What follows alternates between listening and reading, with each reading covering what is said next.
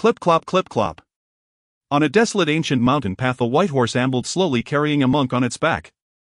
The monk wiped the fine beads of sweat from his brow with his sleeve and muttered to himself, "The Bodhisattva said I would find my eldest disciple here, why is he nowhere to be seen?" He sighed, patted the horse's rump and continued searching. 5 Elements Mountain. Chu Xingze slowly opened his eyes. Lifting his head in bewilderment, he saw a mountain pressing down on him. Suddenly he jolted awake. Clang!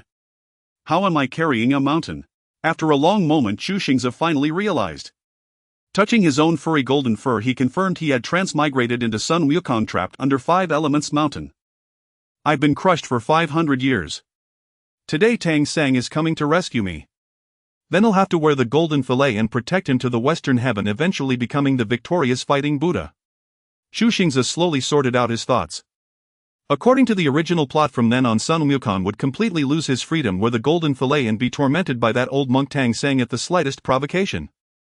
Pitiful Sun Wukong was utterly loyal to him, but whenever he did something against his wishes, the monk would show no regard for their teacher-student bond and chant the fillet spell to the death. The so-called compassion was given entirely to bandits who burned and plundered, but not a shred of pity was spared for Sun Wukong.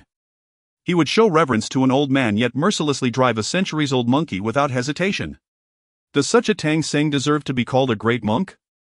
To be blunt, apart from his devout faith in Buddha, Tang Sang was utterly worthless. Even if Sun Wukong later protected Tang Sang to the Western Heaven and achieved enlightenment, he would only gain the title of victorious fighting Buddha. How could that compare to the carefree freedom of the great sage equal to heaven? And it might not even be Sun Wukong who becomes the victorious fighting Buddha. The more Chu Xingze thought, the more his heart trembled.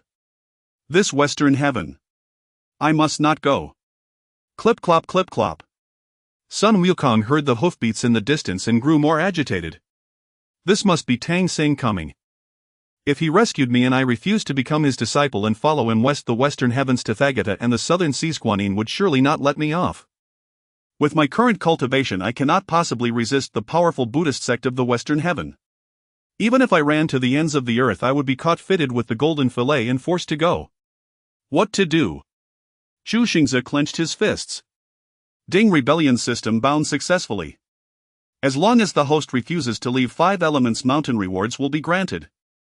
System. Great. Chu Xingze's gloom vanished instantly. But then he asked doubtfully, "But I can't stay trapped under the mountain forever." Rest assured, host. At the proper time, this system can let you leave 5 Elements Mountain at any moment. The system's voice rang out. That's good. After all, old Sun has already been crushed for 500 years, a few more days or months won't matter. Chu Xingze made up his mind. This time I refuse to come out. Western Heaven Great Thunderclap Monastery. Tathagata Buddha suddenly opened his eyes. A sense of foreboding filled his heart. The journey to the west would not go smoothly. He spoke heavily. Guanyin. Where has Tang Sang reached? Guanyin, Bodhisattva radiant and holy with auspicious light behind her, heard the summons. Quickly pressing her palms together, she said, "Lord Buddha, Tang Sang has reached 5 Elements Mountain.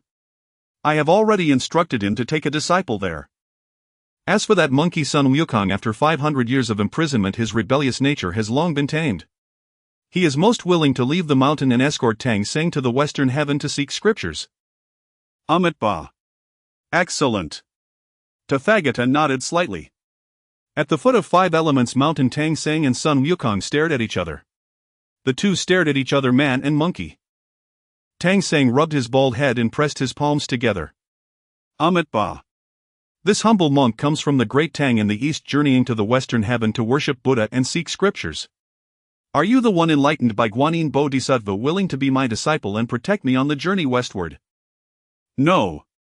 Chu Xingze sneered and said directly, "Who wants to go to your Western Heaven? Who wants to be your disciple? Go away, go away. Don't block old Sun's sunlight." No. Tang Sang was dumbfounded. Guanyin said there would be a disciple at 5 Elements Mountain. He searched for so long and only found Sun Wukong. If not him, then who? How could the Bodhisattva be wrong? But since Chu Xingze said no, Tang Sang had no choice but to cast a curious glance at Sun Wukong, then led the horse westward. Ding! Congratulations, host, for refusing to leave the mountain for the first time. Rewards 10,000 years of Tao power. Rewards mountain body space. Rewards killing seal. Watching Tang Seng's retreating figure, a series of notification sounds rang in Chu Xingze's mind. 10,000 years of Dao power. Just enough to make up for the consumption over these 500 years and return to my peak. Mountain body space is. After the system explained, Chu Xingze understood instantly. He silently recited a mantra and his figure gradually shrank, then directly merged into the mountain. This is the mountain body space. Now Chu Xingze was in an independent space carved within 5 elements mountain. The mountain's binding was completely blocked by the space. Chu Xingze stretched his limbs and let out a long howl. 500 years. Finally able to move my bones again. This 5 elements mountain was condensed with considerable Buddha power by Tathagata, and after pressing down on Old Sun for 500 years it has become a treasure ground for cultivation. Old Sun will cultivate here properly. If I can break through to quasi-saint in the future, where in this vast world can I not go? As for the journey to the west. Hoof. I'll smash your great thunderclap monastery to repay 500 years of imprisonment. Then he plucked a strand of hair, transformed it into a copy of himself, and left it pressed under 5 elements mountain. With the system masking the heavenly secrets, no one could tell the real Sun Wukong was missing. Alas, this poor monk's lot is so bitter. Now Tang Seng was barely covered by a tattered robe, squatting by the mountain path and wiping his tears alone. As soon as he descended 5 elements mountain, he encountered 6 bandits.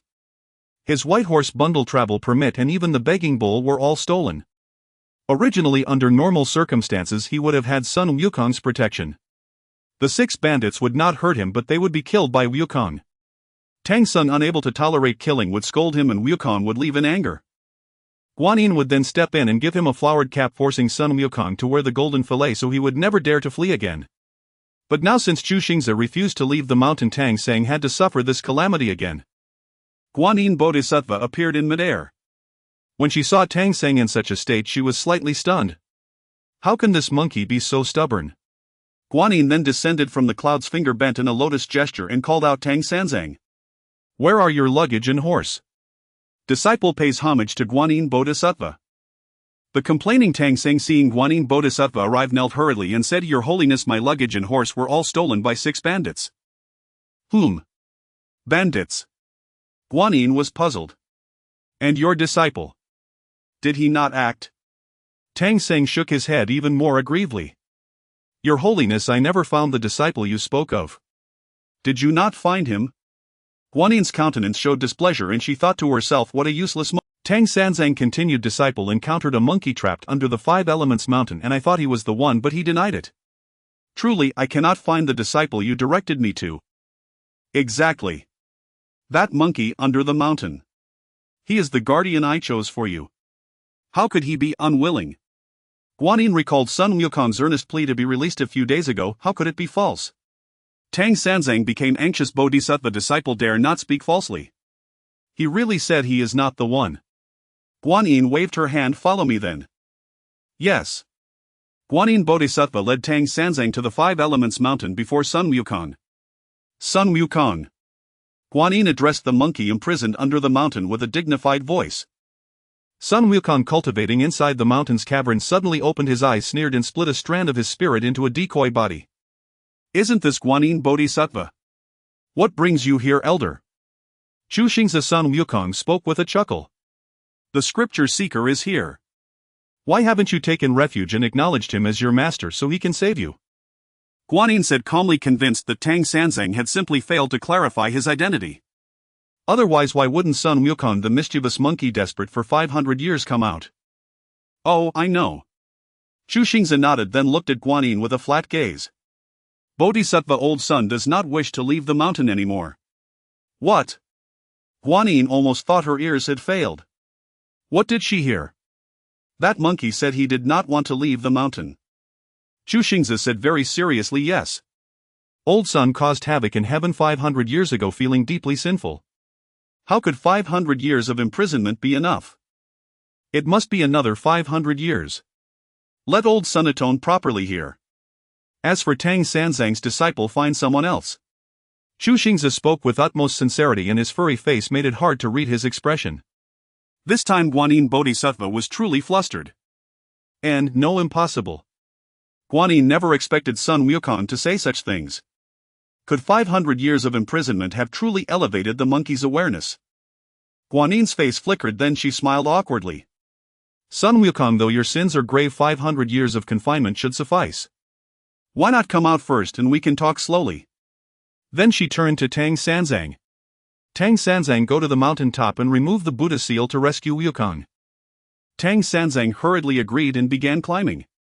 The mountain was steep, and being immortal, it took him a long time to reach the top. He first bowed 3 times to the Buddha seal, then reached out to remove it. Tang Sanzang's gaze tightened. He exerted force with his arm. What was this?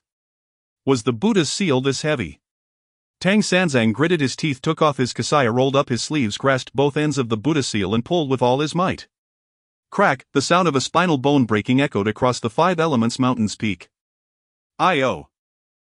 Tang Sanzang tumbled down and could not stand for a long while. I.O. Amat poor monk's waist might be broken. Buddha, I fear I cannot walk to the western paradise. What is this Tang Sanzang doing? Guanyin, watching from the foot of the mountain as he struggled in vain to remove the seal, felt a bit dissatisfied. This monk is too useless. What incarnation did Jin Chanzi choose this life? Guanyin secretly decided to find a way to nourish Tang Sanzang's health. Otherwise, with such a frail body, could he really reach the west? Chu Xingze laughed inwardly. Originally, the Buddha seal would be taken away by the little god guarding it as soon as Tang Sanzang bowed 3 times. But now Chu Xingze had sealed both the Buddha seal and that minor god together with the 5 Elements mountain using the slaughter seal. This Buddha seal contained the pure Buddha power of Tathagata, now fused with the mountain and locked by the slaughter seal. Not even a mortal like Tang Sanzang nor a great deity like Guanyin at the pinnacle of golden immortal could easily remove it. Bodhisattva, look. Tang Sanzang cannot remove the Buddha seal. Is it that Buddha has not forgiven me yet? That my sins are not yet expunged? Maybe we should just forget it. Chu Xingze spoke with a look of utter anguish. Guanyin glanced at Chu Xingze, then rose on auspicious clouds straight to the mountain top. Looking at the motionless Tang Sanzang, she barely suppressed her anger and said, Tang Sanzang, what are you doing? Even if you never did heavy labor, you should not be this frail. Tang Sanzang was also anxious. Bodhisattva, never mind that. First look at my waist, it might be broken. I cannot move. I.O. You? Guanyin snorted, reached out and lightly brushed Tang Sanzang's back. Tang Sanzang felt a tingle all over. In an instant the pain was gone, his whole body relaxed and he felt incredibly comfortable. Bodhisattva, you are amazing. One touch and I am healed. Just now an ant climbed on your disciple. Afraid of hurting it, I let it bite me. It still itches a bit. Could you touch me again, Bodhisattva? Tang Sanzang looked at Guanyin with eager expectation. Guanyin's face shifted slightly, but she gritted her teeth and said fine. She touched Tang Sanzang again, then turned away from him to look at the Buddha seal, silently summoning the minor god guard. She called 3 times, but no answer came. Anger rose within her. This deity was always negligent, and to be absent at such a critical moment was truly infuriating. Meanwhile, the minor god, tightly sealed by the slaughter seal, silently wept, unable to utter a word. Bodhisattva, this Buddha seal is too heavy. It must contain the great Dharma power of the Buddha. Disciple truly cannot remove it. Tang Sanzang spoke from the side. Guanyin glanced at him and said, Tang Sanzang, on the journey to obtain scriptures, don't always ride the horse. Walk more and exercise. Otherwise, when you reach Mount Ling, you won't even be able to climb it. You are really too weak. Guanyin could not help adding. Tang Sanzang's pale face reddened. Bodhisattva's lesson is correct. Step aside, I will do it myself. Guanyin said calmly. Yes. Tang Sanzang hastily retreated, hiding behind a large boulder. Guanyin then walked before the Buddha seal, made a slight bow, held the willow vase in her left hand and reached out her right to remove the seal.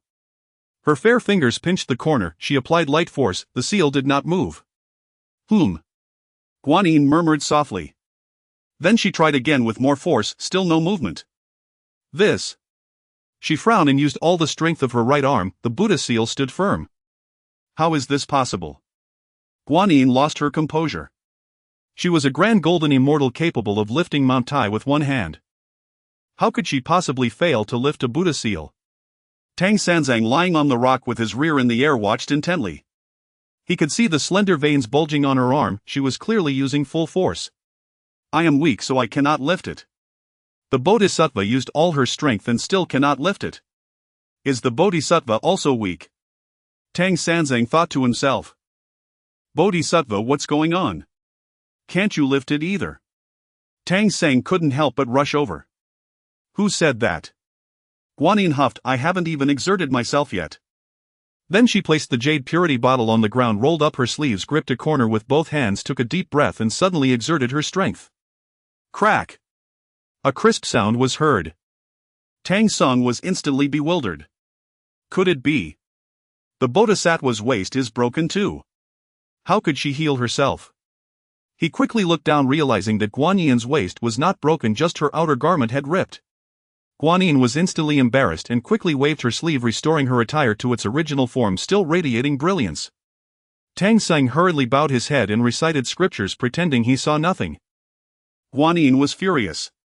She was not in the mood to bother with such matters now. All she wanted to know was why this broken Buddhist verse was so difficult to handle. Even she couldn't lift it. There must be something unusual behind this. Who is it? Buddha Tathagata. Impossible. But this is a Buddhist verse personally established by Buddha Tathagata. Who could dare to tamper with it? Guanyin shot a resentful glance at Tang Sang and said, you should cultivate some feelings with Sun Wukong first. After saying this, Guanyin suddenly vanished. Bodhisattva, at least return my luggage and horse before you leave. Tang Sang was anxious and sweating profusely. His pack contained travel documents, a brocade cassock and even 2 steamed buns. After climbing for so long, the disciple was truly hungry. Seeing that the Bodhisattva was unlikely to return, Tang Sang could only reluctantly descend the mountain. Ding! Congratulations to the host for once again refusing to leave the mountain. Reward 10,000 years of Dao achievements. Reward 10 great peaches. Reward Wuji apricot yellow banner. Sun Wukong looked at the apricot yellow banner floating in front of him, his eyes sparkling. The 10,000 years of Dao achievements goes without saying, and the great peaches are also treasures of heaven and earth, hard to find. As for the apricot yellow banner, it is the treasure among treasures. Once used, nothing can break it. All evils will retreat and no law can invade. Ha ha! If I hang the apricot yellow banner on the 5 Elements mountain, even if Buddha Tathagata personally comes, he probably wouldn't be able to let me out. Wukong. What are you laughing at? The sky gradually darkened and Tang Sang sat beside Sun Wukong. Noticing him laughing maniacally, he couldn't help but ask. What does it have to do with you? Chu Xingze glared at him and said, what are you doing here? This is my territory, you leave. Wukong, didn't Guanyin Bodhisattva say that you are my disciple? Pa! Chu Xingze immediately shouted angrily, bald donkey, if you dare mention the word disciple again, believe it or not, I'll kill you right now. Chu Xingze stared at Tang Sang, his expression grim. Fine. I won't say it. Tang Sang was timid, immediately intimidated, and shrank his neck, not daring to speak further. Humph. Chu Xingze ignored him and increased his 10,000 years of Dao achievements. At this point he had already reached the peak of Golden Immortal cultivation, just one step away from breaking through to Tai Golden Immortal. He had no time to waste chatting with Tang Sang. With the system obscuring the heavenly secrets, I can freely absorb the Buddhist power from the 5 Elements mountain and the Buddhist verse.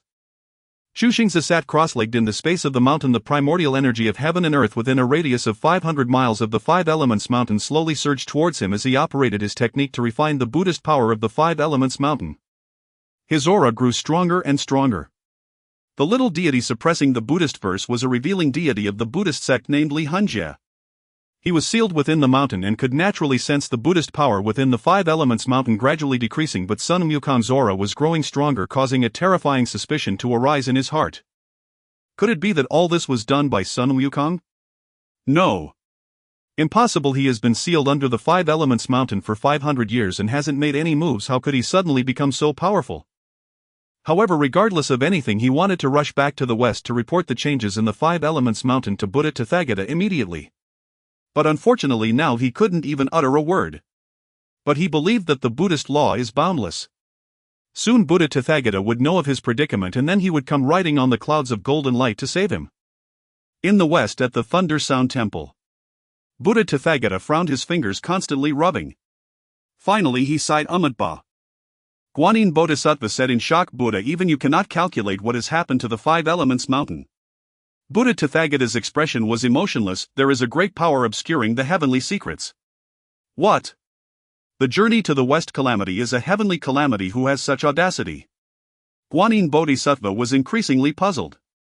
At the same time, she also understood that the person behind this must have an extraordinarily high identity, otherwise they would never dare to interfere with Buddhist matters. Buddha Tathagata said solemnly, no matter who it is, anyone who dares to act against heaven will inevitably reveal some flaws. Sun Wukong is the key to the journey to the West calamity. He must leave the 5 elements mountain. He then commanded for great heavenly kings 18 arhats. Then let the 4 sky-holding mighty ones go with Guanyin Bodhisattva to the 5 elements mountain again, and be sure to let Sun Wukong out. We obey your command. 26 golden figures exuding immense Buddhist energy appeared under the lotus platform and bowed to Buddha Tathagata. Guanyin hurriedly clasped her hands and said, I will not disgrace my mission. I will ensure that Sun Wukong leaves the mountain. In the heavenly court in the Lingshao Palace. Ha ha ha. Ha ha ha. At this moment the atmosphere in the Lingshao Palace was indeed very festive. From the Jade Emperor and Queen Mother down to the 1,000-mile eye and wind listening ear, everyone was laughing heartily. Ha ha ha. That Guanyin Bodhisattva is indeed a powerful being at the peak of the great Luo golden immortal level, and yet she tore her clothes while revealing a Buddhist verse. Ha ha ha. The key is that she hasn't revealed it yet. The usually holy and pure Guanyin Bodhisattva has really made a big fool of herself today. It won't be forgotten for at least 10,000 years. The Buddhist sect has always been arrogant, it's time for them to suffer a bit. But who is it that secretly acted and dared to meddle in Buddhist affairs? The deities in the Lingshao Palace were discussing among themselves. Cough cough. The Jade Emperor coughed lightly. Instantly the Lingshao Palace returned to calmness with not a single sound. The Jade Emperor still wore a gentle smile. It was quite satisfying to see the Buddhist sect suffer today. He had sacrificed a lot to cooperate with them in their acts. At the same time, he was also wondering who exactly was the one causing the turmoil in the journey to the West. If I find out, I must give them a big thumbs up. My dear ministers. We are all family here. Who exactly did this good deed? I must commend them properly. The Jade Emperor said with a smile, scanning the crowd of deities. But the deities just looked at each other, and after a long time not a single person spoke. Whom? The Jade Emperor said somewhat unhappily, who is it? I appreciate the one who has humbled the Buddhist sect. Why would I punish you? Here. The Jade Emperor waved his hand, and a Ninetha-year-old great peach appeared in his palm. This is the first ripe peach from the peach garden this year. Whoever admits it is his will receive this peach. As soon as the Jade Emperor's words came out, the deities became excited, each of them looking eagerly at the large peach that was white and rosy. Peaches were their life roots. Who says immortals don't die? Whether it's a small tribulation or a big tribulation, calamity will eventually get you. But as long as you keep eating peaches, you really can live forever. They all felt deep regret. Had they known that causing a little trouble for the Western Buddhist sect would yield such rewards, they would have jumped in without hesitation. Alas! What a pity, this one great peach. The deities all lowered their heads and sighed. Still no one stepped forward to admit it. Clap clap. The Jade Emperor pounded the table and said impatiently, that minister, are you done playing? The one who can do such a thing must be from our heavenly court. What is there to not admit in front of me? Alright, I'm truly happy today, so we'll add another great peach. That person should reveal himself now.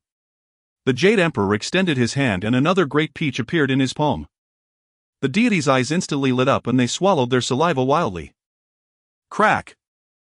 Sun Wukong's clone, pinned beneath the 5 elements mountain, was now devouring a colossal immortal peach with hearty bites, each mouthful channeling its celestial energy into the mountain's inner space, where his true self cultivated in deep meditation. Buddhic energy, celestial energy, and spiritual energy converged upon Chu Xingze in an unceasing torrent, accelerating his cultivation exponentially and causing his aura to surge upward relentlessly. Crack! Hick! This was Chu Xingze's 7th colossal immortal peach, and he was nearly satiated. To consume 7 such peaches in one breath was an act of staggering extravagance. Even the Jade Emperor would hesitate. Let alone the celestial immortals for whom these peaches were sacred treasures, each hoarded reverently, reserved only for the final moments before tribulation transcendence. Were they to witness Chu Xingze feasting so recklessly, envy might well kill them outright. Meanwhile, Tang Sanzang, seated before him, had long since drooled a puddle at his own feet. Wukong, your peach is so large, so perfectly round. Tang Sanzang licked his lips, dropping hints with desperate fervor. He had not eaten in over a day and night. His mortal flesh had grown so weak that dizziness blurred his vision. Within 10 li of the Five Elements mountain no dwelling existed, nor could he beg alms even if one did. Steep treacherous paths barred his way. Had it not been for watching Chu Xingze devour peaches, his own saliva ample enough to stave off thirst, he might have already collapsed unconscious. Chu Xingze glanced up at the monk, once said nothing and resumed chewing. When Chu Xingze ignored him, Tang Sanzang sighed inwardly and spoke plainly. Wukong, you've already eaten 7 peaches, you must be full. Might I beg just one to taste? Crack. Chu Xingze finished the 7th peach, spat out the pit, shook his head and spread his hands. Sorry, I'm out. Tang Sanzang's face fell in profound disappointment. He tilted his head skyward inside Bodhisattva. Amitabha Buddha, when will you return? Crack. Tang Sanzang's gaze sharpened, then widened in disbelief as Chu Xingze seized yet another immortal peach and began gnawing. On the verge of tears, he cried, Wukong, how dare you lie? You clearly still have one. This is the very last. Chu Xingze replied. Amitabha Buddha, I believe you. Tang Sanzang bit his lip and began reciting sutras to quell his gnawing hunger. Sizzle. A sudden tremor shook the earth. A short plump elder with a snowy beard appeared before Chu Xingze holding a lacquered lunchbox. Startled by the stranger's sudden appearance, Tang Sanzang recoiled in alarm. Demon. Wukong, protect me. Chu Xingze scoffed, unmoved. The elder bowed deeply. Holy monk, fear not, I am no demon. I am the earth god of the Five Elements mountain, come to deliver the great sage his breakfast. Ah, the earth god. My apologies for my haste. Tang Sanzang brightened instantly. Earth god, you say you bring breakfast for Wukong? Indeed. Indeed. The earth god beamed with benevolent cheer. Tang Sanzang eagerly snatched the lunchbox from the earth god's hands and turned to Chu Xingze with a hopeful smile. Wukong, you've devoured 7 or 8 peaches, you're surely sated. Might this breakfast go to me instead? You wish to eat it? Chu Xingze grinned at the monk. Yes. Yes. Tang Sanzang nodded vigorously, clutching the box tightly. Very well, I'll let you have it. Chu Xingze chuckled, but don't waste a single grain. Rest assured. Rest assured. Since childhood I've been a monastic, I never waste food. Eagerly Tang Sanzang lifted the lid, only to find no fragrant feast within. Instead, neatly arranged inside sat a bowl of jet black pills and another of golden yellow broth. Clearly no mortal fare. Tang Sanzang gasped. Thighs, what is this? The earth god explained. The black ones are iron pills, the yellow refined molten copper. Iron. Copper. Tang Sanzang recoiled in horror. You said this was Wukong's breakfast. It is exactly the great sage's breakfast. How is that possible? No human, or even monkey, can swallow iron and copper. Tang Sanzang turned wide-eyed to Chu Xingze. Chu Xingze smiled. Monk, have you forgotten your own words? Don't waste food, eat now. A monastic must never speak falsehoods. This is simply inedible. Tang Sanzang flushed crimson, stammering. Who says it's inedible? Chu Xingze snorted, plucked an iron pill and tossed it casually into his mouth. Crunch. A sharp metallic crack echoed beside Tang Sanzang's ear. His eyes bulged as he watched Chu Xingze chew, unfazed, relentless. Crunch. Crunch. Crunch. In moments the iron pill crumbled to fine dust. Tang Sanzang gaped. Wukong, your teeth must be forged of steel. Enough distractions, Chu Xingze retorted. I've eaten mine, now it's your turn. This. Tang Sanzang glanced at the bowl and his teeth began to chatter. Refuse to eat. Chu Xingze sneered. I've swallowed this wretched fare for 5 centuries. This was the Buddha's own decree. Your pilgrimage to the Western heaven begins here. Is not the Buddha compassionate? Chu Xingze roared, fury blazing in his eyes. Tang Sanzang fell utterly silent. Suddenly dozens of radiant beams split the sky. 18 arhats, 4 vajrapanis and 4 pillar-holding immortals descended from the Western paradise. Both the 4 vajrapanis and the pillar-holding immortals possessed titanic strength, but the latter, bearing the title pillar-holding, stood far beyond ordinary mortals. Guanyin Bodhisattva manifested midair. She cast a glance at Chu Xingze and Tang Sanzang, then commanded. The Buddha's verse lies there, unite your strength and tear it away. We obey. Led by the dragon subduing and tiger taming arhats, all 26 soared forward as one. Bodhisattva, you've returned at last. Tang Sanzang, seeing Guanyin descend, prostrated himself instantly, forgetting even his gnawing hunger. Guanyin said, rise, no need for ceremony. The Buddha has foreseen this trial and dispatched the 18 arhats, 4 vajrapantis and 4 pillar-holding immortals to jointly remove the verse. Chu Xingze's gaze narrowed slightly. A single seal could hold back Guanyin, a grand Luo golden immortal, but it seemed unlikely to withstand 26 formidable body cultivators. What to do? His thoughts spun, then suddenly a message surged from his meditating true self. Chu Xingze's heart leapt with joy. His true self was on the cusp of breaking through to the Tai golden immortal realm. Ignoring Guanyin's presence entirely, Chu Xingze pulled forth his last 2 immortal peaches and devoured them one in each hand. Breakthrough loomed, ample celestial energy was essential. Immortal peaches. Guanyin's eyes sharpened instantly. How could Sun Wukong possess immortal peaches? Doubt flickered across Guanyin's mind. Trapped for 5 centuries, Sun Wukong could not possibly have stolen them, someone must have given them to him. Ah!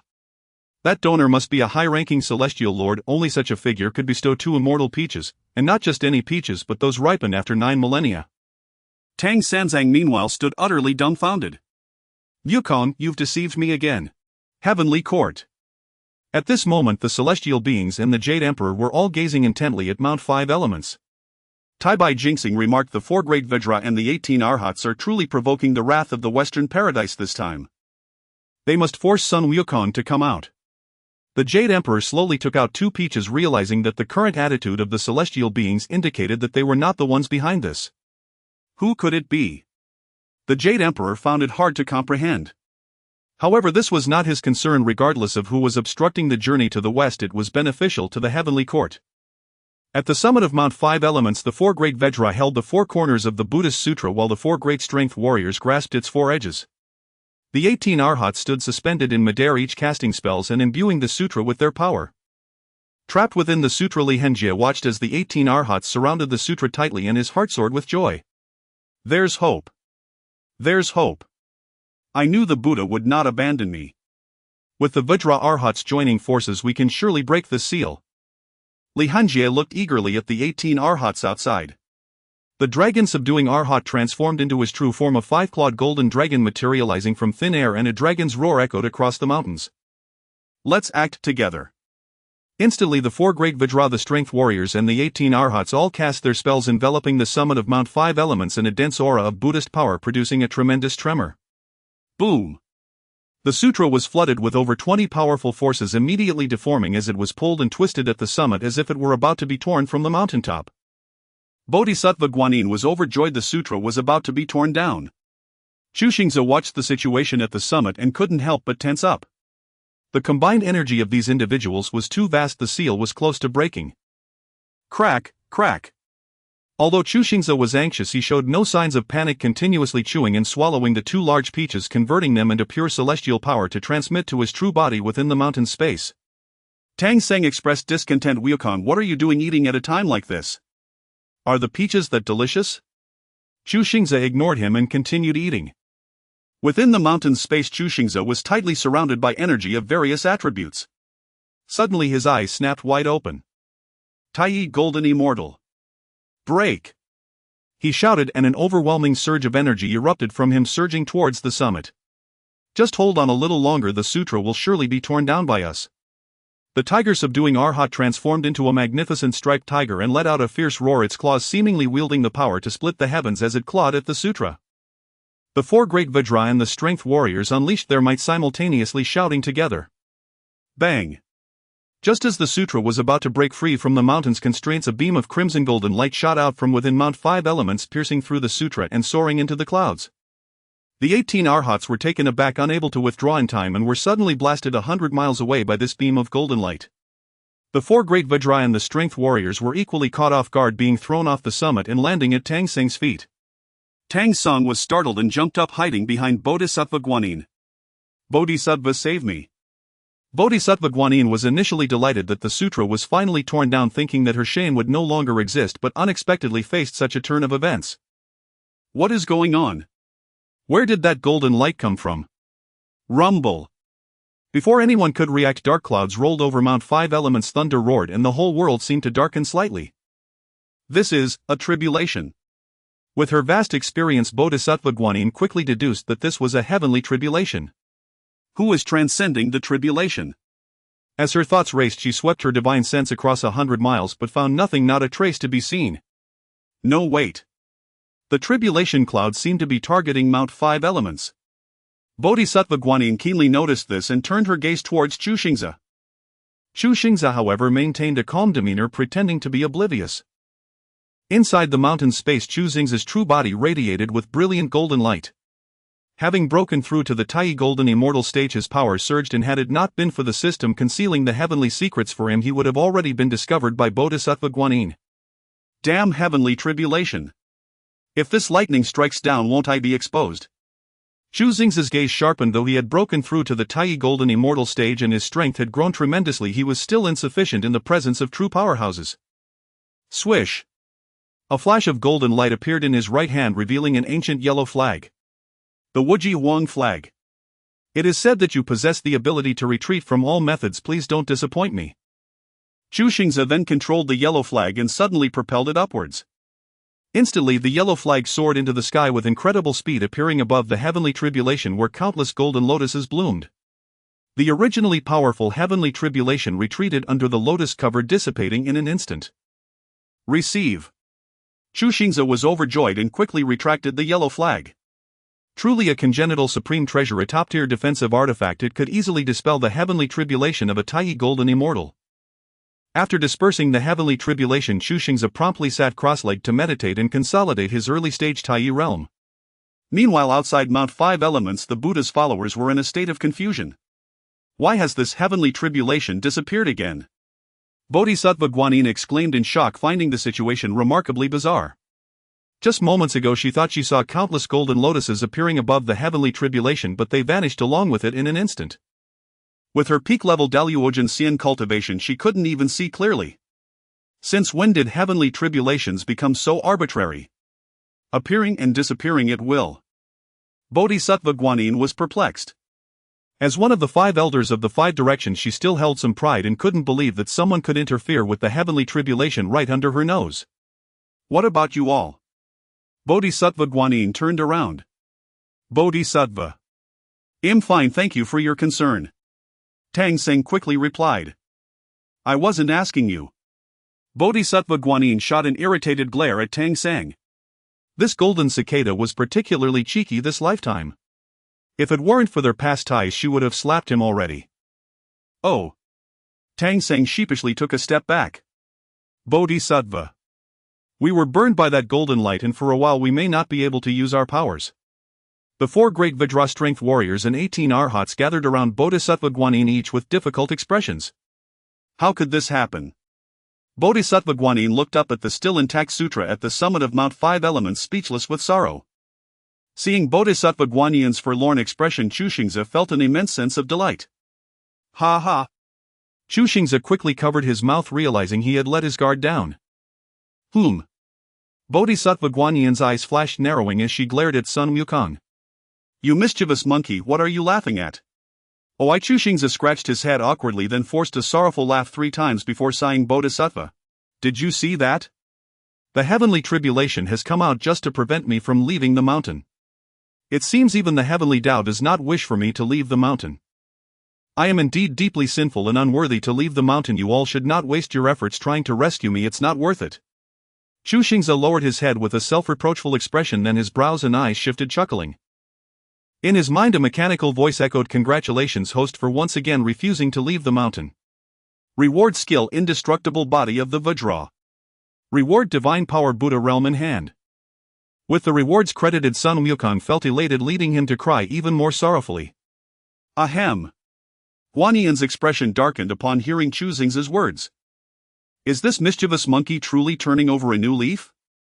While we in the Buddhist sect have exerted great effort to rescue you here, you are indulging in self-repentance. There's no way you'll remain trapped under the mountain. Guanyin snorted twice and said, Sun Wukong, do not overthink. The heavens have decreed that you are to become a practitioner of our Buddhist sect, escorting Tang Sanzang to the west for scriptures. I won't stop you from leaving the mountain. Just endure one more day and I will report back to the Buddha and find another solution. Let's go. Hey Guanyin, Bodhisattva, Tang Sung hurriedly called out. Guanyin vanished in a flash of light. Tang Seng quickly turned to look at the 18 Arhats and said, "Fellow Arhats." The Arhats also vanished in a golden flash heading westward. You all. Tang Seng felt utterly wronged, like an abandoned child sitting on the ground with tears streaming down his face. Who will take care of me? I haven't eaten a single morsel of vegetarian food for 2 days, O Buddha. Meanwhile, in the heavenly court, the celestial beings shifted from shock to mockery. Aha! Who did the Buddhist sect offend now? Even the tribulation is joining in the fun. Speaking of which, isn't this journey to the West tribulation decreed by the heavens? Could it be that the celestial order has changed? Once these words were spoken, the Lingxiao palace fell into silence. The celestial beings looked at each other, not daring to speak further. For them, the celestial order was unattainable and they must maintain sufficient reverence. Otherwise, if the celestial order is angered next time when you undergo tribulation, the heavenly tribulation might strike you even harder. Who will you complain to then? Your Majesty, what do you think about this? Tathagata Jingxing's gaze shifted subtly as he slowly raised his head to look at the Jade Emperor.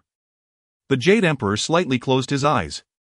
At this moment he completely believed that it was not the people from Lingxiao Palace who were meddling beneath the Five Elements mountain. They simply lacked the ability. More importantly, he had vaguely seen something familiar amidst that heavenly tribulation, the apricot yellow flag. Moreover, it seemed as though a mysterious shadow loomed over the Five Elements mountain, preventing even the Venerable One from seeing clearly. Could it really be the apricot yellow flag? The Jade Emperor pondered deeply. There were only a few treasures capable of dispersing the heavenly tribulation. The apricot yellow flag was indeed one of them. He believed that the Tathagata, who was even more concerned about this matter, had certainly noticed the signs. Could it be that someone has intervened? The Jade Emperor felt a sudden shock. He saw that the Jade Emperor's expression was neutral, unsure of what he was thinking. Tathagata Jingxing naturally did not dare to ask further and hurriedly left the court. In the Western Paradise at the Great Thunder Sound Temple, Guanyin had returned and was about to report to the Tathagata about the events at the Five Elements Mountain, only to find that the Tathagata was no longer at the Holy Mountain. In the 33 heavens at the Upper Clear Heavens Miro Palace, a golden light of the Buddha slowly emerged, coalescing into the figure of the Tathagata. Amitabha. The Tathagata's countenance was solemn, palms pressed together in prayer as he murmured a prayer. Instantly the myriad doors and windows of the Miro Palace flung wide open and wisps of celestial power surged forth, forming a solemn figure in midair. With long white hair flowing and an air of tranquility and purity, it was none other than the foremost of the three pure ones, primordial beginning. Tathagata, why have you come to this humble abode? Primordial beginning looked at the Tathagata and spoke indifferently, as if he did not regard him highly. The Tathagata stood upright, gazing across at primordial beginning. The figure before him was certainly not the true body of the Jade Clear Saint. The saint had long been prohibited from appearing in the primal chaos world. The Heavenly Lord before him was merely an incarnation within the three realms. Though it was only an incarnation, he possessed the strength of a near-saint peak. Nevertheless, the Tathagata was confident that beneath the saints of the three realms none could surpass him, and even an incarnation of a saint would not intimidate him. Heavenly Lord, I will speak plainly. The happenings beneath the Five Elements mountain were your doing, were they not? The Tathagata fixed his gaze upon the Heavenly Lord before him, calmly inquiring. Primordial beginning directly denied. The matters of the Five Elements mountain have nothing to do with me. Do not speculate errantly. Poof. Is that so? Then how do you explain the disruption of the heavenly tribulation by the apricot yellow flag? Who in the three realms does not know that the apricot yellow flag was awarded by you to Chu Xingze for the purpose of bestowing divine titles? The Tathagata spoke without reservation. Primordial beginning's eyes narrowed slightly. The apricot yellow flag was indeed his possession, but it had been reclaimed by the true body of the Jade Clear after the bestowal of divine titles. Logically speaking, the apricot yellow flag should not be present in the three realms at this moment. The events surrounding the Five Elements mountain were indeed quite suspicious. However, primordial beginning naturally would not explain this to the Tathagata. As a saint's incarnation, as long as he did not act against the heavenly order, who could do anything to him? Conversely, it was the Tathagata who, relying on the support of two saints behind him, did not regard his identity as a saint's incarnation with due importance, displaying utter arrogance and ignorance. Primordial beginning coldly replied, I have said that this matter has nothing to do with me, and it is indeed unrelated. Although the journey to the West tribulation is a decree of the heavens, it is still uncertain if some anomalies may arise. Primordial beginning gave a cold smile. Heavenly Lord, what do you mean by that? The Tathagata was immediately displeased. In his eyes did primordial beginning not acknowledge that he had covertly intervened. After all, the true body of a saint could easily manage a slight disruption to the heavenly order, and if it merely vexed the Buddhist sect, what could they do? They could only suffer in silence. The Tathagata's expression gradually darkened. Currently there were no saints present in the three realms. The peak of near saint was the strongest power in the three realms. And the Tathagata was confident that he was the strongest near saint peak. Even the incarnation of a saint would not be his match. Moreover, the journey to the West Tribulation was of great significance, impacting the honor and disgrace of the Buddhist sect as well as determining whether he could achieve the next Hunyuan saint through this great merit. With the position of a saint before him, who would dare to obstruct him? If today primordial beginning did not provide him with a satisfactory answer, he would not hesitate to stir up the storm in the upper clear heaven. He followed the decree of the heavenly order. What was there to fear? Slowly he extended his palm, and golden light suddenly erupted from his palm, swirling with changing winds as if containing a world within. It was the great divine ability of the Buddha country in his palm. With his near saint peak cultivation, once this divine ability was unleashed, no one would be able to escape if they fell within it. Furthermore, was it not just the peak of a golden immortal 500 years ago, Sun Wukong? Primordial beginning felt a flicker of anger. This Tathagata truly intended to take action. What do you intend to do? Do you want to take action against me? Primordial beginning snorted coldly. After all, he was an incarnation of a saint possessing independent consciousness as well as peak cultivation. Deep down he held a disdain for the Tathagata. Below the saints all are mere ants. This was not just empty talk. He lightly waved his arm upward and a white jade rui appeared in his hand. It was the innate supreme treasure, the three treasures rui. This was also the one treasure that the Jade Clear Saint had not taken away, leaving it for primordial beginning to protect himself. The three treasures rui emitted a brilliant white light, violently colliding with the Buddha country in the Tathagata's palm. Though neither of them had used their full magical powers, the clash of their cultivation divine abilities and treasures instantly unleashed a tremendous storm that swept across the entire heavenly court. Earthquake! The Lingxiao Hall trembled violently. The assembled immortals were stunned. This was, after all, the heavenly court's Lingxiao Hall. An earthquake indeed. This is the heavenly court. What kind of quake could possibly reach the heavens? Stop making a scene. Then what do you say it is? A startled minor deity protested. I think this is a heavenly quake. The little god was momentarily dumbfounded. Enough. Ud looked at the chattering immortals and bellowed. Someone is causing trouble in the Sanchisan heavens. Come with me and see. Ud's lips curved faintly. He did not need to calculate, he could already guess what had occurred. As expected, when Ud led the immortals to Miluogong, the auras of Rulai and Yuancher Tianzuan had already soared to their zenith, the battle poised to erupt. Taibai Jingxing was terrified and hurriedly said, Your Majesty, you must do something quickly. Rulai and Yuancher Tianzuan are about to come to blows. Ud cast a cool glance at Taibai Jingxing as if to say he was the one who talked too much. Startled by the glare, Taibai Jingxing dared not utter another word. Ud watched the two and snorted inwardly. Stop them from fighting. Preposterous. The Rulai of the Western Heaven ruled like a feudal lord, ever imperious. The other, the self-proclaimed holy incarnation, was supremely haughty and paid Ud no heed. Whether in heaven or on earth, the renown of these two old men nearly eclipsed the title of Ud. Who in the end was the supreme of the three realms? How could Ud possibly prevent these two from clashing? It would be best if they became mutually ruined.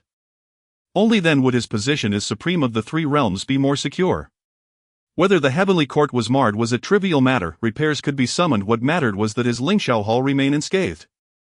With that, Ud had his dragon throne carried over and took his seat, assuming the air of a spectator, his gaze tinged with contempt. Why dawdle over a fight? Hurry up. Seeing Ud's spectator posture, Rulai and Yuancher Tianzuan both fell into sullen gloom. Yet with the arrow already loosed, a confrontation was unavoidable. Junior brother. Rulai. Surely this can be settled by discourse, do not strike. Suddenly a loud clear laugh rang through the Sanchisan heavens. Taishan Laojuan, leaning on his coiled dragon staff, came cheerfully before Yuancher Tianzuan and Rulai. With a slight wave of his right hand he dispersed the hostile auras between them. Seeing Lao Jun arrive, Ud sighed softly. The show is over. Go. Return. Rulai's face darkened. He could face Yuanzhi Tianzhen's holy incarnation alone without fear, but with Taishan Laojun joined the odds shifted. He would certainly not be the match. Yet appearances must be preserved, and he snorted coldly. Laoju and I have no wish to make enemies of the three pure ones, but Yuanzhi Tianzhen secretly intervened to prevent Sun Wukong from leaving the mountain and obstructed the pilgrimage's tribulation, an act that defies the heavenly Tao. I came to demand justice and have erred in no way. Yuanzhi Tianzhen retorted with a sneer. My conduct is upright and needs no shadow defense. I have already declared myself uninvolved. If you disagree, we may fight. The situation was plain. With Taishan Laojun present, Rulai dared not move first. Having been so imperious moments before, Yuanzhi Tianzhen could not resist a taunt. Rulai indeed snorted and fell silent. Taishan Laojun, smoothing the scene, said, Rulai, my junior brother's holy incarnation would not lie. If he says he did not interfere with the pilgrimage's tribulation, then he did not. This old Taoist can fully vouch for him. As for the incident beneath Wuxing Mountain, that will test the prowess of your Buddhist order. Having said this, Taishan Laojun made Rulai glance at Yuanzhi Tianzhen with astonishment and doubt. Could he have been mistaken? Was that not the Xinhuang flag? The three of them were the supreme authorities of this realm. Having reached this level of discourse, Laojun had no reason to deceive him. Helpless now, he offered, I will give you face, Laojun. It is best that I not discover any link between the Wuxing Mountain matter and the East. Farewell. Rulai spat a harsh word and swiftly departed. Once he was gone, Taishan Laojun fixed Yuanzhi Tianzhen with his gaze and said, the pilgrimage's tribulation is no small matter. Withdraw the Xinhuang flag at once and let that monkey leave the mountain. This old Taoist will arrange what follows. Seeing Laojun's solemn demeanor, Yuanzhi Tianzhen was dumbstruck. What did he mean? You never believed me at all. Senior brother, I truly did not meddle with Wuxing Mountain. Yuanzhi Tianzhen said with a helpless smile. To his surprise, Taishan Laojun took offense. If not you, then who? I saw that Xinhuang flag with my own eyes. Enough of the performance in front of me, withdraw it at once. Taishan Laojun's voice resonated. By the time the words fell, he had already departed. Yuanzhi Tianzhen was left despondent. How could he cast off this blame? Beneath Wuxing Mountain, Chu Xingze cheerfully stowed away two mighty marvels, the Vajra indestructible body and the Palm Buddha kingdom. Though tempered by the Bagua furnace and outwardly forged into an invulnerable form, that protection was only skin deep. Against truly lethal strikes, his defenses could still be breached. For instance, a scorpion spirit's poison sting could pierce his bodily guard. Thus, to cultivate an utterly unimpaired flesh, one must practice a dedicated art. The Vajra indestructible body suited him perfectly. When brought to consummation, it could rival Rulai's towering golden form. The Palm Buddha kingdom was even more formidable, a presence that at equal levels proved utterly conclusive. On the journey to the west, why did Sun Wukong suffer wounds time and again? Many demon lords might not best him outright, yet Sun Wukong could not always prevail, for he lacked great treasures and divine arts, fighting alone with but a single staff. Though he possessed boundless combat strength that amounted to ordinary attacks, however long they endured, they could not withstand an opponent's unleashed ultimate. Now the system rewarded him chiefly with defensive treasures and divine arts which exactly matched his task to guard Wuxing Mountain, and resolutely refused to leave it. Ouch, help, this humble monk has not eaten for 3 days. I am about to die of hunger. Tang Sanzang lay upon a stone not far from Chu Xingze, issuing pitiful cries. Seeing Tang Sanzang's disheveled condition, Chu Xingze could not help but laugh. The old monk, due to the upheaval the young man had caused, had spent 3 days here without so much as a sip of water. Chu Xingze had never accepted him as master, so even if Tang Sanzang starved to death here, he felt no moral burden. Still, he understood in his heart. Tang Sanzang could not possibly die, and certainly not by such a degrading starvation. After all, without Tang Sanzang, who would undertake the pilgrimage? In that matter, Tang Sanzang's importance was plainly far greater than his own. Western Paradise. Welcome back, Buddha. As the Buddha returned, Guanyin and the 4 heavenly kings bowed in respect. Buddha, do you know the reason for the 5 elements mountain? Guanyin hurriedly inquired. The Buddha cast a faint glance at Guanyin Bodhisattva. He did not answer, but instead asked, how is the current state of Tangsang? The Buddha spoke indifferently, seemingly with a hint of reproach. Oh no. Guanyin felt a shock in her heart. She had been so anxious about Sun Wukong at the 5 elements mountain that she had neglected Tangsang. This Tang Sanzang, being a mere mortal, had not eaten for several days. Moreover, with his frail constitution in this life, he wouldn't have died, would he? Guanyin quickly apologized. Disciple knows my mistake. I will go save Tangsang right away. Wait. The Buddha said Tang Sang and his disciples must independently face the 81 tribulations. Outsiders must not interfere. It is imperative not to proactively go to rescue them. Then what should I do? Please enlighten me, Buddha. Guanyin quickly asked. With Sun Wukong closed off, it seems the fates have changed. In that case, let Zhu Beiji go protect Tang Sang first. The Buddha said. But what about Sun Wukong? Rest assured, although Sun Wukong is a key piece in the journey to the West in times of crisis, he can be replaced. The Buddha spoke without expression. Yes. Guanyin was shaken. She did not expect the Buddha had already prepared a complete plan. Indeed, brilliant. Fulling Mountain Cloud Stack Cave. The figure of Guanyin Bodhisattva appeared. Greetings, Bodhisattva. Zhu Beiji, upon seeing Guanyin Bodhisattva personally come to see him, immediately exclaimed with great excitement, Bodhisattva, the person you mentioned to seek scriptures, I, old pig, have been eagerly waiting day and night, yet he has not yet arrived. Guanyin Bodhisattva said, I have come for this matter. Now your master Tang Sang is blocked by the 5 Elements Mountain. You should go rescue him and prepare a meal to save his life. 5 Elements Mountain. Preparing a meal to save a life. Isn't the 5 Elements Mountain where that monkey who caused a ruckus in heaven was suppressed by Buddha? Exactly. Guanyin Bodhisattva said, this matter cannot be delayed, you must set off quickly. All right. I, old pig, will go right away. Immediately Zhu Beiji rode the winds and headed eastward. As he flew, Zhu Beiji muttered to himself, calculating the time Sun Wukong has been suppressed for 500 years. I wonder when he will be released. How tragic.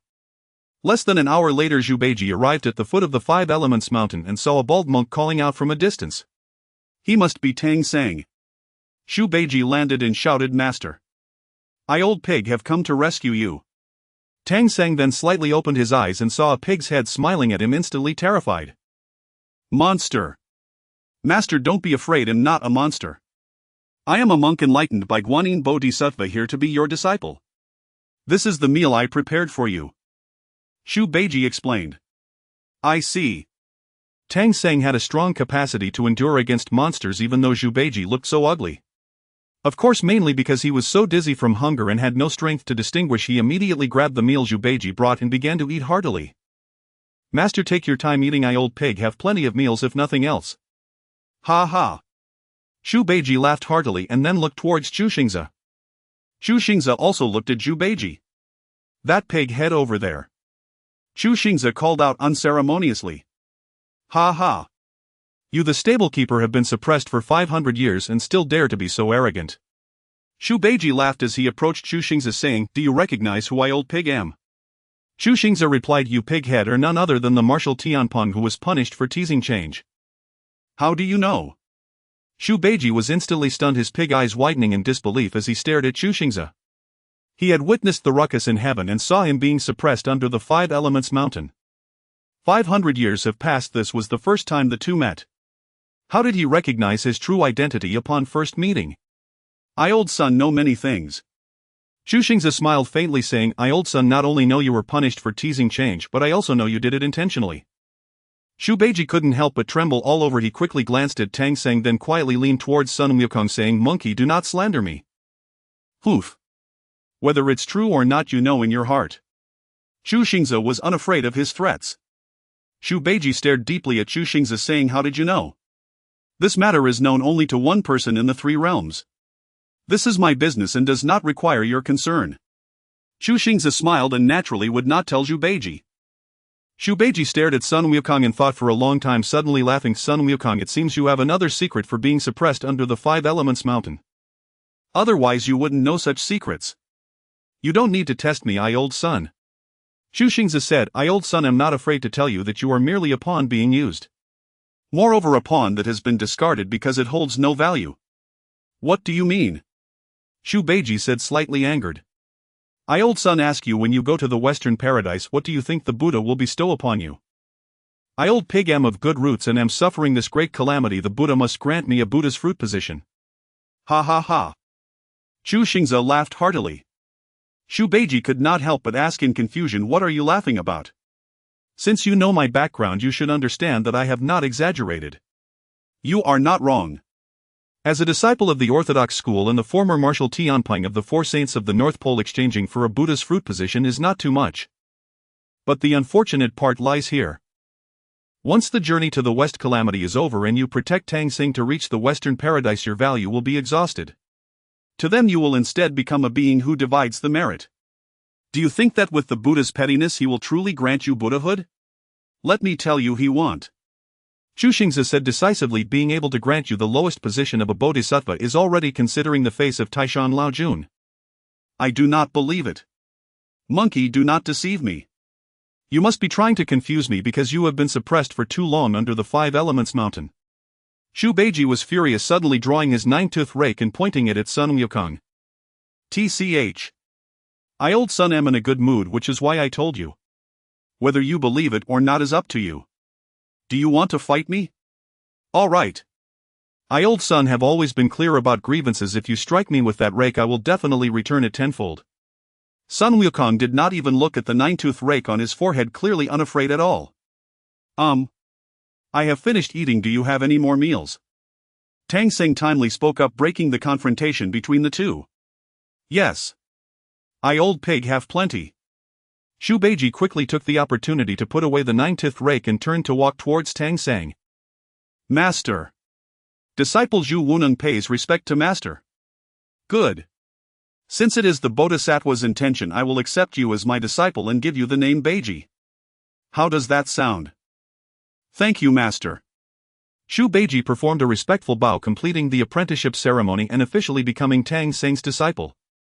Beiji, now that you have become my disciple, quickly help me retrieve my belongings from those bandits. Tang Xing encouraged with a glint in his eyes as he looked at Xu Beiji. All right. Master, I old pig will go right away. But where are the bandits? About 30 miles from here. That's where I was robbed. Especially the cassock, the staff and the travel documents. You must get them back. Rest assured, Master. Dealing with a few petty thieves is a piece of cake. I old pig will go now. Xu Beiji declared as he took to the clouds and departed. Tang Xing, witnessing Xu Beiji's swift departure, exclaimed excitedly, with such a disciple I have no worries about reaching the Western heaven. Sun Wukong, listening to Tang Xing's exclamations, couldn't help but roll his eyes. He began to focus on practicing the great divine power of the Buddha realm. The Five Elements Mountain is the manifestation of the great divine power of the Buddha realm. Each of the 5 fingers contains the attributes of metal, wood, water, fire and earth. Though it is a mountain, it feels like a world pressing down on Sun Wukong. But such pressure can only hold for a moment, not for eternity, so it must be reinforced with Buddhist verses. Sun Wukong, with his acute understanding and unmatched talent, broke through to the Tai Golden Immortal level in just a few days, bringing his practice of the Buddha realm to a minor accomplishment. The Five Elements Mountain and the great divine power of the Buddha realm are closely connected. Now that I have mastered the Buddha realm, I may be able to fundamentally control the Five Elements Mountain. At that time I could break out of the mountain at will. Within the mountain's space, Chu Xingze was quite excited and eager to try. He then opened his furry palm and a golden light burst forth, slowly evolving outward and soon enveloped the entire Five Elements Mountain. Li Hanjie was instantly terrified. This is the Buddha's divine power. The Buddha realm. How could this monkey do it? He was engulfed by the Buddha realm that Chu Xingze had manifested, disbelief and helplessness overwhelming him. At that moment he felt as if his life no longer belonged to him, as long as Chu Xingze wished a single thought could scatter his soul. Is this the Buddha's divine power? Terrifying. No wonder Sun Wukong couldn't escape, even with his cloud that travels thousands of miles. But what should I do now? Li Hanjie couldn't help but shed tears of despair and helplessness. Ha ha. It worked. Chu Xingze was overjoyed. His thoughts were indeed correct. The Five Elements Mountain was truly under his control, using the great divine power of the Buddha realm. If previously Sun Wukong needed to employ some means to leave the Five Elements Mountain, now it was merely a matter of a thought. The Five Elements Mountain was no longer his shackles. At the Great Thunder Sound Temple on Mount Ling, the Buddha suddenly opened his eyes wide. If anyone were beside him at this moment, they would see the usually calm Buddha, who appeared shocked. What is happening? The Five Elements Mountain has actually fused with Sun Wukong. Even if I were to recite the Buddhist verses, it would no longer have any meaning. Who is it? How dare they do such a thing right under my nose? Even the Yuanchi Tianzuan couldn't do this. The Buddha was filled with fear. Could it be that a profound, mighty figure had emerged in the 3 realms? He could not imagine that this was actually accomplished by Sun Wukong. After all, to him Sun Wukong was merely a minor golden immortal easily dealt with like an ant. How could he possess such power? But this is good. Now whether Sun Wukong leaves the mountain is no longer obstructed by external forces. As long as he wishes he can leave at any time. However, logically speaking, once the troublesome monkey gains such power he should immediately jump out of the 5 Elements mountain. Why is he so indifferent? The Buddha was deeply puzzled. As for the reports from Guanyin about Sun Wukong's enlightenment, realizing his heavy sins and willingly accepting punishment, refusing to leave the mountain, the Buddha certainly did not take any of it to heart, nor would he believe it. If that mischievous monkey truly had such profound understanding, he wouldn't have caused a ruckus for the Jade Emperor's throne back then. But why hasn't he come out? The Buddha fell into deep thought. Reporting to the Buddha, I have already sent Zhu Wuning to the 5 Elements mountain as per your instructions. The Buddha's light shone and Guanyin Bodhisattva appeared before him, her palms together, head bowed in sincerity. Then she continued, Buddha, regarding the Buddhist verses of the 5 Elements mountain, I believe the last time was just a moment of carelessness. If we send more divine generals, we can surely. No need. The Buddha directly shook his head. Oh. Are you not going to care about Sun Wukong? Guanyin exclaimed in surprise. The Buddha explained the matter of the Buddhist verses no longer requires attention. The current 5 Elements mountain has merged with that mischievous monkey. Reciting the Buddhist verses would be of no use. Buddha, do you mean that monkey can leave the mountain anytime? Guanyin quickly realized. Exactly. That monkey has been suppressed for 500 years. He should have broken out of the mountain directly, but it seems he has remarkably kept his composure, clearly under the guidance of a great master. So what should we do? Please, Buddha, give us guidance. Guanyin humbly requested. Though he was confident he had 100 ways to make Sun Wukong obediently leave the mountain, it was clear he needed to heed the Buddha's intentions.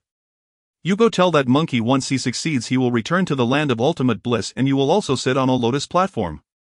Guanyin couldn't help but look at the Buddha in shock. Sun Wukong can sit on a lotus platform. The Buddha's words were succinct, yet Guanyin understood. Although the Buddha did not explicitly state it, the meaning was clear to all. This was a promise that as long as Sun Wukong agreed to protect Tang Seng on the journey to the west and obtain the scriptures, he would definitely be granted a position among the Buddhas. Buddha. That is the highest position in Buddhism. The Buddha's promise is not to be taken lightly. Buddha, isn't this promise a bit heavy?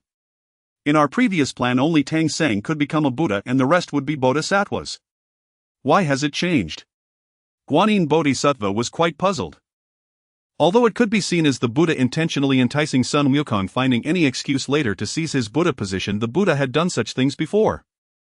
However, based on Guanyin's understanding of the Buddha, it was clear that this promise was not made lightly and he genuinely had such intentions.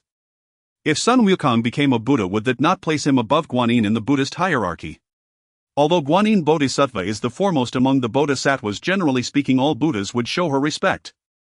Yet a Buddha is a Buddha, it cannot be compared to a bodhisattva. Which of those who have become Buddhas are not deep in experience and possess profound powers? What merit and ability does a mischievous monkey like Sun Wukong have?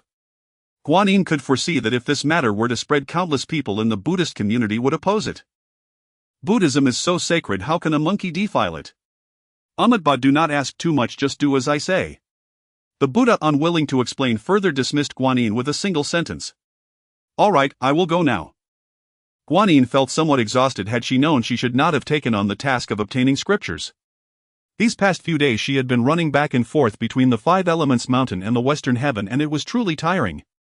Chu Xingze was in high spirits, no longer troubled by concerns for his freedom. If the Buddhist sect pressured him too much, he would simply stand up and run away with the mountain on his back.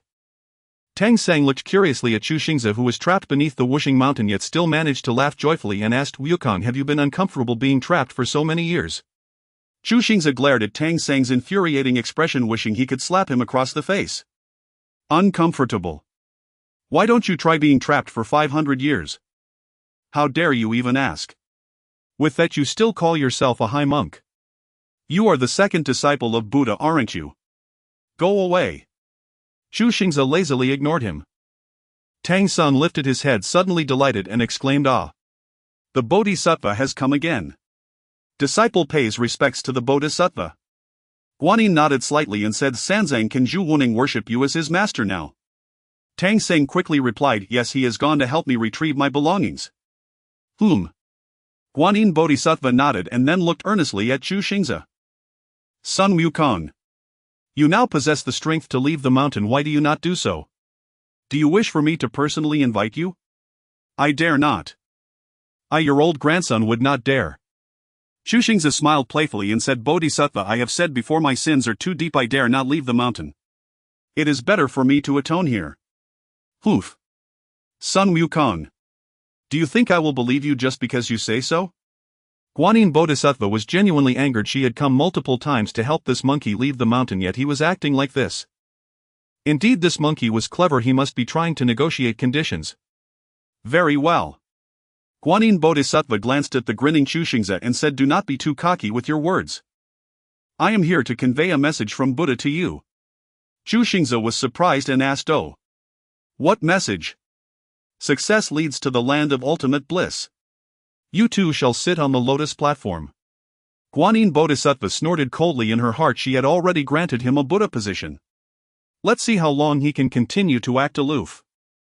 Unexpectedly, after a brief moment of confusion, Chu Xingze suddenly laughed and said, Bodhisattva, your old grandson is inherently restless and does not like to sit on your lotus platform. So even if you gave your lotus platform to me, I would not cherish it. Sun Wukong. Guanyin Bodhisattva's eyes widened in shock. He was too arrogant. To insult the Buddha's position is no different from insulting her. If it weren't for Tang Seng being present, she would have been furious. She pointed at Chu Xingze and shouted, do you even know what you are saying? Do you truly not understand the meaning of this statement? You a sinner, after going west, not only will your sins be erased, but you will also attain the highest position. There is no deal more advantageous than this. You should seriously consider your answer. Chu Xingze pretended to ponder and scratched his head, then smiled and said, Bodhisattva, do you think your old grandson is a person who craves fame? He chuckled and looked at Tang Seng, saying, Master Tang, did you hear that? Your Bodhisattva first tempted your old grandson, then threatened him. Is this the Buddha you are going west to worship? Tang Seng secretly glanced at Guanyin and dared not speak. Guanyin glared fiercely at Chu Xingze and said coldly, Sun Wukong, do not try to sow discord here. You a sinner should be grateful that I am showing you a clear path, yet you are being lazy and evading responsibility. It is indeed detestable. I advise you not to be ungrateful. Who is being ungrateful? Your old grandson indeed does not recognize them. Why don't you introduce me to them? Chu Xingze, emboldened, thought that as long as he was still trapped under Wuxing Mountain, Guanyin Bodhisattva would not do anything to him. Damn it. Sun Wukong, this is the will of Buddha. Do not mislead your future. Guanyin Bodhisattva warned for the last time. I, your old grandson, have no future. I will atone under Wuxing Mountain. Do not mention sitting on a lotus platform. Even if Buddha offered me thunder sound, I would not sit. Amitabha, this is true detachment, reaching Buddhahood right here. Chu Xingze laughed loudly as he uttered a Zen saying. Guanyin was so angry that her face turned red. The naughty monkey was actually pointing out Buddhist teachings in front of her. This is truly ridiculous. All right. Sun Wukong, remember what you just said, do not regret it. Guanyin Bodhisattva coldly waved her sleeve and drifted away. Ding, congratulations host for refusing to leave the mountain once again. Reward 10,000 years of Taoist cultivation. Reward Western Plain Cloud Banner. Reward Haotian Tower. Hearing the mechanical voice ringing in his ears, Chu Xingze immediately smiled widely as he pocketed the Western Plain Cloud Banner. Another 2 innate treasures in hand. Wait a minute. The Plain Cloud Banner does not belong to the Queen Mother of the West. How did the system get it for me? Forget it. Who cares? Since even the 5 elements celestial flag of Yuanshi Tianzuan has been obtained, I haven't seen him come looking for trouble, so I have nothing to fear from the Queen Mother of the West. However, the Haotian Tower should belong to the Jade Emperor, right? How could the system also manage to get that? Strange. Chu Xingze hesitated for a moment and then burst into laughter. Anyway, the system is mine, and whatever the system gives me is mine. It does not matter who comes. Ha. Chu Xingze joyfully began to refine the treasures. Yao Qi. The Queen Mother of the West had just emerged from her bath, and naturally she always carried the Plain Cloud Banner with her. Now dressed, she felt as if she was missing something. Strange, why do I have this thought? My Yao Qi is heavily guarded, how could anything go missing? The Queen Mother slightly furrowed her delicate brows. What exactly is missing? Suddenly a flash of intuition struck her and she exclaimed in shock, my plain cloud banner is missing. A group of Yaoqi maidens hurried by and immediately knelt down in fear. Who dared to sneak into Yaoqi to steal my treasures? The Queen Mother shouted angrily, shaking the heavens. Lingxiao Palace. Upon hearing the report from Yu Yilingwan that the Queen Mother had lost her treasure and was crying and making a scene, the Jade Emperor couldn't help but chuckle and tease the other immortals. A Queen Mother. After all, she is just a woman. Losing something is such a big deal she can't calm down at all. That plain cloud banner is an innate treasure. Do you think it can just be lost? Ha ha ha. Indeed. Indeed. What your Majesty said makes sense. Your Majesty is wise. Seeing the other immortals flattering him, the Jade Emperor felt pleased and continued, therefore such precious treasures should be kept close, otherwise one might carelessly lose them somewhere, making them hard to find, just like my Haotian Tower. I would. Suddenly, my Haotian Tower is also missing. The Jade Emperor reached down to his waist and felt for the Haotian Tower, which he usually kept shrunk down and hung on his waist. However, when he touched it, it was gone. All the immortals were quietly listening to the Jade Emperor boast, but when they saw he suddenly stopped speaking, they all looked up to see. The Jade Emperor's face grew darker and his hands fumbled around his waist. Your Majesty, what are you doing? Tai Bai Jingxing was the first to ask. I am looking for my Haotian Tower. The Jade Emperor grew more anxious and finally, disregarding the crowd, simply took off his dragon robe. Your Majesty, this is not appropriate. Mind your dignity. Your Majesty, do not be agitated. The Haotian Tower is an innate treasure, it cannot be lost. You must remain calm. All right. I will calm down. Calm down. Calm down, you piece of junk. The Jade Emperor's face turned ashen. After searching his entire body multiple times, he couldn't help but shout out, I swear. My Haotian Tower is truly gone. Boom. Thunder roared and Lingxiao exploded. Instantly the heavens trembled 3 times again. Buddha. That demon monkey is outrageously insolent. He has even scorned the Buddhahood you granted him. In the great thunderous temple of the Western Heaven, Bodhisattva Guanyin reported to the Buddha Tathagata. Did that demon monkey truly reject this offer made by myself? The Buddha Tathagata's voice remained calm, yet beneath its stillness surged an unprecedented fury. Indeed, Buddhahood represented the highest attainment within the Buddhist path. To bestow it upon an outsider and have it spurned was nothing short of a grave affront to the entire Sangha. And in this age, the face of the Buddhist path was the Buddha Tathagata himself. To disdain the dignity of Buddhahood was to scorn the Buddha Tathagata and all 46 great Buddhas of Vulture Peak. That unruly monkey. How brazen he dares to be. It seems my handling of this matter was far too lenient. As if speaking to himself, the Buddha gently opened his right palm, within which 3 radiant orbs of golden light whirled. Lifting his hand, the Buddha gestured toward Guanyin and instructed, these are the golden tight and forbidden circlets. Take them and devise a way to place one upon that monkey's brow. Also, here are 3 sacred mantras. Recite but a single word and his skull shall split with agony. He will obey without question. Guanyin hastily received them. Indeed, the 3 uniquely shaped golden circlets shimmered brilliantly while the 3 mantras instantly manifested within her mind, filling her with elation as though she already beheld Sun Wukong kneeling in supplication, begging for release from the mountain. Sun Wukong, you truly prefer punishment over grace. Henceforth your consent is irrelevant, you will comply. And any hope of attaining Buddhahood in the future is now nothing but a fool's fantasy. Guanyin secretly exulted, then bowed deeply. By the Buddha's decree, this time I shall ensure Sun Wukong surrenders wholeheartedly. Go forth. The Buddha closed his eyes slightly. A mere golden immortal like Sun Wukong had never warranted his attention, nor did the monkey's refusal to emerge stir the slightest concern. He possessed 10,000 ways to compel his emergence. The Jade Emperor's Haotian Pagoda and the Queen Mother's Susei Cloud Realm banner, both stolen. Is such a thing even possible? A recent report from the Celestial Court unsettled the Buddha Tathagata's thoughts. Could this be a ruse staged by the Jade Emperor and the Queen Mother to deceive the Western paradise?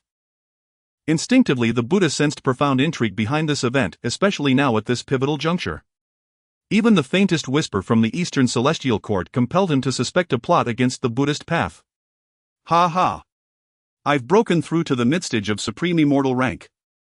Within the mountain realm space, Chu Xingze rose to his feet. Nearly 5 days after ascending to the supreme immortal rank aided by the system's gift of 10,000 years of Tao cultivation, he had surged forward another minor realm.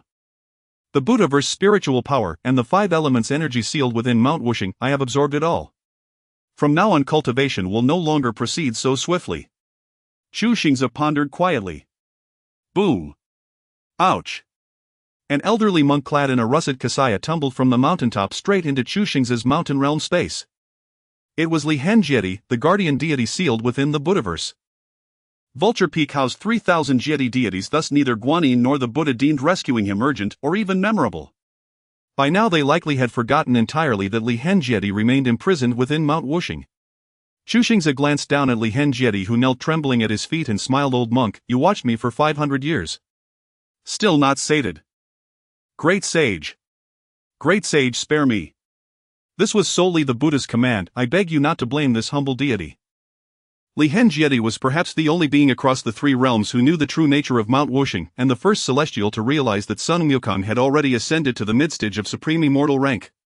For days his heart had been shaken beyond measure. Chu Xingze had not only fully mastered Mount Wuxing but also absorbed every trace of both the Buddhaverse spiritual power and the 5 elements essence, then within mere days shattered through to a realm he could only gaze upon in awe. Had he not cultivated Buddhist Dharma for millennia, fortifying his mental resilience, he might well have suffered total spiritual collapse. Now he dared not utter a single disrespectful word. Worse still, he feared Chu Xingze had summoned him here solely to silence him forever. A faint smile curved Chu Xingze's lips. Jieti deity, fear not. I do not delight in killing. Thank you, great sage. Only then did Li Henjieti stagger unsteadily to his feet. What service may this humble deity render the great sage? Seeing Sun Wukong remain silent, Li Henjieti hurriedly asked. I intend to release you back to Vulture Peak. Chu Xingze spoke impassively. What? Li Henjieti recoiled in shock, then realizing the implication burst into joyous gratitude. This humble deity thanks the great sage. Many thanks, great sage. Rest assured, I shall speak not a single word of what I witnessed here. Is that so? Chu Xingze smiled faintly. Releasing you is simple, but it comes with conditions. What conditions? Li Henjieti asked urgently. Monitor all movements of the Buddhist path and report immediately should any plot target me. You ask me to betray the Buddhist path. I took refuge in the Buddha since childhood. I would never commit such sacrilege against my master or the Dharma. Li Henjieti's eyes widened in visceral shock, yet his voice held firm defiance. So you refuse? Chu Xingze chuckled softly, and with a casual motion drew forth the Rui Jingubang. As if musing aloud, this iron staff has not tasted blood for 500 years, today it may yet savor the blood of a Buddhist monk. Great sage, wait. Li Henjieti trembled violently, staring at the staff's tip hovering barely 3 inches from his forehead. His spirit quaked. He knew with absolute certainty that had he delayed his plea by even a breath, his own brains would have splattered before him. Oh. What else have you to say? I hold deepest respect for noble martyrs like yourselves, so I harbor no intent to coerce false confession. Rather, I seek only to grant your wish, to aid you in achieving martyrdom. His final words dropped like frost laced with lethal intent, a force no golden immortal of early stage could withstand. Instantly Li Henjieti's resolve shattered. I swear allegiance to the great sage. Li Henjieti cried out desperately, instinctively sensing that one more ill-chosen word would end his existence in that very instant. Only then did Chu Xingze lower the Rui Jingubang and smile. Have you come to your senses? I have. Li Henjieti inwardly sighed when survival hung by a thread. Clarity came swiftly. Good. Surrender one soul and one spirit to my control. Should I detect even a whisper of disloyalty, your soul shall dissipate into oblivion utterly, irrevocably. Chu Xingze declared plainly. This, very well. Li Henjieti collapsed onto the ground, finally abandoning his last illusion that he might deceive Chu Xingze, then confess everything to the Buddha. He had not anticipated Chu Xingze would demand possession of his soul and spirit. Once surrendered, his life and death would rest entirely in Sun Wukong's whim. And dissolution meant true annihilation, no rebirth, no reincarnation, no lingering echo in the cosmic cycle. In the end, mortality overcame conscience. Li Henjieti lacked the courage to die nobly, and instead endured the searing pain of severing his own soul and spirit. Do not wear such a desolate expression. Your choice today may yet prove wise. If you serve loyally, there may come a day when I restore your soul and spirit, once you've outlived your usefulness. Truly. Li Henjieti's gaze snapped up sharp with sudden hope. Then guard your thoughts well. For I hold your soul and spirit. Any thought hostile to me shall be known to me instantly, and from 1,000 li away I can reduce you to dust and ash. Yes. This humble deity dares not. Heavenly stammered in terror. Look at you, slumped and hollow. Not even the Buddha Tathagata need see you to know something is gravely amiss. Alas, I have lost a soul and a spirit, my divine essence is fractured. Recovery will take time. No matter, I shall lend you aid. Chu Xingze stepped forward, placed his right palm lightly upon Heavenly's forehead, and from his palm poured a torrent of dense luminous Buddha energy flooding into the deity without pause. Moments later Heavenly rose, his aura thick with sanctified Buddha energy indistinguishable from that of a revered monastic elder. None would ever suspect his soul was incomplete. I shall send you forth. Snap. Chu Xingze delivered a swift kick to Heavenly's back, hurling him out of the mountain realm space. 5 Elements Mountain. Xu Beiji soared through the clouds and retrieved Tang Seng's belongings. Xu Beiji panted heavily, having easily dispatched a few mortals, yet being clever he still needed to put on a show. Tang Seng hurriedly expressed concern, disciple, you indeed possess great skills. Your contributions are remarkable. This time when we reach the Western Paradise I will definitely commend you to the Buddha. He, thank you, master. Xu Beiji achieved his goal and couldn't help but glance at Chu Xingze. Where's that monkey? Has he come out? Xu Beiji was taken aback. There was no trace of Sun Wukong in the mountain crevice. Pig head, are you looking for me, son? Chu Xingze's voice came from behind Xu Beiji. Xu Beiji quickly turned around wary and said, Sun Wukong, how did you get out? Chu Xingze held an iron pickaxe and casually replied, that's none of your business. He then approached the corner where he had been trapped, swung his arms and began to dig. Bang! Bang! In no time he had carved out a small cave. He found some dry grass and twigs to place inside and crawled in, greeting Tang Seng and Xu Beiji, from now on I'll be living here. You! Xu Beiji looked at Chu Xingze in astonishment. He knew Sun Wukong's background. This 5 Elements Mountain was suppressed by Tathagata. How did this monkey suddenly escape? The key question is, after escaping, why didn't he run away? Monkey, why are you digging a hole? Why not return to your flower fruit mountain? Chu Xingze, however, ignored him and muttered to himself, every cave must have a name. Since this is 5 Elements Mountain, let's call it 5 Elements Cave. Sun Wukong. Where's your head? Come out. Guanyin Bodhisattva suddenly appeared outside the 5 Elements Cave, angrily shouting. Greetings, Bodhisattva. Tang Seng and Xu Beiji hurriedly bowed. Only then did Chu Xingze lazily stick his head out, glancing at Guanyin Bodhisattva and smiling. Bodhisattva, you're here again. I haven't woken up yet. It's so early in the morning. He. Guanyin Bodhisattva huffed and didn't bother to address the matter of the 5 Elements Cave. Instead she changed her tone and said kindly, Wukong, my attitude was a bit off last time. Today I owe you an apology. Chu Xingze's eyes shifted, staring at Guanyin, wondering to himself about her sudden change in demeanor. There must be something fishy going on, let her pretend. Xu Beiji was momentarily stunned. Guanyin Bodhisattva was actually apologizing to the monkey. When did Sun Wukong gain this much favor? He didn't dare to interrupt and simply waited with Tang Seng. Bodhisattva, you're being too polite. I, Sun Wukong, can't accept your apology. However, if you insist on apologizing, it should be done with some kind of token, right? Chu Xingze smiled slightly, deciding to turn the situation to his advantage and take the opportunity to extort some benefits. Let's see how long you can keep pretending, Guanyin. Guanyin Bodhisattva silently chuckled to herself. This clever monkey wants to extort me. However, this is precisely what I want. Guanyin Bodhisattva smiled slightly and said, well, if it's an apology, it naturally requires a gift of thanks. Guanyin Bodhisattva then spread her pristine palm, and in an instant a magnificent flower hat appeared, intricately carved with dragons and adorned with phoenixes, embellished with crystal and agate, splendidly beautiful. Here. Wukong, I don't have much to gift, but I happen to obtain this large flower hat which suits you quite well. Guanyin Bodhisattva wore a benevolent expression as she personally leaned down to place the flower hat before Chu Xingze. A flower hat? What is this? Chu Xingze was momentarily taken aback but still accepted it, examining it closely. Indeed, it was exquisite and not an ordinary item. Wukong, quickly try it on and see if it fits. If it doesn't fit, that would be unfortunate. Guanyin Bodhisattva kindly reminded him, secretly delighted, silently urging, put it on. Put it on. Chu Xingze scrutinized it for a while, seeing no apparent flaws. After all, Guanyin Bodhisattva is a Deluo golden immortal, and I, a Tai golden immortal, would surely be unable to see through her tricks. Should I wear it or not?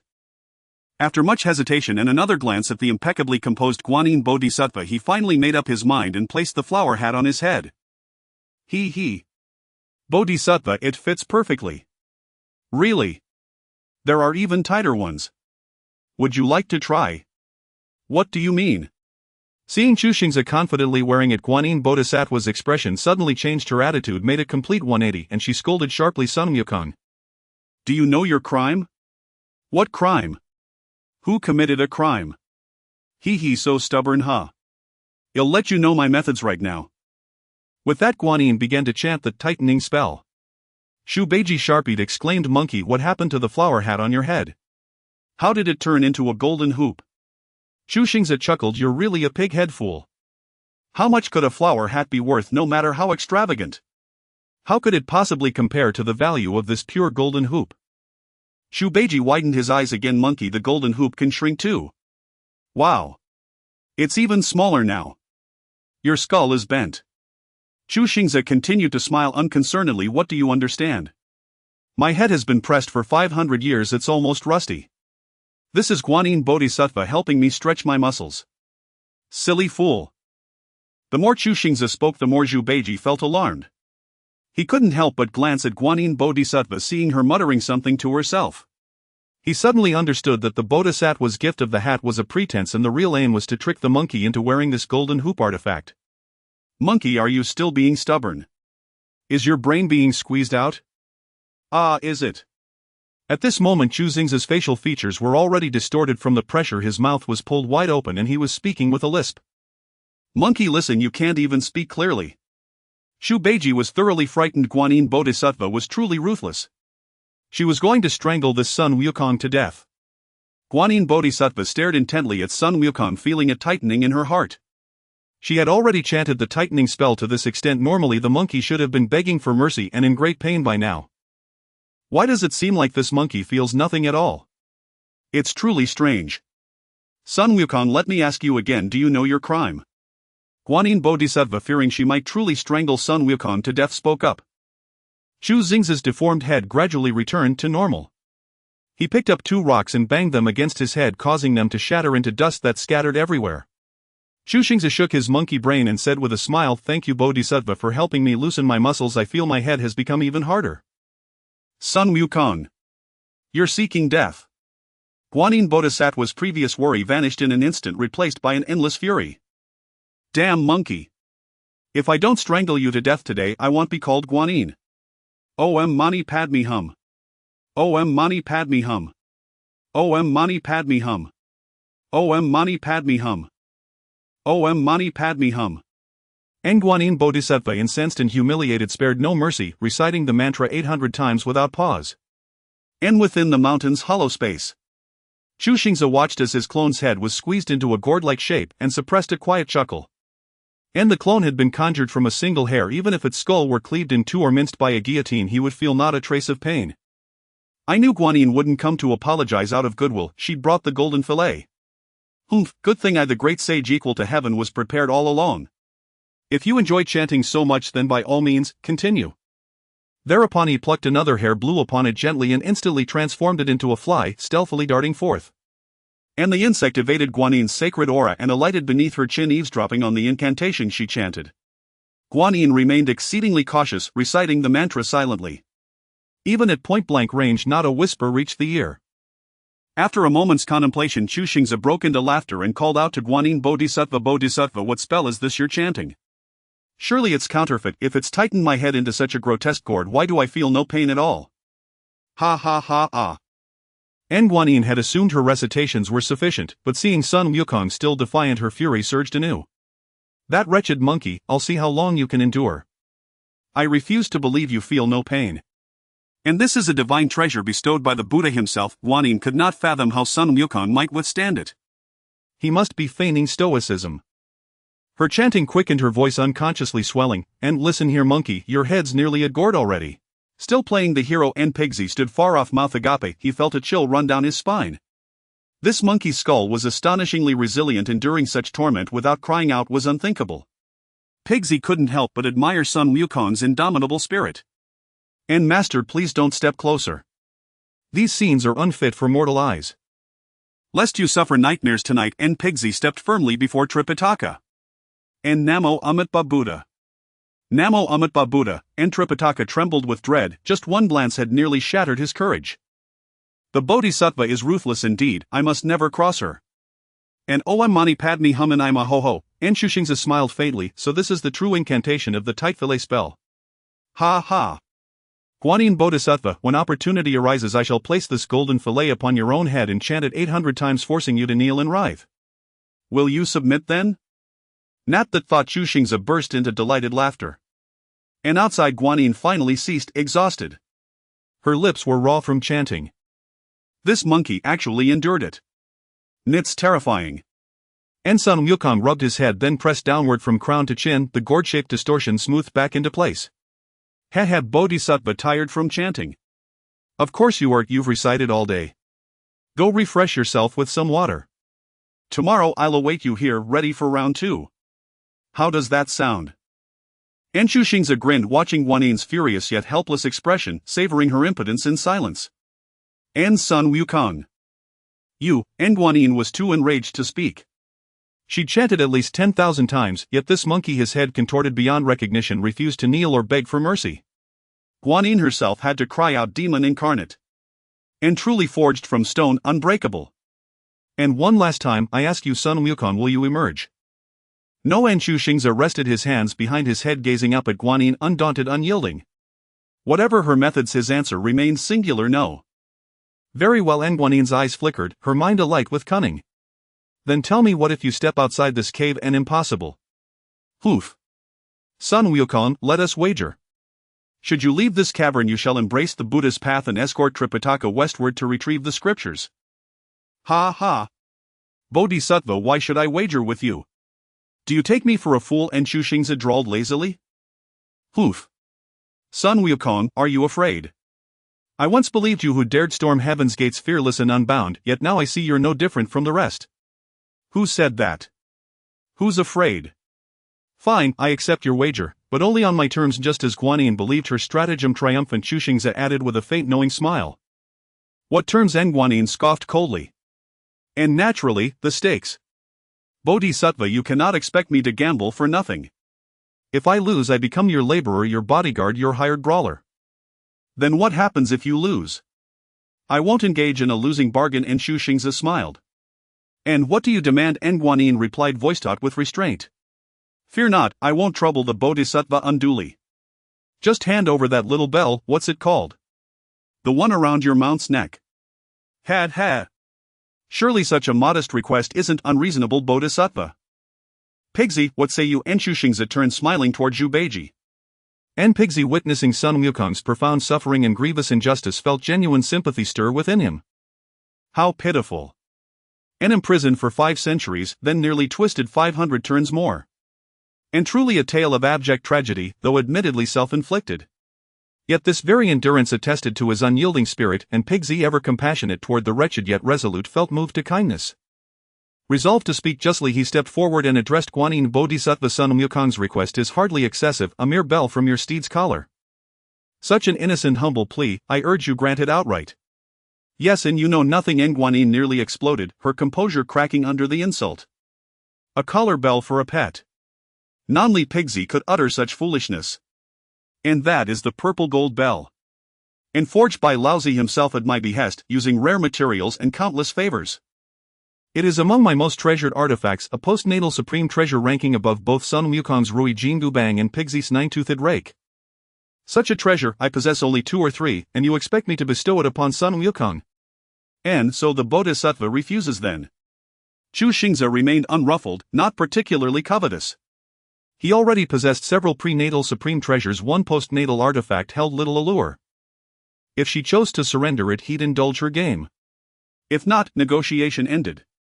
Did she truly think him so easily deceived? And the Bodhisattva is excessively stingy. You two. And Guanyin's lungs burned with rage, this was intolerable. These two were conspiring against her in perfect harmony. And Sun Wukong was expected, but Pigzi too. Rebellion. Zhu Wu Nung. This concerns you not, focus solely on guarding your master. Can't you see the dusk deepens? Piggsy sighed helplessly and like a wronged young wife mounted the clouds to seek alms. Sun Wukong, I counsel you reflect deeply on your fate. Remain quietly within this cavern, and with those words Guanyin vanished once more. Tripitaka numb and resigned murmured only, we respectfully bid farewell to the Bodhisattva, and inside he seethed. The journey to the western heaven was promised, yet we remain stranded. At this moment the heavenly court was in chaos. The heavenly emperor's Haotian tower and the Queen Mother's cloud realm banner had both vanished without a trace, leaving no sign behind. How can this be tolerated? The heavenly emperor was no longer inclined to ascend the Lingxiao palace, and the Queen Mother had lost interest in the peach garden. At this moment the two appeared together in the jade pool. Queen Mother, did you notice anything unusual when your cloud realm banner went missing? The heavenly emperor inquired. The Queen Mother shook her head in indignation. No, I had always kept it close to me, and after bathing I could no longer find it. Even now I cannot sense where it is at all. The Queen Mother looked at the heavenly emperor and couldn't help but ask, what about you? The heavenly emperor shook his head, remaining silent. After a long pause he finally spoke. This situation is too strange. In the three realms, aside from the methods of the saints who could have stealthily stolen our treasures without a trace. The Queen Mother raised her head in surprise, but there are no saints in the three realms anymore. Furthermore, although the innate treasures are precious, they are insignificant in the eyes of a saint. They wouldn't even bother. But there are incarnations left behind by saints, the heavenly emperor replied in a deep voice. Moreover, they possess an awareness independent of the saints. The Queen Mother instinctively covered her mouth in shock, her eyes filled with confusion and astonishment.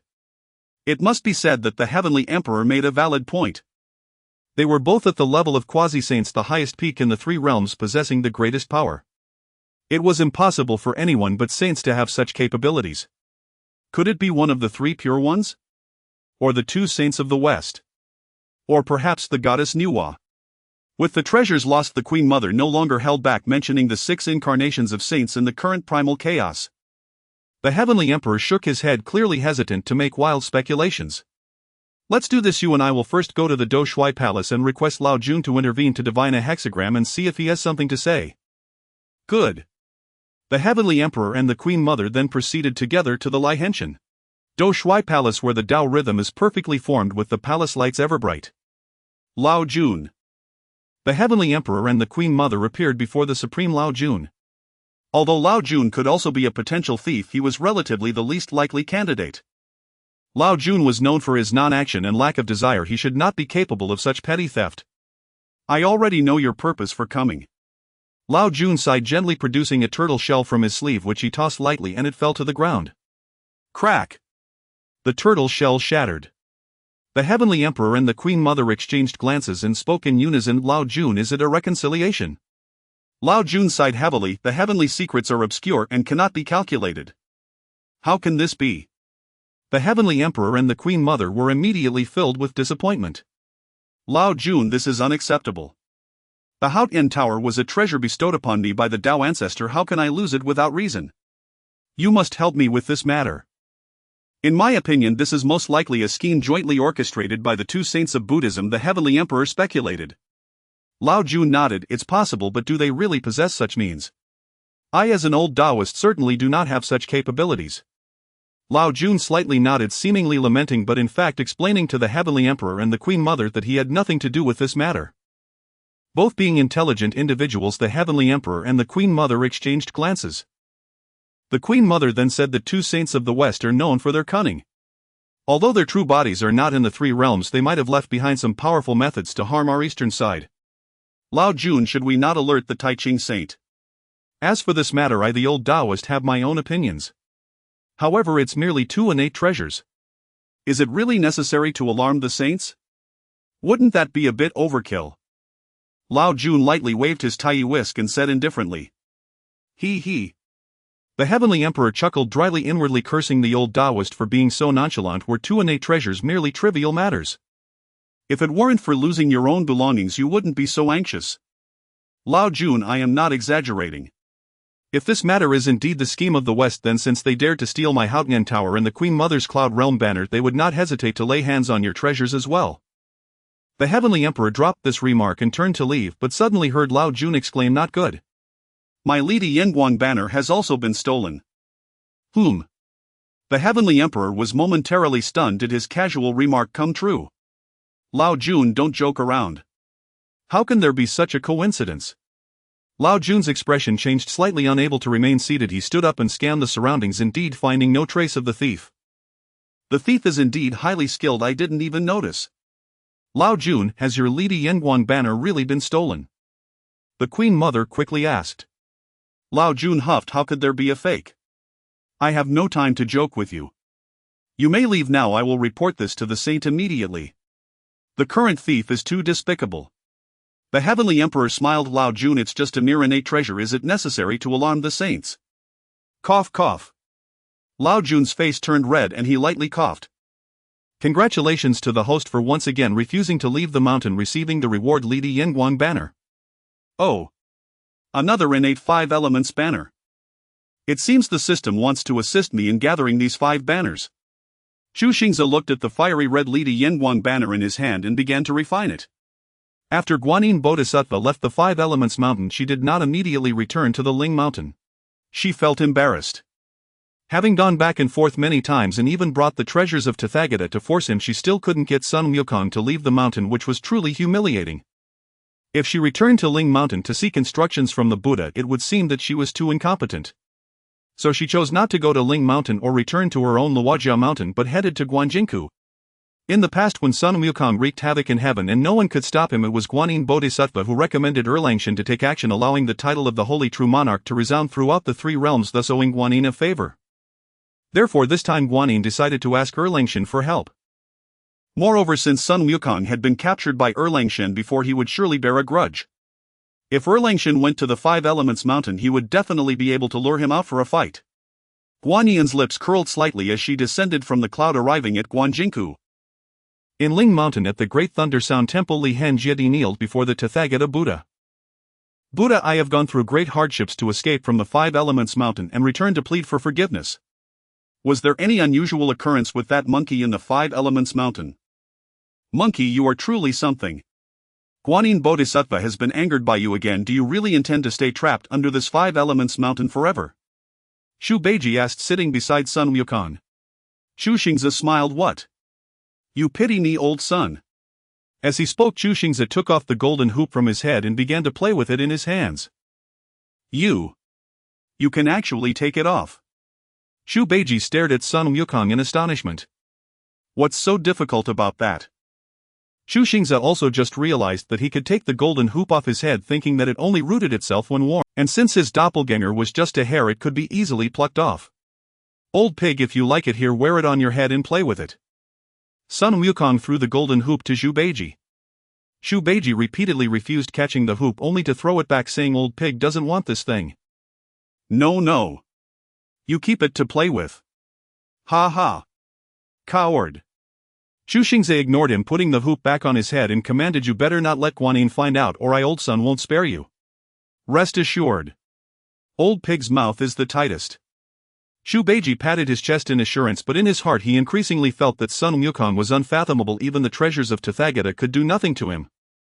I tell you, monkey, the Buddha will surely not let this go easily. In my view, you should just agree with them to protect Tang Seng on his journey west. It's better than being trapped here as a monster without freedom. Chu Beiji sincerely advised. I, old son, will not go. That pus-filled monk outside is not worthy of being my master. I am not afraid to let you know that I, old son, will absolutely not leave this 5 Elements Mountain. From the looks of it, the Buddha will not let me go, nor will they allow Tang Seng to head west. So you better think about your own situation. Haha, you will be here accompanying me, old son, every day from now on. Chu Xingze said to Chu Beiji. Monkey, don't speak too confidently. I don't believe that a mere golden immortal like you can contend against the entire Western paradise. Do you really think you were invincible during your rampage in heaven back then? It's not old pig boasting when you were causing havoc in heaven. I, old pig, was in the Lingxiao Palace drinking tea with the Jade Emperor. I am not afraid to tell you that if I had intervened back then, a single swipe of my rake could have knocked you down. Why would I need to go to the west to ask for Tathagata? Chu Beiji observed Sun Wukong's expression and found that he showed no sign of change. Sun Wukong smiled and asked, Are you done talking? Before I, old son, didn't know, now how could I not know? Chu Beiji said, Since you know, then you should know even better that you alone are definitely no match for the Buddha. From the great havoc in heaven 500 years ago, it was all for the calamity of the journey to the west 500 years later. If you don't leave the mountain, how could they let this go? I fear that when the time comes, whether you want to or not, you will have to go. And you have already annoyed the Buddha. There will be no good outcome for you. Chu Xingze said in a deep voice. Ha ha. Ha ha. Chu Xingze suddenly burst into laughter. What are you laughing at? Chu Xingze asked, puzzled. You make a valid point. With my strength alone, it is indeed difficult to contend against the Buddha. Why not lend old Sun a hand? You can also throw in the towel, and that way you can help me divert some of the Buddha's firepower. Ha ha. Get lost, you wish. I, old pig, would never dare to do something so foolish. The merit of the journey to the west is immeasurable. Since I, old pig, have entered this game, I must share in the spoils and not mess around with you alone. Chu Xingze patted his sleeves and resolutely refused. All right, then take care of yourself anyway. As long as I, old Sun, do not leave the mountain, you will never leave this 5 elements mountain. Chu Xingze giggled. Sun Wukong, the great sage equal to heaven, is actually trapped here. Suddenly a loud roar came from outside. Who is that? Chu Xingze paused, looking at Sun Wukong. Your friend. Chu Xingze's thoughts turned and he suddenly laughed. Indeed. It's an old friend. Where is Sun Wukong? Yang Jian has come to pay a visit. The voice outside echoed again. Yang Jian. So it's him. Chu Xingze chuckled, looking at Sun Wukong with a completely entertained expression. Your rival has come, ha. Chu Xingze laughed and walked out of the cave. Stop shouting. I'm here. Chu Xingze exited the cave and looked at the shouting Yang Jian. Who are you? Yang Jian's gaze sharpened as he looked at the pig demon emerging from the cave. Puzzled, did I come to the wrong place? He couldn't help but look down at a small dog by his feet. Woof woof, the celestial hound whined pathetically. Ha ha. You didn't go wrong. Chu Xingze laughed heartily. Pig demon, I must ask you, is this the 5 elements mountain? Langshan had an imposing demeanor, treating Chu Xingze as an ordinary demon, albeit one not weak in cultivation, but how could he compare to the trident in his hand? Who are you calling a pig demon? I am Langshan. Do you really think I, old pig, am just any random nobody? Chu Xingze snorted coldly and immediately retorted. You actually recognize me. Who are you? I, old pig, am Marshal Tianpeng. Chu Xingze slammed his rake heavily on the ground, shaking the mountains. Langshan was taken aback and scrutinized carefully, then smiled slightly. So you are Marshal Tianpeng? Yang Jian pays his respects. I heard that the marshal was demoted back in the day. I didn't expect to meet you here. Enough. Enough, don't bring up my past embarrassments. Langshan, what are you doing here at the 5 elements mountain? Chu Xingze said impatiently. I came to find Sun Wukong, who caused a ruckus in heaven back then. Is he here? Yes. Right here. Chu Xingze smiled and turned back. Monkey. Langshan is looking for you. Hurry up and come out to meet an old acquaintance. Chu Xingze's gaze darkened and he couldn't help but ponder, what does Langshan want with me? I have only grievances with him and no past. Could it be that Guanyin sent him? Chu Xingze decided in his heart and poked his head out from the cave. Who is looking for me, old Sun? Yang Jian couldn't help but widen his eyes at Sun Wukong. Seeing him in such a disheveled state, he laughed heartily. Great sage Sun, long time no see. Langshan, what do you want with me? Yang Jian did not deceive him, smiling lightly. The Bodhisattva asked me to come and get you out of this 5 elements mountain. Thus you will protect Tang Sang and journey west to obtain the scriptures. Is that so? I, old Sun, did not agree to her. However, do you still think this is 500 years ago? Do you think you can just beat me out of the 5 elements mountain? Chu Xingze chuckled. Yang Jian laughed heartily, then with a flick of his wrist pointed the trident at Chu Xingze, saying, Sun Wukong, show me your weapon. I have long anticipated battling you again. If you seek battle, then enter the cave. Chu Xingze smiled faintly. Though stepping out posed no real danger, he chose caution to avoid giving Guanyin any pretext for accusation. Monkey King Sun, don't back down. Come out and fight Langshan yourself. Surely you're not still trembling from that defeat 500 years ago. Ha ha. Chu Xingze, ever eager to stir chaos, egged him on from the side. Pighead, you're asking for a beating. With a flash, the Rui Jingu Bang shot forth, aimed straight at Chu Xingze's skull. Ouch. You wretched monkey, so now you're quick to anger. With a thunderous boom, Chu Xingze snatched up his 9-tooth rake and hurled it upward, deflecting the staff back with brute force. Langshan, if you wish to fight, come inside, if not, be gone. Chu Xingze caught the Rui Jingu Bang midair, turned sharply and vanished back into the whooshing cave. Very well. This lord shall enter and meet you in combat. Erlangshan stood unflinching, then in a shimmer of light he crossed the threshold into the Wuxing cave facing Chu Xingze across the grotto's hushed expanse. Then come. His trident gleamed as Erlangshan lunged forward.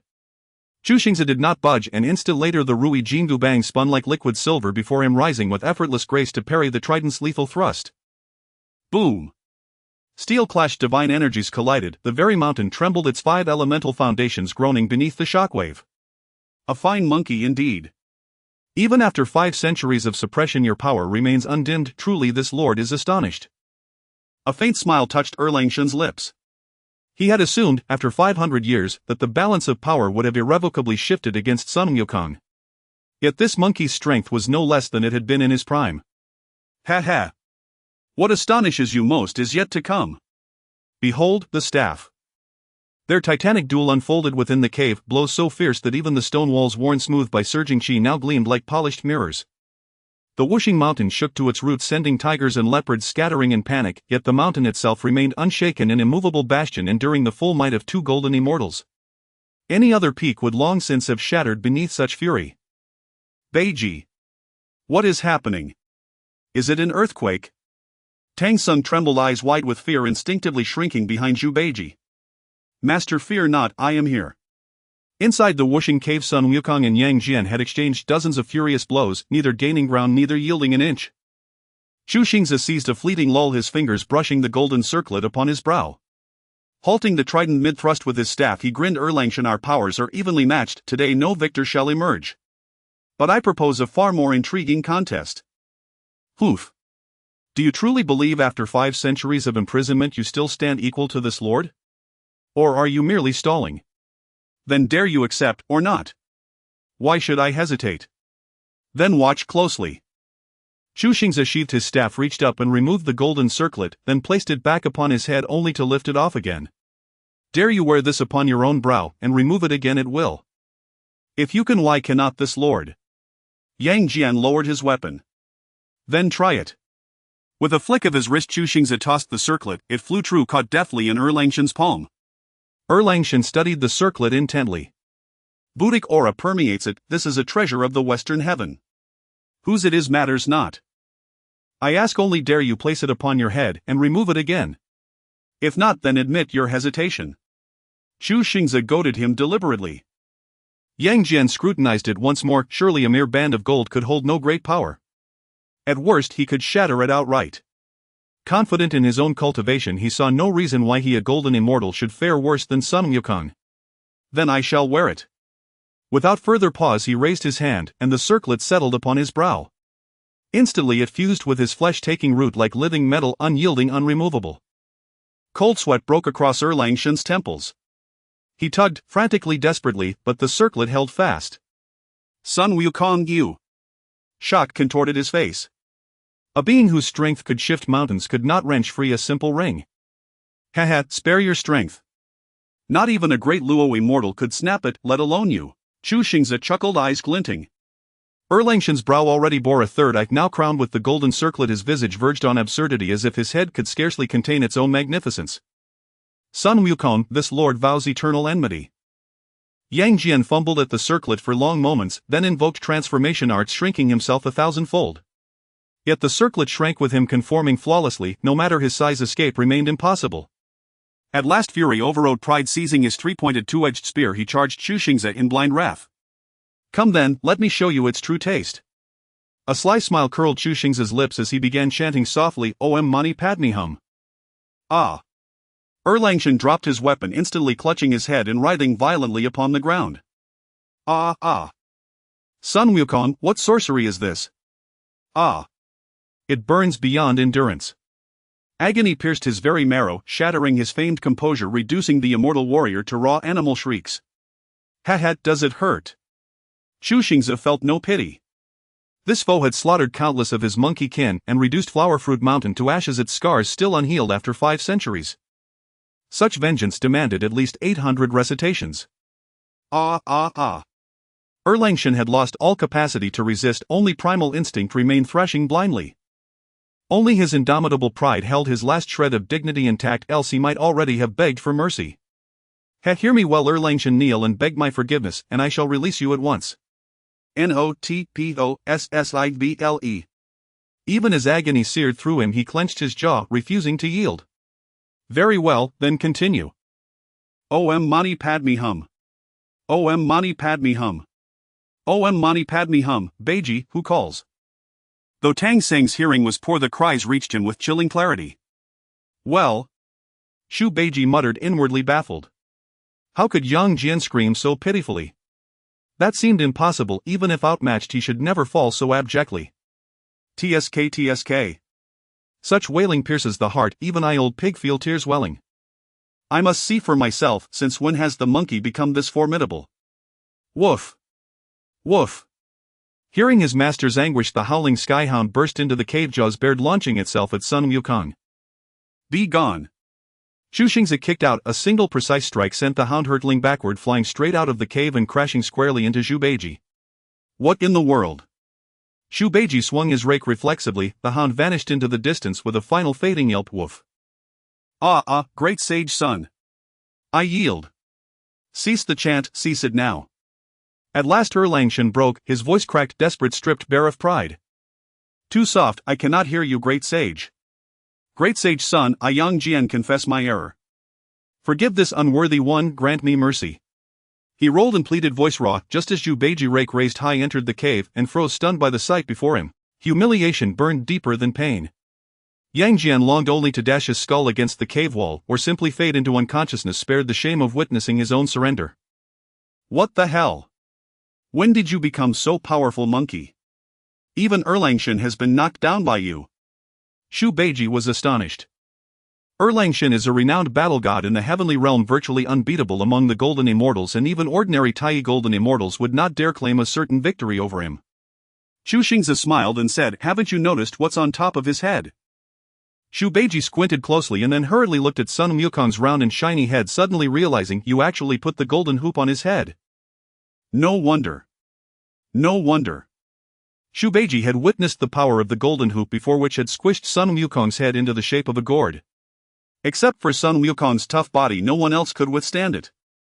Wait a minute. Shu Beiji suddenly asked suspiciously, but you don't have the incantation for the golden hoop. You have to recite the incantation for the golden hoop to take effect. Chu Xingze replied, who told you that I, old son, don't know it? Impossible. How could Guanyin Bodhisattva tell you the incantation? Don't try to trick me, old pig. Shu Beiji firmly believed it and glanced at the unconscious Erlangshan, saying, what do you plan to do with him? That's simple. Whoever brought him here takes him back. Old pig, help me tie him up outside. This Yang Jian is becoming increasingly negligent.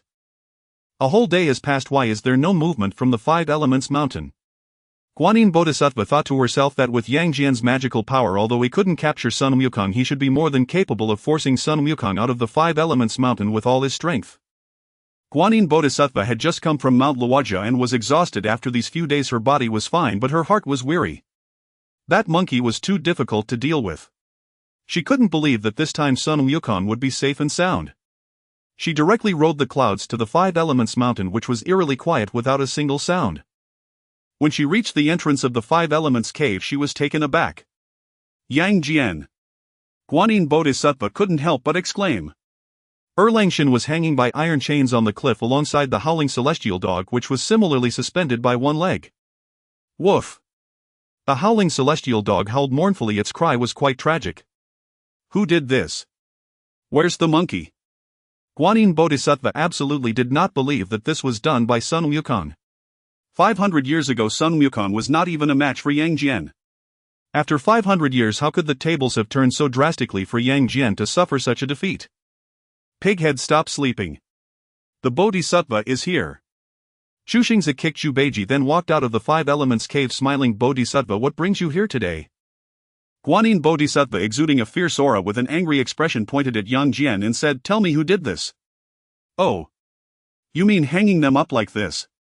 That was done by Shu Beiji. Chu Xingze explained. Guanyin Bodhisattva turned to look at Shu Beiji as he stumbled out of the cave. The dazed Shu Beiji was immediately startled awake by her glare. You damned monkey! Who are you framing? This has nothing to do with me. Is that so? Chu Xingze smiled and said, "Do you dare say Yang Jian wasn't hung up by your own hand?" It was I who hung him up, but that was. Did you hear that, Bodhisattva? It was Zhu Beiji who did it. Chu Xingze directly interrupted Zhu Beiji, speaking quickly. You damned monkey, don't frame others. Bodhisattva, look, the golden hoop on the monkey is gone. He put it on Erlangshen's head. Only then did Guanyin Bodhisattva suddenly realize. She waved her hand and Yang Jian and the howling celestial dog fell down, revealing that Yang Jian was indeed wearing the golden hoop with his hair disheveled. How did you take it off? Guanyin Bodhisattva looked at Sun Wukong in shock.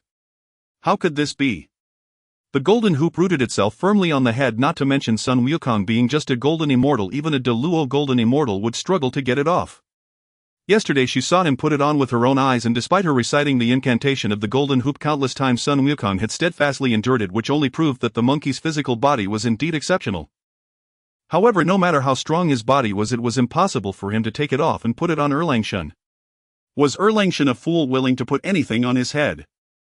Looking at Sun Wukong again, Guanyin Bodhisattva couldn't help but feel a bit more wary. How could this monkey be becoming more and more mysterious?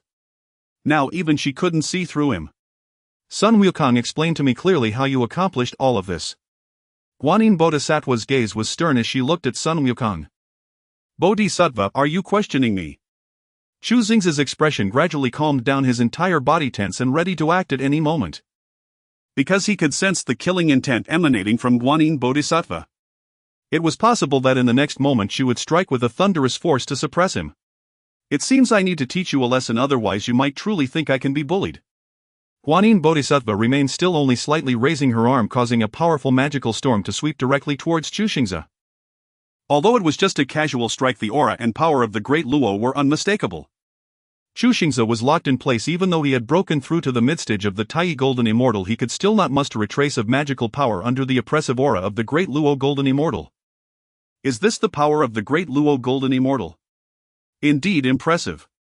Chu Xingze frowned inwardly. This strike must not hit his clone, otherwise he could be directly reverted to his original form and exposed. Old Jade Emperor, it's time for you to unleash your power and see how great your treasure's might is. Haotian Tower. Appear. Boom. Suddenly a brilliant golden light enveloped Sun Wukong, gradually condensing into the shape of the Haotian Tower, tightly protecting Sun Wukong beneath it. Guanyin Bodhisattva's palm force heavily struck the golden light shield of the Haotian Tower, producing a crackling sound, but it was quickly overshadowed by the strength of the Haotian Tower. Sun Wukong was forced back 3 steps by the residual force. Chu Xingze hastily retracted the Haotian Tower. With the system obscuring the heavenly secrets, even though Guanyin was right in front of him, she couldn't discover the small movements Chu Xingze was making within the mountain's spatial realm. This is the Haotian Tower. Guanyin Bodhisattva was greatly shaken. My goodness, how did the Jade Emperor arrive? Zhu Beiji and Guanyin both hurriedly looked up, as the Haotian Tower was a treasured artifact of the Jade Emperor, indicating that the Jade Emperor had also arrived. Your Majesty, since you are here, why not show yourself? Although Guanyin Bodhisattva was angry that the Jade Emperor was protecting Sun Wukong, blocking her strike, she could only tolerate it since the Jade Emperor was the Jade Emperor. What? The esteemed Jade Emperor, the supreme of the 3 realms, dares not show himself. I have always suspected that the incident at the 5 Elements Mountain was orchestrated by your heavenly court. What else is there for you to say now, your Majesty? Guanyin Bodhisattva's gaze swept around her, tone filled with discontent, yet even so the Jade Emperor's figure still did not appear. Wait. The Jade Emperor hasn't come. Guanyin Bodhisattva quickly noticed the anomaly. If the Jade Emperor were present, why would he need to use the Haotian Tower, this innate treasure, to block her casual strike? Who's so powerful? In the space of the mountain, Chu Xingze fell to the ground. If it weren't for his mastery of the indestructible body, his physical form would never have withstood the force of the innate supreme treasure. That old woman. She deserves to live her life without a husband, and her strike is indeed heavy. If it weren't for the Haotian Tower, I would have been exposed. Chu Xingze exclaimed in relief, and with his current cultivation he could only use the magic of the Haotian Tower one more time before exhausting it. If Guanyin truly became desperate and sought to end his life, he would be unable to withstand it. It's not yet time to turn against each other. Guanyin shouldn't dare to kill me. Chu Xingze calculated in his heart. However, having just used the Haotian Tower, it may attract the Jade Emperor. What to do then? Chu Xingze decided to remain unyielding as long as he did not admit it. No one would discover the truth. Bodhisattva, has the Jade Emperor arrived? Chu Beiji felt quite anxious, having served under the Jade Emperor for many years and being well aware of his methods. Strange. What does the Jade Emperor mean? His true form is absent, yet the Haotian Tower suddenly appears. Guanyin Bodhisattva shot a glance at Chu Beiji, her heart growing increasingly cautious. At this point Sun Wukong was definitely beyond reach.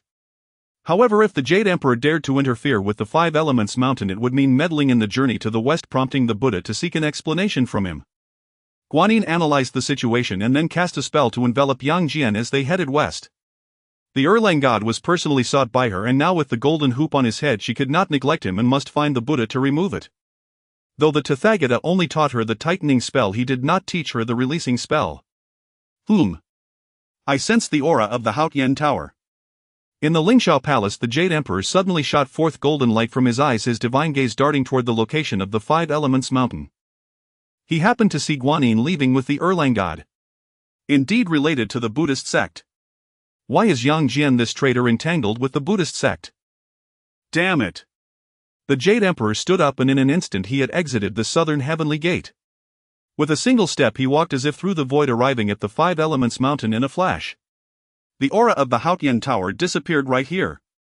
Old Pig pays his respects to your majesty. Chu Beiji had just helped Chu Xingze to his feet when he saw the Jade Emperor appear before him, causing him to jump in shock, and he immediately knelt down. The Jade Emperor naturally knew Chu Beiji's background. He glanced at Sun Wukong, who appeared to be seriously injured, and ignoring him asked, "Tianping, did you just see my Haotian Tower?" I did. Chu Beiji quickly replied. Old Pig thought your majesty had arrived in person. I didn't expect your majesty to only appear now. The Jade Emperor frowned, saying, "Stop talking nonsense, tell me how the Haotian Tower appeared." This.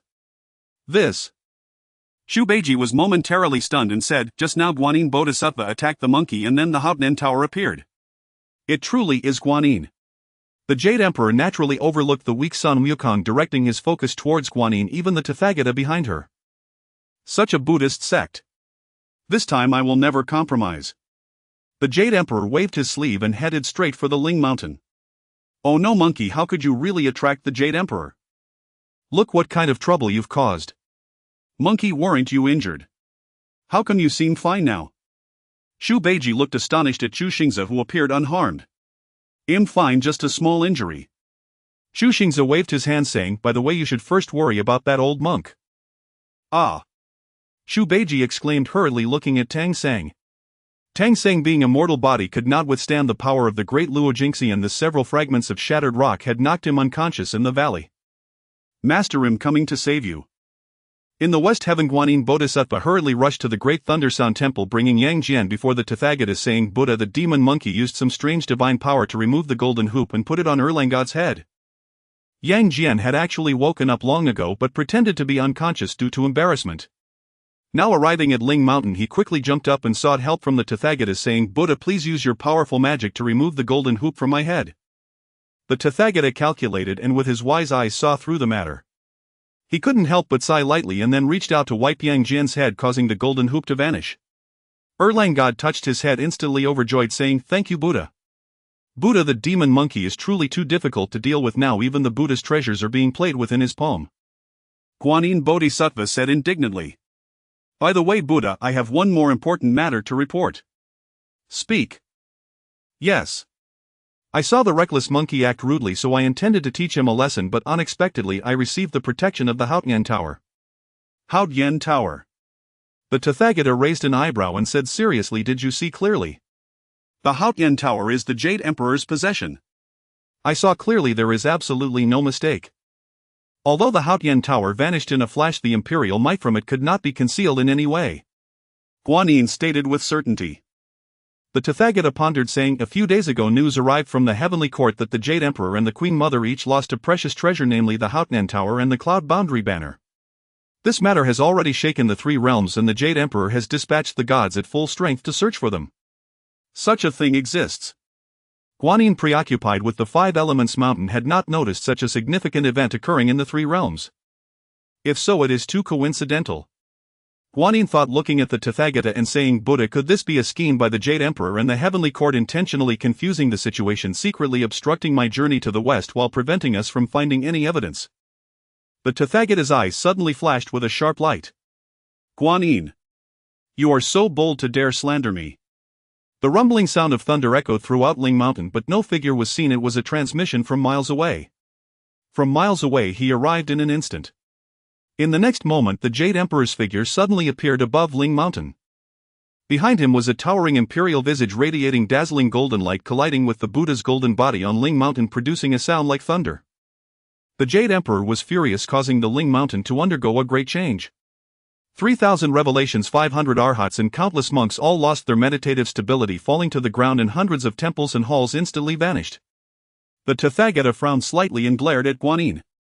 He then raised one hand as if to support the heavens, and a tremendous power surged from him, stabilizing Ling Mountain.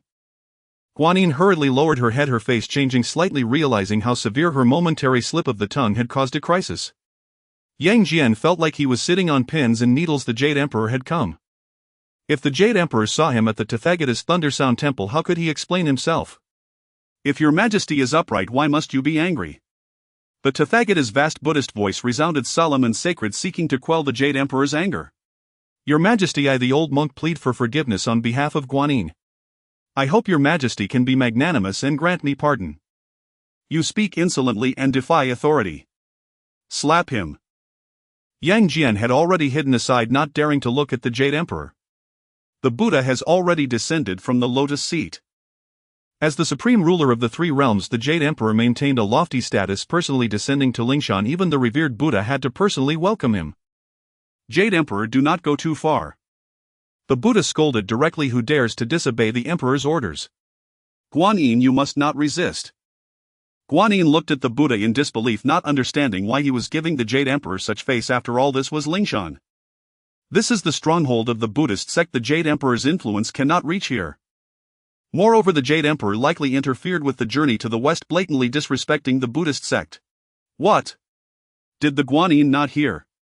You dare not follow my orders. I dare not. Guanyin gritted her teeth. Then hurry up. You cannot afford to waste my time. Yes. Guanyin clenched her fists, then raised her palm and gently slapped her own face. The sound was not loud, but it echoed like thunder in the hall. It was truly a slap in the face. From now on, Guanyin would find it hard to hold her head high before the Jade Emperor. This slap was indeed weak, merely a touch to the face, but today Guanyin was humiliated by the Jade Emperor. She knew this truth and did not wish to remain a moment longer in the hall. Snorting coldly, she vanished. The Buddha then spoke at the right moment. Everyone retreat, I have important matters to discuss with the Jade Emperor. As commanded by the Buddha, the Bodhisattvas and Arhats withdrew and Erlangshan took the opportunity to leave. Only the Jade Emperor and the Buddha remained in the hall. Has your Majesty calmed down? Now we can talk business. Right, I came here precisely for business. The Haotian Tower has appeared at Wuxing Mountain. Your Majesty, please explain.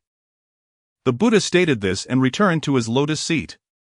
I still want you to explain. The Jade Emperor sneered, conjuring a dragon chair from thin air and sitting down facing the Buddha. What do you mean? What do you mean? They were both unwilling to yield. Do you not understand my meaning? Does your Majesty not understand my meaning? You truly are calculating. In order to obstruct my journey to the West plan, you concocted a lie about the Haotian Tower's loss. You then used the Haotian Tower at Wuxing Mountain to cover your tracks. Have you any idea how easily the Buddhist sect can be misled? Ha! The audacity of the Buddhist sect, the shamelessness of the Buddha. Finally, I understand why you would resort to trickery to steal my treasures. You wish to frame me, obstruct the journey to the West, and ensure the merits bestowed by the heavenly Tao go entirely to the Buddhist sect. Indeed, a good calculation. You have gone too far. The Jade Emperor's face turned dark. How dare you? You think this Lingshan's great Thundersound Temple belongs to your heavenly court? Today you must clear this up. A peak battle between Quasi-Saints is imminent. Yudi, do you think I truly fear you if you wish to battle? The entire Buddha power of Ling Mountain will be bestowed upon me within this great Thundersound Temple. I am invincible. The Tathagata Buddha's majestic form grew grand as a golden Buddha statue gradually solidified behind him, gathering the entire Buddha power of Ling Mountain in an instant. Yudi scoffed Tathagata, you indeed have ambition. Are you not planning to conceal your brilliance anymore? I am not unaware that you wish to achieve sanctity through the journey to the west, but alas, that journey has yet to commence. Ha ha. Yudi remained undaunted as his towering imperial form reappeared behind him, looming over Ling Mountain like a colossal mountain gazing down at the Buddhist crowd. The aura of both the Tathagata and Yudi gradually surged, making the Ling Mountain monks feel as though two divine mountains were pressing down on them, leaving them breathless. From Yudi's imperial form, streams of imperial purple chi surged into the sky, dyeing the heavens above him purple, while the Tathagata's golden Buddha statue radiated a heavy crimson glow, tinting the sky behind him red. At the juncture of the two skies, thick bolts of lightning flickered, exuding an extremely terrifying aura. Both were formidable beings beneath the sanctity, and the commotion from their battle instantly swept through the three realms. The celestial beings in the heavenly court were all anxiously gazing towards the western heaven. What is His Majesty doing? Is he really going to fight the Tathagata? What should we do now? The Tathagata is already ambitious now. He has the geographical advantage. I fear His Majesty may not prevail. The celestial beings discussed among themselves, yet none dared to intervene. They had no choice. Their highest cultivation was only at the Great Luo level. To interfere in a battle of quasi-saints would be tantamount to seeking death. At Duoshui Palace, Taishan Laojun and Yuanchi Tianzuan stood by the window. Senior brother, your earthly fire flag has truly gone missing. Yuanchi Tianzuan inquired. What kind of question is that? Would I deceive you? Now I believe what you said. It appears the Xinhuang flag has also been stolen. Taishan Laojun sighed. Indeed. The Xinhuang flag is no longer in my possession. It seems Yudi has truly become enraged this time, actually taking the fight to the Western Thunder Sound Temple. Hey! Yudi only possesses this one innate supreme treasure granted by the Tao ancestor. Now that it is lost, how can he not be anxious? Yuanchi Tianzuan chuckled. No, the Tathagata and Yudi are both important figures in the three realms. If they clash, it will surely be a catastrophic scene, and I cannot allow this battle to continue. If the three realms are ruptured, it would not be good. Taishan Laojun expressed concern. Yuanchi Tianzuan waved his hand, smiling. Senior brother, do not worry too much. The Tathagata has been quite arrogant lately. It would be good for Yudi to teach him a lesson. Sigh. If Yudi can win, that would be best, but the Tathagata has the advantage of terrain. Even we dare not claim victory. Yudi is in a difficult position being alone. That does not matter. Yudi is quite wary of us brothers. If he is defeated, it would be good for him to suffer a bit, lest he thinks just because he is Yudi he is the ruler of the three realms. Yuanchi Tianzuan smiled faintly. He had already calculated that regardless of who won or lost, it would not harm him at all. Oh. By the way. Now that Yudi has lost the Haotian Tower, if the Tathagata takes the opportunity to utilize a supreme treasure, he would have no chance of victory. Very well, to prevent Yudi from blaming us later, I will lend him a hand. Yuanchi Tianzuan rolled up his sleeves, took out the three treasures Jade Rui, and then threw it towards the west. Junior brother. You. Sigh. Are you trying to provoke them to tear the heavens apart? Rest assured, senior brother, that place is the foundation of the two saints of Buddhism. Given their cautious nature, that realm must have been fortified. The power of quasi-saints is likely very hard to break. Wuxing Mountain. Chu Xingze and Zhu Beiji leaned against Wuxing Mountain, gazing towards the west. Zhu Beiji was very excited. Yudi and the Tathagata have opened up battle. That must be exhilarating. Chu Xingze suggested with a smile, shall we go take a look? No. No. Zhu Beiji quickly shook his head. You want to lose your life. In a battle of quasi-saints, even the great Luo Jingxian would not dare to intervene. If you go, you may turn to dust before even getting close. What if I have this? Chu Xingze slightly rolled his palm, revealing the neatly folded Xinhuang flag in his hand. This is the Xinhuang flag. Wow, the Xinhuang flag. Is it really? Zhu Beiji with keen insight couldn't help but his eyes lit up, rushing forward. However, as Sun Wukong turned, Zhu Beiji missed and fell face-first into the mud. He felt no pain, quickly getting back up with a smile, ingratiatingly saying, Sun Daxing brother, Sun Monkey brother, great sage, I have never seen such a treasure. You should let me touch it. Chu Xingze chuckled, tossing the Xinhuang flag over. Zhu Beiji hurriedly caught it, rubbing it carefully in his hands. My goodness, it really is the Xinhuang flag. This is an innate supreme treasure. It is said to be unbreakable and repels all evil. Though that may be exaggerated, it is more than enough to protect my life at a critical moment. Chu Beiji clutched it tightly, immediately cradling it in his arms. Now can we go witness the battle of these quasi-saints? Chu Xingze said with a grin. This is a battle that occurs once in a million years. It is a great opportunity. Perhaps you and I can gain some insight into the path of sanctity. Chu Xingze eagerly urged. Well. Chu Beiji hesitated, although he was also eager to go. His rationality told him it was dangerous. Even with the defensive treasure, the Xinhuang flag, they were still facing two quasi-saints. Can two mere golden immortals truly manage? Let's go. Let's go. Chu Xingze unafraid seized Chu Beiji while he hesitated, saying, let's go. When the time comes you can hide behind me. If trouble arises I will run first. Quick, raise the Xinhuang flag. Chu Beiji trembled with unease. Long before they reached Lingshan he was already hiding behind Chu Xingze. Look at you, coward. Chu Xingze teased, then wasted no time. The Xinhuang flag unfurled over their heads and he cast an invisibility, slipping silently into Lingshan. By now the battle between Yudi and Rulai had reached a white-hot intensity. Holding the home ground, Rulai had begun to gain the upper hand. Yudi was being pressed back. One corner of his 8-treasure glazed diadem had cracked, leaving him looking rather discomfited. Their clash was so terrible that the immortals and Buddhas of Lingshan dared not approach, and thus no one witnessed Yudi's embarrassed state. Ha, Yudi! Still putting on a show. Rulai, riding his advantage, felt his blood quicken. He had longed for a duel with Yudi and had not expected the chance to come so soon. Now with the home field advantage he would make Yudi truly taste his power. Yudi snorted as he wavered, a blade of white light bright as noonday shot from the eastern sky toward him. Yudi reached out and grasped the white jade rui. Recognizing Yuanshi Tianzuan's intent to aid him, he felt as if relief had arrived at the perfect moment and his joy was boundless. Ha, Rulai! Do not be smug. I shall extinguish your Buddha light. Knowing he could not prevail within Lingshan's Buddhist aura, Yudi stamped and rose 30,000 li. His figure became towering, wrapped in violet chi beneath the vault of heaven, the entire firmament serving as his backdrop. Rulai tasted the might of an innate supreme treasure. Yudi clasped the Sanbao jade rui. It flared with resplendent white radiance, blasting forth like 10,000 shafts of light toward Rulai. Rulai instantly recognized the artifact as Yuanshi Tianzuan's and felt his old grievance rekindle. Rulai Divine Poem, 9th Form. Buddha's light illumines all. Rulai stood unbowed. The golden image behind him swelled 1,000-fold and a prodigious great Buddha handseal surged from Lingshan, striking with terrible force at Yudi. Is this the duel at the peak of quasi-saints? If not for the Xinhuang flag's protection, old pig would have been finished the moment that aura brushed past.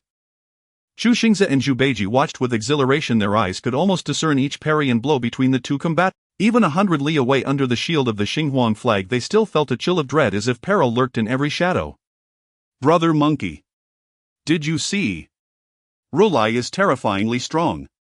If that palm had struck you or me, not even bone fragments would remain. Do you still dare oppose him?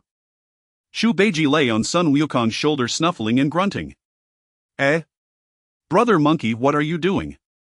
Seeing Chu Xingze pay him no heed, Chu Beiji turned to him and found that Chu was not watching Yudi and Rulai's duel at all, but staring toward Leiyin Temple. Brother Monkey, what are you looking at? Chu smiled faintly and pointed at the ranks outside Leiyin Temple. Do you see? The Buddhas of Lingshan, the Bodhisattvas, the venerable monks, even disciples above the golden immortals, all have come out. I see them. Chu Beiji said in puzzlement. With such a commotion at Lingshan, of course they would all appear. Chu Xingze grinned. Doesn't that mean the usually well-guarded Leiyin Temple is hollow on the inside right now? Is that so? What then? Chu Beiji asked. What a fool, Chu muttered. Leiyin Temple is the Buddha sect's stronghold. There must be many valuables. Now that their attention is outside, if we slip in quietly we might make off with something precious. Chu Beiji's eyes lit up. Yes. Why didn't I think of that? The Buddhist order is awash with riches. Let's go at once. At the mention of treasure, Beiji perked up and fear left him. He followed Chu Xingze eagerly. Let's go. At that moment all of Lingshan's Buddhas had their attention fixed on Rulai's battle with Yudi, and they were jointly weaving defensive measures to ensure the mountain's halls would not be shattered by the duel's aftershocks. Thus they did not notice two figures slipping into the great Leiyin Temple. Hush! Chu Xingze folded away the Xinhuang flag and with Beiji quietly passed monks of weak cultivation into the Mahavira Hall. This is the Mahavira Hall. Beiji entered and immediately saw a gleaming lotus platform upon the central seat. The 12th grade meritorious golden lotus. Beiji cried as he leapt onto it. No wonder Rolai is so formidable, his meditation seat is this 12-grade meritorious golden lotus. Such a thing is an innate supreme treasure. Chu Xingze chuckled.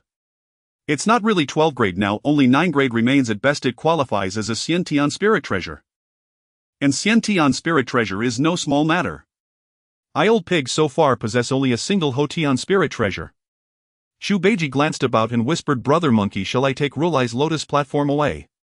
If you sit and cultivate on it, won't you soon recover to the Deluo golden immortal? Chu said. If you want to take it, after all we're here to steal things. Alright, then we'll take turns using it. Chu Beiji was thrilled and tucked the lotus platform away. He did not fear Rolai's divination. By now he had become a pivotal figure in the coming calamity of the journey to the west, an unpredictable factor, and Chu Beiji knew this well. Let us go and look at the back. Chu Xingze led the way across the Mahavira Hall, winding into the rear scripture pavilion. Brother Monkey, this is the scripture repository, shall we go elsewhere? Since we are here, why not go in and take a look? Chu Xingze pulled Chu Beiji in quietly. Inside rows of pavilions stood orderly, each with lofty sutra pillars, beside them fine wooden chests neatly stored various scriptures. Chu Beiji said, Brother Monkey, you were right. Let us search thoroughly, there may be Buddhist manuals of supernatural arts here, learning a trick or two would be useful. Saying this, Chu Beiji began to rummage through the volumes. Chu Xingze remarked, with such an enormous collection, finding anything truly useful could take forever. Brother Monkey, then what shall we do? Chu Beiji asked, looking to Chu. Chu smiled, I have a plan.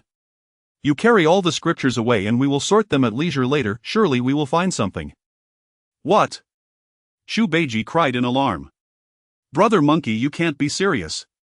You mean we should steal every scripture in the repository? If the Buddhists discover that, won't they be furious?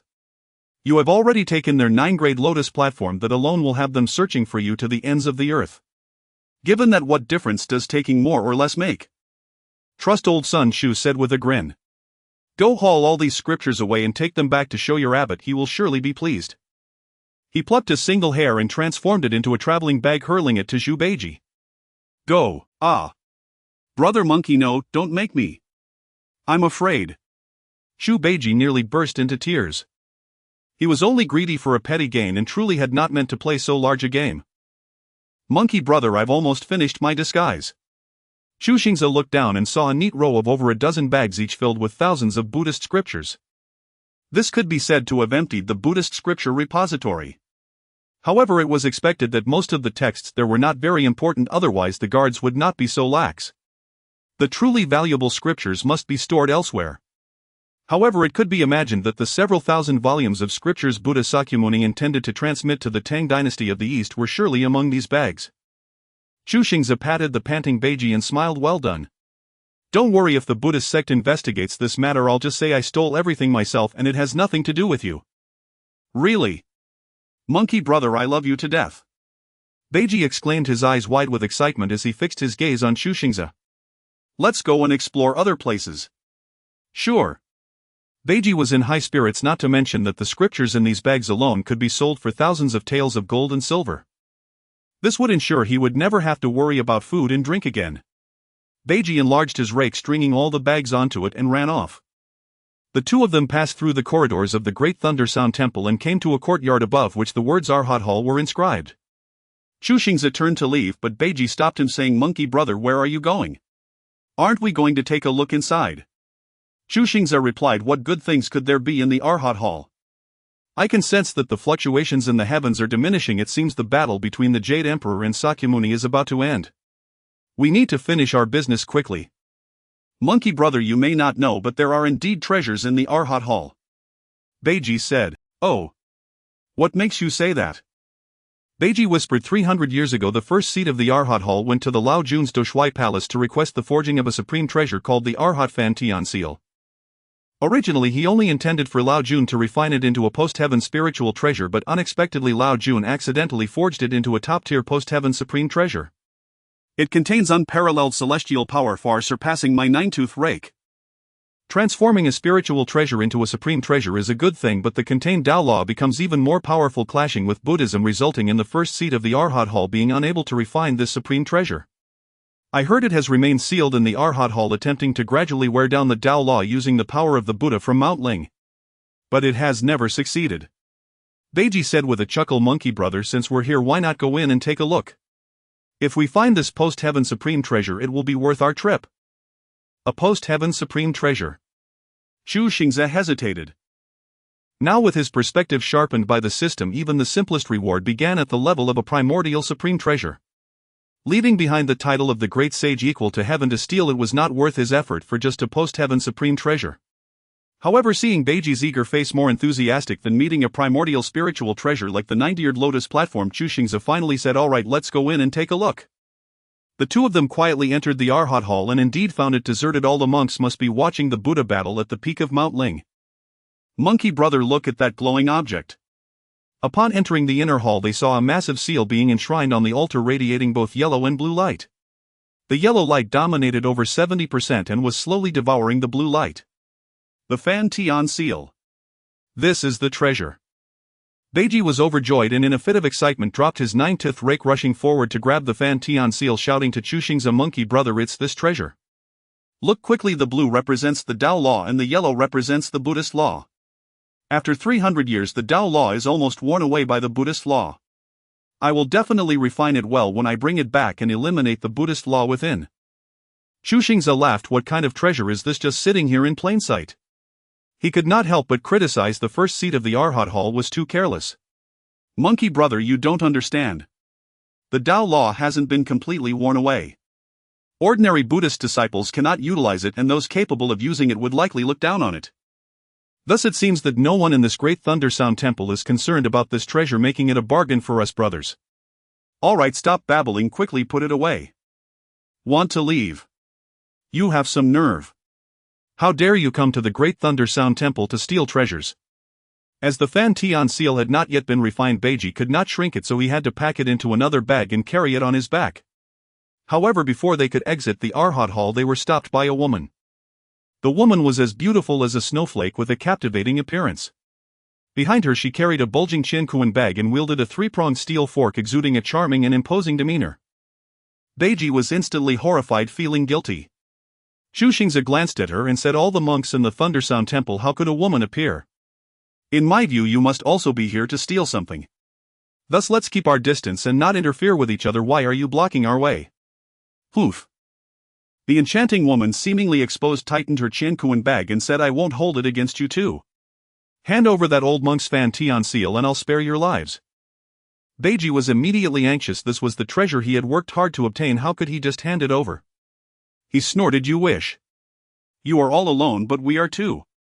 Do you really think you can blackmail us? Monkey brother, with your skills you can definitely resolve her quickly. Take her bag, maybe she has stolen something good too. You brazen fools. You're courting death." The woman was furious and without further ado lifted the 3-pronged steel fork and struck at Beiji. "I'm not afraid of you," Beiji said as he dropped his bag and raised his 9th rake to face the woman. The woman was of average skill and exchanged blows with Beiji for a moment, feeling both angered and irritated. She then waved her hand forward, using her weapon to block Beiji's rake, while a long spike suddenly lunged toward Beiji.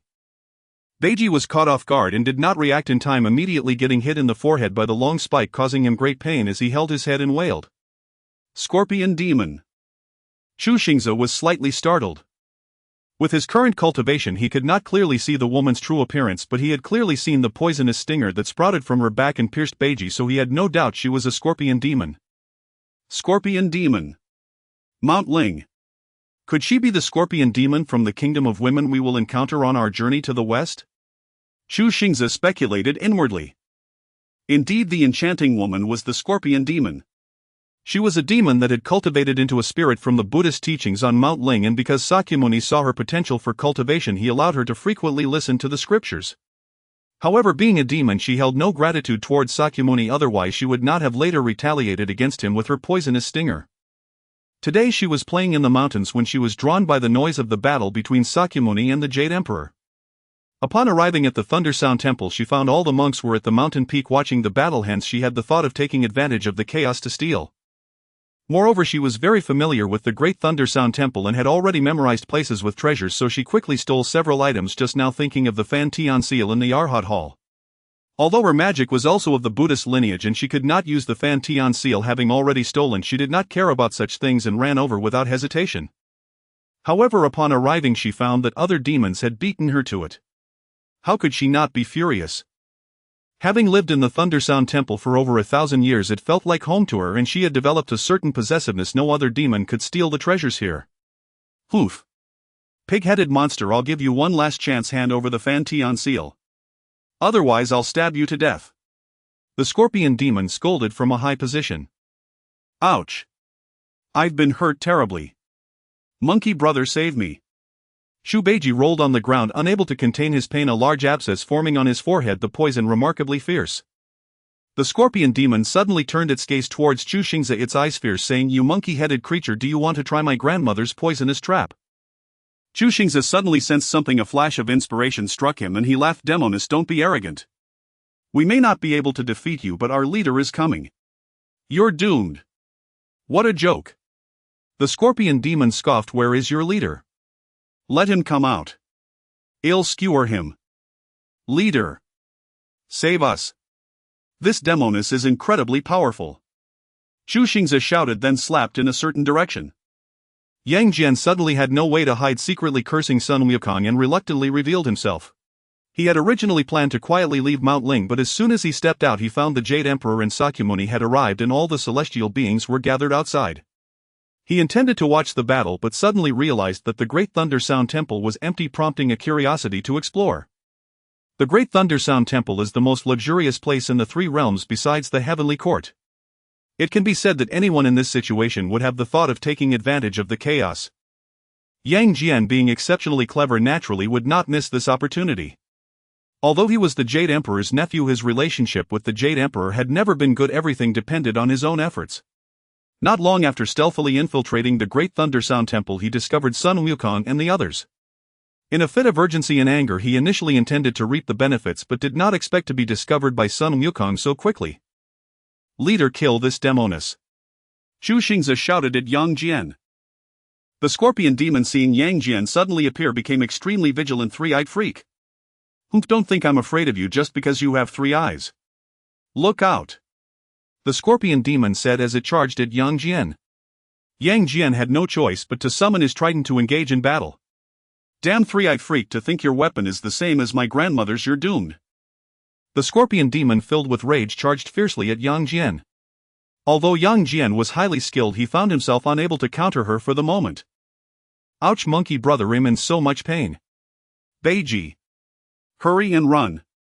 Chu Xingze waved his hand to gather all the packages, grabbed Zhu Beiji, and with a gust of wind vanished without a trace. Damn it. The scorpion demon saw that Chu Xingze and Zhu Beiji had actually escaped. Turning around, she found her own packages were also missing. Instantly filled with rage, her three-pronged fork striking fiercely at Yang Jian. "Three-eyed freak. Return my treasures. Ah. I will kill you." Yang Jian, harboring deep resentment towards Sun Wukong, quickly explained, "I'm not with them, you need to chase them." "Ouch, what's this hidden weapon?" Yang Jian, caught off guard, was pricked by the scorpion demon's poison stinger. However, his tolerance was evidently much stronger than Zhu Beiji's. Perhaps due to the numbing effects of the tight crown from days prior, his head only throbbed slightly, but it had no significant impact. "Three-eyed freak. I don't believe you aren't afraid of my grandmother's unique skill." The scorpion demon was already burning with anger.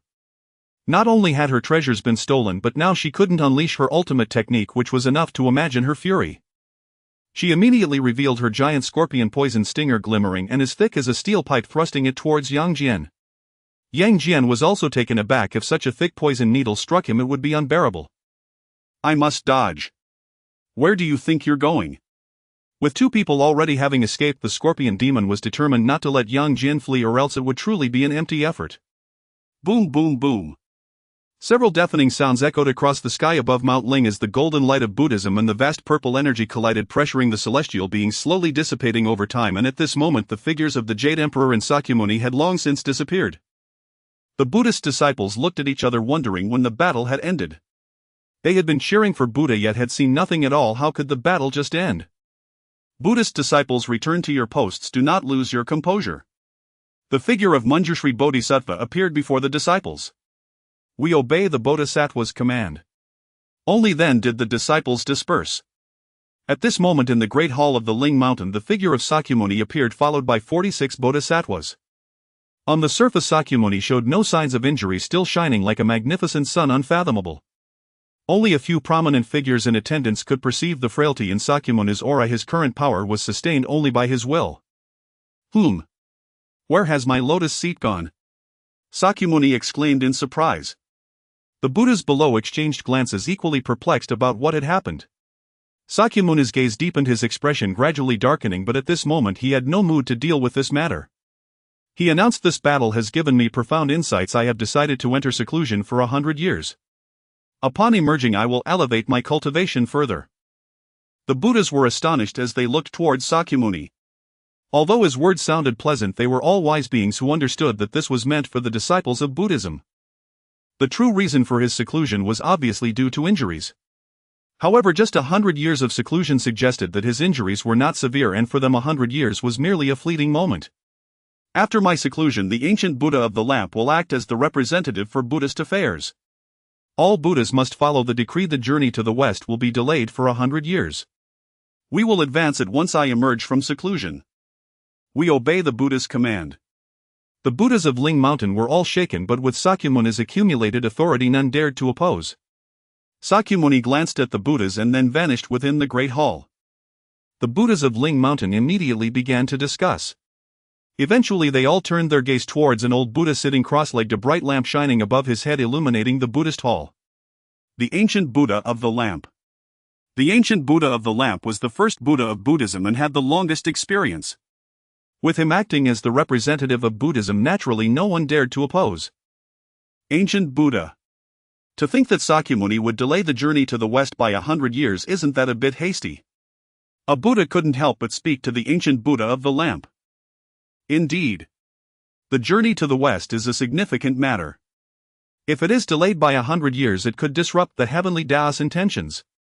Wouldn't our Buddhist endeavors be interrupted? Several Buddhas offered their opinions. Amitabha. The ancient Buddha of the lamp slowly opened his eyes, looked at the Buddhas and said, "This is the Buddha's will. We as disciples of Buddhism should comply. Relay this order. Announce to the three realms the journey to the West is delayed by 100 years. Then the ancient Buddha added, "The 9-petal lotus seed is a sacred object of our Buddha. How could it be lost? Immediately send someone to search for it. It absolutely must not be lost." Not good. Not good. Buddha. Something terrible has happened. The head bodhisattva of the sutra repository rushed into the great hall in a panic, completely lacking the composure and dignity of a bodhisattva, appearing like a commoner who had lost their soul, crying and shouting. What kind of situation is this? Totally inappropriate. This is too much. The 46 Buddhas could not help but criticize this bodhisattva. Buddha. I deserve to die 1,000 deaths. The Sutra Repository. The Sutra Repository. What happened to the Sutra Repository? The Sutra Repository has been completely robbed. In the scripture pavilion led by the ancient Buddha of light, dozens of Buddhas looked around at the empty walls in confusion. Once upon a time the shelves here were filled with scriptures and the sutras filled every stupa. But now they could not find a single scripture. Even the usually mild-mannered ancient Buddha of light could not contain his anger at this moment, nostrils flaring with hot breath. He quickly calculated with his fingers using the divine ability of foresight, but he could not discern any clues, which greatly surprised him and gradually calmed him down. Ancient Buddha. What should we do? This group of thieves must have sneaked in while we were all gathered at the peak of Ling Mountain. Sigh. If they were just stealing treasures it would be understandable, but to steal our Buddhist classics. It is truly outrageous. Despicable to the extreme. In my view, this must have been premeditated. To steal the scriptures is to destroy the very foundation of our Buddhism. Ancient Buddha, this matter must be thoroughly investigated and the stolen scriptures must be retrieved. I believe this is a scheme orchestrated by the Heavenly Court. The Jade Emperor is deliberately provoking us. The Buddhas of Ling Mountain expressed their opinions, each filled with righteous indignation. The ancient Buddha of light pondered and said, "Could it be that the Heavenly Court truly intends to undermine our Buddhist foundation? That is a transgression against the heavenly principles. How dare they? But the facts are in front of us. If it weren't for the Heavenly Court, how could they have stolen the Buddhist scriptures without us being able to calculate anything? Unless the heavenly court has deliberately concealed the heavenly secrets, what other demons possess such abilities? But why would they steal the Buddhist scriptures? If they wish to deal a heavy blow to our Buddhism, isn't that too naive? I understand now. One Buddha said, they have stolen the scriptures and now the journey to the west must be halted, otherwise if Tang Seng reaches the west, what will we use to send back to the eastern lands? After all, Tang Seng came to the west to obtain scriptures. Yes. King of Compassion said it right. The heavenly court is so intent on stopping the journey to the west and hindering the revival of our Buddhism. The Buddhists discussed fervently as if they had seen through the conspiracy between the heavenly court and the mystical sect. Report to the ancient Buddha. The abbot of the Arhat Hall requests an audience. Could it be that something else has been lost? The ancient Buddha of light felt a sudden jolt in his heart. Let him in. Reporting to the ancient Buddha, the Arhat Hall has been robbed. The precious Arhat's heaven-turning seal has been stolen by some thief. Please, ancient Buddha, take charge. I see. After hearing this, the ancient Buddha of light finally breathed a sigh of relief. Thankfully, it was not something of great importance. The Thundersound Temple could not withstand any more turmoil. The ancient Buddha of light then ordered account for all the treasures lost from each palace and hall, focusing on the Arhat Hall for the inspection across the 3 realms. The journey for Tang Seng to obtain scriptures is temporarily postponed. As for how long, we will discuss it later. From today onwards, strengthen the defenses of the Great Thundersound Temple. In the future, regardless of what happens, each hall and courtyard must not leave entirely. We will obey the Buddha's decree. The ancient Buddha of light issued 3 commands in succession and finally felt a bit more at ease. Now that the Tathagata is in seclusion, several influential Buddhas were studying Buddhist teachings and ignoring worldly affairs, while the remaining Buddhas were not up to the task. The burden of the entire Buddhist sect rested solely on his shoulders. The ancient Buddha of light felt very weary. By the way, Maitreya Buddha. The ancient Buddha of light hurriedly scanned the surroundings, trying to find Maitreya Buddha's figure, only to discover he was not present in Ling Mountain at all. That can't be right. Maitreya Buddha is the future Buddha. He is destined to succeed the Tathagata and become the next Buddha. This time, with the Tathagata in seclusion, the responsibility of acting as the Buddha should fall to Maitreya. But he has assigned it to me. The ancient Buddha of light, with his keen insight, could not help but smile bitterly, instantly understanding the Tathagata's intentions. He feared that if Maitreya were to act as the deputy after he secludes himself for 100 years, it would be obstructed when he tries to regain control of the Buddhist authority, which is why he chose to let himself act as the deputy. Because he knew he was the least likely person to compete for the Buddhist authority. But Maitreya posed the greatest threat. Oh Tathagata, you truly are calculating. Even the old monk has been caught in your schemes. The ancient Buddha of light shook his head and smiled bitterly. However, for the stability of the Buddhist sect, even though he knew he had been schemed against by the Tathagata, he had to brace himself and act, otherwise at such a critical moment Buddhism would be in peril. Prushian Bodhisattva. Disciple is here. You immediately find Maitreya Buddha to see the old monk. Just say the old monk has important matters to discuss. The ancient Buddha of light said. Disciple will obey the Buddha's decree. Wenshu Bodhisattva. Disciple is here. You go find Guanyin Bodhisattva to see the old monk. The matter of the journey to the west has always been under her responsibility, and delaying the time must ultimately be handled by her. Yes. Both Wenshu and Prushian Bodhisattvas left simultaneously.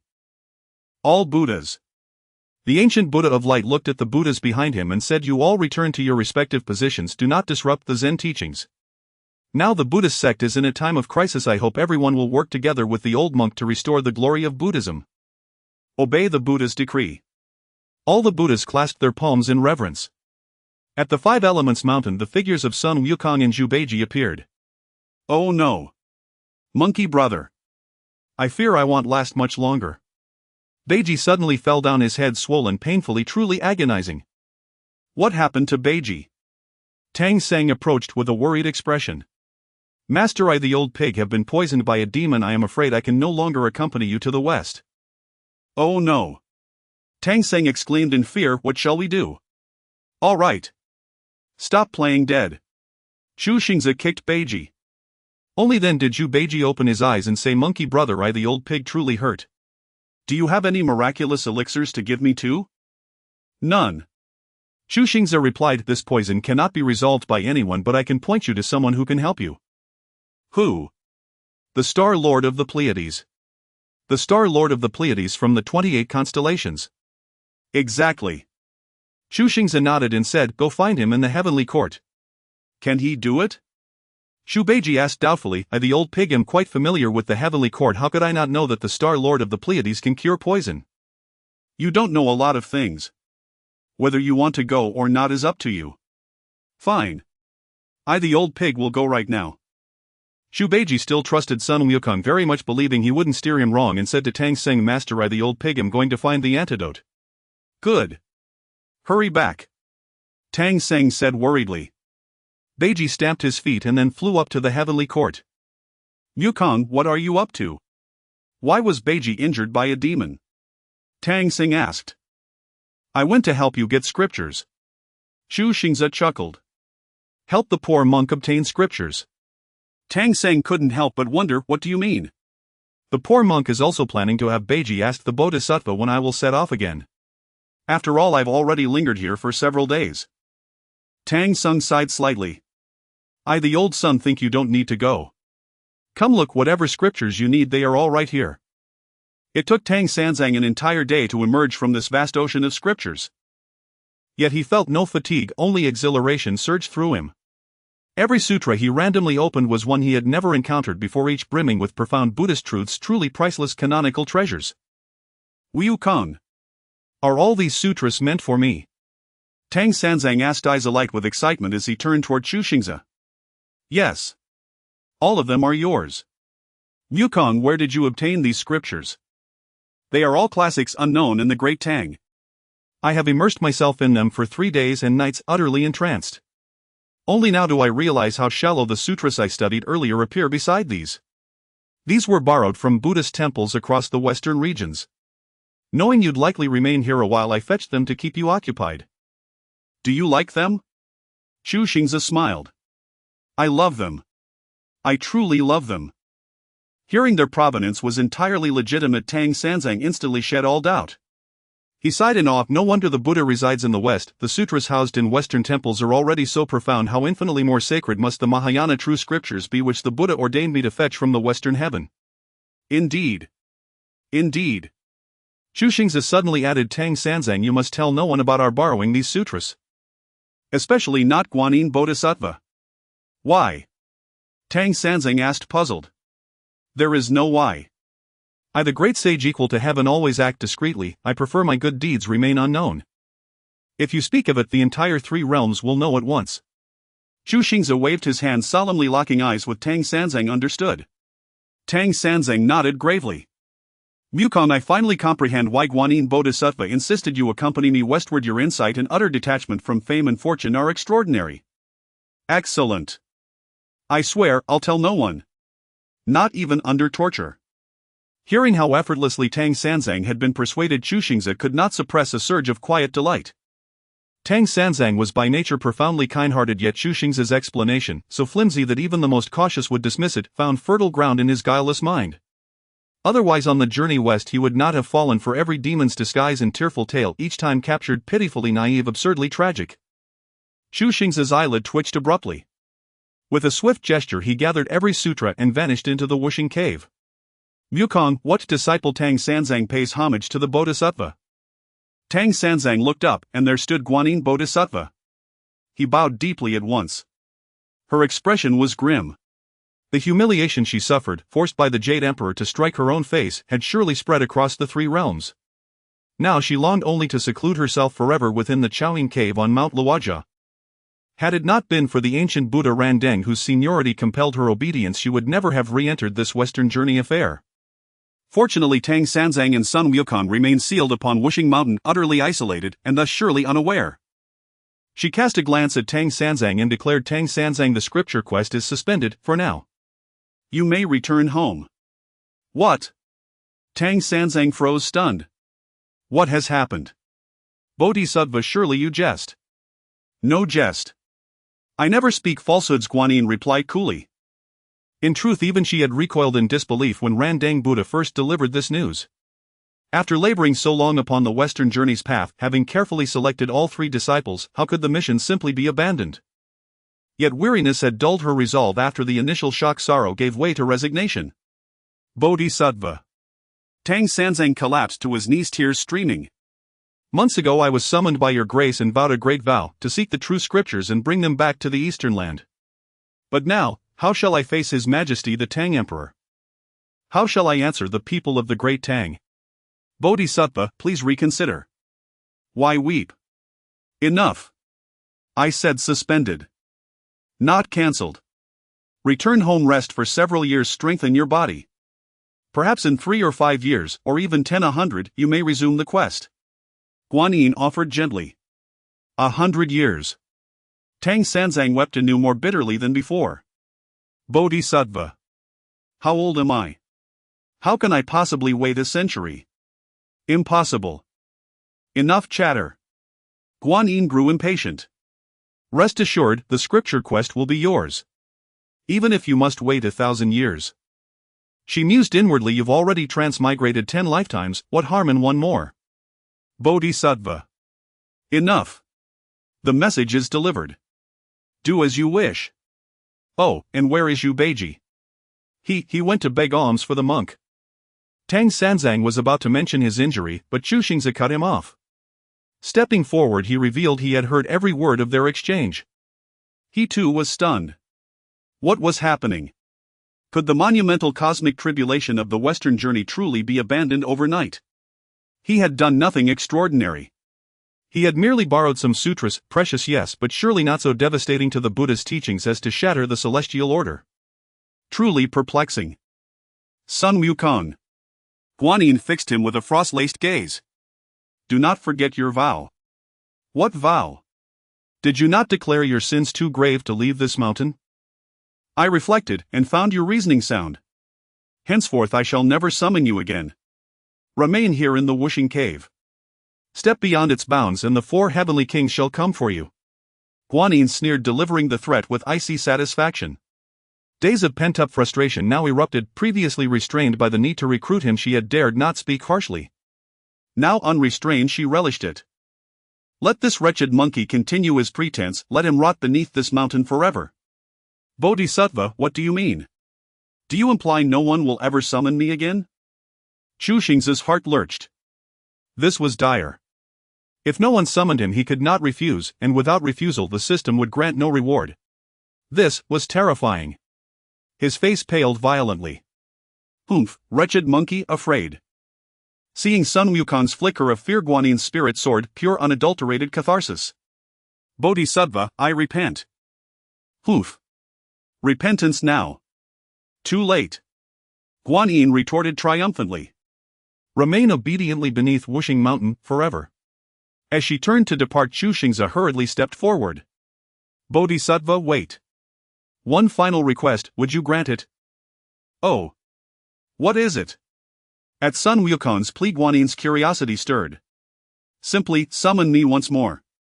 Not harshly, just say, Sun Wukong, if you do not emerge now I shall bind you here for eternity.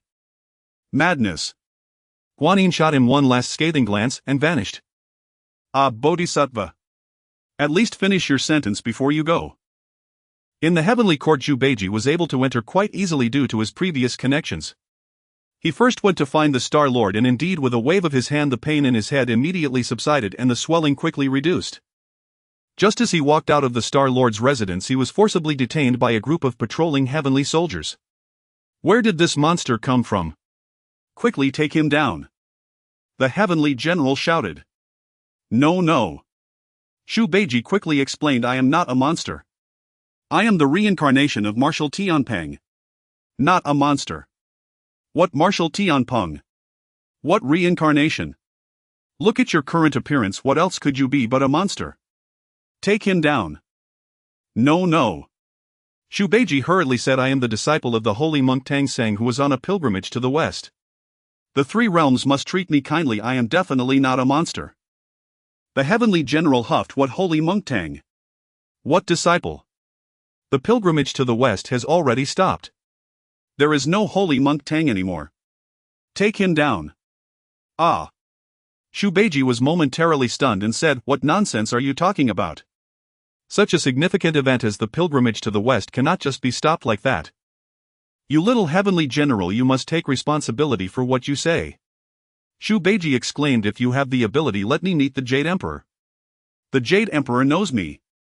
Do you think you can just see the Jade Emperor whenever you want? Besides, the current ruler of the Heavenly Court is no longer the Jade Emperor. It is the Great Emperor Ziwei. What? Where did the Jade Emperor go? Ah. I am familiar with the Great Emperor Ziwei as well. I can meet him too. Xu Beiji struggled, using his pig head to bump around, shouting wildly. What is happening? A handsome young general dressed in lotus flower clothing and riding on a windfire wheel appeared before the heavenly soldiers. I have met the great god Haihui, the third prince.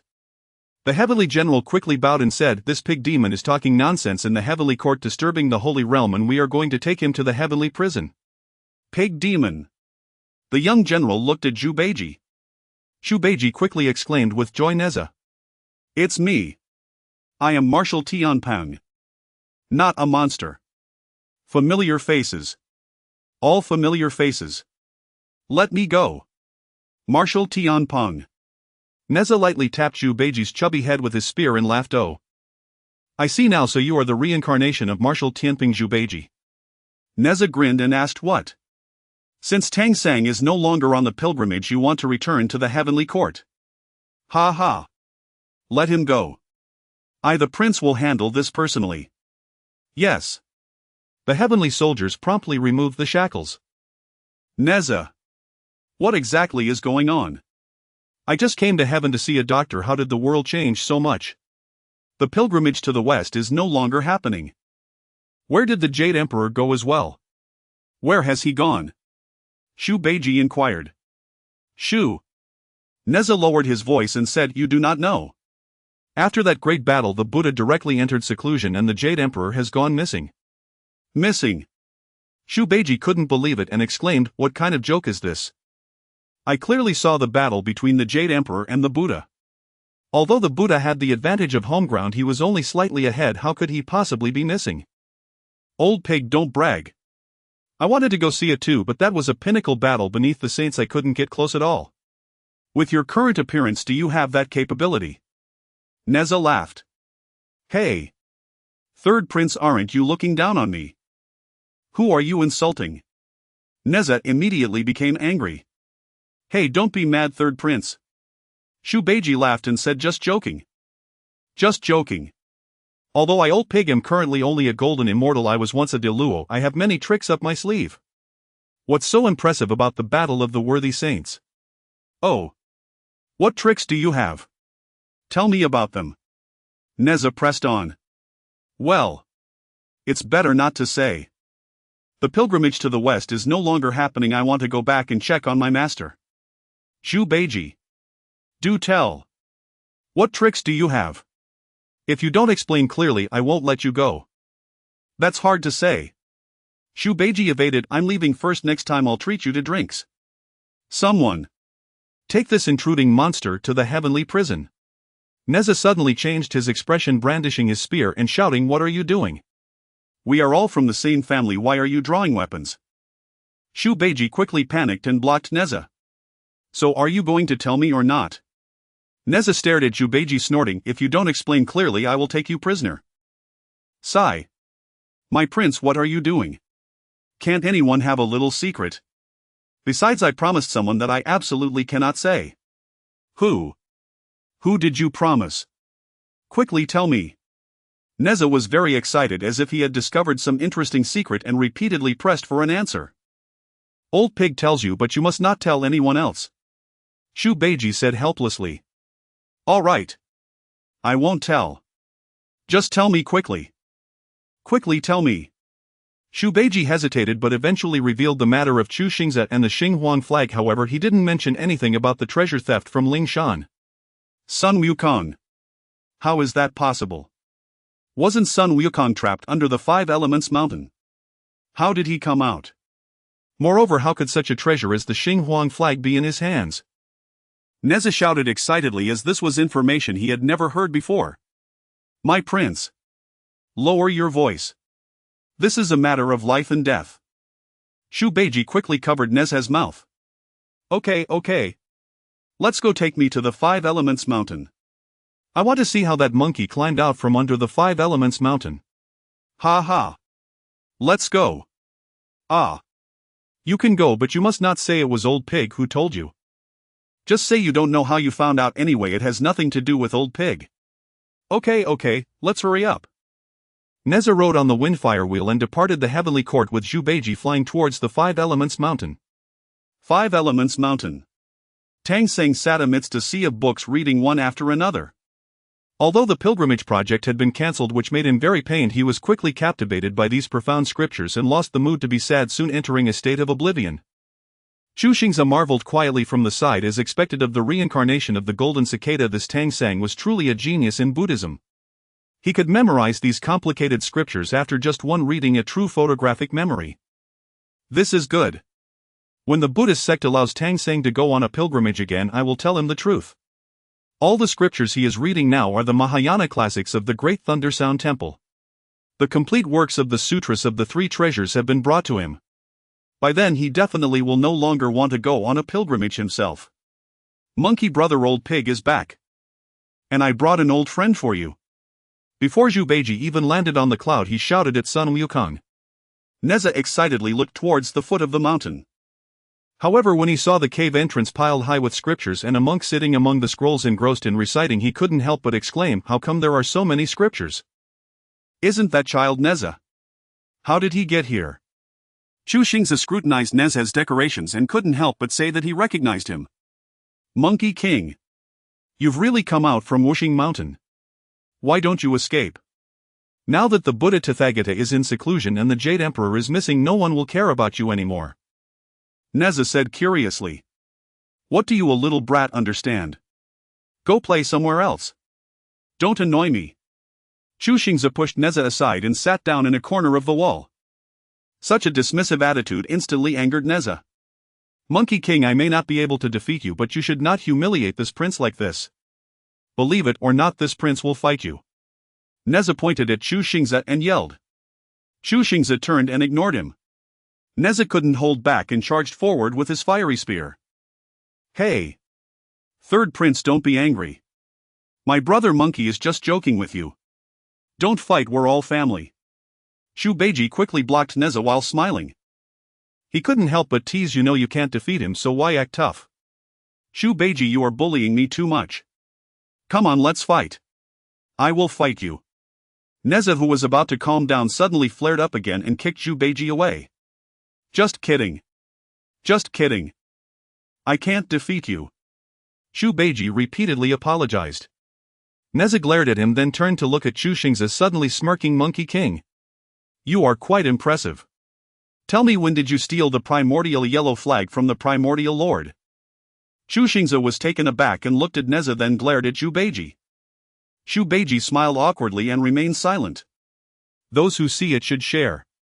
Quickly show me the primordial yellow flag, it's been a long time since I've seen this treasure." Neza thought he had caught Chu Xingze off guard and began to boss him around. "No.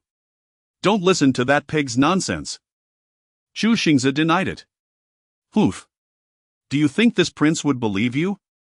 You've even stolen the primordial yellow flag, truly worthy of being a monkey spirit. By the way, the case of the Jade Emperor and the Queen Mother hasn't been solved yet. You didn't also steal the Jade Emperor's Houtnan Tower and the Queen Mother's Cloud Banner, did you?" Neza casually shouted. The speaker was careless, but the listener was attentive. Chu Xingze's eyes widened as he looked at Chu Xingze. Chu Xingze suddenly jumped up, pointing at Neza and scolding, "You little brat. What nonsense are you spouting? I warn you, framing someone is a crime." Neza laughed and said, "Why are you so agitated?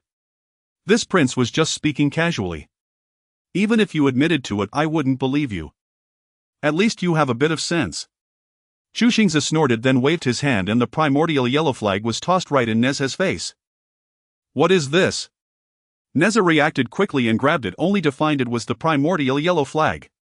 "It really is the primordial yellow flag." Neza excitedly held this innate treasure of the Five Directions. Although among innate treasures the Five Directions flag is not very eye-catching and has almost no offensive power, its function lies in defense. But even so, it is still a genuine innate treasure. Neza could fully believe that if he held the primordial yellow flag in his hands, he would be invincible among golden immortals. Even Yang Jian would surely be unable to defeat him. Have you finished looking? Return it once you're done. The reason Chu Xingze let Neza, this little brat, see the primordial yellow flag was that he already knew he wouldn't stop until he saw it. Moreover, he wanted to shut him up. This kid speaks too freely, just a few words almost revealed his biggest secret. The mouth of a mischievous child is indeed powerful. I've finished looking. Neza, seeing that Chu Xingze generously let him see such a treasure, was instantly very happy, indicating that this monkey still valued him and the earlier unpleasantness could be considered evened out. Although the primordial yellow flag is precious, Neza is not the type to have unjust thoughts upon seeing a treasure, so he was about to return the flag to him. Suddenly the sound of fighting in the distance grew closer, instantly attracting the attention of the three. Oh! Isn't that Erlang Shun? Why is he fighting with a woman? Neza exclaimed in surprise. The newcomers were Yang Jian and the scorpion spirit flying and fighting. With Yang Jian's powers, he was naturally above the scorpion spirit. Although he couldn't subdue her, escaping was not difficult. However, because he had previously been ambushed by the scorpion spirit, he was suffering from a headache and had also not recovered from the aftereffects of the tightening spell, which prevented him from utilizing all his powers. Thus he had been fighting her for 3 days and nights without being able to shake her off. The scorpion spirit was already extremely furious. Her treasure had been taken by Chu Xingze, and she was determined not to let Yang Jian escape. Otherwise this would truly be in vain. Oh no!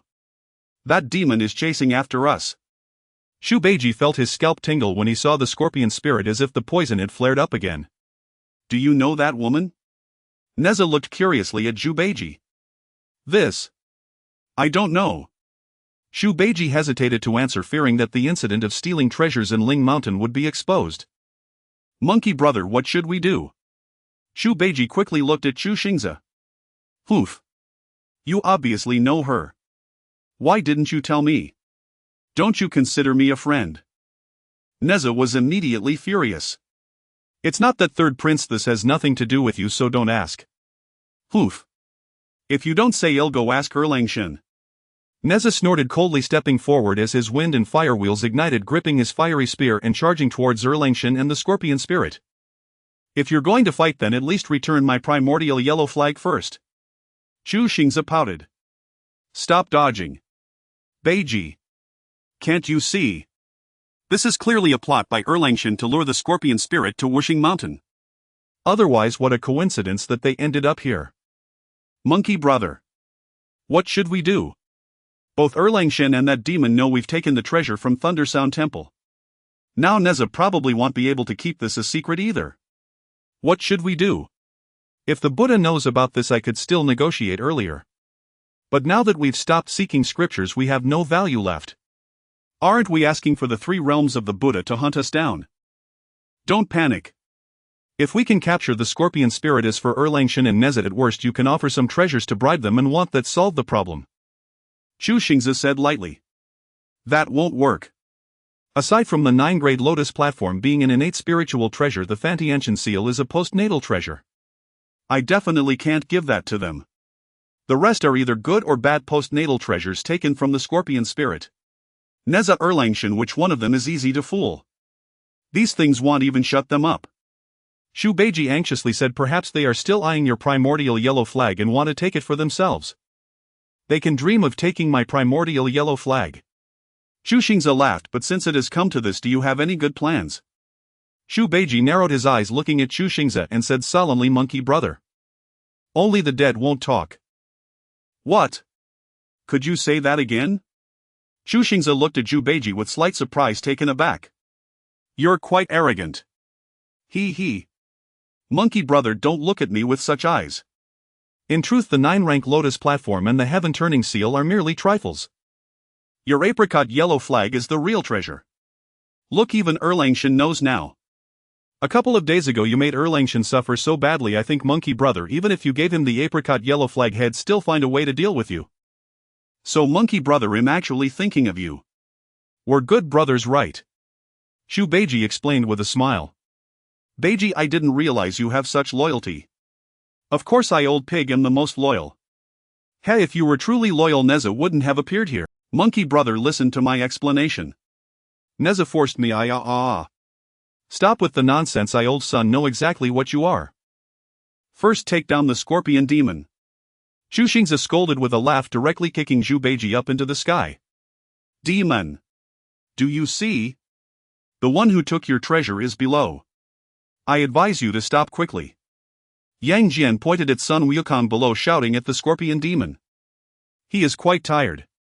More importantly, the scorpion demon's poisonous stinger is too powerful. He must constantly be on guard against the scorpion demon's schemes.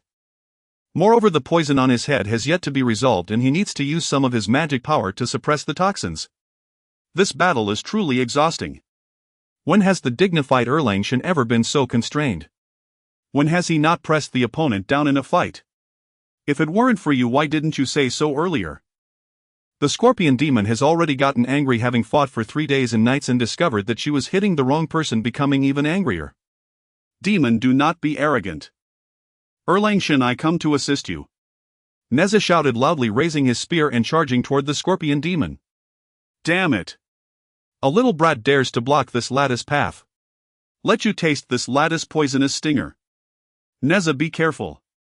Erlangshan hurriedly reminded as he saw the scorpion demon reveal her giant scorpion tail. This prince is not afraid. Neza summoned the apricot yellow flag above his head. Without any worries, he swung his spear and began to duel with the scorpion demon. The apricot yellow flag. How could Neza possess such a treasure? Isn't this what the primordial heavenly venerable bestowed upon Master Zia back in the day? Yang Jian couldn't help but feel suspicious. Alas! The scorpion demon suddenly let out a wail, plummeting straight down from midair, blood flowing profusely. Neza's fire-tipped spear pierced her body, yet her poisonous stinger failed to hit Neza and was instead repelled by the golden light of the apricot yellow flag. Demon! Eat my pig's rake! Seeing the demon fall, Beiji knew it was a good opportunity and quickly raised his rake toward the scorpion demon. The unfortunate scorpion demon had nowhere to evade, and with Beiji's rake striking her back, she crashed heavily beside Tang Sang. However, Tang Sang was reciting scriptures earnestly, completely unaware. Put! The scorpion demon spat out 3 mouthfuls of blood, her internal organs severely injured. Neza and Beiji closely pursued, and Beiji raised his rake ready to take her life. Spare me! Great deity, spare me! The scorpion demon finally grew fearful and quickly knelt down to beg for mercy. Demon, die!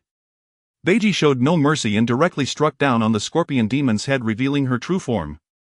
Neza couldn't help but say, hasn't she already begged for mercy? Why are you still going to kill her? Zhu Beiji laughed. She is a demon. Of course she deserves to die. Look at how Erlangshan is chasing her. Killing a heavenly deity, according to the law, she should also face the death penalty. Neza didn't mind, happily said to Chu Xingze, monkey. This apricot yellow flag is indeed a great treasure. That demon couldn't injure me at all. It is good. But no matter how good it is, it doesn't belong to you. Hand it over. Chu Xingze reached out and the apricot yellow flag was taken back by him. Poof. Stingy. Do you really think this prince values it? Neza pouted. Erlangshan. Don't rush to leave. Seeing Yang Jian about to fly away, Zhu Beiji quickly called out to stop him. Yang Jian snorted coldly. Tianpan, why are you calling me? Everything today is thanks to you lot. What? Do you want me to go down and thank you? Yang Jian said with a cold expression. Ah.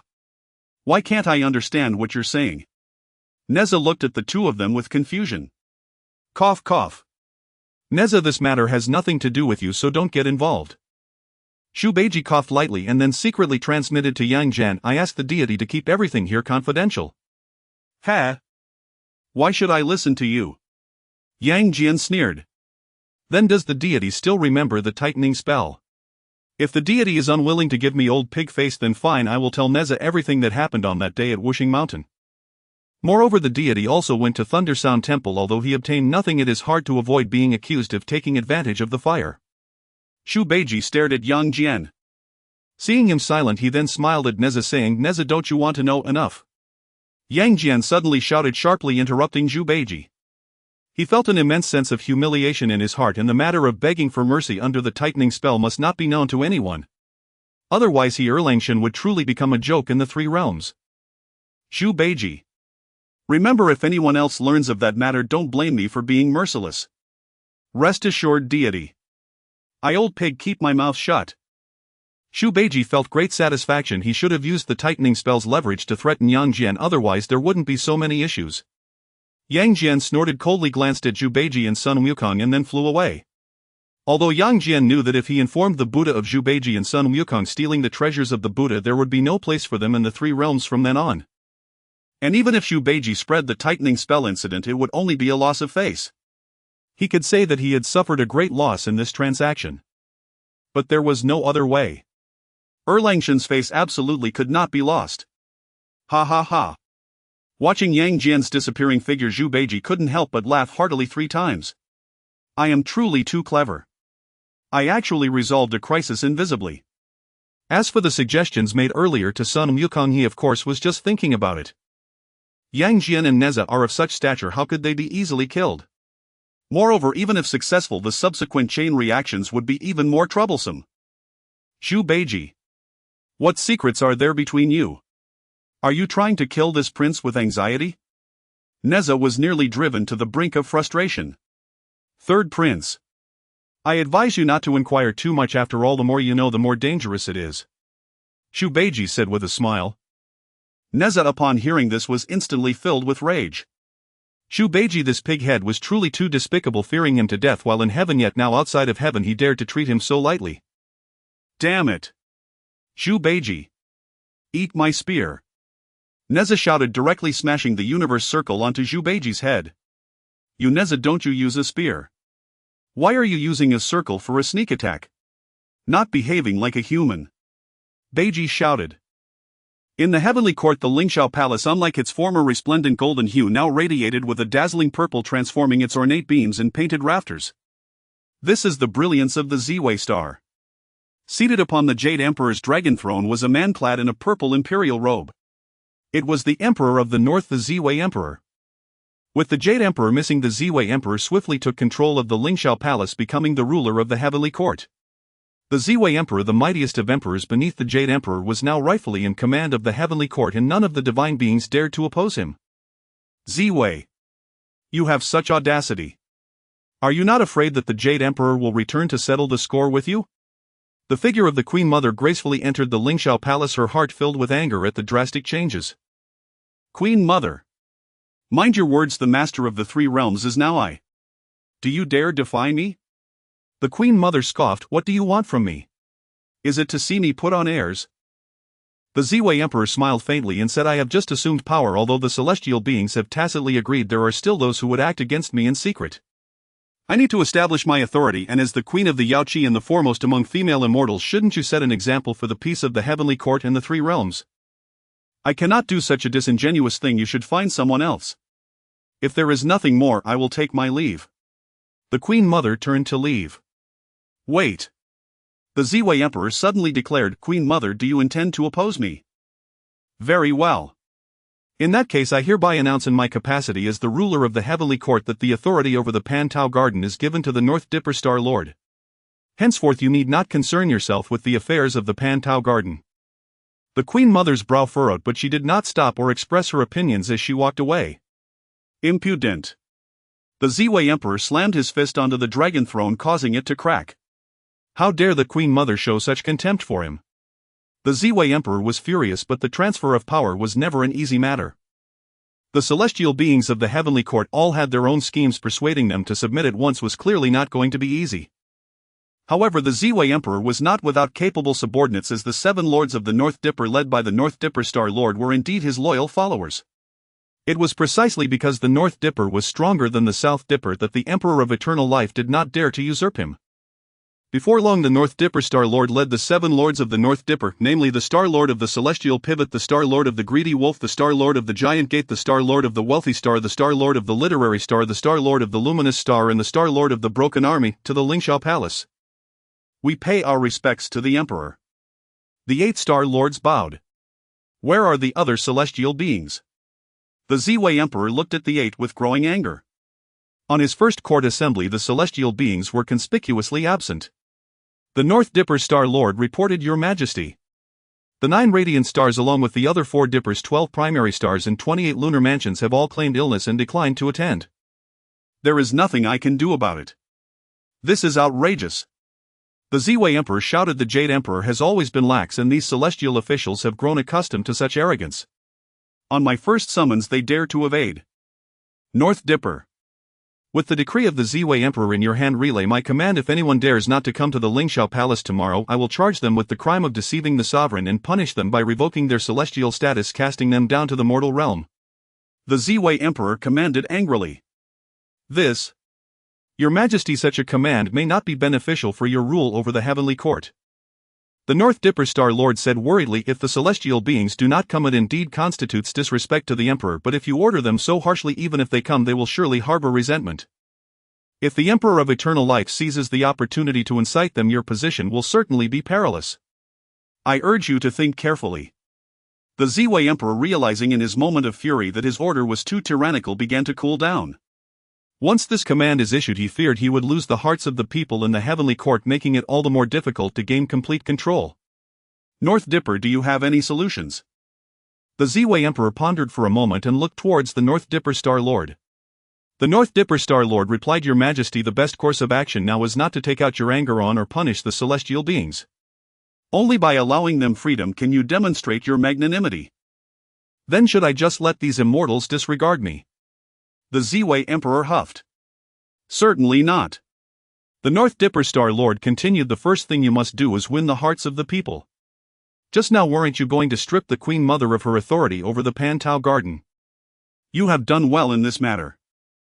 The North Dipper Star Lord smiled. Firstly, by dealing with the Queen Mother you have already instilled fear in the celestial beings. Secondly, controlling the Pantao means controlling their lifeblood so they will not dare to defy you. Now what you must do is generously reward the loyal celestial beings with these Pantao. This will not only attract them to your side but also instill a sense of urgency among them. If they delay their submission, the Pantao may be gone.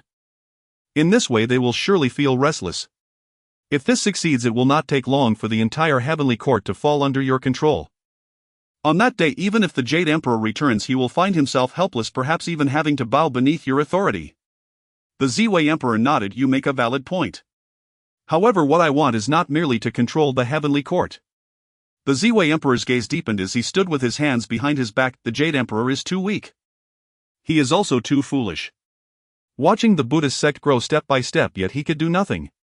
Previously, with the heavenly Tao above, I had no means, but now that the Tathagata is forced into seclusion, the journey to the west has been delayed. This is undoubtedly the best opportunity to hinder the flourishing of the Buddhist sect. What you say is very true. The North Dipper Star Lord said, but we do not understand why the Buddhist sect has suddenly delayed the journey to the west. The Ziwei Emperor sneered. Isn't it simple? The Tathagata is ambitious and clearly wants to use this journey to the west to attain sainthood. Now that he is injured and in seclusion, it will take him at least hundreds of years to recover. If this continues, by the time he emerges, the journey to the west will likely have concluded. With his domineering nature, how could he allow the journey to end while he is in seclusion? I suspect the order to delay the journey to the west must have been a strict command he issued to the Buddhas before entering seclusion. He is the current leader of the Buddhist sect, and even if the sect is unwilling, they must still delay the journey to the west, risking defiance against the heavenly Tao. The Ziwei Emperor's lips curled into a mocking smile. Now I understand. The North Dipper Star Lord glanced at the Ziwei Emperor and then cupped his hands, saying, Your Majesty, do you mean? North Dipper immediately head to Wuxing Mountain and bestow upon Sun Wukong 10 great Pantao and 100 small Pantao. Reinstate his title of the Great Sage equal to heaven and invite him to ascend to the heavens as the judicial god overseeing the celestial beings. Your Majesty. The North Dipper Star Lord and the 7 lords were all taken aback. Why would the Emperor suddenly promote that monkey demon?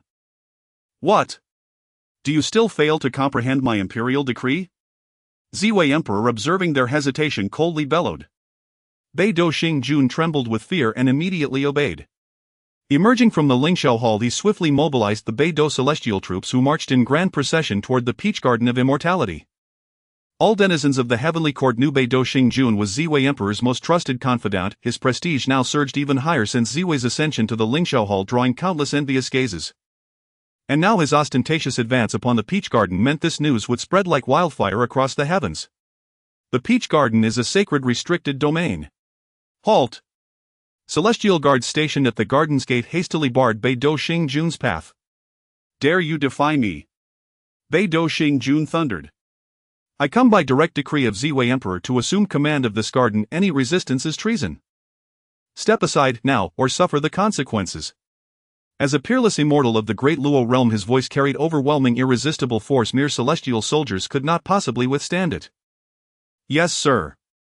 The guards instantly recoiled in terror and hurriedly swung open the garden gates. Bei Do Xingjun promptly replaced the garden's original garrison with his own loyal troops, then ordered the local earth god to personally harvest 10 grand immortal peaches and 100 minor immortal peaches, which were carefully sealed in ornate lacquered boxes. He further commissioned Lu Ban to craft a banner inscribed with the title Great Sage Equal to Heaven, then led his vast host of celestial warriors out through the western heaven gate bound for Wuxing Mountain. Within moments, word rippled across the heavenly court. Ziwei Emperor had bestowed imperial favor upon Sun Wukong. What in heaven's name is happening? Has Ziwei Emperor, barely seated upon the throne, already grown so infatuated with that demon monkey? Granting him again the hollow title of Great Sage Equal to Heaven? Fine. But appointing a monkey as judicial celestial deity? That is preposterous. This is utterly absurd. To oversee all immortals. Are we truly to be governed by a beast? An outraged celestial immortal fumed, convinced Ziwei Emperor's decree was an act of reckless inversion, deliberately undermining heavenly law and plunging the court into deeper chaos. You clearly missed the point. An elder immortal, smug in his perceived insight, declared Ziwei Emperor is asserting his authority. Who is Sun Wukong? The very demon monkey who once threw heaven into upheaval, defying the Jade Emperor himself. He humiliated the Jade Emperor before all heaven. Now Ziwei Emperor elevates him, thus striking the Jade Emperor's dignity in the face and shattering our collective faith in the former sovereign. Exactly. Elder Wang speaks profound truth. I hadn't seen it so clearly. Indeed, only ancient sages perceive such depth. Across the heavenly court whispers multiplied, and with them growing unease. If that unruly monkey truly ascended to heaven and assumed the mantle of judicial celestial deity, his notorious capriciousness meant guilt or innocence would be decided not by law but by whim. Among the immortals, several astute minds sensed this might well be Ziwei Emperor's stratagem of using another's blade to slay. These murmurs, great and small, soon reached Ziwei Emperor's ears via his network of hidden informants.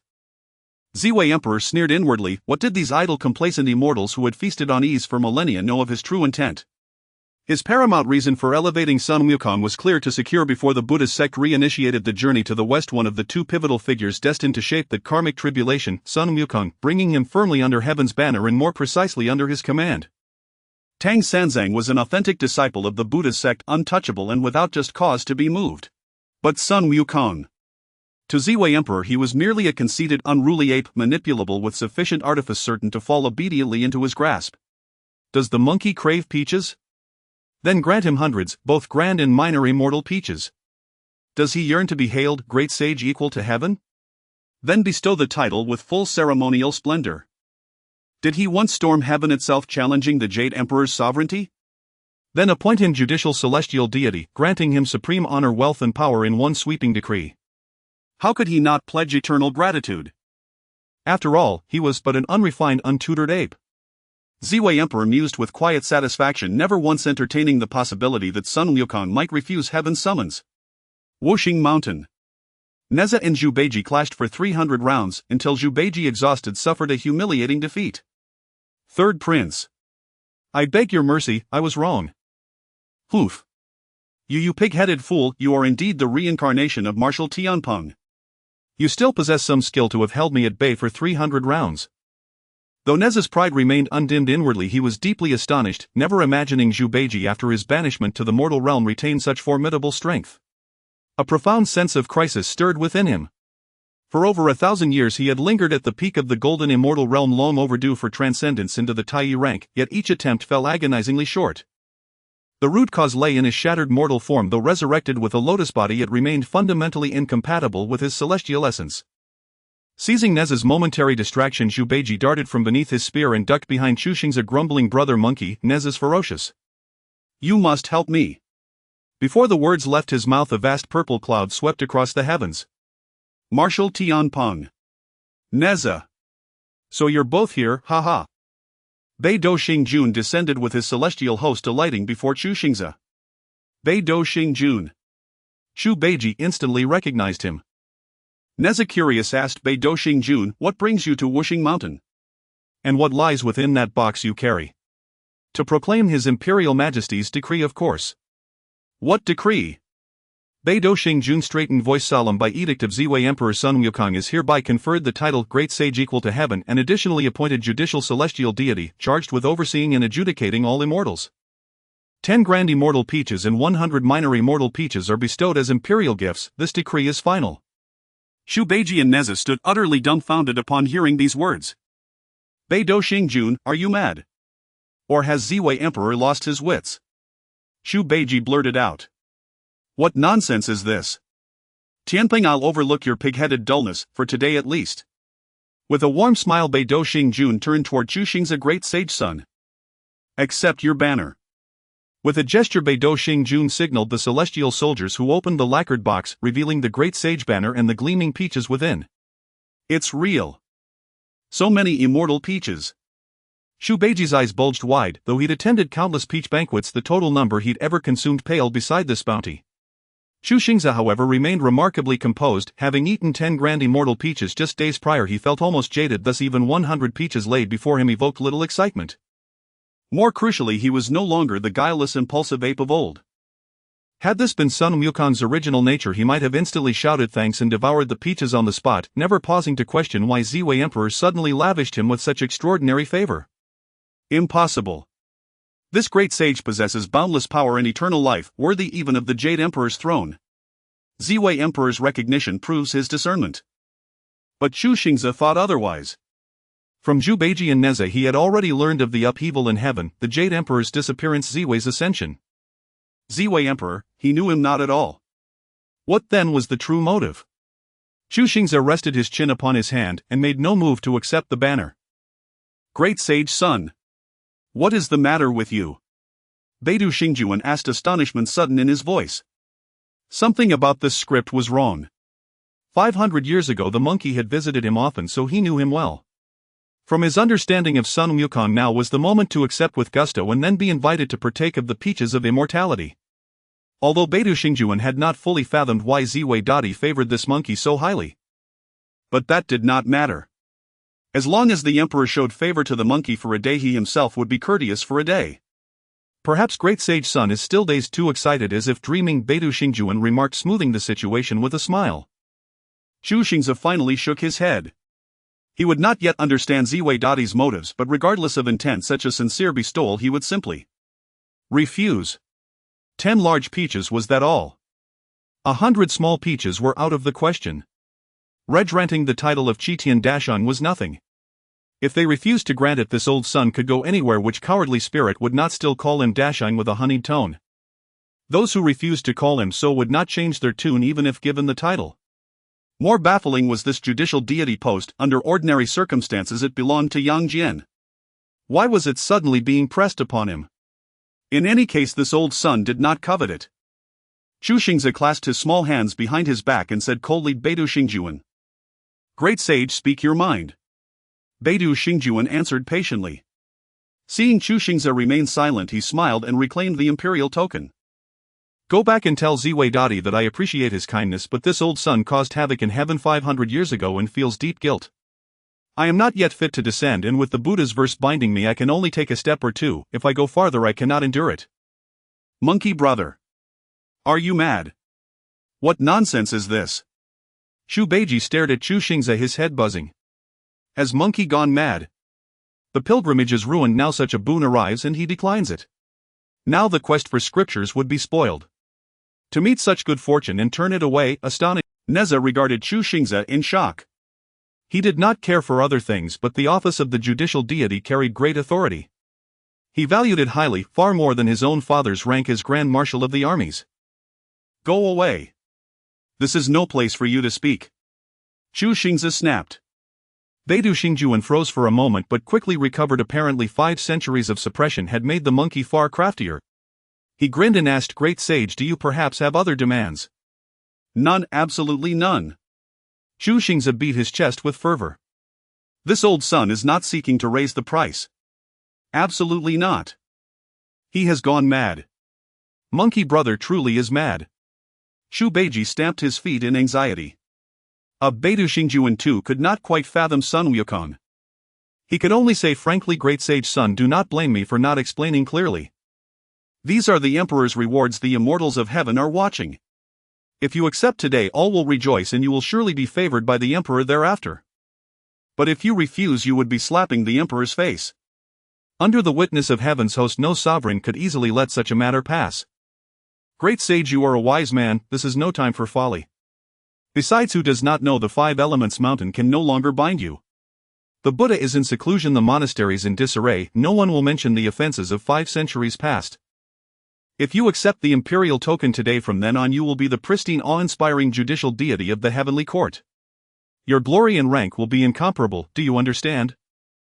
Chu Xingze spoke at length. He believed anyone prudent would recognize the wisest choice. Yes, yes. Chu Beiji chimed in. Chu Xingze is right. Monkey brother, take it. Now he and Sun Wukong were tied together. Whatever honors Sun Wukong gained, he would share the fringe of the benefit. Chu Xingze picked at his ear, ignoring Chu Beiji's words, and smiled at Chu Xingze. Star Lord, have you finished? If so, then turn around and leave. Sun Wukong. Chu Xingze's temper vanished into the heavens. He snapped angrily, do you know what you are saying? What you wish to strike? Chu Xingze laughed. You are a deluo golden immortal. Once you act, even the 3 of us together would not be your match. But if you do not fear the judgment of the 3 realms, then strike if you will. When the Emperor asks why I refused, I will say it was because Chu Xingze was overbearing and quick to violence. Then this old son could not accept. You. Chu Xingze laughed through his anger. Do you think such tricks will deceive the Emperor? Still, the notion of crushing him by force faded. Of course not. Chu Xingze smiled. Yet I trust the Emperor's magnanimity. He would not single me out over such a trifle. Very well. Star Lord, if you have no further matters, please leave. We must still present alms for Tang Sang. Chu Xingze glanced at Tang Sang, who was reciting sutras, hesitated, and lacking a perfect strategy, finally ground his teeth and said, Sun Wukong, I hope you do not regret today's choice. Let's go. Chu Xingze was furious. He had never returned so crestfallen. Chu Beiji sighed. Monkey brother, what are you doing? Even if you do not wish to be a deity, at least feign gratitude and keep a few peaches. Chu Beiji wiped his mouth. He had been drooling all this time, waiting to eat a large peach, only to be left empty-handed. Monkey. You really make me look at you anew. I did not expect you to be so fierce. Ha! Neza laughed. Still, it's a pity, you truly missed such a splendid chance. Chu Xingze's mind chimed with a system notification. A chime congratulated the host for refusing to leave the mountain. Rewards 100 large peaches, 10 ginseng fruits, a 12th grade Gingsher Bailey, and the Qinglian Bao's flag. After checking each reward as it arrived, Chu Xingze could not help but laugh aloud. Ha ha ha. Perfect. Sublime. Neza and Chu Beiji stood together watching Sun Wukong prance and beat his chest, and asked in surprise, Neza, do you think my words goaded monkey brother? What is he doing? Sigh. Neza had no answer. Go and comfort him, he said. Chu Xingze bounced with excitement among the hills, his heart brimming with joy. Who cared for Ziwei Dadi's 10 peaches? Oof. A few thousand peach trees, and still so stingy, 10 peaches to try to coax this old son into servitude. Ridiculous. The system was generous. Knowing this old son had lost 10 large peaches, it multiplied them tenfold and even bestowed 10 ginseng fruits. TSK. Something to gnaw on at last. Of greater value were the 12th grade Gingsher Bailian. Legend had it the lotus throne had vanished since its birth and no one had encountered it, yet it fell into his hands today. And with the Qinglian Bao's flag in hand, he now possessed 4 of the innate 5 elements flags, needing only the last piece. Even when separated, each of the innate 5 elements flags was formidable. If the 5 banners were united, their defense could rival top-tier innate treasures. Alas, many rumors surrounded the final banner's whereabouts. Which piece truly constituted the innate 5 elements flag would ultimately be decided by the system. Heavenly Court. Lingxiao Palace. The atmosphere became exceedingly heavy. The North Dipper Star Lord first apologized to the Purple Micro-Emperor for failing to carry out the Emperor's command. He then added, Emperor, this Monkey King truly does not know what is good for him. Just now, for your dignity, I refrained from acting. Now as soon as you give the order, I shall personally capture that monkey and present him before you to apologize. The Purple Micro-Emperor stroked his 3-inch-long beard and said lightly, do you really think capturing him now would not damage my dignity? Ah. I misspoke and did not consider. The North Dipper Star Lord felt embarrassed. The purple micro-emperor's gaze fluctuated, and after a long pause he murmured, with fame, fortune and power all at the highest level in the heavenly court, what more could this unruly monkey want? The purple micro-emperor couldn't help but gaze at one of the 8 Star Lords who wore a crown and dressed like a cultured scholar. It was the Wenchang Star Lord. Seeing his opportunity to perform, the Wenchang Star Lord quickly stepped forward and reported, Emperor, if that unruly monkey is not moved by fame, fortune or power, then only beauty remains. It seems that monkey is a lecher. In my opinion, we should use the beauty trap against him. Beauty trap. The purple micro-emperor seemed to have thought of something and nodded slightly. Then go to the Queen Mother of the West and select several exceptionally beautiful fairy maidens. At the same time, it will serve as a warning to the Queen Mother. The Wenchang Star Lord clasped his fists and said, as you command. Suddenly a towering Star Lord clad in armor spoke, Emperor, this might not work. Why not? Emperor, if you observe carefully that Sun Wukong is merely a monkey. How could even the most beautiful fairy maidens move his heart? It's like us looking at monkeys. Even if that female monkey is stunning, how could we fall in love? The Wuching Star Lord coughed. Emperor, please mind your words. The Pujuan Star Lord coughed again, speaking softly. The purple micro-emperor grunted. Are you suggesting that I should find some beautiful female monkeys to send to him? Ha ha. Several Star Lords couldn't help but laugh, and the atmosphere in Lingxiao Palace finally turned cheerful. The Wuching Star Lord, however, felt indignant. Was there anything wrong with what he said? He decided to argue his point. Emperor, I believe. Enough. The purple micro-emperor waved his hand, saying, let you all handle this matter. Whoever can bring that unruly monkey to heaven shall gain credit. The Wenchang and Wuching Star Lords quickly replied in unison, as you command.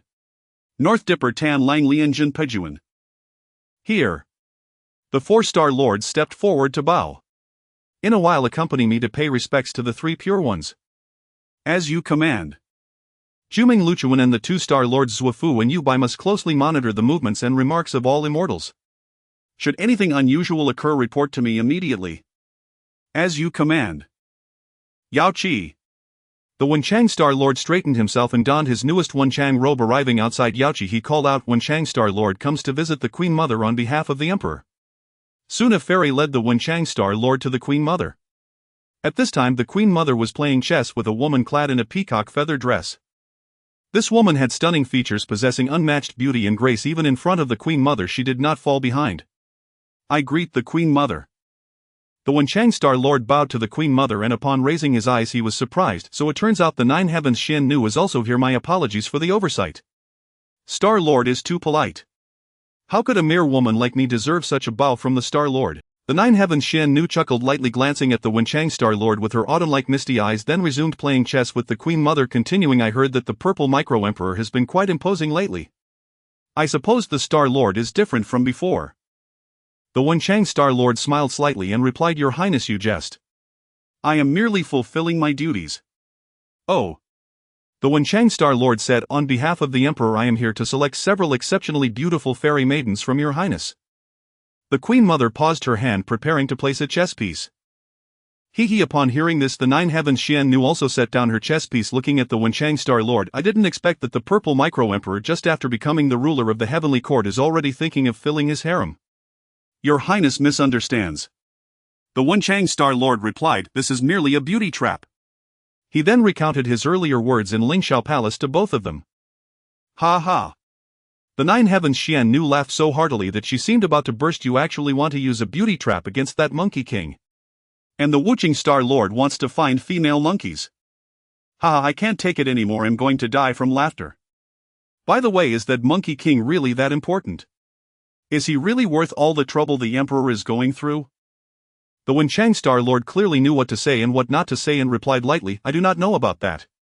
He then looked at the Queen Mother. There are many fairy maidens in your Highness' palace. Just dispatch a few to me so that I can fulfill the Emperor's command. After a long silence, the Queen Mother expressed her anger. Does the purple micro-emperor think my Yaoqi is some kind of market? You can just take people as you please. I see wanting people under the guise of a beauty trap is just a pretext. You truly want to take advantage of me. The Queen Mother coldly huffed, naming the purple micro-emperor's true intentions directly. In the heavenly court, where could one not find fairy maidens? Now to explicitly name her Yaoqi palace, even a fool knows what that means. Your Highness, the Wenchang Star Lord wanted to explain something but was suddenly interrupted by a voice. Indeed. I am here to take advantage of your Yaoqi. The figure of the purple micro-emperor suddenly appeared outside Yaoqi, taking one step at a time until he stood before the Queen Mother. I greet the Emperor. The Wenchang Star Lord and the Nine Heavens Xian Nu both bowed. The gaze of the purple micro-emperor revealed absolute dominance. He clearly had no intention of hiding anything. He was plainly telling the Queen Mother that he intended to take her down first. Smash! The Queen Mother slammed her palm onto the chessboard, instantly shattering it and scattering the pieces. Purple micro. Do you really think I am easy to bully? I will fight you to the end. I will not endure such humiliation, and even if the Jade Emperor were here, he would not dare to treat me like this. The Queen Mother shouted angrily. Haha, don't mention the Jade Emperor to me. He is not worthy to be compared with me. 500 years ago the Erlang god set fire to Huagua Mountain, turning this renowned land of fortune into ruins. It being a sacred mountain, it revived in just 300 years. Another 100 years passed and the trees flourished, followed by another 100 years of lush foliage. After 500 years, Huagua Mountain has seemingly restored its original appearance. Although the monkey tribe was recorded in the death register by Sun Wukong, this only meant that there would be no ghostly messengers to claim their souls. Naturally, they would still die, whether by accident or through hunger, becoming solitary spirits. Generations passed and now the monkeys of Huagua Mountain have also grown stronger, though few have witnessed Sun Wukong still clinging to life. At this moment in the water curtain caves mountain stream, an old white-browed monkey was surrounded by many young monkeys recounting tales of the legendary Monkey King Sun Wukong.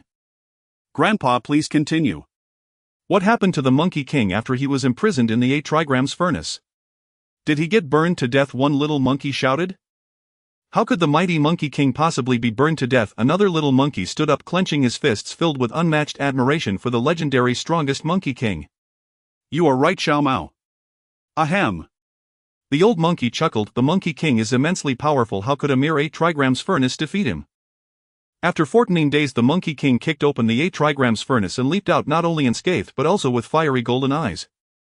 At that moment he shouted loudly, brandishing his Rui Jingu Bang, and struck directly from the 33 heavens to the Jade Emperor's heavenly palace, unstoppable along the way, causing the deities to retreat and flowers to fall in disarray, even vying for the Jade Emperor's throne. Wow! How amazing! How cool! The little monkeys were instantly thrilled, their spirits lifted. Grandpa, did the Monkey King seize the Jade Emperor's throne? Yes. Yes. Did he defeat the Jade Emperor? The little monkeys eagerly stared at the old monkey, anticipating him to continue. Who? The old monkey began to emit heavy and rhythmic snoring sounds. Poof. Grandpa always does this. He falls asleep right at the crucial moment.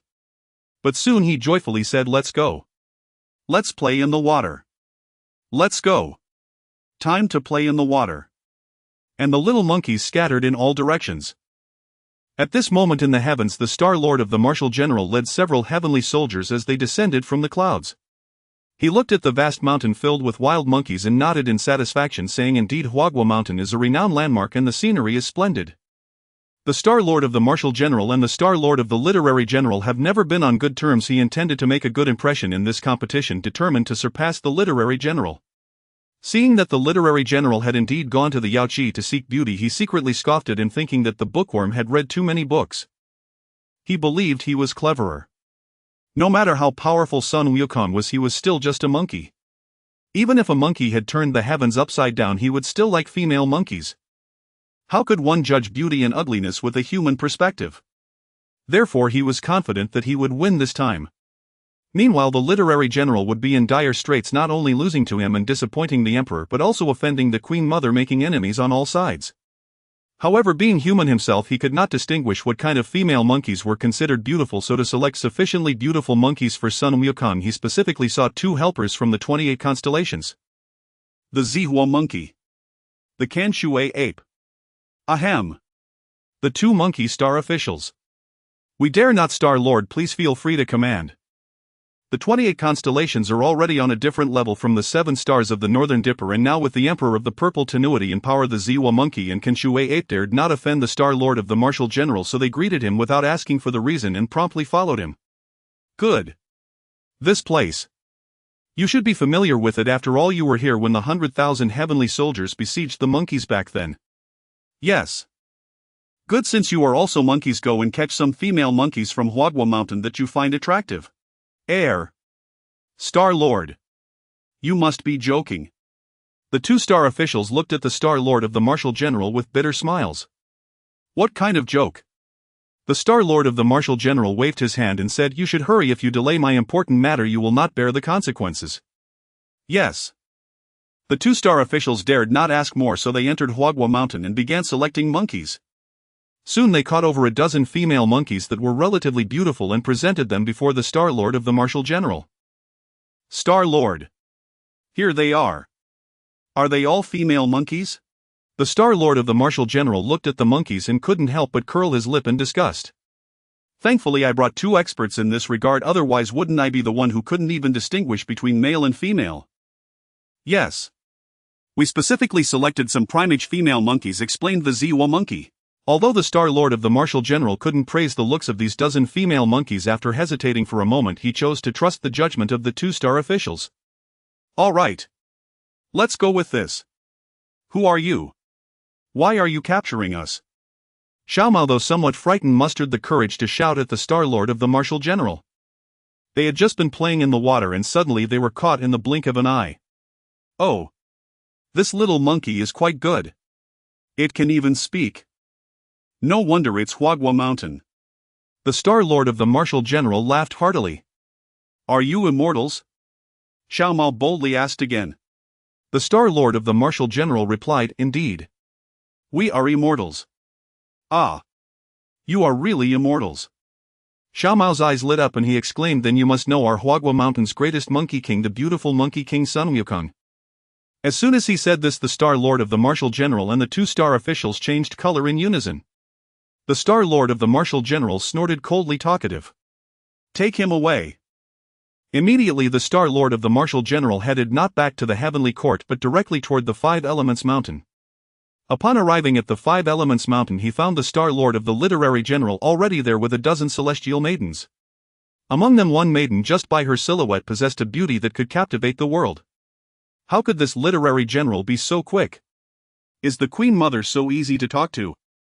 The Star Lord of the Marshal General hurriedly caught up, laughing, "Literary brother, you are really fast."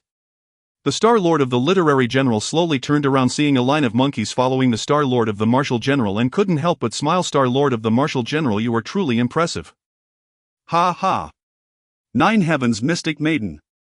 Why are you here too? The Star Lord of the Marshal General was about to retort, but as he approached he recognized the identity of the Nine Heavens Mystic Maiden and was greatly shocked. The Nine Heavens Mystic Maiden glared at the Star Lord of the Marshal General, ignoring him, filled with profound shame. She regretted going to Yaoqi to secretly converse with the Queen Mother. Now it truly felt like stepping on one's own toes.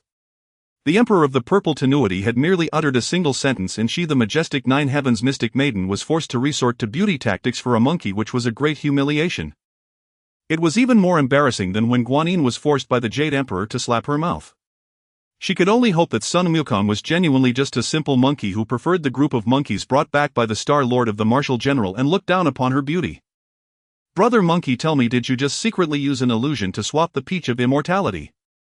I know that monkeys like you are the best at stealing peaches," Chu Beiji said while gnawing on the peach of immortality, laughing and looking at Chu Xingze. Neza also looked curiously at Chu Xingze, thinking to himself that this monkey is really generous, even gifting me a large peach. Chu Xingze glanced at the dozen large peaches in the system space and said, "Don't talk nonsense. What kind of person do you think I am? I have long since looked down upon such petty theft. Hurry up and eat, and after you finish I'll let you taste another good thing," Chu Xingze said with a smile. "Ah. There's more good stuff." Chu Beiji was taken aback, then immediately opened his mouth and stuffed half of the peach into it. "Brother Monkey.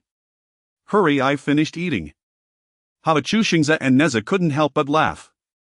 "You're so impatient." Chu Xingze glared at him, then waved his hand forward and two gleaming ginseng fruits appeared in his palm. Ginseng fruit.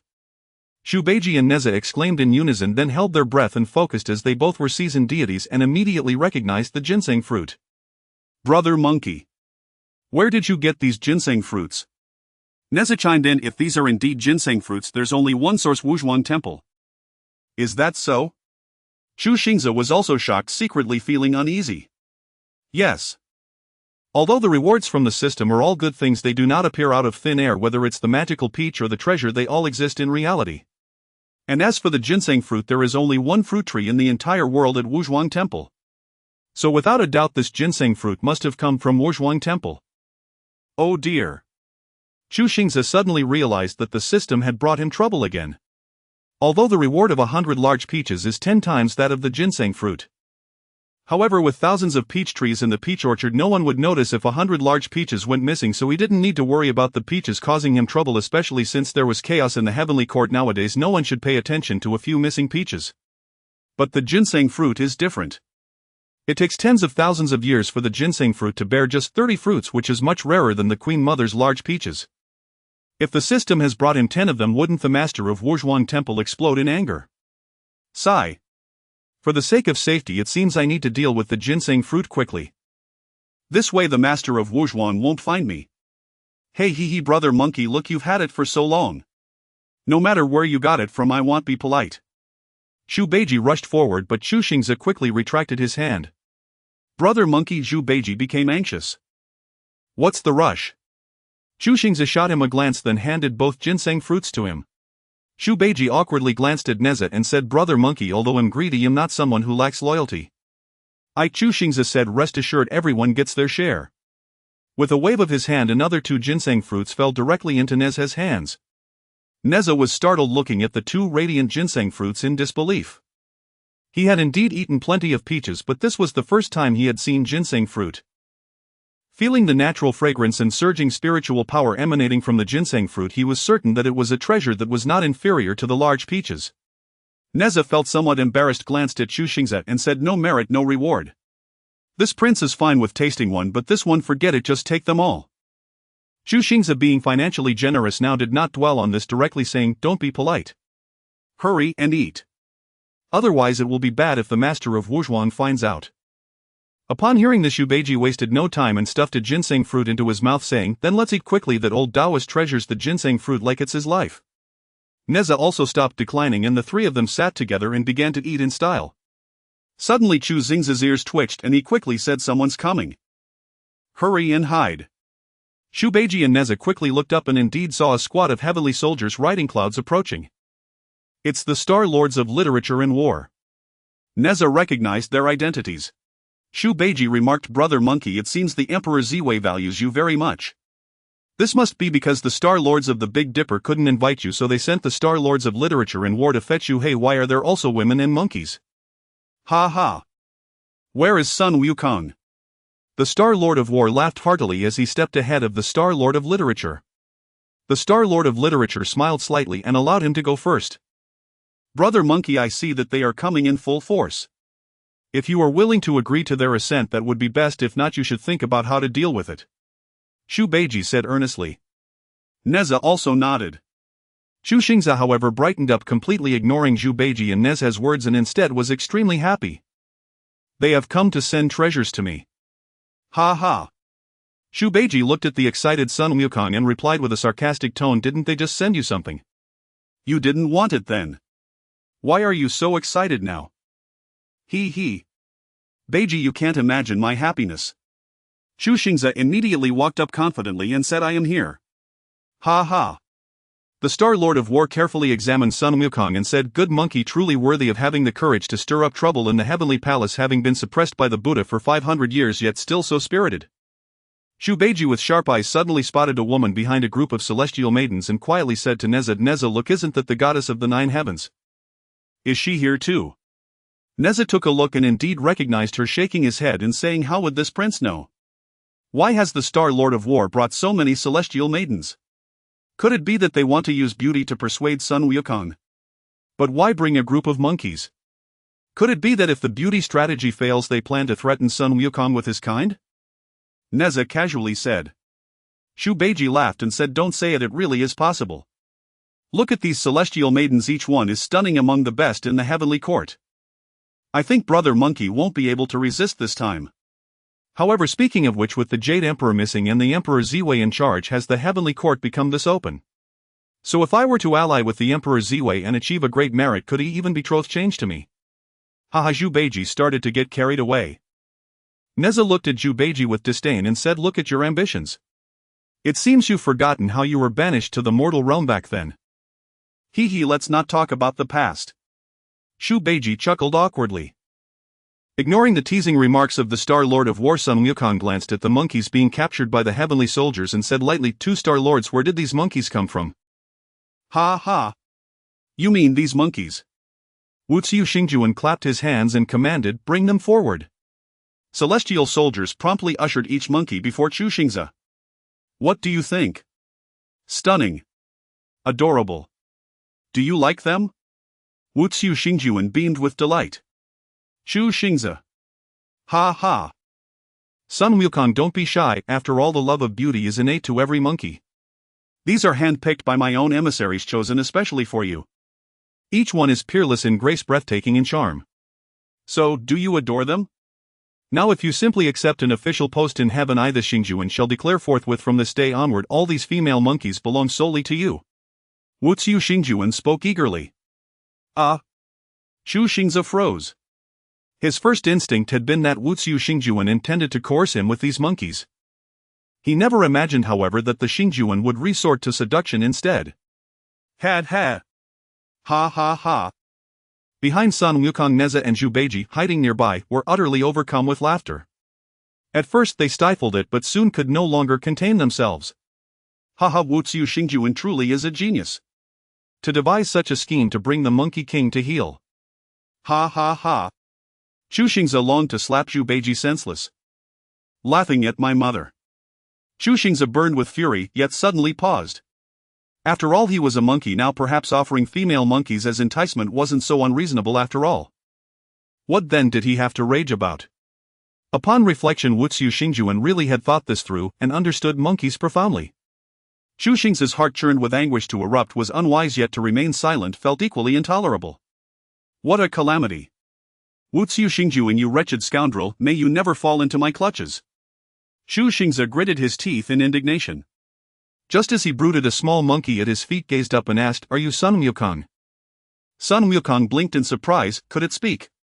Damn your grandmother, Wu Xingze, you've even supplied me with a monkey spirit. How thoughtful of you. Yes, I am. Chu Xingze replied tersely. No, you're lying. The little monkey snorted. Sun Wukong is the greatest monkey king of Huagua Mountain. You're merely a common monkey, albeit handsome with golden fur, but you could never be our mighty divine great sage. You claim you're from Huagua Mountain. Chu Xingze recoiled in astonishment and pressed urgently. Indeed. So you must not dare usurp the sacred name of our great king. Having heard tales daily from elder monkeys, the name Sun Wukong had long since been sanctified among them. How could they possibly allow an ordinary-looking monkey to bear that hallowed title? Chu Xingze furrowed his brow, then inspiration struck. He roared, Wu Xingze. You overstep all bounds. You seized my kinsfolk from Huagua Mountain and now seek to lure me with them. This is an unspeakable disgrace. If I fail to avenge this outrage, I am unworthy to live, not even as a monkey. With that he lunged forward as though ready to fight Wu Xingze to the death. All present stood stunned. Chu Xingze glanced at Zhu Beiji, still idly spectating, and inwardly cursed, "Fool."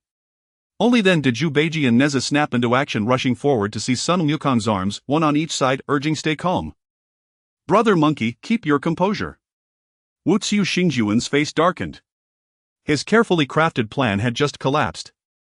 When Xu Xingzhuan stepped forward with a gentle smile, bypassing Wu Xingzhuan, and said warmly, "Great sage equal to heaven, please calm yourself. Wu Xingzhuan reads too few books, pray do not take offense." After much persuasion, Chu Xingze finally feigned composure and declared, "Very well, release them all. These are my countless descendants. How dare you seize them at will?" When Xu Xingzhuan smiled. "Releasing them is effortless, of course." He turned and gestured. Celestial maidens approached one by one to bow respectfully. "Behold, these are peerless celestial maidens personally selected by me from the Jade Pond. Should the great sage consent to serve in heaven, they shall all be bestowed upon you by the celestial emperor himself." At these words, Zhu Beiji stiffened instantly and forgot even to release Chu Xingze's arm. Pathetic wretch. Chu Xingze kicked him aside. He surveyed the celestial maidens, indeed exquisite, graceful, and enchanting. Yet Zhou Tianxuanyu stood apart like a crane among chickens. Her bearing and beauty eclipsed them all. Chu Xingze knew of Zhou Tianxuannu and thus approached her directly, studying her closely. Zhou Tianxuannu trembled with nervousness, silently pleading, "Don't look at me, don't look at me." Yet when Chu Xingze stood before her, she sighed inwardly, "Alas, exquisite beauty truly is a burden. Why, it's Zhou Tianxuannu, the supreme primordial sovereign. What brings you here?" Standing beside these maidens you tempt the great sage's imagination all too easily. Chu Xingze smiled faintly. He wondered how could Zhou Tianxuannu, a figure of such exalted status, possibly join this enticement. There was surely intrigue afoot. Zhou Tianxuannu for her part remained composed, she dared not lightly offend Ziwei Dadi. Her quiet compliance in coming to Wuxing Mountain already granted Ziwei Dadi considerable face. Should he truly disregard decorum and resort to coercion, she would certainly not submit passively. She offered a serene smile and parted her lips gently. "Great sage, indeed I obey Ziwei Dadi's command to employ the beauty stratagem and entice you to serve in heaven. So tell me now, do you accept or decline?" "Truly." Chu Xingze was faintly astonished. Had Ziwei Dadi's dominion over heaven grown so absolute in mere days? Could he command even a Deluo golden immortal so casually? Chu Xingze felt a chill. Had his own foundations not been exceptionally firm, he might already have rushed to accept a heavenly post. Though Chu Xingze possessed omniscient insight and knew Ziwei Dadi sought only to exploit him, he doubted his own worth warranted such extraordinary deference. Chu Xingze fell silent for a moment. A blunt refusal now might provoke Ziwei Dadi, perhaps even incite him to eliminate Chu Xingze outright. He needed a delaying tactic. Chu Xingze turned to the two Xingjuan. "My lords, please convey my vow to the celestial emperor. I swore to remain imprisoned beneath Wuxing Mountain for 600 years, and neither ocean drying nor heaven collapsing shall compel me to emerge before then." 5 centuries have already passed. Kindly inform the emperor 100 years hence I shall ascend to the celestial palace to pay my respects. Chu Xingze spoke with quiet assurance, his words neither severing ties with Ziwei Dadi nor inviting the fatal thought, "If he won't serve me he must perish." The century was of course a ruse, but Chu Xingze trusted that even after 100 years, while he might not rival a celestial emperor in power, he would certainly possess ample strength to safeguard himself. At these words Zhou Tianxuannu exhaled softly in relief, while Chu Xingjuan's expression gradually hardened. The face of the Wenchang Star Lord darkened while the face of the Wutsu Star Lord relaxed considerably. The two exchanged glances before turning their heads away. The Wutsu Star Lord waved his hand and the heavenly soldiers immediately pressed down on the little monkeys. "Let me go. You are not immortals. You are all villains." Chu Xingze frowned and said, "What does the Star Lord mean by this?" The Wutsu Star Lord snorted, his previous polite demeanor now completely changed. He said to Sun Wukong, "Since the beauty trap is useless against you, these monkeys hold no value. Kill them." As soon as the Wutsu Star Lord finished speaking, the heavenly soldiers behind him gripped their standard spears and prepared to stab at the monkeys. "Assistant!" Sun Wukong shouted angrily, saying, "Wutsu Star Lord, do you intend to threaten me?" "Stop." The Wutsu Star Lord waved his hand and then looked at Chu Xingze, smiling. "Those who know how to adapt are the true talents. I come on behalf of the great emperor to invite you to the heavens. How can this be a threat?" Chu Xingze was filled with rage. Although he did not recognize these monkeys, they were still the monkeys from Huagua Mountain and he could not disregard their lives. The Wutsu Star Lord looked smug. It was indeed his superior skill at play. Not only could these monkeys be used for the beauty trap, but they could also serve as hostages. Now by threatening their lives he was not afraid of this monkey not complying. At this moment the Nine Heavens goddess stood aside watching the drama unfold. She was quite surprised that Sun Wukong still refused under the many conditions set by the Purple Tenuity Emperor. Now she was curious to see if Sun Wukong would compromise for the lives of these monkeys. Chu Xingze was also secretly pondering a strategy. He must protect these monkeys, but he absolutely could not leave this mountain. Just as he was about to use his true form to seize the monkeys when they were unprepared, suddenly a gust of wind blew past his ear. He quickly turned to see Neza charging back with a group of little monkeys. Neza's wind fire wheels were incredibly swift. At such close range and with no defenses in place, he easily captured them. "Neza! You are being unreasonable." The Wutsu Star Lord was enraged. But it was too late. Neza had already brought the little monkeys back in front of Chu Xingze. Chu Xingze stepped forward to block the Wutsu Star Lord's momentum and smiled. "Star Lord, what do you want to do? Do you intend to attack me? You clearly stated earlier that it was the Purple Tenuity Emperor who asked you to invite me to the heavens, not to capture me. Do you intend to defy the great emperor's decree? How dare you? How could this Star Lord defy the great Emperor's decree? The Wutsu Star Lord furiously exclaimed Sun Wukong. The other day the Big Dipper Star Lord came to invite you and you refused to ascend to the heavens. Today with Wenchang Star Lord and myself inviting you again you still refuse and you have completely offended my Big Dipper Palace. When the great Emperor fully controls the heavenly court there will be no place for you in the three realms. You need not worry about that Star Lord. Chu Xingze smiled lightly and then said, Beiji, help me see them off. He. All right. Beiji was also an old acquaintance of the Wenchang Star Lord and the Wutsu Star Lord, so he was not timid. He widened his eyes to glance at the Nine Heavens Goddess and threw her a flirtatious look. The Nine Heavens Goddess, seeing that Pig's head, was immediately disgusted and quickly turned away. However, Beiji was unfazed. He looked at the two Star Lords and smiled. You three may leave. Inform the great Emperor that my brother the monkey will be ready in 100 years. My brother is a man of his word, he will definitely ascend to the heavens in 100 years. The Wutsu Star Lord snorted coldly and ignored him. The Wenchang Star Lord still gave Beiji a little face for the sake of Marshal Tianping, smiling, since Marshal Tianping has said so I shall return to report to the great Emperor. But Sun Wukong should think carefully. Farewell. The Wenchang Star Lord then left and the Nine Heavens Goddess glanced at him before turning to leave as well. In the end only the Wutsu Star Lord remained. He felt it was difficult to stand alone, snorted and hurriedly left. Seeing them all leave, Beiji finally breathed a sigh of relief and turned back to complain, Monkey brother, what kind of trouble have you caused? The Purple Tenuity Emperor has elevated you so highly to invite you, why refuse? Last time you offended the Big Dipper Star Lord and now you've offended the Wenchang and Wutsu Star Lords. You are about to offend all 7 stars of the Big Dipper. You fool! What does it have to do with you? Chu Xingze laughed and scolded, then smiled at Neza, saying, Thank you, brother Neza. It's nothing, just a simple task. How can it compare to the peaches and ginseng fruits you gave? Enough. You two stop with the pleasantries and think about what to do next. Beiji sighed. Suddenly Beiji felt a surge of excitement and said, Monkey brother, after eating 2 ginseng fruits and peaches I feel my cultivation has reached an extreme. If I use the 9-grade merit lotus to assist I might break through to Tai in one go. Enough. Monkey brother, I need to enter seclusion. You must protect my law. All right. No problem. Go ahead. Then I'll use the 9-grade lotus first. Look at you, so petty. It's just a mere 9-grade lotus, it'll be yours in the future. Really? Monkey brother, you are truly a good person. Beiji exclaimed excitedly, and then, as if making a significant decision, he said, All right, I'm not a stingy person. That heaven-turning seal belongs to you, monkey brother. And all those little treasures from the scorpion demon are yours too. Chu Xingze looked at Beiji, who had a pained expression, and laughed helplessly, saying, Do you think I, Sun Wukong, cherish your broken copper and iron? They're all yours, I don't want any. Seriously. I can casually take out an innate treasure, why would I want your postnatal spirit treasures?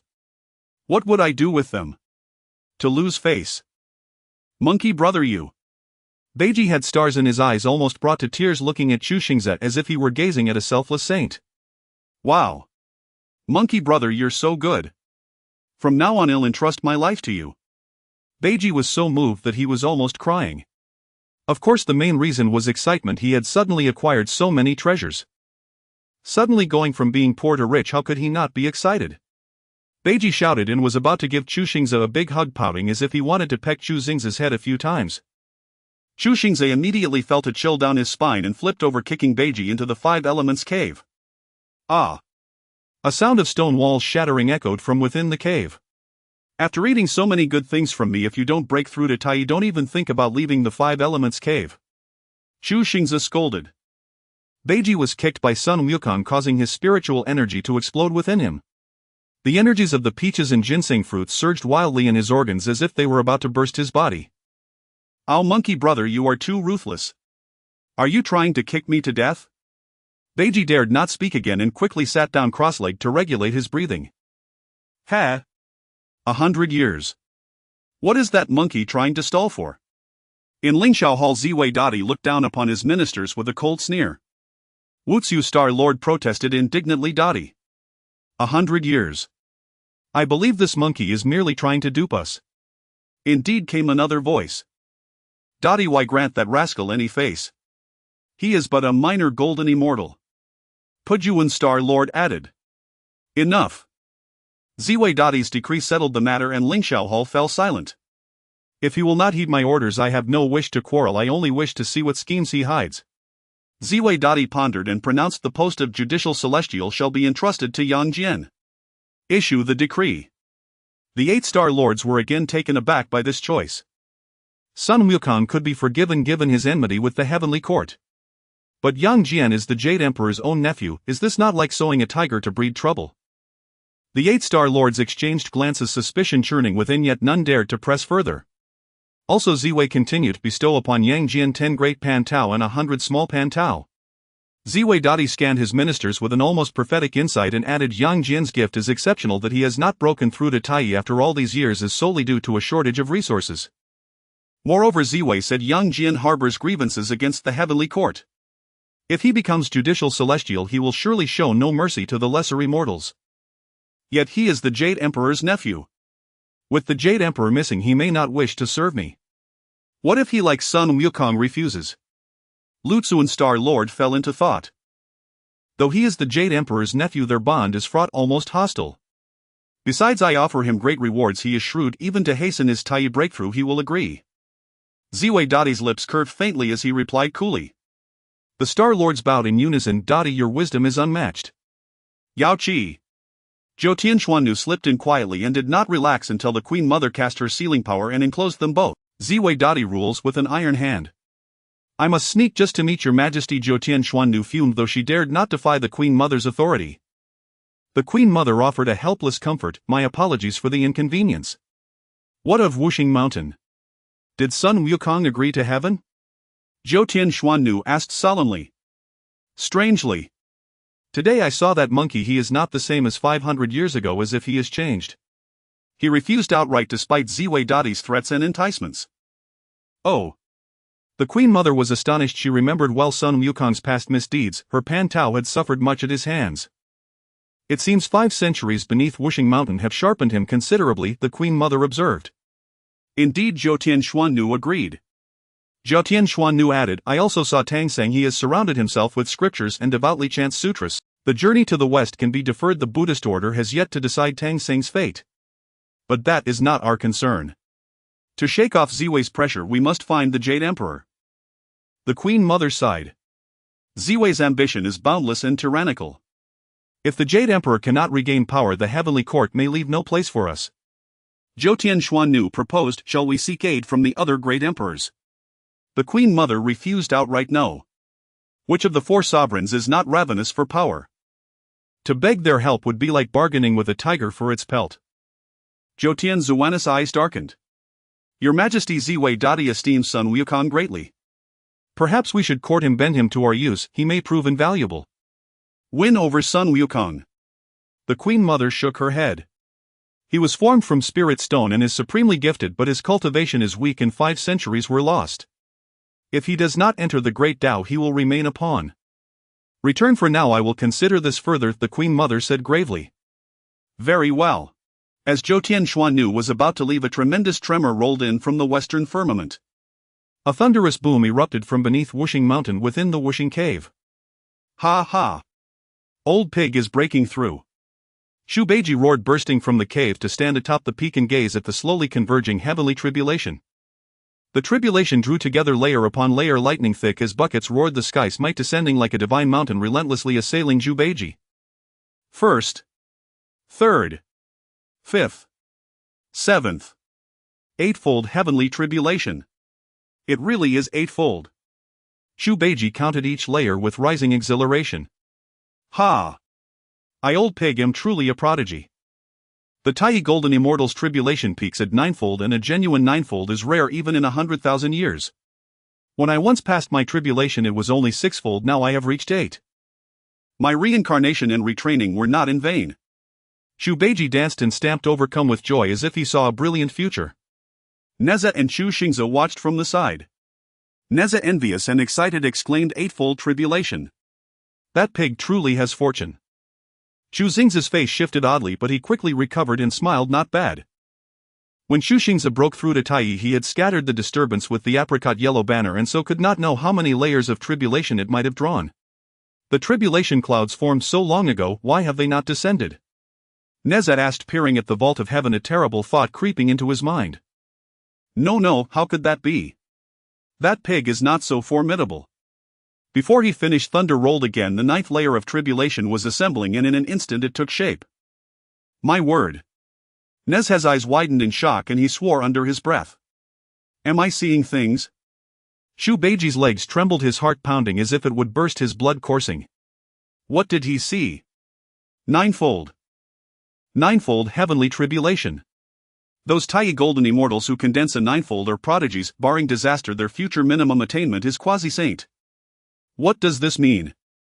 There are quasi-saints who did not condense a ninefold when breaking Tai, but none who condensed a ninefold and failed to become quasi-saint. The bearing of a quasi-saint. No, the ninefold mark means Chu Beiji's ascent to quasi-saint is all but certain.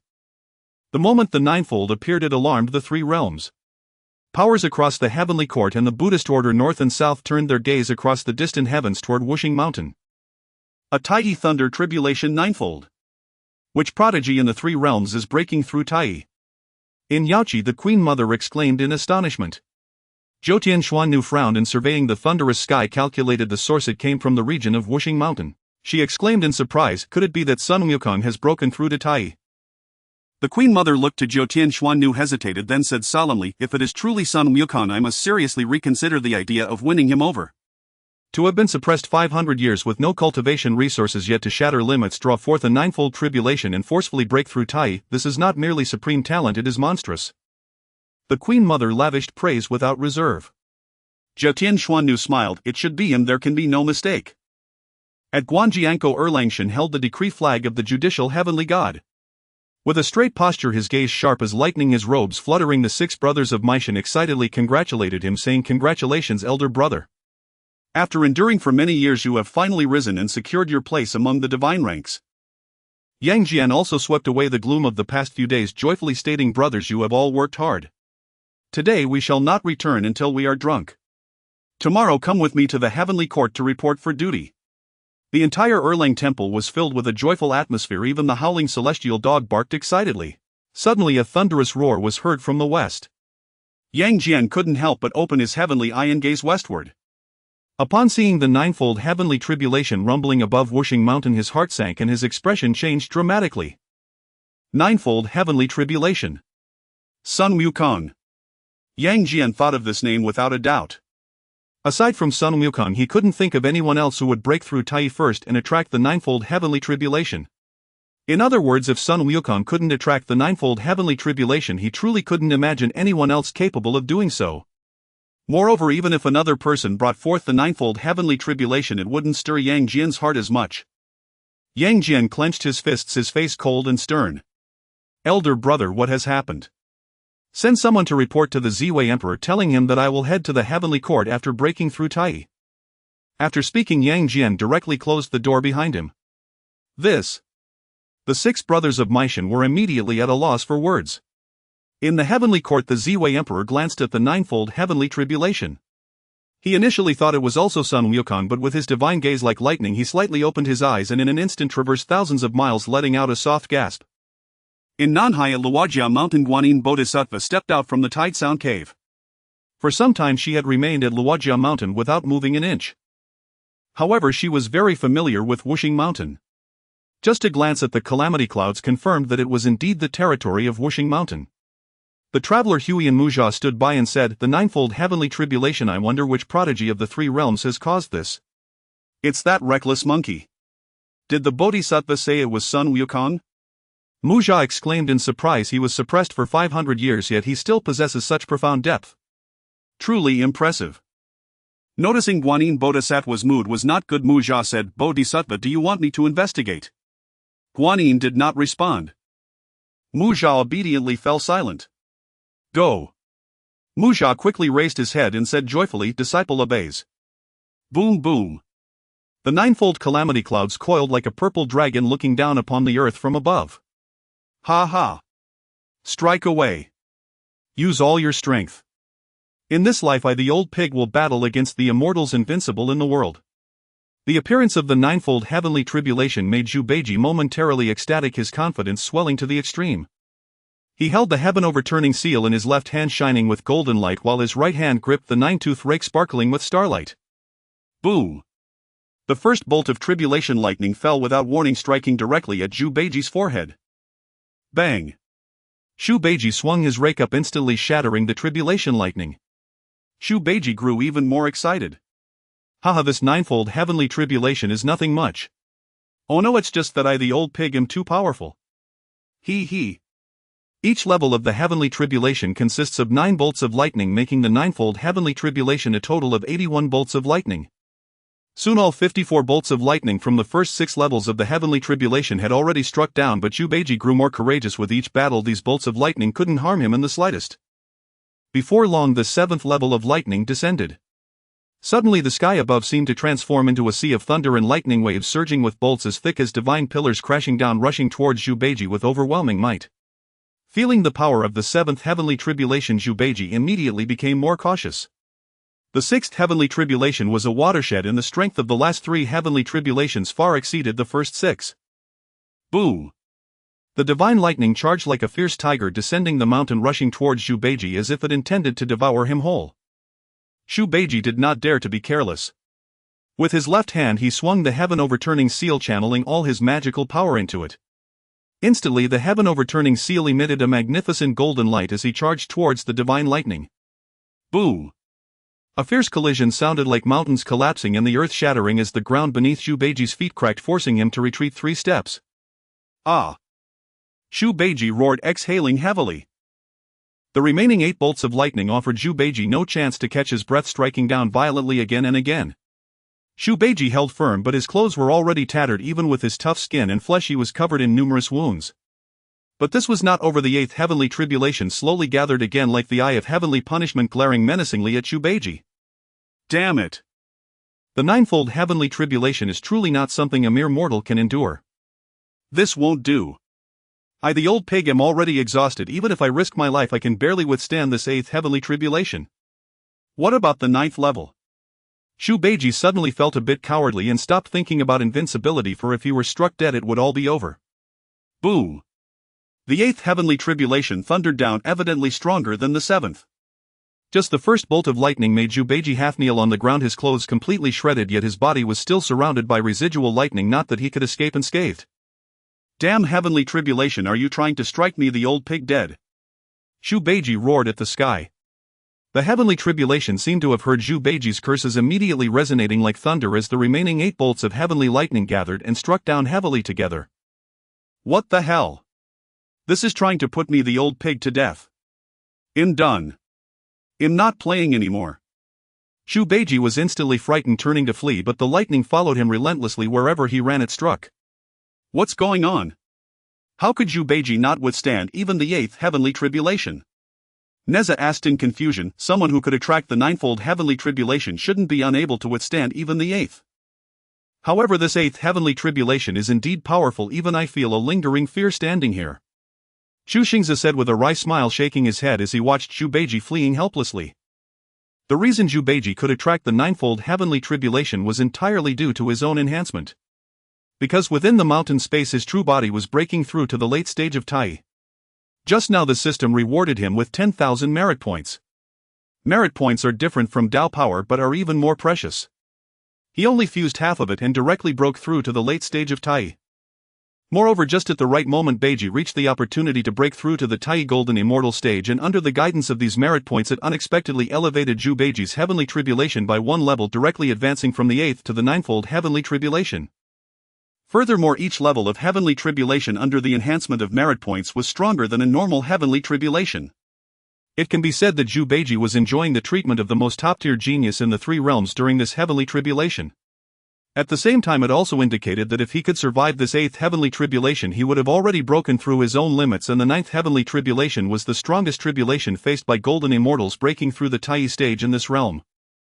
With Zhu Beiji's foundation, physical body, magical power and divine abilities, it was absolutely impossible for him to survive it. It seems I must lend him a hand. Otherwise this fool will be doomed by me, the old son. Chu Xingze's thoughts began to stir. Just now the system not only rewarded him with 10,000 merit points but also bestowed upon him 10 ginseng fruits and a magical art that rivals the Buddha kingdom in his palm. Then let's test the power of this magical art. Chu Xingze was aware that many powerful figures were watching the Heavenly Tribulation here, so he must not reveal himself and had to operate from the shadows.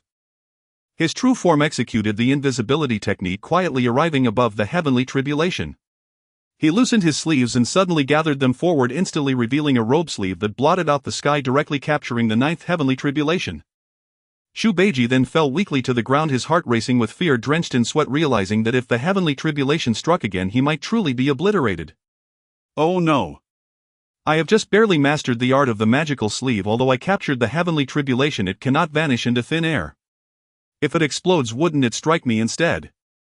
Even with my current cultivation at the late stage of Taiyi, the 9th Heavenly Tribulation could not possibly harm me, but I do not wish to suffer this silent loss. Then let's try the power of the Buddha kingdom in my palm again. He had already mastered this magical art to great perfection.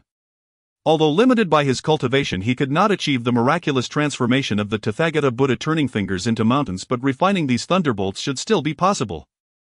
Chu Xingze then reached into his left sleeve with his right hand. A burst of golden light shot out from his sleeve, sealing the thunderbolts within the space of his palm, rendering them motionless. Wonderful. The 5 thunder rites are a supreme Taoist skill that I have never had the fortune to learn, but now I get to play with the thunder of the Heavenly Tribulation. Next time I encounter someone I dislike, I shall strike them with lightning.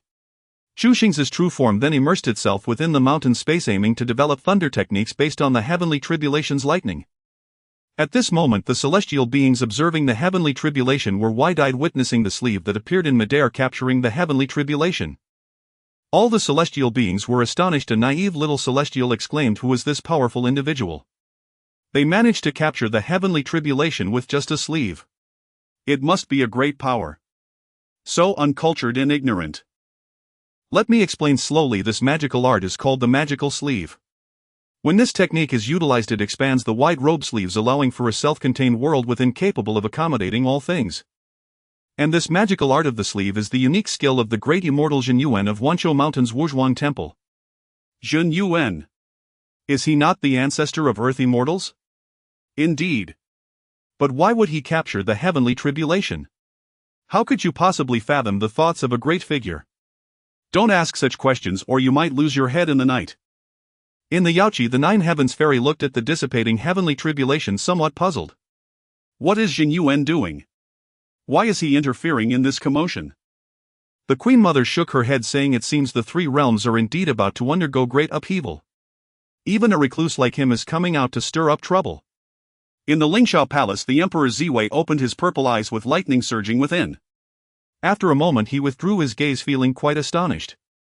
With his cultivation he could clearly sense that the figure was not Zhen Yuan.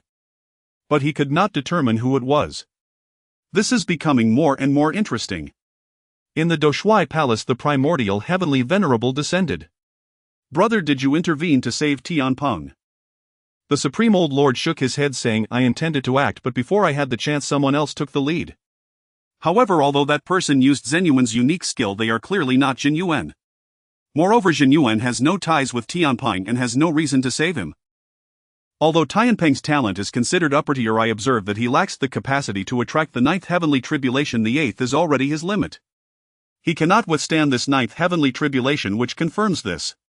So why did he attract the 9th Heavenly Tribulation? The Supreme Old Lord remained silent for a while before saying, "The heavenly secrets are obscure and difficult to decipher. It appears that the 3 realms are about to experience a significant event. Now that the journey to the west has been temporarily paused, should you call Tianpeng back? No need. Sun Wukong is a key figure in this calamity. Remaining by his side might be more prudent." In the sky above the 5 Elements Mountain, where the Heavenly Tribulation was just captured by Chu Xingze, an old Taoist with a youthful face stood there, looking at Chu Beiji and others with a complex expression. He was none other than Zhen Yuan. Just now he had come drawn by the Heavenly Tribulation and witnessed the scene of it being captured by the long sleeve, leaving him dumbfounded. The magical sleeve was clearly his unique skill. Although he had taught it to a few disciples, they undoubtedly lacked the ability to conceal their presence from him as their master. Zhen Yuan's first instinct was that his unique skill had been stolen by a thief once more. Why once more? He typically never left Wuzhuang Temple, focusing on self-cultivation and living a quiet life, but 3 days ago 10 of his ginseng fruits had been directly stolen. 10 fruits. He was on the verge of exploding. His ginseng fruit tree blooms once every 3,000 years, bears fruit once every 3,000 years, and matures once every 3,000 years. It takes 10,000 years to harvest, and in this time he had only produced 30 fruits. He hadn't even had the chance to taste them before they were stolen by thieves. It was simply inhumane. On this trip out of the mountain he was genuinely enraged, determined to capture the thief, but he had searched for 3 days and traversed all 4 continents, yet found not a single clue. However, Jin Yuan was ultimately an open-minded great immortal. After searching the 4 continents, though he hadn't found the thief, his anger had subsided significantly. He was a master of the Taoist lineage and had resided in the West, well-versed in Buddhist principles, thus familiar with the ways of nature and the cycles of karma. Therefore, since he could not find the thief, he decided to let it go. But upon discovering that his unique skill had also been stolen, the emotions he had just calmed flared up again. Calm down. Anger hurts the body. I must not be angry. Ha ha. I should laugh. Ha ha. This thief must have some skill. Engaging in such despicable acts of thievery already defies the principles of heaven. Even if I do not seek him out, he will hardly escape the wrath of heaven in the future. Ha ha. A person who plays with fire and burns themselves cannot make me angry. I am not angry, I am not angry. Jin Yuan laughed heartily as he returned to Wuzhuang Temple. Haha. Jin Yuan had not yet arrived, but his hearty laughter had already carried back. Xingfeng and Mingyue along with dozens of disciples hurried to welcome him, though their expressions were not very good. Yet seeing their master so joyful, they couldn't help but feel happy too. Since the thief had been captured, it seemed that the matter of losing the 20 ginseng fruits had also been resolved. Xingfeng and Mingyue quickly bowed and saluted joyfully, saying, "Congratulations, master, on capturing the thief and recovering the 20 stolen ginseng fruits." Ha ha. Zhen Yuan's laughter abruptly ceased. Xingfeng, Mingyue, you two seem to still be half asleep. How could you speak such nonsense?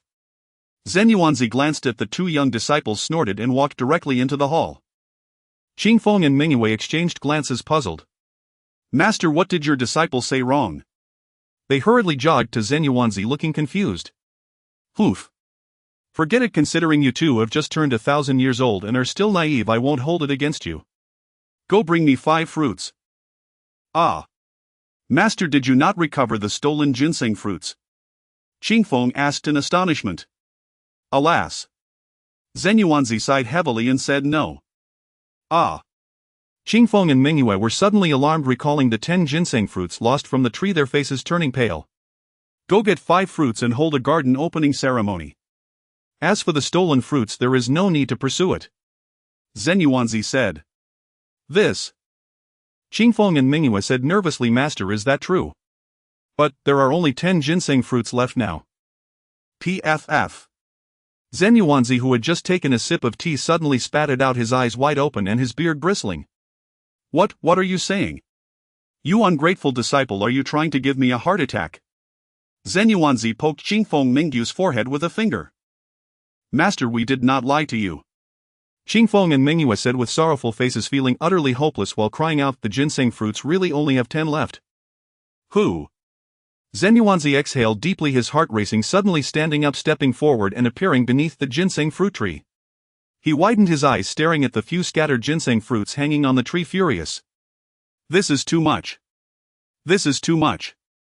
Zhen Yuanzi exhaled with rage, his eyes blazing, and with a swift movement he was about to chase after the thief again, but suddenly turned back. Since the thief could steal the ginseng fruits twice without detection, they would surely attempt a 3rd time. Now that he only had these 10 fruits left, how could he leave in peace? He initially wanted to pick them directly, but ginseng fruits couldn't be kept for long after being harvested, or else their spiritual energy would dissipate and become inedible. Zhen Yuanzi hesitated for a moment, then waved his hand, enveloping the ginseng fruit tree with a layer of white light. If anyone approached the tree, he would know immediately. Master. Xingfeng, Mingyue and the other disciples caught up from the front hall at this moment. You must guard the ginseng fruits well. If anyone dares to come again, deal with them ruthlessly. Yes. Master. Zhen Yuanzi's cloud-like aura emerged from behind as he vanished into the air. 5 Elements Mountain. With the help of Chu Xingze, Zhu Beiji finally stabilized his realm, healed his injuries, and successfully entered the Taiyi Golden Immortal Realm. Thank you, monkey brother. I owe you one this time. Otherwise I would have been done for. Zhu Beiji said, still feeling fearful. By the way, how did you learn the sleeve magic from Zhen Yuanzi? What? Do you want to learn it? Xu Beiji shook his head and said no need. I'm afraid Zhen Yuanzi will come looking for trouble with me. I, Xu Beiji, will surely become a quasi-saint in the future and do not want to fall early. Hoof. What quasi-saint? You haven't even passed the 9th Heavenly Tribulation, so you don't have the recognition of the Heavenly Tao, and the merit power won't descend.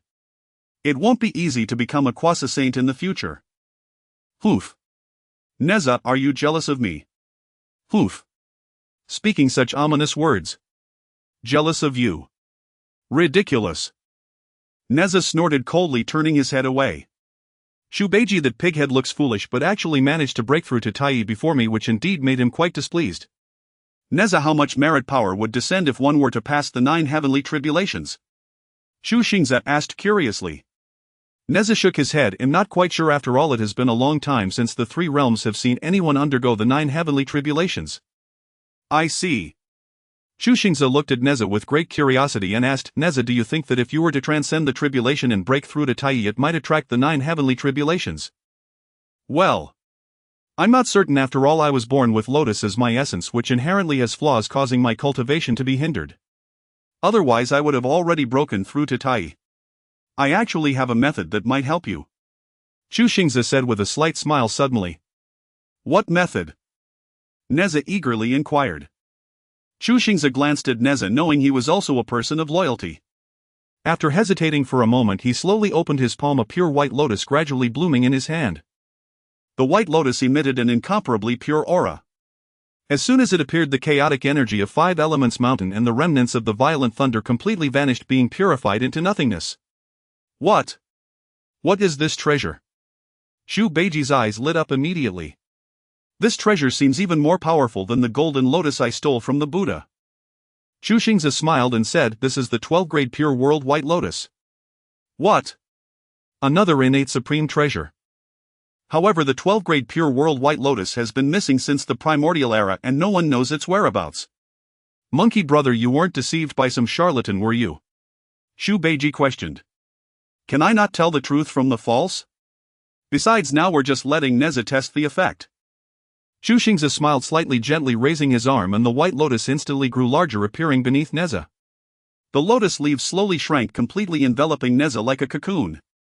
With a push of his hand, the white lotus and Neza floated into the 5 elements cave.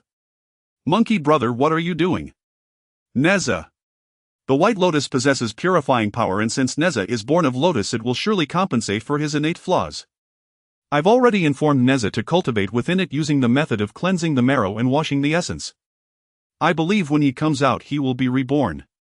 Perhaps he will be able to attract the true 9 heavenly tribulations. Hoof. As if my old pig could attract the true 9 heavenly tribulations. There are clearly 9 levels, I'm just tired, otherwise I could definitely pass it.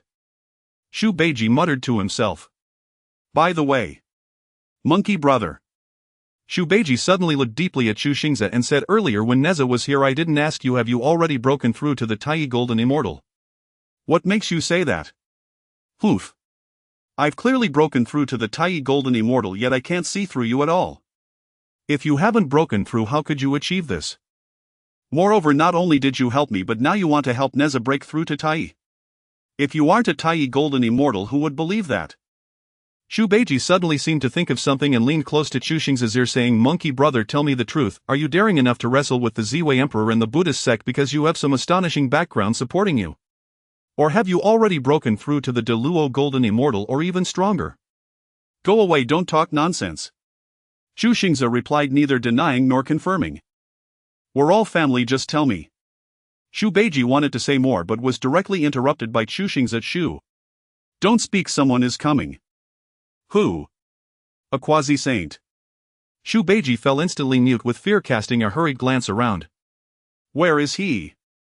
Chu Xingze shot him a scornful look and pointed toward the heavens. Xu Beiji jerked his head up and saw an elderly Taoist with a strangely youthful face striding through the void as if searching for something. Who is he asked. Xu Beiji could not help but ask. Chu Xingze shook his head. Who can say? There are only a handful of quasi-saints between heaven and earth, it is not hard to guess. How do you know he's a quasi-saint? He doesn't look so impressive to me. Why so many words? I say he is, so he is. Chu Xingze snapped. Do nothing, act as if you never saw him. From the mountaintop a voice rang out. Sun Dashang. Tianping Marshal. I hope I find you well. A voice echoed from the summit. Xu Beiji spun around and saw a youth dressed as a pilgrim descend from the clouds. Musa. Xu Beiji instantly recognized him and laughed. Pilgrim Hui, and what brings you here?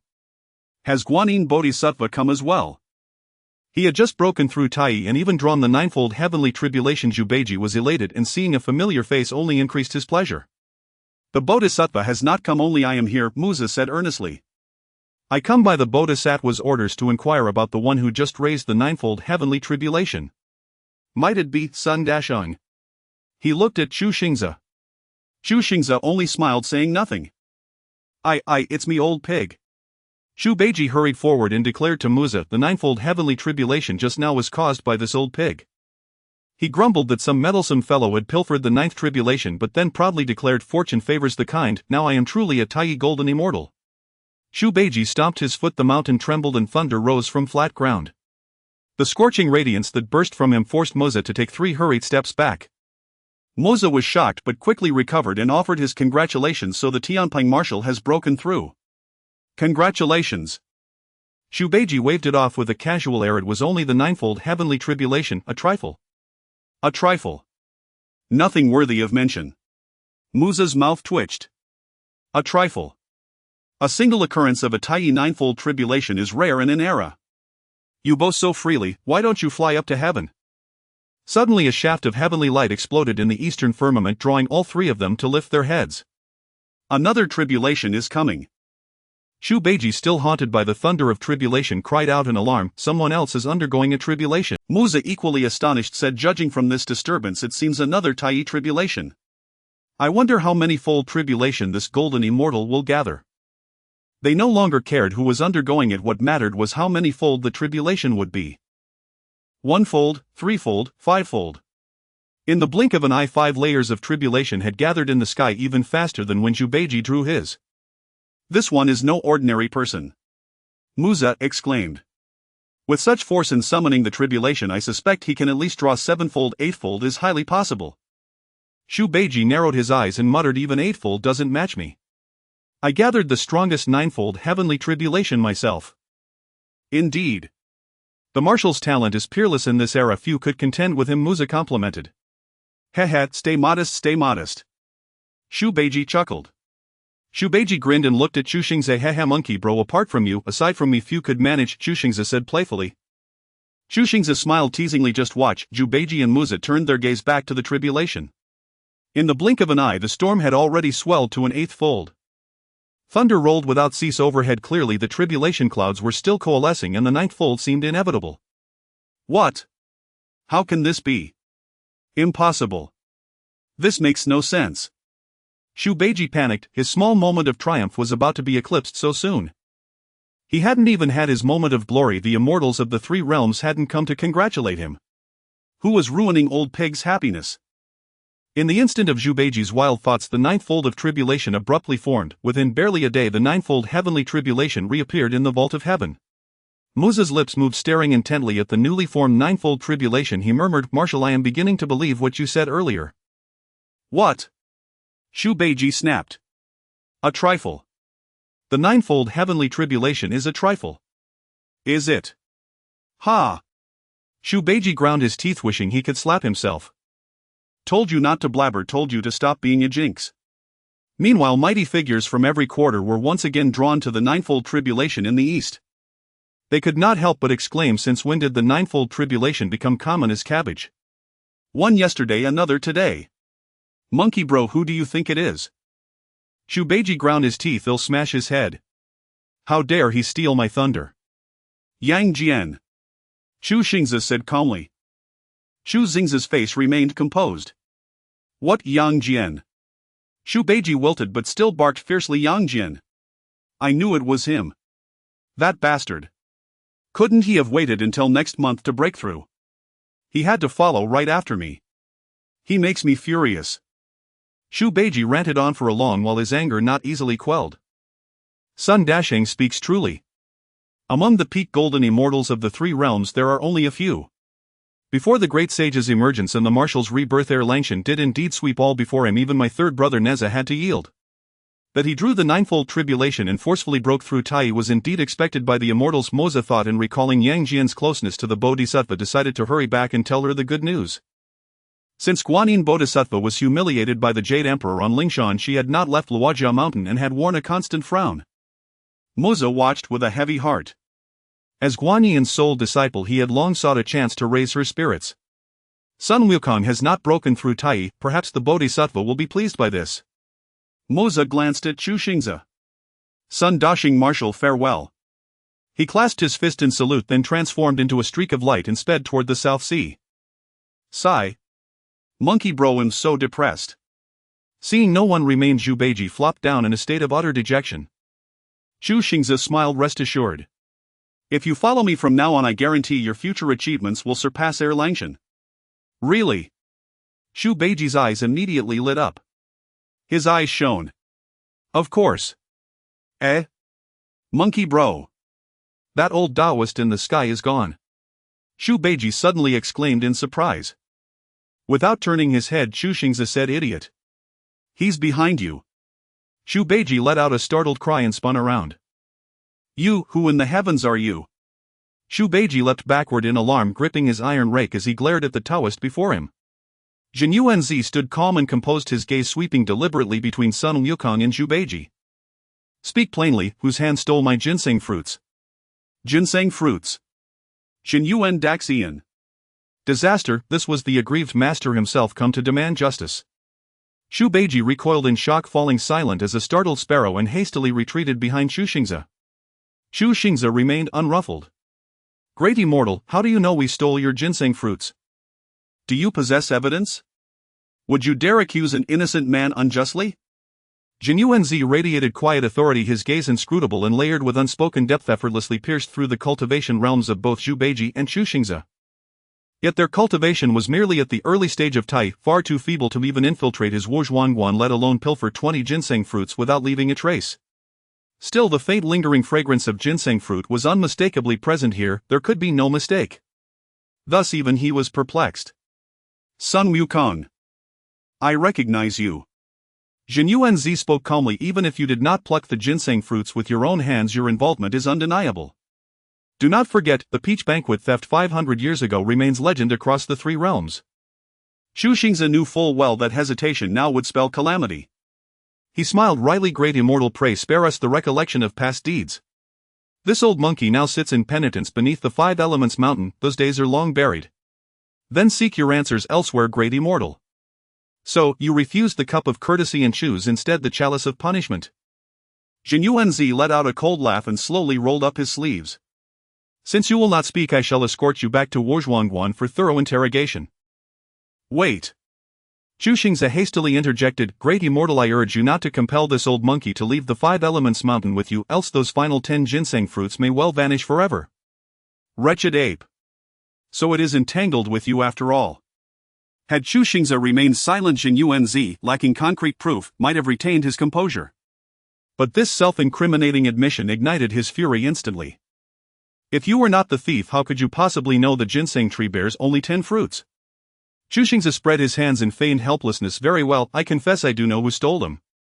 Yet, I cannot reveal his name. Who is it? Jin Yuanzi snorted. Refuse to name him and I shall hold you fully accountable. 10,000 cuts until every stolen ginseng fruit is restored. Great immortal, do not rush. He stands exalted in rank, possesses peerless cultivation and commands vast unfathomable powers. This old monkey simply dare not cross him. Chu Xingze sighed in mock despair. Is this not placing me in an impossible bind? Speak. Should he threaten you, I shall shield you from harm, my word is absolute. Jin Yuanzi pledged solemnly. Very well. Chu Xingze feigned reluctant surrender, pointing skyward.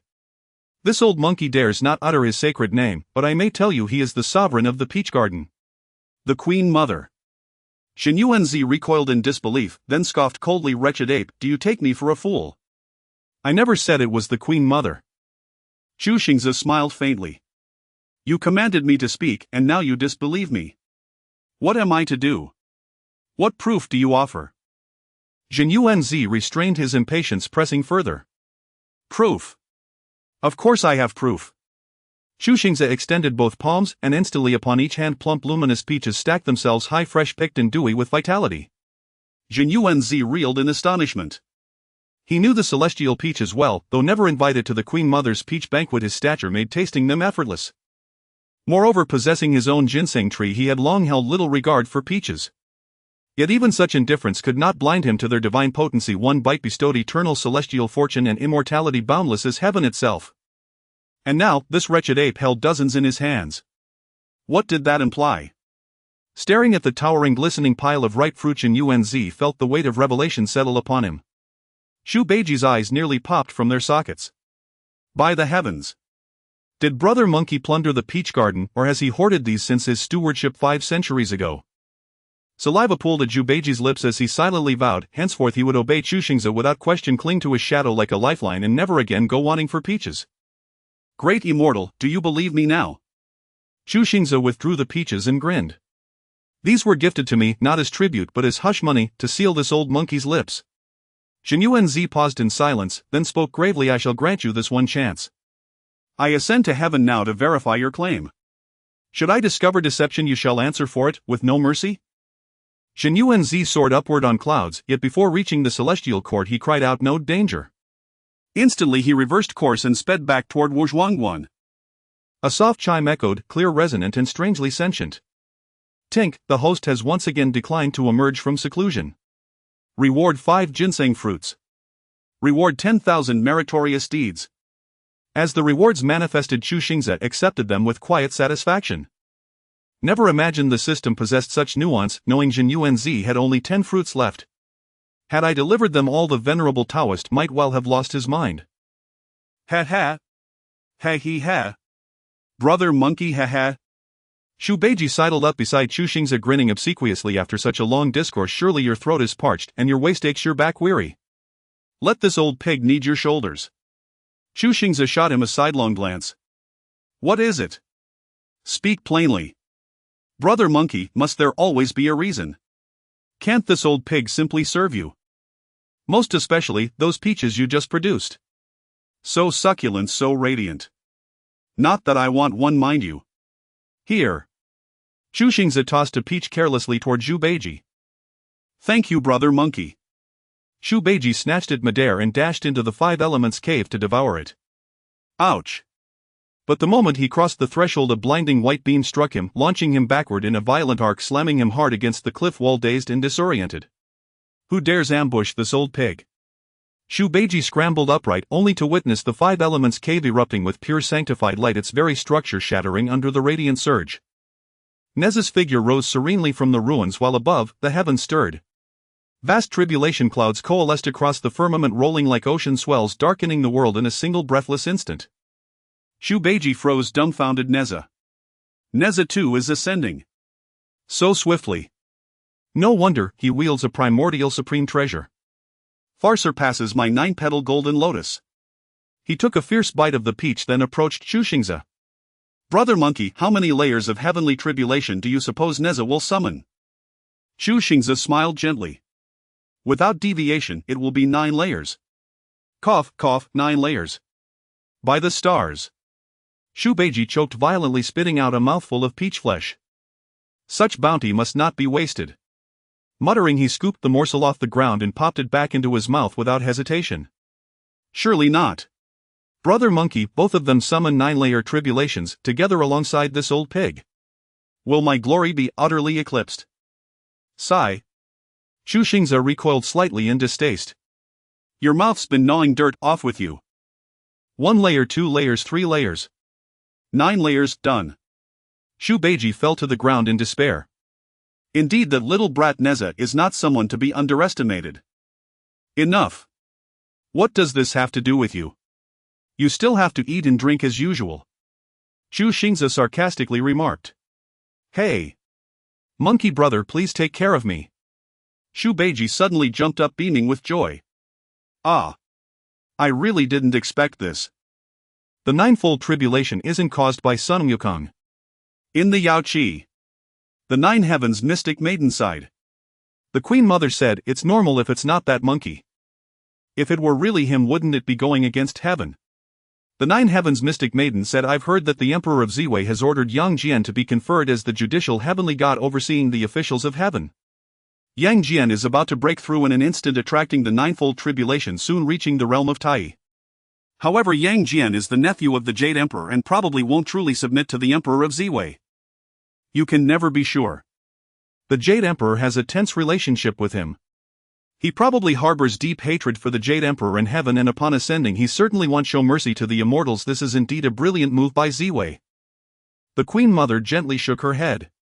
The scene of the ninefold tribulation clouds reappearing over Wuxing Mountain instantly shook the four great continents of the world.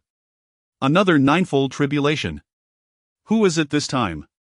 It's been 3 days. Why is there a ninefold tribulation every day now?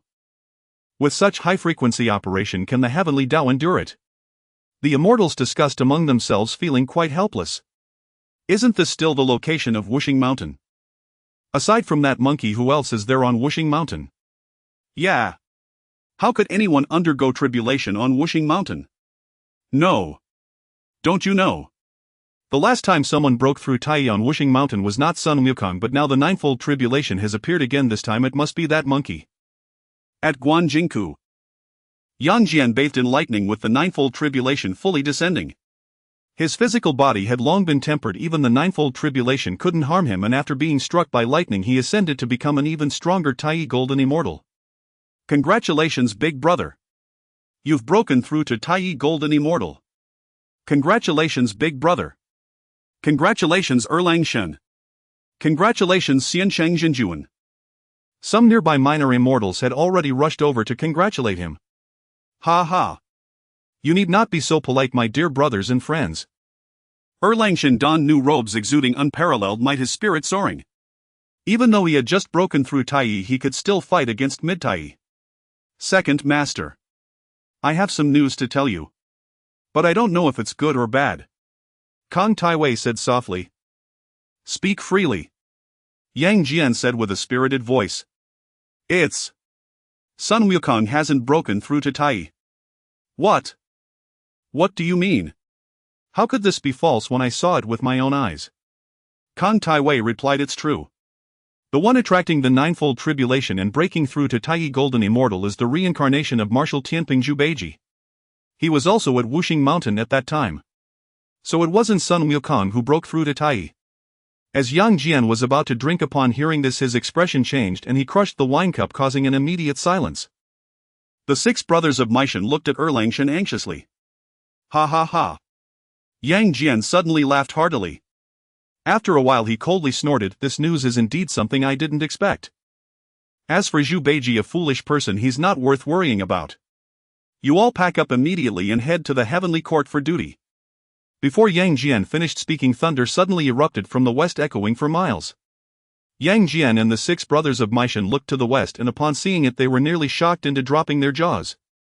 The ninefold tribulation was once again rumbling and surging over Wuxing Mountain, carrying an overwhelming power not inferior to the heavenly thunder Yang Jian faced during his tribulation. How is this possible? The six brothers of Meishan were dumbfounded, having just said to their brother that Sun Wukong failed to undergo tribulation, not expecting a slap to the face to come so quickly. Yang Jian's eyes widened in anger and he crushed another wine cup with a crack. Follow me to heaven. Erlang Shen gritted his teeth. Yes. Oh my. The ninefold tribulation has sounded over Wuxing Mountain again. This time it must be that rascally monkey. The Nine Heavens mystic maiden exclaimed involuntarily. Yet the Queen Mother seemed not to care who was undergoing the tribulation, but instead expressed her doubts. In these 3 consecutive days 3 golden immortals have broken through to Tai, which isn't a big deal, but all 3 have attracted the ninefold tribulation. It's indeed very strange. Nan hai. Mujia happily ran back. Bodhisattva. The ninefold tribulation wasn't caused by Sun Wukong. Erlang Shen. Yang Jian is also about to break through to Tai. Mujia excitedly arrived at the bamboo grove, shouting loudly, only to find the Bodhisattva quietly sitting by the lotus pond teaching the goldfish in the pond. The dragon girl Shankai stood by, occasionally dropping some fish food. Bodhisattva Mujia hurriedly lowered his voice, but Guanyin Bodhisattva ignored him and he could only stand by. After a long while Guanyin finally walked out of the bamboo grove. Muzha hurriedly approached and repeated what he had just said. Guanyin Bodhisattva glanced at him and said, "What is that?" Muzha quickly turned around and saw the lightning surging in the sky above Wuxing Mountain with the tribulation thunder roaring even from thousands of miles away. Its might could be felt. Wuxing Mountain. Ninefold tribulation. Could it be? Muzha gasped. He hurriedly shouted at the departing figure of Guanyin Bodhisattva. "I failed to observe," spoke hastily. "Please punish me, Bodhisattva." But Guanyin Bodhisattva's figure had already left. The dragon girl Shansai, fresh and refined, walked over to Muzha and said, "Senior brother Huyan, the Bodhisattva won't blame you, you go." "All right." Muzha sighed. The dragon girl Shankai glanced at the Heavenly Tribulation once more before turning to leave. Heavenly Court, South Heavenly Gate. Yang Jian and the 6 brothers of Meishan, clad in armor, strode into the South Heavenly Gate with great majesty. The Star Lord Lutsuan personally came out to greet him joyfully, saying, "Congratulations, Erlangjinjuan, on breaking through to Tai with the ninefold tribulation and gaining the favor of the great emperor. Your future achievements are limitless." Yang Jian remained expressionless and cupped his fists, saying, "I have seen the Star Lord Lutsuan." Lutsuan was not offended and gestured, "The great emperor has gathered the immortals in the Lingxiao Palace for a grand ceremony to confer titles, please." "Thank you." Yang Jian adjusted his robes and walked toward the Lingxiao Palace. "Who on earth is it?" Jin Yuanzi stared wide-eyed, unable to believe what he was seeing at the ginseng fruit tree. Behind him, dozens of disciples knelt in a row, trembling all over. Unsurprisingly, another 5 ginseng fruits had disappeared from the ginseng fruit tree. And the layer of seal he had set when leaving was completely intact. "My ginseng fruit!" Jin Yuanzi's eyes were filled with sorrow. If it weren't for maintaining his reputation in front of his disciples, he would have almost shed tears. At this moment he couldn't help but recall what Sun Wukong had just said to him: if he forced him to come out, the remaining ginseng fruits would also be lost. "Sun Wukong. Did I force you?" "I didn't. You dare to play tricks on me. Today I shall fight you to the end." Jin Yuanzi clenched his fist, suddenly feeling a chill in his heart, then slowly relaxed. He feared that if he hadn't reached Wuxing Mountain, the last ginseng fruit would be gone, and that would truly cost him his life. Today Neza has finally broken through to the Tai realm. As the final tribulation lightning descended, the heavenly tribulation clouds gradually dispersed. Standing atop the 5 elements mountain, Neza let out a thunderous shout, the overwhelming pressure of the Tai realm resonating across heaven and earth. "Monkey! Harace your lotus back!" Neza dove downward, landing before Zhu Beiji and Chu Xingze. "Congratulations, Neza!" Chu Xingze retracted the 12-petal pure world white lotus and offered his congratulations. "Don't flatter me." "Hoof!" Neza retorted, "I am no ungrateful wretch. Today I owe you a debt of immeasurable magnitude. Henceforth, should you ever require my aid, speak without hesitation." "Look at you, speaking as though I helped you, only to call in a favor later." Zhu Beiji chuckled. Seeing that Neza had also broken through to the Tai realm, Zhu Beiji realized he could no longer assert dominance. Who knew which of them would truly hold the upper hand now? His tone accordingly softened into courteous deference. Chu Xingze shot Zhu Beiji a sharp glance. Zhu Beiji coughed twice and hastily clapped a hand over his mouth. He. Suddenly Chu Xingze smiled at Neza and said, "Since you've spoken so solemnly, old son shall not stand on ceremony. Speak. This prince stands ready, no duty shall be refused." Fresh from his breakthrough, Neza stood radiant with confidence and declared without hesitation. "With those words, old son rests easy." Chu Xingze smiled faintly and placed 2 ginseng fruits into Neza's palm. Neza stared in astonishment.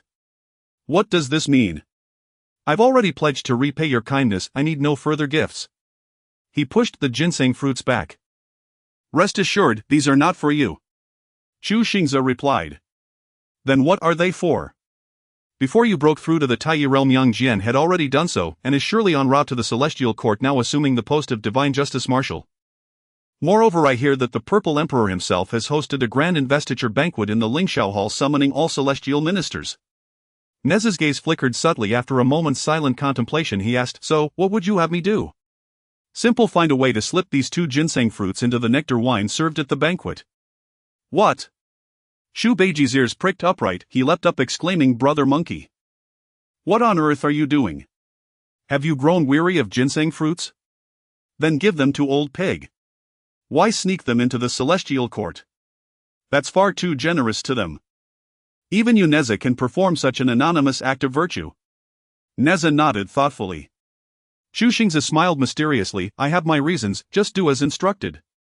Above all, ensure no one discovers it. Leave it to me, Neza affirmed. My deeds are always flawless, imperceptible, untraceable. I'm off. Neza mounted his wind and fire wheels and vanished in an instant. Ah, just like that. Xu Beiji glanced curiously at Chu Xingze. Brother Monkey, I know you.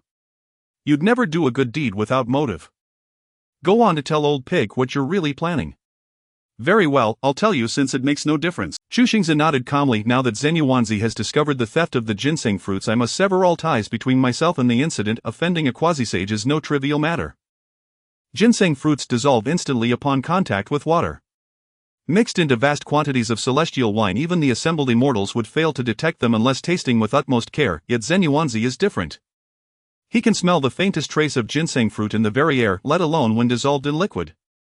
Therefore, once Zhen Yuanzi detects his own ginseng fruit within the celestial quartz wine, no explanation from old Sun will be needed. He'll abandon all pursuit of me, utterly convinced I bear no culpability.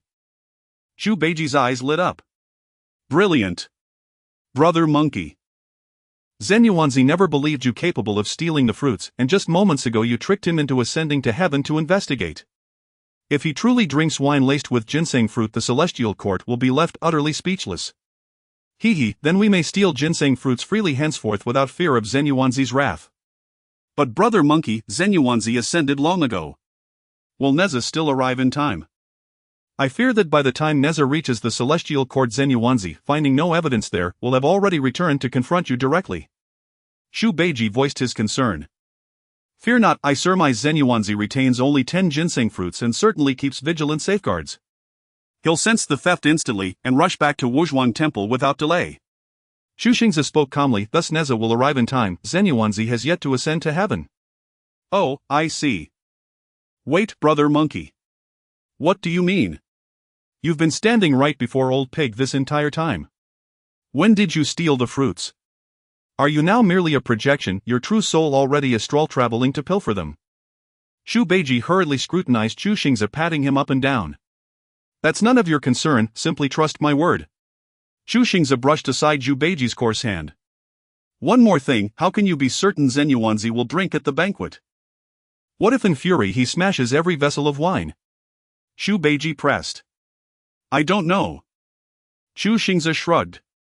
But I do know this: given Zhen Yuanzi's unparalleled familiarity with ginseng fruits, even the faintest trace will betray their presence if he seeks with focused intent. For now Neza is paramount, he must not falter. Beiji, I have another task for you. What is it? Return these young monkeys, my kin, to the flower fruit mountain. Easy enough. But where did you hide them? Xu Beiji couldn't help but ask, curiosity piqued. Behold.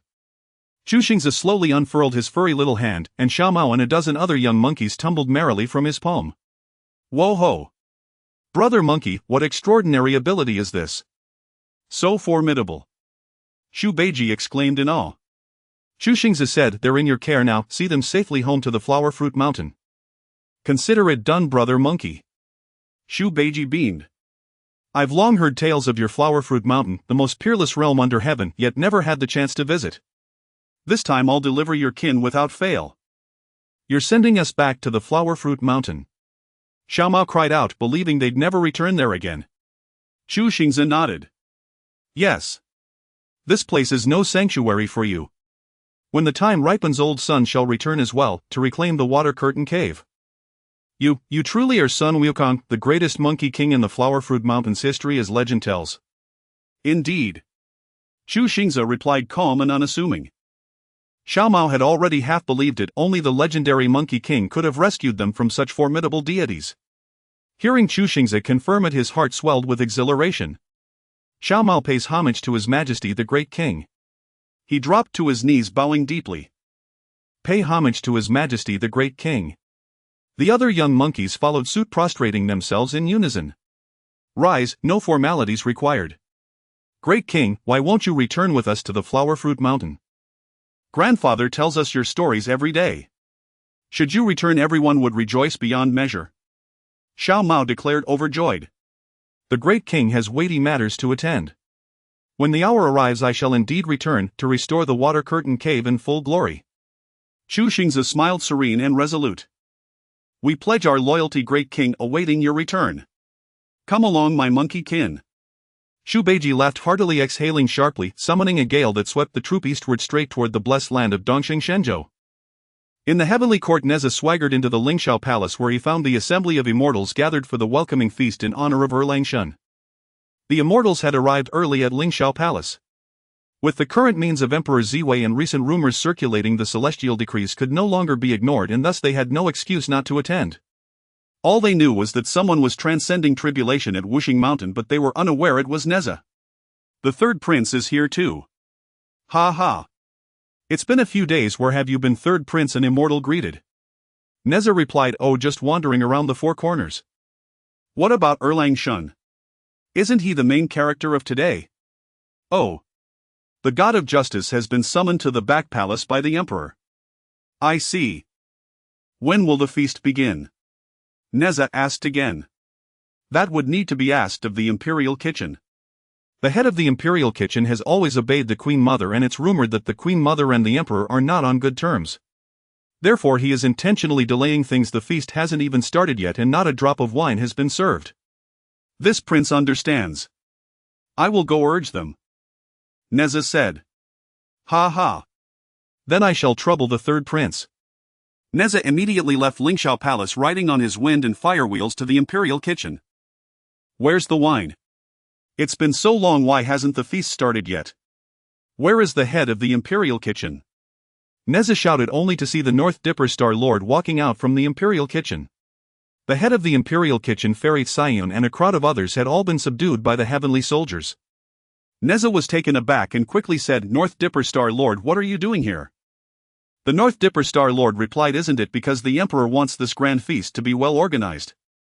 I specially came to supervise, but I didn't expect the imperial kitchen would dare to be negligent. Truly reckless. Put them all under control. The North Dipper Star Lord waved his hand and Fairy Kaiyun was dragged away by the heavenly soldiers. Third prince, you are here because... Me. Isn't it because the immortals have been waiting long for the feast to start, so I specifically came to urge them? Oh. I see. Then since that's the case, third prince, just take these fine wines back for now. The North Dipper Star Lord, not suspecting anything, waved his hand and more than 10 jars of fine wine flew out from the imperial kitchen. No problem. Neza exclaimed joyfully, quickly catching them. Yao Qi. The Queen Mother was furious upon hearing that Fairy Kaiyun had been imprisoned in the heavenly dungeon by the North Dipper Star Lord. That North Dipper is truly too audacious. The Queen Mother slammed the table and gritted her teeth. Queen Mother, I have come to pay a visit. A deep voice suddenly echoed throughout Yao Qi. Xin Yuan Daxian. What is he doing here? The Queen Mother was taken aback but quickly arranged her attire to greet him personally. What brings you here, Daxian? The Queen Mother smiled warmly and was very polite. Zhen Yuanzi, however, had a serious demeanor, indicating he was not to be trifled with. He had just come from Wuzhuang Temple, and to be cautious he had picked all the last 5 ginseng fruits. Only by having them on him did he feel secure. Moreover, the repeated theft of the ginseng fruits had thoroughly enraged the usually good-natured Zhen Yuanzi. He would not rest until the true thief was found. According to the monkey, the one who stole the ginseng fruits was the master of the peach garden. The 3 realms all knew that the peach garden had always been under the Queen Mother's control. Therefore he had to personally confront the Queen Mother. Seeing that Zhen Yuanzi's expression was grim, the Queen Mother was surprised and quickly said, I have neglected you, Daxian, please come to Yao Qi for tea. No need. Zhen Yuanzi directly rejected her, saying, Queen Mother, I have come today specifically for my ginseng fruits. Ginseng fruits? The Queen Mother replied in confusion, I do not understand what you mean, please clarify, Daxian. Hoof. Zhen Yuanzi snorted coldly. He had been secretly investigating the disappearance of the ginseng fruits and had not made it widely known. Hence few were aware of it. After all, as the ancestor of the immortals, he could not afford to lose his precious possessions. However, now that things had come to this, he had nothing to hide. Many of my ginseng fruits have gone missing, and now someone has informed me that it was you, Queen Mother, who was responsible. Is this true? Absolutely not. The Queen Mother unexpectedly denied it without hesitation, saying, Daxian, what is my status? Would I commit such a ridiculous and disgraceful act? I do not know which villain has falsely accused me. I can confront them. Zhen Yuanzi glanced at the Queen Mother's expression, which did not seem feigned, but at their level they had long learned to keep their emotions in check. The Queen Mother appeared calm on the surface, but inside a storm was brewing. The fact that Zhen Yuanzi's ginseng fruits had gone missing and in large quantities was shocking. This made the Queen Mother very curious, who had such audacity to steal the treasures of the ancestor of the immortals. However, what angered her more was that someone would pin this incident on her. It was truly despicable. Zhen Yuanzi said sternly, "You need not concern yourself with who informed me. That person provided sufficient evidence. Otherwise, how could I believe it?" Zhen Yuanzi was careful not to mention Sun Wukong's name. If the Queen Mother mentioned Sun Wukong herself, it would surely indicate her involvement in the matter. The Queen Mother naturally was completely unaware of this and could not fathom who would so maliciously frame her. Filled with curiosity and anger, she asked, "What evidence do they have?" "Peach fruits." Zhen Yuanzi stared directly at the Queen Mother and said, "He brought forth dozens of 90-year-old peach fruits and told me they were a bribe you gave him to keep quiet. The peach garden has always been under your control. Such a large number of peach fruits could not possibly be obtained by anyone else but you. How do you explain this?" "A large quantity of peach fruits." The Queen Mother was somewhat flustered but quickly regained her composure and forced a smile, saying, "Daxian, you are far removed from the affairs of the Heavenly Court. You probably don't know that I, the so-called Queen Mother, am about to be confined to Yaoqi." The Queen Mother sighed deeply, revealing a heavy sense of helplessness and sorrow in her stunning features. Oh. Zhen Yuanzi was indeed not paying much attention to the matters of the Heavenly Court, but he was aware that after the battle between the Jade Emperor and Tathagata, the former had gone missing and Emperor Ziwei had taken control of the three realms. However, to him, as long as his own small territory was not disturbed, who was the supreme ruler of the three realms had little to do with him. "I am not afraid that you will underestimate me, but the jurisdiction of the Peach Garden was stripped from me the day after Emperor Ziwei took office. As for the claim that so many large peaches could be produced at once, that is nearly impossible. How could those peaches be used to silence another person? You see, Daxian, the one who slandered me deserves to be punished. You must not easily believe the words of treacherous men." Zhen Yuanzi pondered for a long time and said, "If that is the case, then the jurisdiction of the Peach Garden has indeed fallen to Emperor Ziwei." "That's right." The Queen Mother nodded, her expression turning angry as she said, "Emperor Ziwei has always wanted to control me, and now I even suspect that he is the one who framed me. The thief of the fruits is the master of the Peach Garden." Zhen Yuanzi recalled what Sun Wukong had told him. Initially he thought it was a hint towards the Queen Mother, but unexpectedly it pointed to Emperor Ziwei. "Queen Mother, I will temporarily trust your words and go to Emperor Ziwei to verify. If it is proven in the future that the thief of my ginseng fruits truly has nothing to do with you, I will personally come to apologize. But if you deliberately deceive me, do not blame me for being heartless. Farewell." Zhen Yuanzi snorted coldly and waved his sleeve, disappearing from outside the Yaoqi Palace. "If I find out who has wronged me, I will definitely not let them off." The Queen Mother was furious at being unjustly suspected. Lingxiao Hall gleamed in resplendent gold and jade, its grandeur awe-inspiring. Rows of fairy mortals in colorful robes danced in the air as others reclined at tables drinking. The entire hall was suffused with an atmosphere of serene revelry and festivity. The nectar today seems somehow more exquisite, have you noticed? Have I? Old sir, I think it is you who have grown too frail even to taste. Ha ha. How could that be? I clearly. Neza chuckled, took a small sip, smacked his lips and said, Chu Xingze, and there is no difference. I think you are simply drunk. If you cannot handle it, then do not drink, go home. Well. Third Prince, perhaps this old man has indeed had too much. Chu Xingze, seeing no one object, could only make a perfunctory excuse. Neza finally relaxed. In truth, he had already guessed Chu Xingze's design. At this moment he dared not let his true thoughts be revealed. Congratulations to Erlang Jinjuan on assuming the post of Heavenly Judge. A voice suddenly rang out in high congratulation. Yang Jian stepped forward from the throng, his countenance stern. He inclined his head slightly and said, I thank you all for attending this investiture. Jinjuan, oh. No, your words flatter me. To have broken through the ninefold heavenly tribulation into Tai is a feat the like of which has not been seen in 100,000 years. There could be no more fitting choice for the office of judicial heavenly deity. A young immortal now offered flattery. Indeed. Indeed. Regardless of past relations with Yang Jian, every god present lowered their posture and spoke with polite praise. Lingxiao Hall was full of clinking cups and lively sounds, yet in Yang Jian's eyes currents of unease flowed beneath the surface, attention as if bows were strung and swords were poised. Among those celestial officials, the number who truly wished him well could be counted on one hand. Once he had been the Jade Emperor's nephew and was even demoted to the mouth of the river. Those gods had not been sparing in speaking ill of him before the Jade Emperor. Neza watched Yang Jian's imposing bearing and could not help but leap up onto the platform.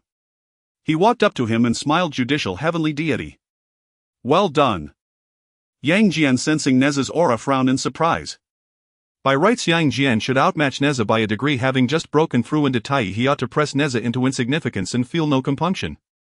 Yet now, even as Neza drew his breath and Yang Jian could still perceive about Neza a presence not inferior to his own, a realization that startled him. Yang Jian's eyes narrowed as he looked at Neza. His heart stirred. He could not help but say, "You have also broken into Tai, golden immortal." At those words, Ling Xiaohao fell suddenly silent. All the immortals turned to look at Neza. The third prince has reached Tai as well. They murmured among themselves. Indeed. I too have broken into Tai. Moreover, it was also the ninefold heavenly tribulation. No less than the judicial heavenly deity. What?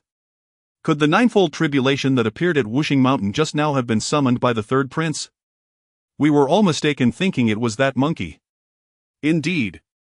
That monkey was trapped beneath the mountain for 500 years and has not moved an inch since breaking free. How could he have endured a Tai tribulation? We overestimated him. Yes. Li Jing, present as well, could not help but exclaim in surprise, "My child, have you truly broken into Tai?" Neza snorted coldly, "Father, do you not believe me, or are you displeased?" The pagoda-bearing heavenly king Li Jing smiled awkwardly. "My child, you jest. How could your father be unhappy? It is only that I know the difficulty of breaking into Tai. Have you encountered some master? You need not trouble yourself on that account, father." Neza replied with a proud smile. Yang Jian's expression shifted slightly, then he suddenly laughed. "Then I shall offer my congratulations to the third prince. Haha, come, I drink to you." He raised his cup and drained it in a single draught. Neza was inwardly taken aback. What had come over Yang Jian? Why was he so pleased at Neza's breakthrough? It was unnatural. Yang Jian should be furrowing his brow under heavy pressure, not rejoicing so readily. Could it be that the third prince's ascent to Tai carried no awe? Neza shook his head repeatedly to dismiss the thought. "Drink if you must, I'm not afraid of you," he declared, then drank his cup in one go, inwardly savoring the nectar infused with melted rentian fruit. It was delicious, though subtle differences were hard to detect without close attention. That old Shuai Qingjuan was simply too sensitive to water quality. Drink on, drink on. But suddenly a voice drifted over, startling Neza so he nearly choked. What a lively scene. It seems the poor Tao has arrived at an inconvenient moment. Zhen Yuanzi descended lightly, his voice thunderous and resonant, unsettling the assembly of immortals. "Jin Yuan, great immortal, why have you come?" Tai Bai Jingxing exclaimed in surprise and hastened to pay respects. The other immortals likewise bowed. "We pay homage to the great immortal." "You are too courteous. I am but an outsider, no need for such ceremony. Today I come to see the Ziwei Emperor." Bei Dostar Lord immediately stepped forward respectfully. "Great immortal, please wait, I will go and summon the emperor at once." Ziwei has quite grown proud. Now that he sits at the helm of the heavenly court, he expects this poor Tao to await him. Does he not wish to see me? Zhen Yuanzi snorted and Ling Xiaohao fell utterly silent. Neza cleared his throat and quietly spat the wine from his mouth. Bei Dostar Lord broke out in a cold sweat. Facing a Quasi-Saint was an uncomfortable prospect indeed. Ha! Great immortal's words flatter me. A purple radiance suddenly filled Ling Xiaohao as the figure of the Ziwei Emperor appeared upon the throne, looking down upon the assembled immortals. "We pay homage to the emperor." Every immortal, Yang Jian included, clasped their hands and salute, their deportment and reverence even more sincere than when addressing Zhen Yuanzi. "No need for ceremony," the Ziwei Emperor smiled kindly, then turned to Zhen Yuanzi and asked, "Great immortal, what brings you to see me?" "Surely not merely to attend the investiture of the judicial heavenly deity." Zhen Yuanzi looked the Ziwei Emperor in the eye and said, "You Ziwei Emperor are not what you once were. The poor Tao will not quarrel with you." "I will ask plainly, is the great loss of my rentian fruit in any way connected to you?" "Rentian fruit stolen." "A large quantity." The immortals turned to Zhen Yuanzi in increasing shock, each finding it hard to believe. The rentian fruit were famed throughout the three realms, the treasured relic of Wuzhuang Temple. Every god, demon and spirit coveted even a single specimen. 10,000 years ago some reckless demon dared to assault Wuzhuang Temple and vanished without a trace. No corpse was ever found, yet the rentian fruit remained untouched. From that day on, no demon or fiend had dared covet the Rinchen fruit again. Even at Wancho Mountain they made a wide berth. None had imagined that today they would hear from Zhen Yuanzi's own lips that the Rinchen fruit had been stolen. The immortals were shaken to the core. Jin Yuan, great immortal, was a quasi-saint. Even a peer of his rank would be unlikely to achieve success if they attempted to reclaim them by force. Who could possess such audacity and ability to actually steal Rinchen fruit from Wuzhuang Temple? This was a matter of seismic importance across the three realms. By the morrow it would be on every lip. That Zhen Yuanzi would announce it publicly showed he no longer cared for appearances. 30 fruits, 25 already gone. Such a humiliation demanded no restraint. Zhen Yuanzi fixed his gaze upon the Ziwei Emperor.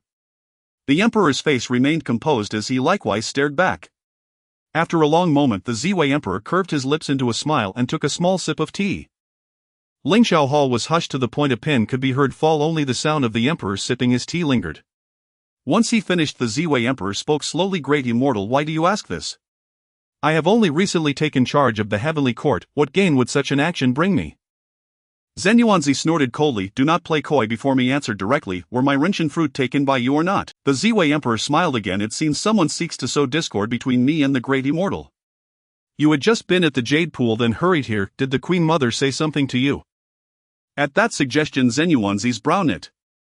In the space of a blink the Ziwei Emperor seemed to have already learned of his movements. The Heavenly Court was clearly almost under his grasp in these few short weeks. To have risen among the four sovereigns in such a manner bespoke certain formidable talents. Those words stirred a thought in the ears of the gathered immortals. Perhaps the Queen Mother was about to be implicated as well. This matter has nothing to do with the Queen Mother. Jin Yuanzi, a straightforward immortal, candidly replied, the loss of the ginseng fruit is suspect and the Queen Mother is among those I suspect. Since she has already proven her innocence, I have come to this Lingxiao Palace. Upon hearing this the Emperor Ziwei smiled lightly, standing up as the purple light of the entire Lingxiao Palace seemed to converge upon him. It is indeed curious that someone could steal a large quantity of the immortal's ginseng fruit. However, this matter has nothing to do with me, the Emperor Ziwei stated emphatically. Jin Yuanzi's expression darkened, falling into silence. Even if it were truly the Emperor Ziwei's doing, he would never easily admit it. Yet such a firm denial indeed surprised Jin Yuanzi. Could it be that I've been played by that monkey? The so-called master of the peach garden is just a pretext. Jin Yuanzi felt a surge of anger within. Regardless, the Five Elements Mountain is the only place in the three realms where the scent of ginseng fruit appears. To find the ginseng fruit he must seek out that monkey. Having made up his mind, Jin Yuanzi addressed the Emperor Ziwei. If that is the case, I hope you, Emperor Ziwei, are a man of your word. Farewell.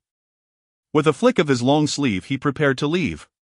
Neza immediately felt anxious. How could Jin Yuanzi so easily believe what others said? Do you just believe whatever they say? At least check it out. Have a drink or something. As for personally pouring wine for Jin Yuanzi, Neza had considered it, but whether Jin Yuanzi would drink was uncertain. More importantly, if he did drink and discovered the ginseng fruit, the Emperor Ziwei would certainly have a hard time explaining. The same would apply to Neza when it came to explaining himself to the Emperor Ziwei. After all, it was too obvious. All the immortals of the Heavenly Court were present here, and he and Jin Yuanzi had never had much of a relationship. If he rashly approached to pour wine and something went wrong, everyone would know it was connected to him. However, once Jin Yuanzi left, he would surely seek trouble with Sun Wukong, which Neza did not wish to see. After all, Sun Wukong had done him a great favor and he had promised to handle this matter well. Although the monkey had only suggested he throw the ginseng fruit into the wine without any further instructions, it showed that he truly regarded him as a brother and did not want to cause him trouble. With the monkey treating him so kindly, he could not be ungrateful.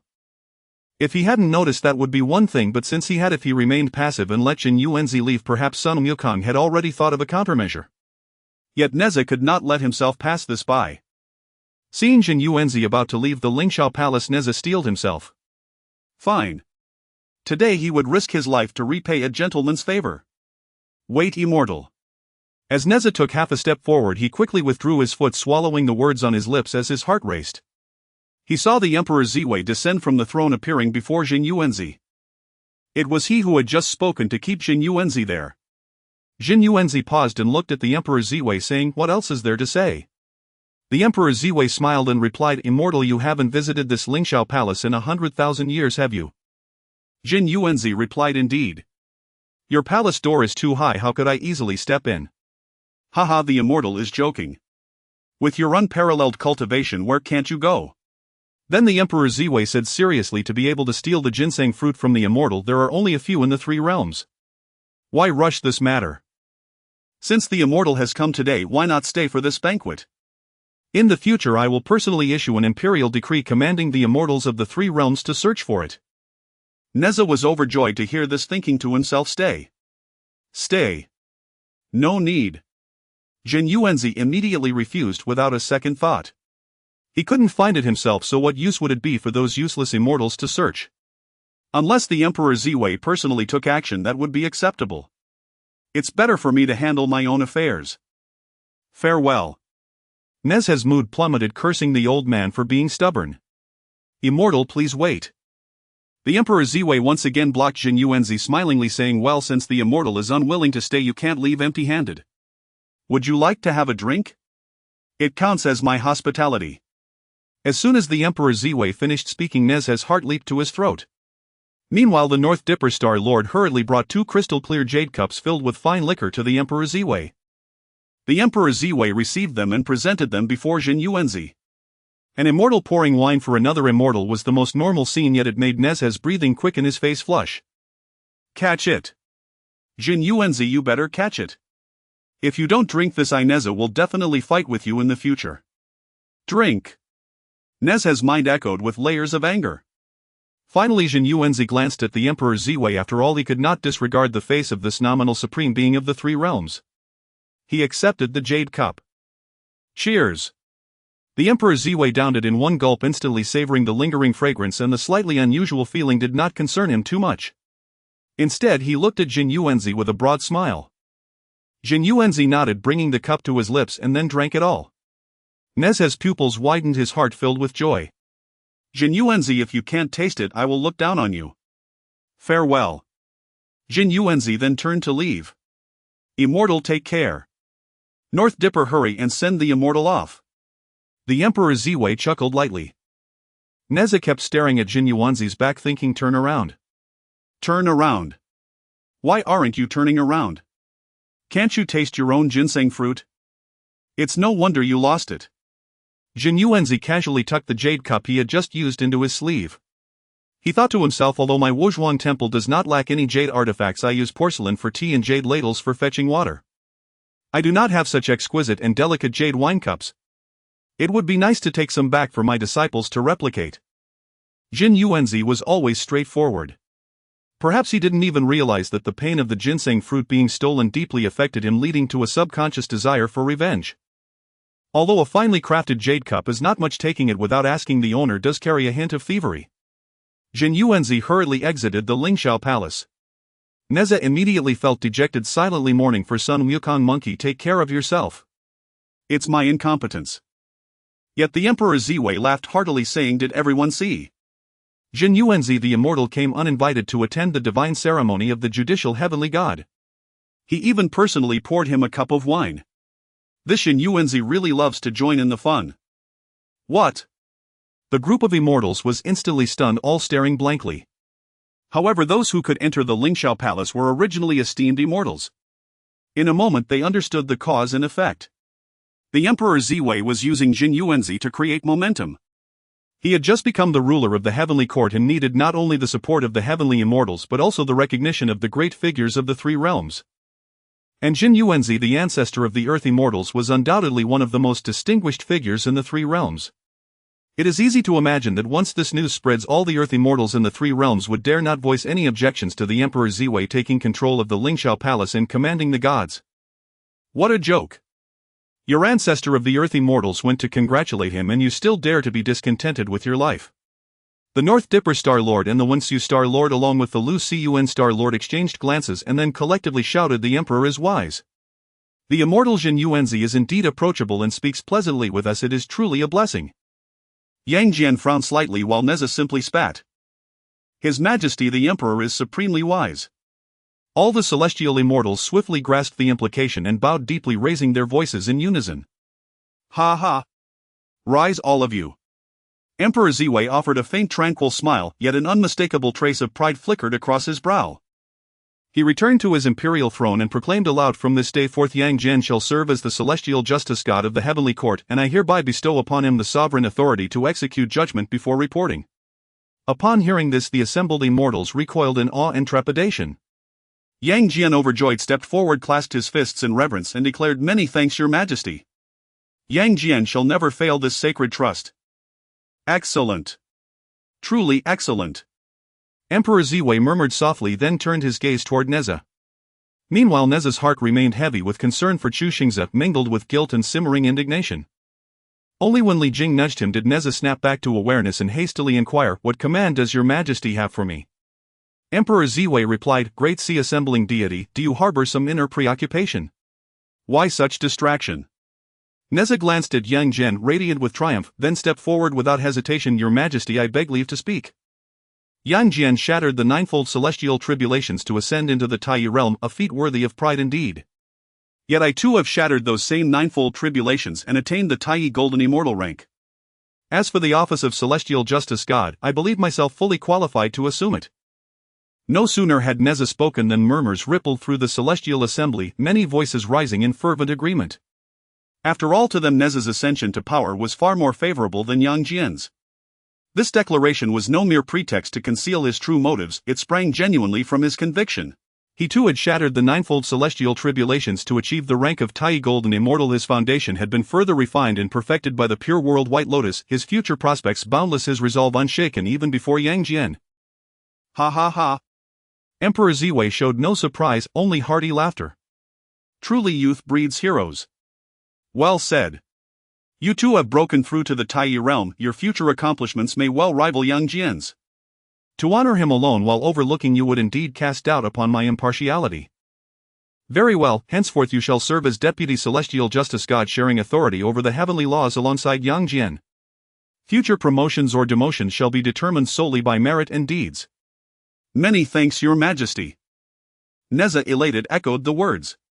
His majesty is supremely wise. Congratulations, third prince. Celestial officials rushed to offer congratulations.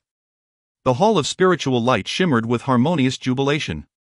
The Star Lord of the Northern Dipper commanded a group of celestial maidens.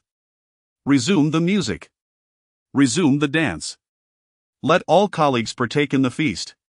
Before his sentence concluded, a thunderous roar erupted across the celestial palace. Feast your head off. Dare you steep my ginseng fruit in wine? Do you truly deem yourselves worthy? Zenyuanzi strode forward like the wind, still standing at the south heaven gate as he spoke, yet by the final syllable his figure materialized within the hall of spiritual light. The celestial assembly stood baffled by Zenyuanzi's sudden return and furious countenance.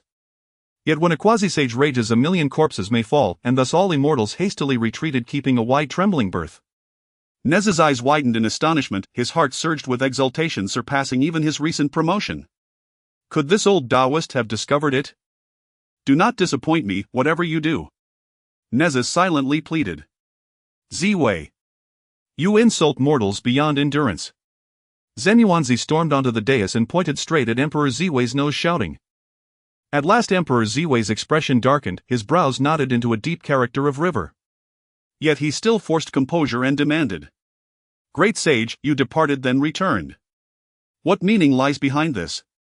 Speak plainly and all shall be clarified. Crash. Zenyuanzi flung his jade cup to the floor, shattering it into glittering fragments. Even now you dare feign ignorance before me. Your heavenly court hosts a banquet and dissolves my ginseng fruit directly into the wine. Worse still, you had the audacity to invite me to drink it. This is nothing short of a brazen slap across my face. Had I not just happened to seize this jade cup and detected the anomaly, would I still remain utterly oblivious? Outrageous. Unforgivable. You deceive me. You humiliate me. And now you mock me so contemptuously. What further discourse remains between us? Return my ginseng fruit, now. Zenyuanzi's fury swelled until it boiled over. Suddenly a silken whisk materialized in his hand and he brought it down with lethal intent upon Emperor Ziwei's brow. Xingyuan, compose yourself. Emperor Ziwei's face paled instantly. This eccentric Taoist had already ranted a torrent of bewildering accusations, but now without distinction of right or wrong he dared strike outright. You accuse me of deception and insult. It is you who oversteps all bounds. A surge of wrath rose within Emperor Ziwei, yet reason held firm. With one swift motion he seized the tip of the silken whisk and commanded Jin Yuan, "Cease this violence. Speak your truth clearly." "Nothing more to say." Zhen Yuanzi refused all restraint, swinging the whisk again in a furious overhead strike. "Hoof." Emperor Ziwei sneered coldly, "If the great sage insists on battle, then do not blame me for abandoning mercy." Instantly starlight blazed across his form, a violet radiance pierced the heavens, setting 10,000 stars into frenzied orbit around the purple microstar. Its luminous essence flooded into Emperor Ziwei's being. Purple chi streamed eastward, magnificent, unstoppable. Violet light blazed from his eyes as he thrust both palms forward. Zhen Yuanzi staggered backward, unable to withstand the force, until he struck the very edge of the Hall of Spiritual Light. A flash of astonishment crossed Zhen Yuanzi's eyes.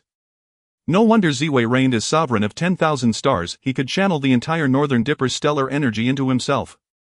Within this domain his power flowed inexhaustible, rendering him nearly invincible. "Jin Yuan, retract your hand now while you still may."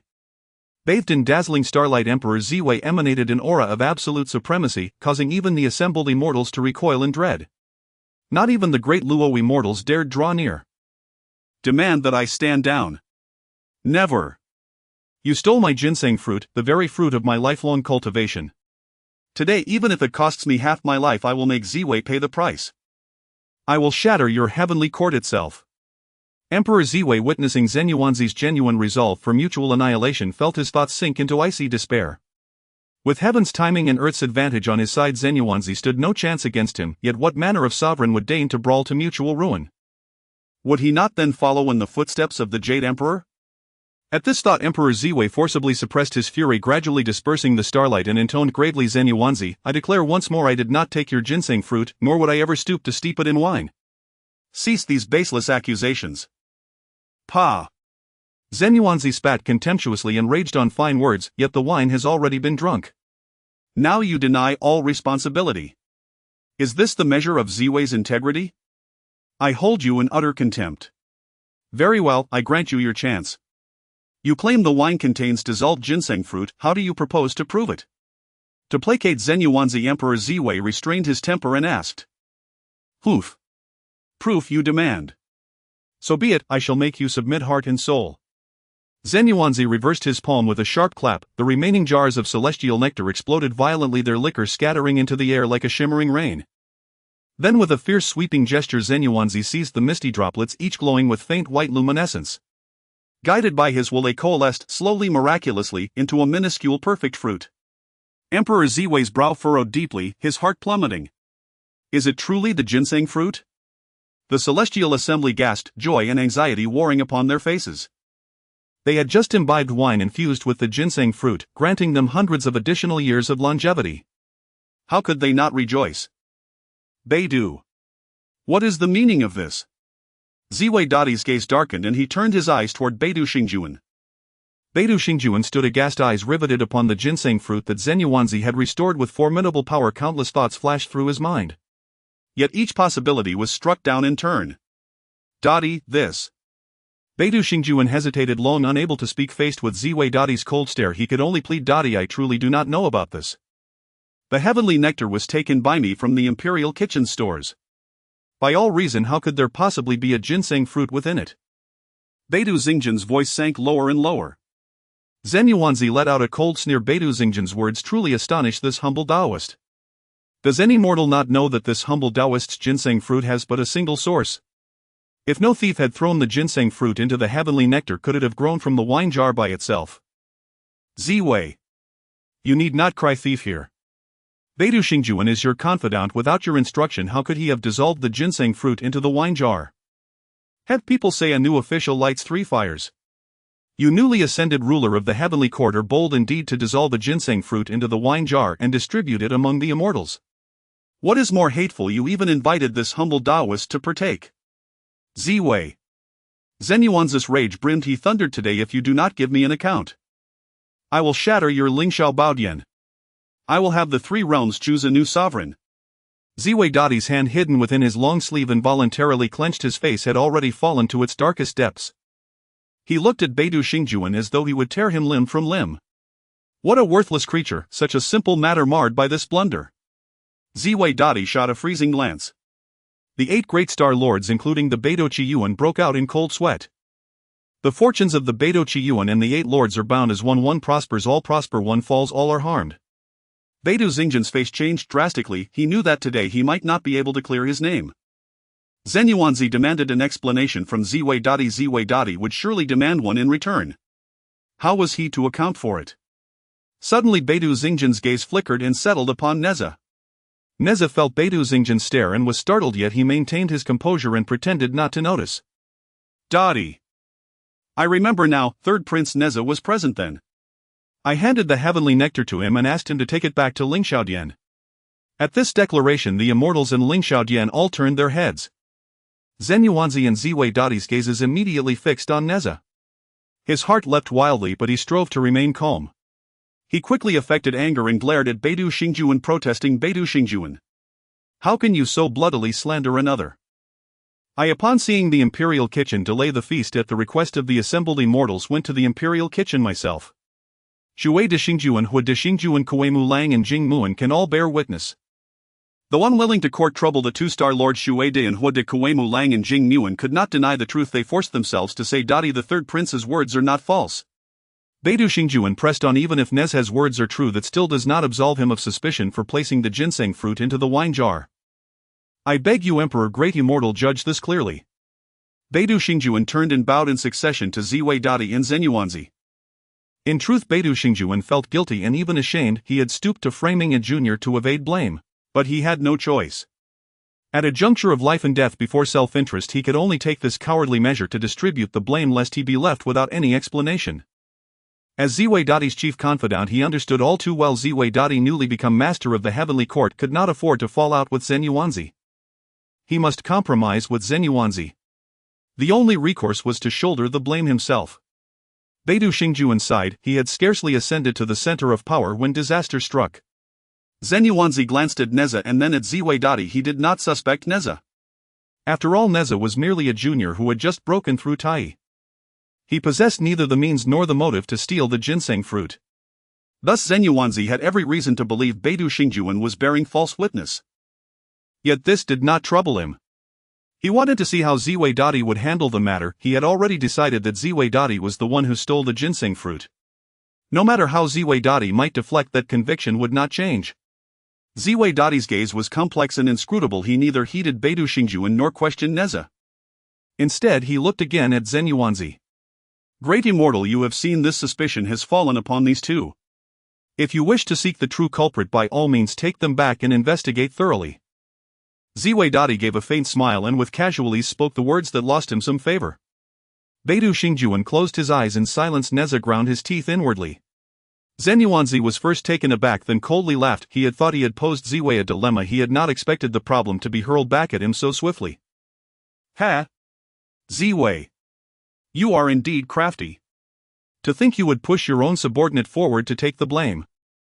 Apparently you are still far inferior to UD. Zenyuanzi delivered the cutting remark. Ziwei Dadi had always loathed being compared to UD. And to be told he was less than UD, yet his emperor Ziwei Dadi restrained himself. Wearing a hollow smile, he said, a man already departed no longer merits comparison with this emperor. Enough. My oversight has been lax, allowing my subordinates to commit such a disgrace upon the heavenly court. I hereby apologize to the great immortal. As for their punishment, I leave it entirely to the great immortal. All of you withdraw. Ziwei Dadi commanded, and the assembled immortals scattered like startled birds and beasts. What immortal would dare linger to stir trouble? In a moment Ling Xiaodian was left with only 4: Ziwei Dadi, Zenyuanzi, Beidou Xingjuan and Neza. Neza, feeling culpable though displeased, dared not argue. Beidou Xingjuan was helpless and fell silent as if resigned to fate. Only Ziwei Dadi remained upon the throne. He looked at Zenyuanzi and neither warm nor cold asked, what are you lingering here for, great immortal? The ringleaders have been seized, great immortal. You may take them away and deal with them as you please. I have already given you the account you required. Why do you not act? Zenyuanzi snorted coldly. Very well, Ziwei. This humble Taoist will do as you wish. With that he drew in his long sleeves, enveloping Beidou Xingjuan and Neza, and they vanished from Ling Xiaodian. The tremendous upheaval within the Lingxiao palace quickly spread across the 3 realms, becoming common knowledge among all. In the Jade Pool, the Queen Mother couldn't help but express her satisfaction, saying the Big Dipper Star Lord is a trusted aid of the Purple Tenuity and a master at the pinnacle of the Great Luo Golden Immortal Realm. This time, having entrusted the matter to the great sage of Jinyuan, it effectively severed a limb from the Purple Tenuity. However, it is a pity for Neza. The Nine Heavens Mystic Maiden said, "Does your majesty believe that the ginseng fruit was truly stolen by the Big Dipper Star Lord?" The Queen Mother coldly laughed, saying he doesn't have that ability yet. If a mere Great Luo Golden Immortal could steal the ginseng fruit, Zenyuanzi would have long starved. The Queen Mother continued, "This matter is undoubtedly linked to the Purple Tenuity, and Zenyuanzi understands that he alone cannot deal with the Purple Tenuity. Thus he resorted to capturing the Big Dipper Star Lord. In the Five Elements Mountain within the spatial realm of the mountain, Chu Xingze sat cross-legged atop the pure world White Lotus, surrounded by 15,000 strands of merit energy swirling around him.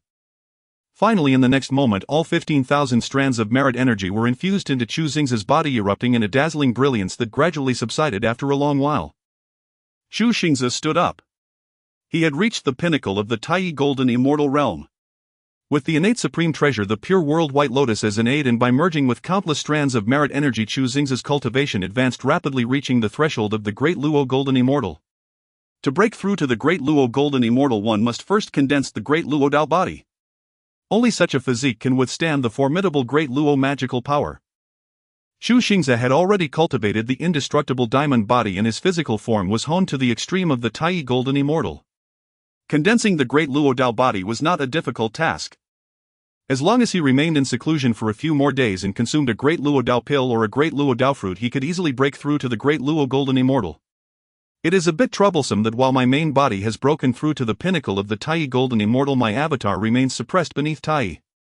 Chu Xingze pondered silently, realizing that the journey to the west had been temporarily halted. The Buddha was in seclusion and the Jade Emperor was missing.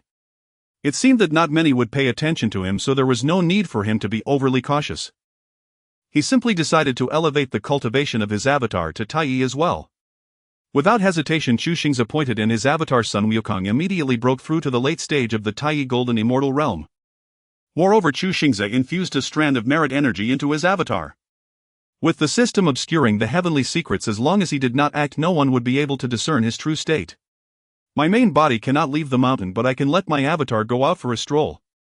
Sun Wukong emerged from the Five Elements cave and looked at the Tang Sang surrounded by countless scrolls, feeling secretly astonished. This old monk has been sitting in the scrolls for a month without a drop of water, yet he is still alive. Moreover, he seems quite spirited. It is truly strange. Sun Wukong did not pay much attention. After all, they had no master-disciple relationship now, and he had no reason to help him. Monkey brother. Something bad has happened. Shu Beiji rushed in from the east, riding on a gust of wind. Beiji. What happened? Were you able to safely return my monkey offspring? Sun Wukong inquired. Your monkey offspring are fine. But Neza is in trouble. Shu Beiji hurriedly said. He was captured by Zenyuanzi. What happened? Sun Wukong asked in confusion as Shu Beiji recounted the news he had just heard from the heavenly court. Monkey brother. What should we do? Sun Wukong frowned slightly, saying, Does this mean I have implicated Neza? Cough. Since that's the case, I will go rescue him. Ah. Monkey brother. Are you crazy? Even the Purple Tenuity Emperor had to compromise under Zenyuanzi's pressure and now has to push the Big Dipper Star Lord and Neza to take the blame. If you go, aren't you throwing yourself into a trap? Shu Beiji was startled. Rest assured, I, old son, know what I'm doing. At worst, I would just admit that I stole the ginseng fruit. Sun Wukong said calmly. Monkey brother. Don't scare me. I heard that Zenyuanzi's ginseng fruit is down to just 5 left. We've already eaten so many and tricked him into the heavenly court. If he finds out the truth, we are doomed. Shu Beiji was greatly frightened. Enough. You don't need to say more. I, old son, know better than you. Sun Wukong snorted, saying, Let's first go to the Wuzhuang Temple and take a look. At the Wuzhuang Temple, Zenyuanzi floated down. The disciples hurriedly came forward to pay their respects. Where are the people? Tie up these 2 thieves who stole the fruit. Zenyuanzi swung his long sleeves and Neza and the Big Dipper Star Lord were thrown out. The disciples, filled with rage, rushed forward to bind Neza and the Big Dipper Star Lord. Both Neza and the Big Dipper had their powers sealed and were unable to resist being firmly tied to the dragon binding pillar. Come on. Bring out the 7 stars whip for my master and give each of them 100 lashes. Yes. Qingfeng and Mingyue answered and hurriedly went to fetch the 7 stars whip from the back hall. The Big Dipper Star Lord, well-versed in many things, frowned upon seeing the 7 stars whip. This whip was not made of ordinary cowhide or tiger skin but rather dragon skin and now soaked in mystic water. Its power was immense, specifically designed to strike deities. If a mortal were to receive a lash, they would surely have their souls scattered in an instant. Strike! The disciples shouted, and a robust disciple immediately raised the whip and struck down fiercely at the Big Dipper Star Lord. Crack! Crack! Even with the Big Dipper Star Lord's pinnacle cultivation as a Great Luo Golden Immortal and his indestructible Great Luo Dao body, bloodstains appeared under the relentless lashes. The Big Dipper Star Lord, who had not felt pain for countless eons, was sweating profusely, yet he gritted his teeth and did not cry out. Neza curled his lips, feeling pain from a distance. If the lashes landed on him, what would happen? Neza lamented. Monkey. I have done my utmost this time. If I survive this calamity, you will owe me a huge favor. The robust disciple stopped the lashes and reported, Master, we have already given 100 lashes. Zenyuanzi nodded, looking at the already bruised Big Dipper Star Lord, saying, This Big Dipper is indeed a tough guy. He endured 100 lashes without begging for mercy or crying out. He then turned to Neza, saying, Now punish that little brat. Yes. The robust disciple then approached Neza without mercy and struck down again. Crack! Neza shut his eyes tightly, but to his surprise it did not hurt at all. What's going on? Neza quickly opened his eyes to look at the disciple wielding the whip, thinking, could it be that he is deliberately being lenient? But I don't even know him. Moreover, this disciple was clearly not holding back, he could tell just by the sound. Crack! The disciple did not notice Neza's anomaly, simply swinging the whip with full force and striking Neza's body hard. Neza felt as if someone was giving him a massage, making his whole body feel tingly and numb with no sensation of pain at all. Neza was completely dumbfounded. Bang! Bang! The 100 lashes were quickly completed. The burly disciple finally exhaled, but when he saw the unscathed Neza, he couldn't help but freeze. Looking up, he found Neza grinning at him. Is this kid really that tough? The disciple was surprised but quickly reported to Jin Yuanzi, Master. It's done. Jin Yuanzi nodded and said, Then tie them here to be sunbathed for 3 days. Do not provide them with food. They had already been sealed of their cultivation, lost their magical power, and their bodies were defenseless against the 7 stars whip, making them no different from ordinary people. Enduring 3 days of sun exposure is certainly no light matter. Jin Yuanzi snorted coldly and then swept his sleeves to leave. The disciples also agreed and tightened the ropes on them, cursing them a few times before leaving one by one. Neza glanced at the powerless Beta Star Lord, then looked at himself filled with doubt when suddenly 2 voices reached his ears. Neza. Who? Neza quickly looked around in surprise. It's us.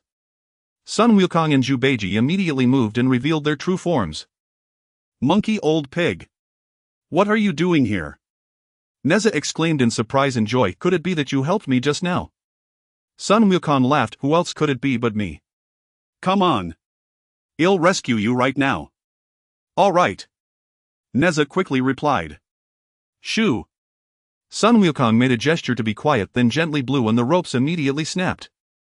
Neza instantly broke free, joyfully exclaiming, Great. I'm free again.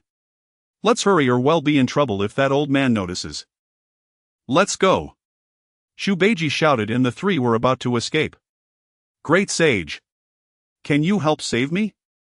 Suddenly a weak voice came from the nearby trapped dragon pillar as Beta Star Lord weakly called out.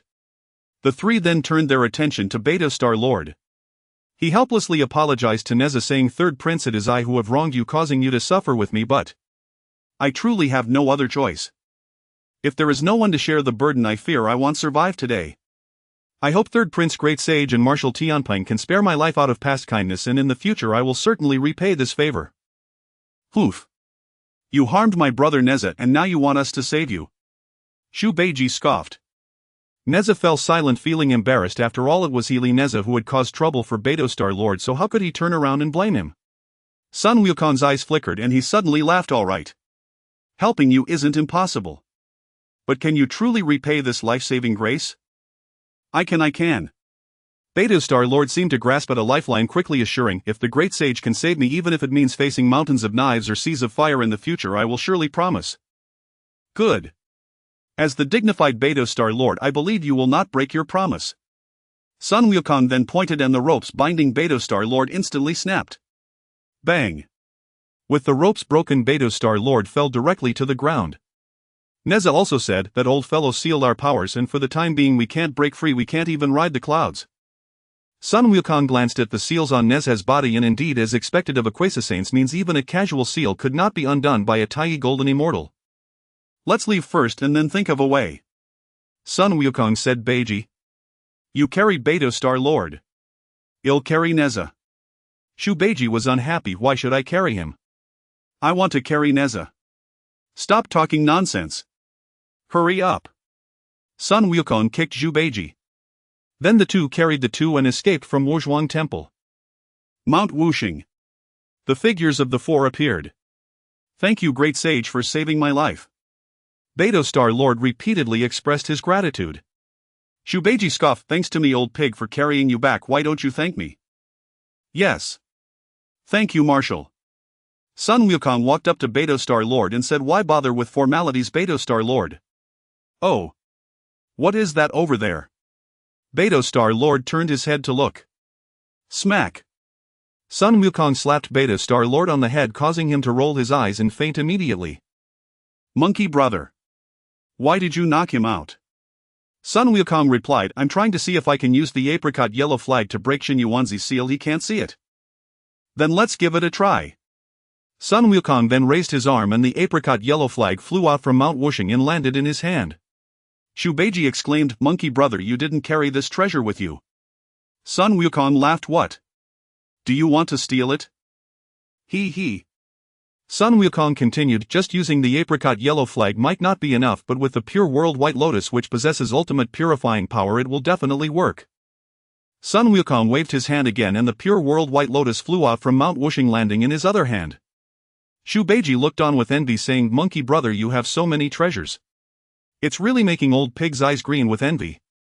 Sun Wukong radiated both the pure white light and the exorcising yellow light, simultaneously pouring it into Neza and Beidou Lord.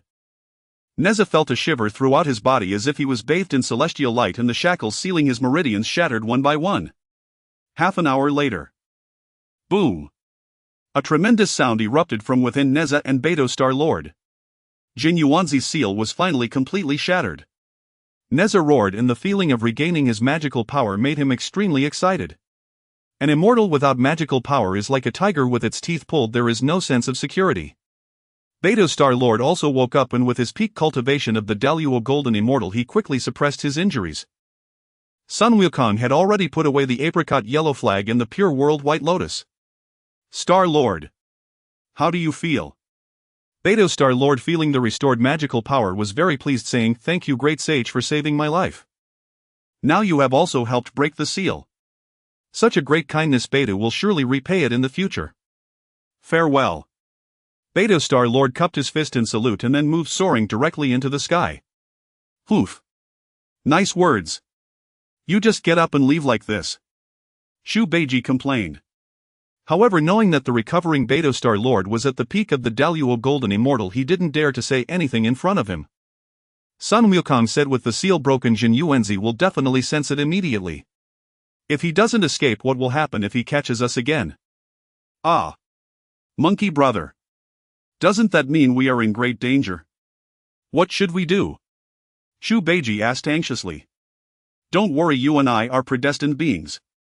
Although Xinyuanzi is a quasi-saint, the heavenly secrets have already been concealed and he cannot calculate us. At least for a while it is impossible for him to catch up with us here. That's good. That's good. Shu Beiji finally felt a bit relieved. Now that Beidou Lord is heading to the heavenly court, he will definitely ask Emperor Ziwei to help him conceal the heavenly secrets so that Xinyuanzi cannot find him. Neza. You probably can't show your face for a while. You need to find a place where the heavenly secrets cannot be calculated and hide. Sun Wukong looked at Neza. Neza frowned secretly. I don't have any good place to go. Do you have a solution? Sun Wukong pondered for a moment and said seriously, Mount Huagua. What? Flower Fruit Mountain. Neza exclaimed in surprise, isn't that your monkey's lair? Sun Wukong instantly turned dark with frustration. Your family is the one with the monkey's lair. It is. So many monkeys. Neza retorted defiantly. Oof. Don't underestimate my monkey's lair. Flower Fruit Mountain is the ancestral vein of the 10 continents, the source of the 3 islands. To call it the greatest mountain in the world is not an exaggeration. The heavenly secrets cannot be calculated. As long as Jin Yuanzi does not personally go, he will definitely not find you. All right. I'll go. Wu Zhuangguan. Jin Yuanzi, who was meditating, suddenly opened his eyes. The seal is broken. What happened? Did Ziwei come to steal someone? With a wave of his long sleeves, Jin Yuanzi appeared above Wu Zhuangguan, looking at the empty Kunlong pillar where not a single figure remained. Damn it. Good Ziwei. How dare you go back on your word right under my nose? You have no dignity of an emperor. It's truly laughable. I will ascend to heaven right now.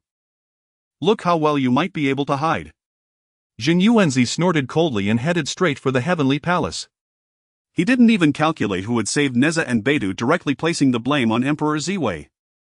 At this moment in the heavenly court Lingxiao Palace, Beidou Xingjuan knelt before Emperor Ziwei, trembling with fear. Emperor Ziwei's tall figure was turned away from him. Emperor, please save me. Emperor Ziwei did not turn around but asked, you say it was Sun Wukong and Zhu Beiji who rescued you? Indeed. Emperor Ziwei's expression was complex and hard to read.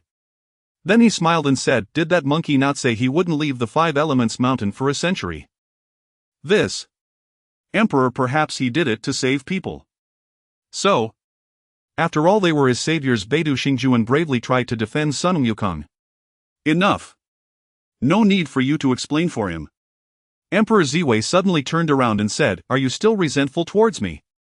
I dare not. Beidou Xingjuan hurriedly said it was Jin Yuanzi who was aggressive. The emperor had no choice. Moreover, since I eat the emperor's provisions, I should relieve the emperor's worries. How could I hold resentment? No wonder you are the one I value the most. In fact, I had already planned to save you at the appropriate time, but I didn't expect that monkey to do it ahead of time. Suddenly a commotion outside Lingxiao Palace interrupted. Ziwei. This time I will see how you explain to me after going back on your word. Jin Yuanzi's voice came, leaving Beidou Xingjuan in shock and terror. Emperor. You quickly hide in the peach garden. There are innate spiritual root peach trees there. You can avoid Jin Yuanzi's calculations. Yes. I will go right away. Beidou Xingjuan quickly transformed into starlight and left from behind Lingxiao Palace. In an instant, Jin Yuanzi's figure had already bypassed the heavenly soldiers and generals' obstruction, directly descending upon Lingxiao Palace. Emperor Ziwei wore an angry expression and said, Jin Yuanzi, Lingxiao Palace is the highest hall of the 3 realms. Without my command, who dares to intrude? You repeatedly come uninvited. What is the reason? Do you think I truly have no temper? Jin Yuanzi was taken aback and couldn't help but laugh and anger Ziwei. Why pretend innocence here? If there was nothing, would I come here? Let's be direct. Is Beidou Xingjuan hiding in Lingxiao Palace? Emperor Ziwei feigned surprise and said, what does the great immortal mean by this? Wasn't he already taken away by you for punishment? Can the great immortal's powers still let them escape? Ziwei. Enough. Stop pretending to be mad and hand them over. Emperor Ziwei's expression also changed. He knew he could not explain the matter of the ginseng fruit. For Jin Yuanzi he could retreat once, but the second time was absolutely impossible. Emperor Ziwei clasped his hands behind him and said lightly, I don't know what you're talking about. If you don't believe my words, feel free to search in the heavenly court. If there is nothing else, I will take my leave. Before Emperor Ziwei's words fell, he had already vanished without a trace. You. Damn it. Seeing Ziwei leave, Jin Yuanzi was filled with indignation. Search if you must. No matter how vast the heavenly court is, where can you hide? Jin Yuanzi then began searching within the heavenly court. First to the 7 Stars Palace of Beidou, then to the Southern Dipper, then to the 9 Luminaries Palace, and finally to the 28 Mansions Palace. Each palace and hall, large and small, was searched by Jin Yuanzi, but he simply couldn't find Beidou Xingjuan. Damn it. Beidou Xingjuan, you can't escape. Jin Yuanzi couldn't help but shout in anger, his voice echoing through Lingxiao. In the peach garden a certain peach tree and a certain leaf trembled violently upon hearing Jin Yuanzi's voice. South Sea Luojiao Mountain. 4 months Guanyin Bodhisattva had not stepped away from Luojiao Mountain, but as the disturbances in the three realms increased, the messages about her gradually diminished. In the early morning Guanyin Bodhisattva rode the auspicious clouds towards Ling Mountain. This time it was the ancient Buddha of Light who personally sent someone to invite her, saying there were important matters to discuss. Soon Guanyin arrived at Ling Mountain without alarming anyone and came to the main hall of the Great Thundersound Temple. At this time there were 2 Buddhas with golden light emanating from their backs standing there majestic and solemn. One of them was the current acting Buddha, the ancient Buddha of Light. The other was the Maitreya Buddha, known as the future Buddha. Upon seeing Maitreya Buddha, Guanyin couldn't help but feel confused. However, she still walked forward to pay her respects. Honorable Guanyin has arrived. Maitreya Buddha, a laughing monk with a round belly, greeted her with a smile. I have seen Maitreya Buddha. I have seen the ancient Buddha of Light. The 2 Buddhas summoned Guanyin here. May I ask for what matter? The ancient Buddha of Light said, Maitreya Guanyin Bodhisattva has arrived, you may speak now. Maitreya Buddha smiled slightly and then said, the reason I invited both of you here you must already understand. It concerns the journey to the West. Currently in the Eastern Heavenly Court the Jade Emperor is missing and Emperor Ziwei has not yet been able to command respect and has fallen out with Xin Yuanzi. At this moment the luck in the East has evidently reached its lowest point. And the journey to the West calamity is an important opportunity to promote our Buddhist teachings. I believe this is the best time for us to restart the journey to the West calamity. In this ebb and flow our Western Buddhist sect will eventually surpass the Eastern Heavenly Court, becoming the highest in the 3 realms. What do both of you think? Maitreya said with a smile. The ancient Buddha of Light frowned secretly but had to nod and say, what you say makes a lot of sense, but the pause of the journey to the West calamity was personally decreed by the Tathagata during his retreat. It's only been a short time. If we restart it, wouldn't it seem too rash for our Buddhist sect? Guanyin Bodhisattva was pondering silently and did not speak. Maitreya Buddha glanced at the ancient Buddha of Light and smiled, saying, Ancient Buddha, you are mistaken. When the Buddha retreated there was no such good opportunity. Today is different from the past. Pausing the journey to the West was already going against the heavenly path, and now restarting it is indeed following the heavenly path. For the future of the Buddhist sect, Ancient Buddha must think it over. Maitreya Buddha spoke earnestly as if everything was said for the sake of elevating the Buddhist sect. Maitreya's words plunged the great hero hall into silence once more. Guanyin Bodhisattva, however, remained non-committal. To her the matters of the journey to the West had become a thorn in her heart. First she was helpless against Sun Wukong, and later she was repeatedly humiliated, leaving her with no fondness for the journey to the West. Whether or not the calamity of the journey to the West would restart she was unwilling to concern herself. Had she known that Maitreya was inviting her to discuss this matter she would have seized the opportunity to decline. Guanyin, what is your opinion? Maitreya Buddha maintained a smiling demeanor, looking at Guanyin with great kindness. However, Guanyin knew that this Maitreya Buddha, known for his great capacity to endure, was not as easy to deal with as he appeared. The Eastern Buddha is joking. Guanyin is merely a bodhisattva and cannot possibly comment on such significant matters as the calamity of the journey to the West. I think it would be best for the 2 Buddhas to discuss this matter among themselves. Guanyin will certainly comply. Guanyin Bodhisattva said with a smile. Suddenly the ancient Buddha of Lighting spoke regarding the theft of the scriptures. The case remains unsolved. The disciples of the Arhat Hall have searched the 3 realms but found no trace whatsoever. Alas, this is greatly detrimental to our Buddhist sect. Maitreya's eyes shifted slightly. How could he not grasp the underlying implication of the ancient Buddha's words? This was clearly a diversion. In terms of the calamity of the journey to the West, what did the theft of the scriptures matter? What significance does the loss of a few spiritual treasures hold? However, this had long been anticipated by Maitreya. As the Buddha of the present, the Tathagata accumulated great authority. Although he is the future Buddha, he ultimately holds no decisive power. The ancient Buddha of Lighting has always sought to balance the internal conflicts within the Buddhist sect. If he were to agree to restart the calamity now, it would be tantamount to breaking the Tathagata's authority first within the sect. In the future, when the Tathagata emerges from seclusion, his absolute dominance would be hard to maintain. A leader of a sect without absolute authority poses a latent crisis for any major religion. If this continues, it will inevitably lead to turmoil and factional strife within the Buddhist sect. This runs counter to the propagation of the Dharma. Naturally, the ancient Buddha of lighting would not allow such a thing to happen, hence he must proceed with utmost caution and strive for balance. He also keenly perceives the covert struggle between the Tathagata and Maitreya. Logically, with the Tathagata in seclusion, he should transfer the authority of acting leader to Maitreya. But the Tathagata dares not do so. At this moment, Maitreya's intentions are quite evident. Though he presents himself as selfless, does the ancient Buddha not understand his subtle calculations? He intends to conclude the calamity of the journey to the west before the Tathagata emerges from seclusion, seizing the fruits of the calamity for himself. The ancient Buddha of lighting sighed deeply. Although Maitreya is the future Buddha, the time is still not ripe. He must not be allowed to harbor ambitions of ascendance so early. However, with him constantly speaking for the good of the Buddhist sect, the ancient Buddha of lighting could not point out the flaws nor rebut him, he could only divert the topic. The ancient Buddha of lighting felt it was quite a difficult situation. Having retired, he still has to engage in intrigues with these younger generations. Ancient Buddha. In truth, the matter of restarting the calamity of the journey to the west does require careful consideration and cannot be initiated lightly. Maitreya suddenly said this, which startled the ancient Buddha of lighting, the first thought in his mind being, what trick is this fellow playing? Indeed. Maitreya, what have you thought of? Ancient Buddha. What I mean is that the calamity of the journey to the west must not be inconsistent, but it also cannot be postponed indefinitely. Otherwise it would be against the heavenly principle. What was initially a great blessing for our Buddhist sect has now transformed into a great evil. Would this not bring ridicule from the three realms? This statement cannot help but make the ancient Buddha of lighting take it seriously. After pondering for a moment, he said, "You make a valid point. So what do you propose?" The crucial figure in this calamity of the journey to the west is the golden cicada. To be able to bear the calamity, he has already reincarnated 9 times.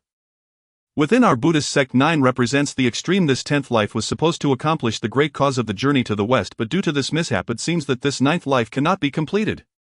However, 10 is the total. Why not allow the golden cicada to reincarnate once more? 10 lives of reincarnation would grant greater merit than 9, so let us use this 10th life as the limit.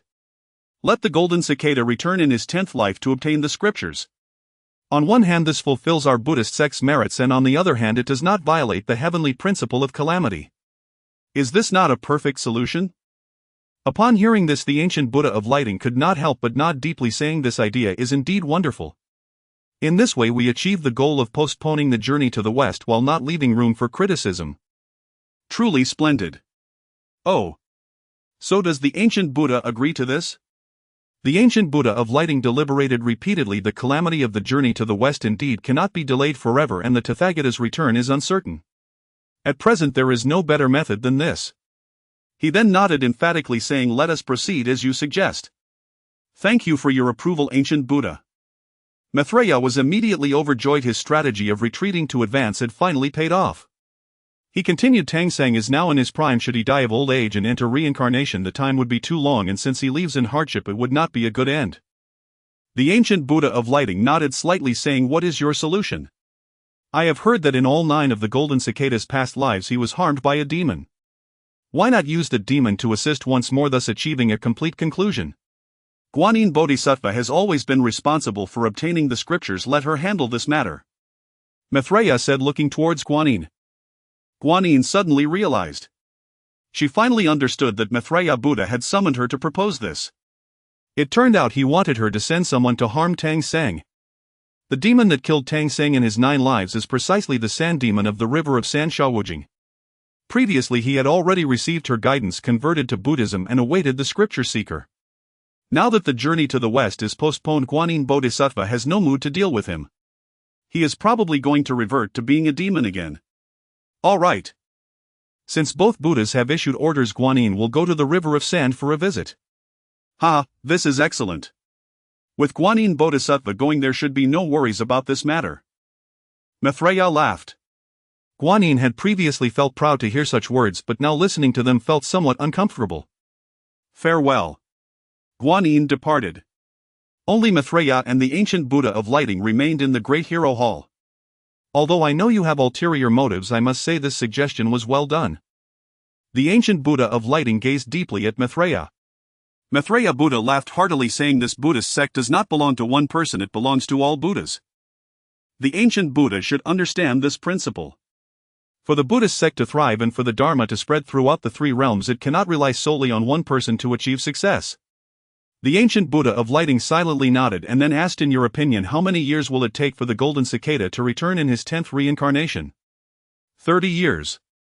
Maitreya smiled slightly, holding up 3 fingers. Alas! The ancient Buddha of lighting could not help but sigh deeply. 30 years, the chances of the Tathagata emerging from seclusion are slim. Maitreya glanced at the ancient Buddha, knowing this old fellow, though his heart leans towards the Tathagata, is even more concerned about the grand plan of the Buddhist sect. After fighting against the Tathagata for many years, he has lost more than he has won. This time Maitreya Buddha has managed to regain a point. The river of shifting sands. 800 realms of shifting sands, 3,000 depths of weak waters. Goose feathers do not float, the bulrushes sink to the bottom. The great river stretches endlessly, yellow sand swirling dark and vast, spanning 800 miles, and looking left and right it seems to stretch for thousands of miles. The water roils like a dragon, turning waves surge like mountains, rising in overwhelming sight. It can be said that even gods and ghosts find it hard to cross. Beneath the river of shifting sands an old demon lurks underwater with red hair and a blue-black face, extremely fierce and malevolent. It is none other than Chu Xingze. Although he resides at the bottom of this river, he is still aware of some major happenings outside. The Jade Emperor has gone missing and the journey to the west has been postponed. These two matters are deeply related to him. It seems he will find it hard to see any glory in this life. Therefore he has forgotten Guanyin's previous admonitions and has taken to living as a demon, killing when necessary and devouring humans. One day, just after finishing a meal and sinking into slumber at the bottom of the water, he suddenly heard someone calling his name. Chu Xingze. Whom? Chu Xingze was jolted awake. Who is calling me? That sounds like the voice of Bodhisattva Guanyin. Chu Xingze murmured to himself, I haven't gone to find her yet, she comes to find me. You promised to help me obtain the scriptures from the west to achieve a righteous fruit, and now it seems there is no hope. Chu Xingze grabbed the demon-slaying staff beside him and leapt out of the water with a splash. Who called me? Chu Xingze shouted loudly. Impertinent creature! Can you not even recognize my voice? Guanyin could not help but vent her frustration. Oh. So it is the Bodhisattva. Chu Xingze feigned surprise. I heard that the journey to the west has been called off. I wonder what else the Bodhisattva has come for. Guanyin noticed a significant change in Chu Xingze's attitude, lacking the respect he once showed. She felt very displeased, but since she still needed him, she refrained from expressing her anger. She could only say, do not speak recklessly. The matter of the journey to the west is decreed by the heavenly Tao. Who dares to defy it? Then what brings the Bodhisattva here? Chu Xingze asked, puzzled. Guanyin turned away and said, go kill a person. Kill someone. Chu Xingze was taken aback. He could not have misheard. The compassionate Guanyin Bodhisattva actually wants him to kill someone. Kill who? Chu Xingze asked cautiously. Tang Seng. Who? Chu Xingze was so shocked he nearly jumped up, thinking his ears had gone bad. Isn't Tang Seng the master he is about to follow? What is going on? Chu Xingze widened his eyes and looked at Guanyin. Bodhisattva, you cannot be joking. Guanyin's lips twitched. She huffed, if I command you to do it, then do it. Why so many words? All right. But Bodhisattva, if I kill Tang Seng, who will I go with to obtain the scriptures? Who will I replace him with? Guanyin, too lazy to explain to the ugly Chu Xingze, said indifferently, you need not worry, as long as you serve me well I will surely grant you a righteous golden body in the future, freeing you from suffering in this river of shifting sands. Upon hearing this, Chu Xingze instantly felt invigorated and dashed out, saying, Bodhisattva, do not worry, I will go kill Tang Seng right away. Seeing Chu Xingze already fly far away, Guanyin's face darkened. I haven't even told you where Tang Seng is yet. Mount 5 Elements. Sun Wukong and Zhu Beiji were munching on peaches. While eating, Zhu Beiji glanced at Tang Seng. Monkey brother, did you secretly feed master those peaches? Otherwise how could he, a mere mortal, go months without eating or drinking? No. Sun Wukong shook his head and curiously looked at Tang Seng. From top to bottom, Tang Seng did not seem to have changed much. He was still engrossed in his scriptures, and occasionally they could hear him reciting. Isn't that just perfect? Otherwise you would have to go feed him every day. Now it's good you don't even have to pass him water. Indeed. Zhu Beiji continued to eat without a care. The peaches he had eaten over the past few days at Sun Wukong's place equaled a significant portion of his lifetime's worth. Having eaten the peaches, he often slacked off in his training, yet he quickly broke through to the mid-stage of Tai. His cultivation could be said to have been completely reliant on pills. Bang! With a loud crash, a red-haired demon suddenly fell before the two of them. Sun Wukong and Zhu Beiji were momentarily startled. Which demon dares to wreak havoc at Mount 5 Elements? Zhu Beiji shouted, kicking up his 9th rake to block the red-haired monster's path.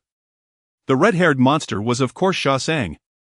He glared at Zhu Beiji with contempt and arrogantly said, "Pig-head monster. Do you know where Tang Xing is? Pig-head monster. Who are you calling that? You blind damned demon. How dare you address me Grandpa Pig like that? You must not want to live." Bang! Zhu Beiji stomped hard, causing Mount 5 Elements to shake violently and dust to rise from the ground, revealing the full extent of his mid-stage Tai aura before Chu Xingze. Tai, golden immortal. Chu Xingze's dark round eyes widened even further. Then in an instant he became submissive. So it's a great demon of the Tai golden immortal level. He. I am Sha Wujing, I apologize for the offense. Chu Xingze hurriedly said. Poof. Consider yourself lucky. Zhu Beiji, feeling proud, put away his imposing aura and said, "High and mighty, what kind of demon are you, looking so ugly?" Chu Xingze felt a bit disgusted with that face of yours. "You probably don't look much better, yet you dare to call me ugly." However, the difference in power was too vast. Chu Xingze had to swallow his pride and say, "I am the spirit of the shifting sand of the river of shifting sands." River of shifting sands. Sun Wukong, who had initially shown no interest, suddenly became intrigued, sizing Chu Xingze up. Red hair, blue black face, tall stature, demon-slaying staff. Ah, so it really is this sand monk. Sun Wukong thought to himself, it seems Guanyin Bodhisattva has sent him to find Tang Xing again. Could it be that there is some new development in the Buddhist realm?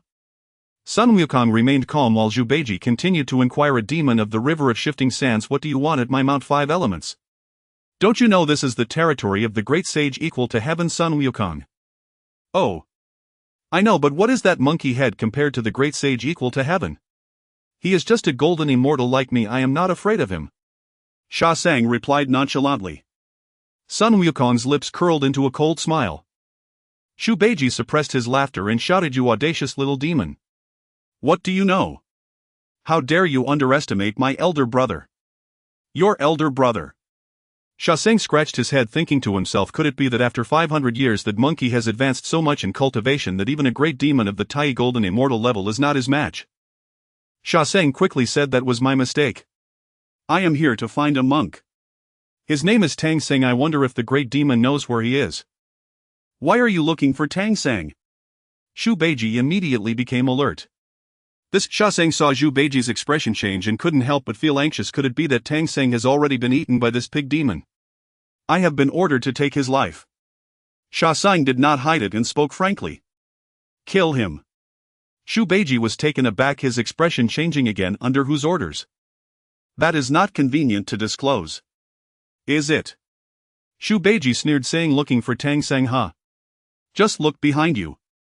Only then did Chu Xingze turn his head in a daze, only to see a monk bathed in the radiance of Buddhism reciting passionately with scrolls and scriptures swirling above his head. It was as if the Buddha was in the world solemn and sacred. Chu Xingze was filled with question marks. Is this Tang Xing? Why do I feel like I made another mistake? Chu Xingze turned to look at Zhu Beiji and cautiously asked, "Is this really Tang Xing?" "Not the old Buddha from the West." Zhu Beiji, holding his 9th rake in one hand, walked cheerfully towards Chu Xingze. Chu Xingze quickly stepped back, saying, "Senior, please speak." "No need to get so close. Don't be afraid. I'm easy to get along with." Zhu Beiji gently patted Chu Xingze's shoulder and said, "He really is Tang Xing." "Oh. That's good. I'll go kill him now. He's still my master." Zhu Beiji added. "Master, what does that mean? Does Tang Xing still have disciples? Besides, aren't you a great demon? How could you recognize a mortal as your master?" Chu Xingze exclaimed. "I'm willing. What does it matter to you? But do you want to kill him?" No. How could a little demon dare to harm the master of a great demon? I'll leave right now." "Don't you dare." "I don't care. If you want to kill him, go ahead." Zhu Beiji waved his hand. "Really?" Chu Xingze exclaimed in joy. "Of course. Hurry up. Otherwise he'll finish reciting and run away. All right. After all, it was a command from Guanyin Bodhisattva, and Sha Sang did not hesitate, suddenly turning around and raising his demon-subduing staff to strike at Tang Seng's head. The peak power of a golden immortal, a full-force strike, let alone a mortal, even an ordinary golden immortal would be sent into a panic. If this strike hit Tang Seng, even 10 Tang Sengs would perish. Just as the demon-subduing staff was about to land on Tang Seng's head, golden character seals suddenly began to rotate above him. A beam of Buddhist light suddenly burst forth from Tang Seng's head, and the surrounding scriptures automatically opened up, with scriptures shining with Buddhist light flying out, weaving into a golden protective shield above Tang Seng's head. Boom! Sha Seng's demon-subduing staff struck heavily against the Sanskrit shield, a blow that could shatter mountains and rocks did not even create a ripple on the protective barrier. The enormous rebound force sent Sha Sang and his staff flying away. Wow, wow! Chu Beiji also widened his eyes in surprise and said, "Monkey brother. Has Master become a Buddha? How is he so powerful?" Sun Wukong shook his head and said, "Who knows?" Then he emphasized heavily, "He is your master, not mine." Chu Beiji jogged over to Sha Seng's side, helped him up and said, "Liashajing, are you alright? How do you feel? If you don't want me to kill Tang Seng, just say so. Why deceive me and attack me secretly?" Sha Seng coldly huffed. "I didn't attack. It's not my fault." Chu Beiji protested innocently. "Really? Poof. I won't believe you." Sha Seng stood up and turned to leave. Chu Beiji grabbed him and said, "Don't go. I really didn't attack. Try again." Sha Seng cautiously asked, "Really?" "All right. I'll try again. Kill." Sha Seng turned and swung the demon-subduing staff at Tang Seng once more. Boom! In the blink of an eye, Sha Sang was sent flying back again, crashing heavily into the ground and creating a large pit, stirring up a cloud of dust. Sha Sang rolled his eyes, lying in the pit, unable to stand for a long time. Chu Beiji opened his mouth, gaining a rough understanding of the rebound force from Tang Seng now. He used his rake to pull Sha Sang out of the pit and looked at the gasping Sha Sang and said, "Liashajing, are you okay?" Cough, cough. Sha Sang spat out a mouthful of sand, spraying it all over Beiji's face. "Damn it! You really are a sand spirit. Not only do you spit sand, but you also don't spit blood." Chu Beiji disdainfully tossed him aside. Sun Wukong walked over and said, "Don't let him die. Ask who sent him to kill Tang Seng." Logically, the news that eating Tang Seng's flesh can grant immortality hasn't spread yet. Sun Wukong muttered to himself. Chu Beiji's eyes suddenly lit up, unable to help but glance at his master, and then looked at Sun Wukong in surprise. "Monkey brother. What did you just say? I didn't hear clearly." "It's nothing." Sun Wukong shook his head. "You clearly said it. You said eating a piece of Master's flesh can grant immortality. Then why are you asking?" Sun Wukong punched Chu Beiji on the head and scolded, "Useless thing. The Queen Mother said eating a peach from the Great Panta can make one live as long as the heavens. How many have you eaten? Why are you still concerned about immortality?" "Oh. Yes." Chu Beiji finally reacted, realizing he had already lived as long as the heavens. "What does it matter about immortality? After being a demon for so long, my perspective has really shrunk. Liashajing. Tell me who sent you to kill my master. Is it because you want to eat his flesh?" Sha Sang climbed out of the pit, offered no explanation, and didn't argue. He simply turned to leave, saying, "Excuse me. I want to leave first." "Leave? Who told you to leave?" Chu Beiji huffed. "Speak quickly." Sha Sang glanced at the two of them who were glaring at him, knowing he couldn't leave without saying anything, so he hesitated and then sold out Guanyin. "It's Guanyin Bodhisattva." "What?" Sun Wukong and Chu Beiji exchanged glances. Chu Beiji immediately jumped up and kicked Sha Sang away, exclaiming, "Damn sand spirit! How dare you deceive us? My master is the one designated by Guanyin Bodhisattva to retrieve the scriptures." "Ouch!" Sha Sang grimaced, spitting out more sand, and said unjustly, "It's true, it's the Bodhisattva. How could I dare to deceive you?" Sha Sang climbed up from the ground again, cursing Guanyin Bodhisattva in his heart, thinking that with two such powerful demons by Tang Seng's side they hadn't told him, wasn't that sending him to his death? Sha Sang was very angry. "How dare you say?" Sun Wukong stopped Chu Beiji and said, "What he said should be true." "Right. Sha Wujing." Sha Sang was shocked, suddenly looking up at Sun Wukong and asking, "How do you know the Dharma name given to me by the Bodhisattva?" Sun Wukong smiled and said, "I am Sun Wukong." He is Zhu Wuneng. Your Sun Wukong. Weren't you trapped under the Five Elements mountain? When did you get out? Sun Wukong smiled but didn't explain, instead saying, now there are two paths before you. One is death. The kind where your soul flies away. The second path. I choose the second path. Without waiting for Sun Wukong to finish, Sha Sang shouted first. Xu Beiji laughed and said, oh. You're quite decisive. The second path is actually also death. Ha ha. Ah. Sha Sun was startled. Sun Wukong rolled his eyes and said, the second path is to join us. I can help you break through to the Taiyi Golden Immortal. Break through to the Taiyi Golden Immortal. Really?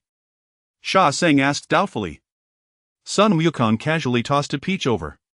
Sha Sang was startled, thinking it was some hidden weapon. Only after catching it did he realize in surprise it's a panta.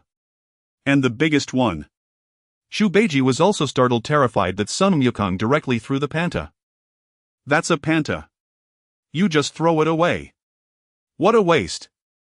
Monkey brother, even if you emptied the panta garden, can't you be a little less extravagant? Xu Beiji was heartbroken.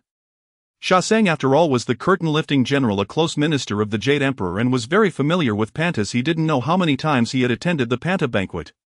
However, given his status, he could only eat small pantas. The big panta was something he could only look at but not eat. Now holding such a real peach felt so unreal. Is this for me? Sha Sang licked his lips. Of course. A single great peach tree fruit may not elevate you to the status of a Taiyi Golden Immortal, but as long as you pledge allegiance to us, breaking through to Taiyi will be a trivial matter. Before Sha Sang could respond, Sun Wukong was pulled aside by Xu Beiji, who said, Monkey brother, have you lost your mind? Why would you use a peach tree fruit to win over such a mere flow sand spirit? What a waste. Xu Beiji continued, how about this, you give me the peach tree fruit and I, old pig, will guarantee that whatever you want him to do will be done clearly. Xu Beiji said indignantly, what merits do you have as a pighead for me, old son, to give you a peach tree fruit and help you break through to Taiyi?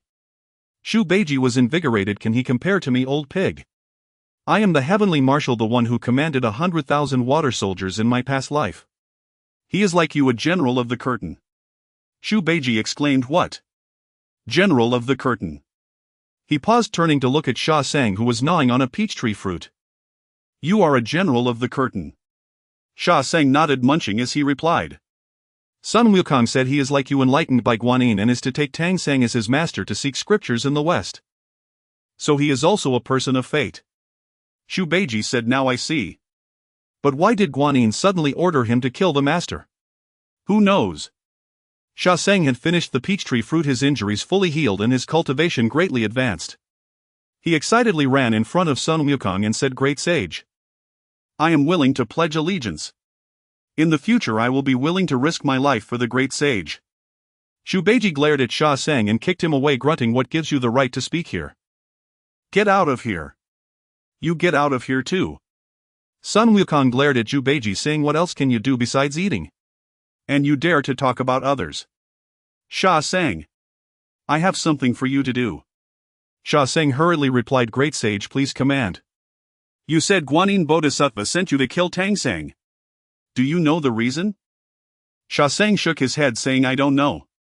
Xu Beiji still couldn't hold back his anger, grunted, dare not to tell the truth, your little life will soon be over. No. Guanyin Bodhisattva is such a person, how could she tell me? She only told me to follow orders, and in the future I shall surely receive a proper reward. But if you kill Tang Sang, how can you obtain your reward? I don't know about that. Sha Sang shook his head. However, recalling Guanyin's intention, he said, it seems like the journey to the west will still continue. Sun Wukong nodded secretly, saying, you can get up now. Thank you, great sage. Since Guanyin Bodhisattva did not take action herself but sent you here, it seems she does not want to make the killing of Tang Sang too public. Do you know where Guanyin Bodhisattva is now? Sun Wukong asked. Sha Sang said, at Guanyin Zen courtyard. She told me to kill Tang Sang and then go to see her at Guanyin Zen courtyard. Good. I understand now. Sun Wukong smiled slightly, devising a plan, and immediately transformed into Sha Sang's appearance. Monkey brother. Why did you transform into this demon? Sun Wukong replied, don't keep calling me a demon. As if you aren't a demon yourself. You two wait here. I'll go check out Guanyin Zen courtyard. I might find out why she wants to kill Tang Sang. Old Sun will go too. Guanyin Zen courtyard. The Guanyin Zen courtyard is not far from Wuxing Mountain. It is a magnificent temple. The old courtyard master Elder Jin Shi is a venerable monk who has lived for over 200 years and has served as the master for more than 200 years. Bodhisattva. I never expected you to personally come today. I am truly overwhelmed. Guanyin Bodhisattva glanced at Elder Jin Shi. The Guanyin Zen courtyard is considered her private retreat, and Elder Jin Shi was promoted by her loyal to her. Thus she chose to appear. All right, you all may leave. I will stay here for a moment. No need for further formality. Although Elder Jin Shi is a few hundred years old, he regards Guanyin Bodhisattva's words as the highest authority, not daring to say more, and quickly led the young monks away. Moments later, Chu Xingze's figure appeared in the quiet meditation hall. Salutations, Bodhisattva. Chu Xingze respectfully said. Is the matter settled? Guanyin asked lightly. Although she knew Zhu Beiji had broken through to Tai, Chu Xingze was not his match. However, killing a mortal unnoticed should be no problem for the foolish one. Everything is settled. Chu Xingze lowered his head and replied. Very good. Guanyin Bodhisattva then raised her head to look at Chu Xingze, suddenly feeling something was off, and asked, Did you bring back Tang Seng's corpse? I brought it back. Chu Xingze answered again. Where is it? Why don't you take it out? Guanyin felt displeased. This Chu Xingze was also a fool. How could he not take the initiative to mention it? Replying to the Bodhisattva. It is in my belly. Chu Xingze patted his belly and grinned. In your belly? You ate him. Guanyin was taken aback, somewhat confused, but quickly reacted. Chu Xingze nodded without surprise, saying, I heard that Tang Sang is a good person who has cultivated for 10 lifetimes. Eating even a bite of his flesh can grant immortality. That's why I simply swallowed him. You? Guanyin was furious, thinking, what kind of monster is this? No wonder he was banished to the mortal realm by the Jade Emperor. Wait. Although I intended to spread this rumor in the future, it seems I haven't had the chance to do so yet. How did this Chu Xingze know? Enough. Do not tell anyone about this matter. Return to your Liashagia river and continue to wait. No less than 30 years, no more than 50 years, the one seeking scriptures will naturally pass through your Liashagia river, and at that time you will take him as your master and protect him on his journey west. Guanyin did not wish to dwell on it further and waved him off. Upon hearing this, Sun Wukong's heart stirred, and he said, Bodhisattva Tang Sang is dead, who was the one seeking scriptures. Guanyin intended to give Chu Xingze a hint and said, when I want him dead he will naturally die, when I want him to come back to life he will naturally revive. Guanyin glanced at Chu Xingze, seeing his foolish demeanor, thought he wouldn't understand even if she said more, and waved her hand, saying, Go now. Wait for further instructions. Sun Wukong's mind was turning as if he understood something. Bodhisattva. I forgot to tell you something. What is it? Guanyin Bodhisattva asked patiently. Just now I inadvertently killed Tang Seng's physical body and accidentally scattered Tang Seng's soul. What? Guanyin immediately couldn't sit still, leaping to her feet. Tang Seng's soul is the golden cicada. How could you scatter it? Guanyin Bodhisattva fixed an intense gaze on Chu Xingze, clearly unable to believe it. I don't know either. Chu Xingze lowered his head in shame, saying, I don't know why his soul is so fragile, it was scattered with just one punch. Guanyin could no longer remain calm. Tang Seng's soul was the essence of the golden cicada, and it was impossible for Chu Xingze to scatter it with a single punch. Hence Guanyin did not believe Chu Xingze's words and thought he must be seeing things. However, she could not ignore this. The entire journey to the west relied on Tang Seng. She needed to immediately go to the underworld, asking the Ksitigarbha Bodhisattva to check if the golden cicada's soul was still well. Ha ha. Sun Wukong laughed heartily as he watched Guanyin leave in a hurry. She must be heading to the underworld to search for the soul of Jin Shanzi. Tang Seng is not dead. Let's see where she will find his soul. However, if she can't find it, she will definitely come to Wuxing Mountain to find trouble with me.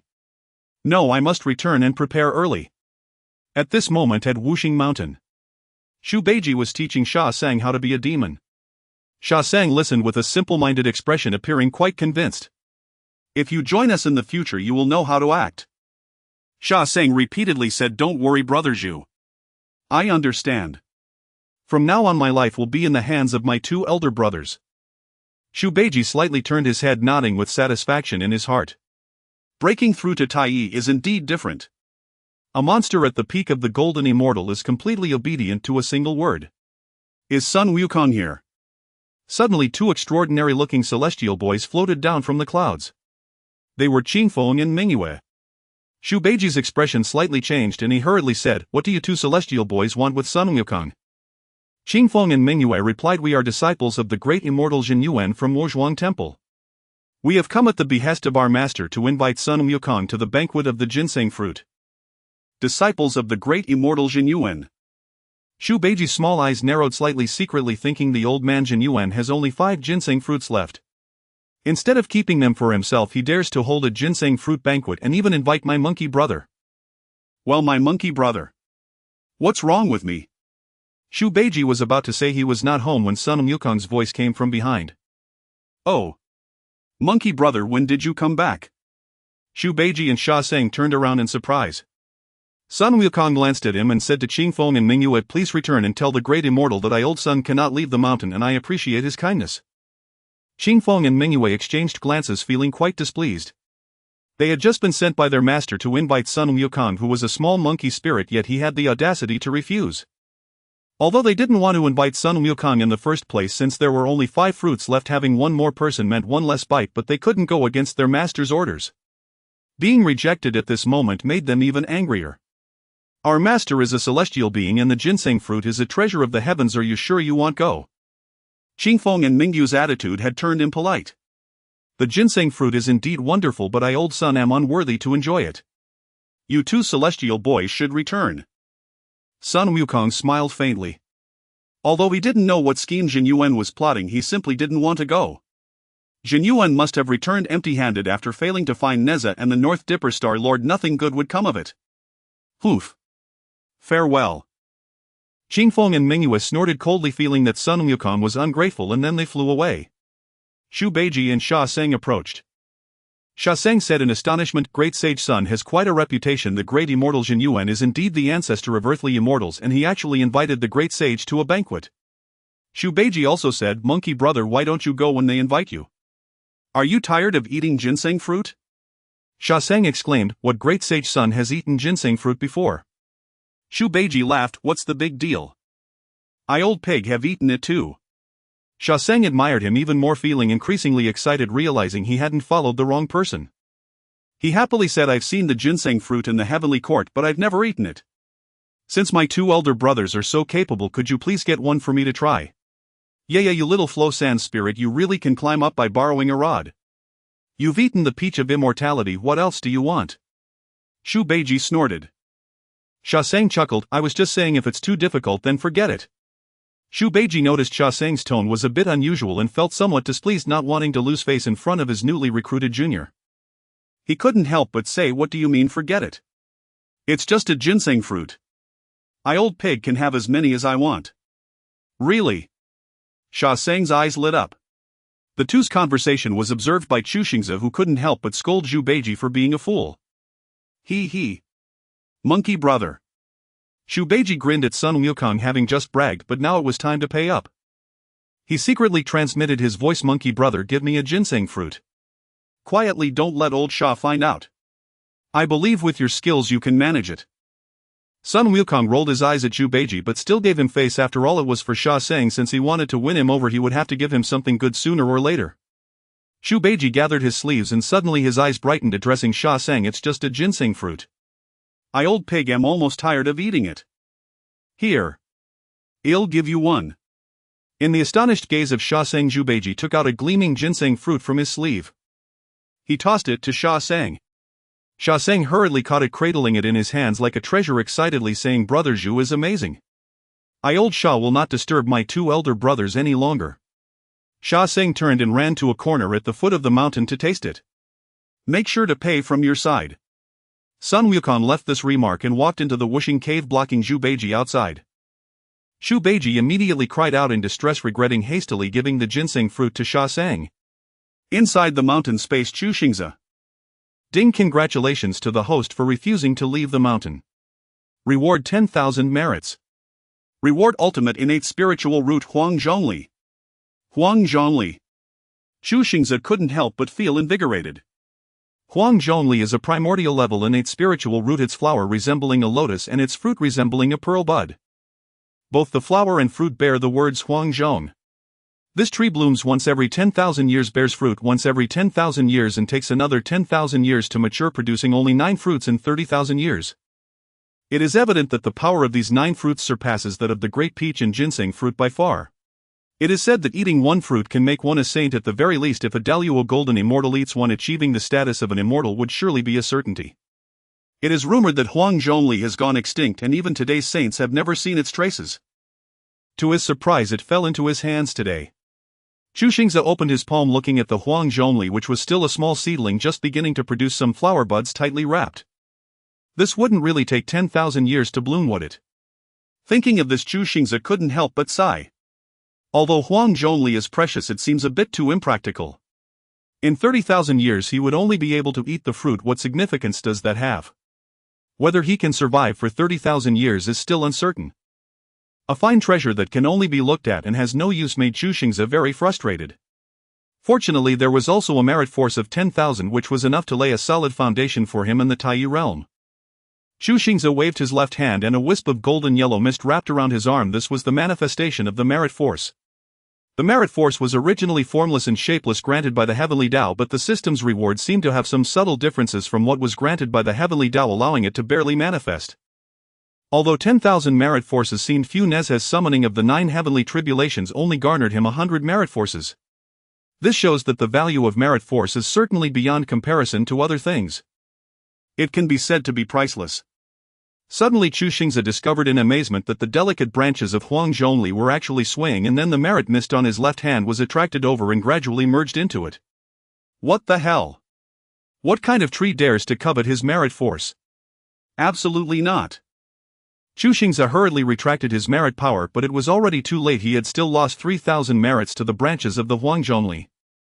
If Chu Xingze hesitated for just a moment longer, a full 10,000 merits would have been completely devoured. That was close. Chu Xingze felt a lingering fear. In this day and age, obtaining system rewards is not an easy feat. The merit power he had painstakingly acquired was nearly halved by Huang Zhongli. If it weren't for the fact that he found Huang Zhongli too precious, Chu Xingze would have thrown it away in frustration. Huang Zhongli, oh Huang Zhongli. You say you are useless, yet how can you still consume my merits? These are all rewards given to me by the system after I worked hard every day. Chu Xingze stroked the branches of Huang Zhongli, sighing, as a plant, what use do you have for this stuff? Just as Chu Xingze finished speaking, he noticed that the tightly wrapped flower bud had actually grown a bit larger. It indeed had grown a little, so small that an ordinary person might not even notice.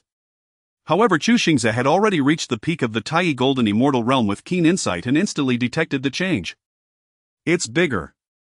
Chu Xingze was also surprised. Could it be that this Huang Zhongli responds to sound? Does it grow when I speak? Or could it be because it just absorbed 3,000 merits? This thought flashed through Chu Xingze's mind. After a futile attempt to mock it, Chu Xingze decided to conduct an experiment.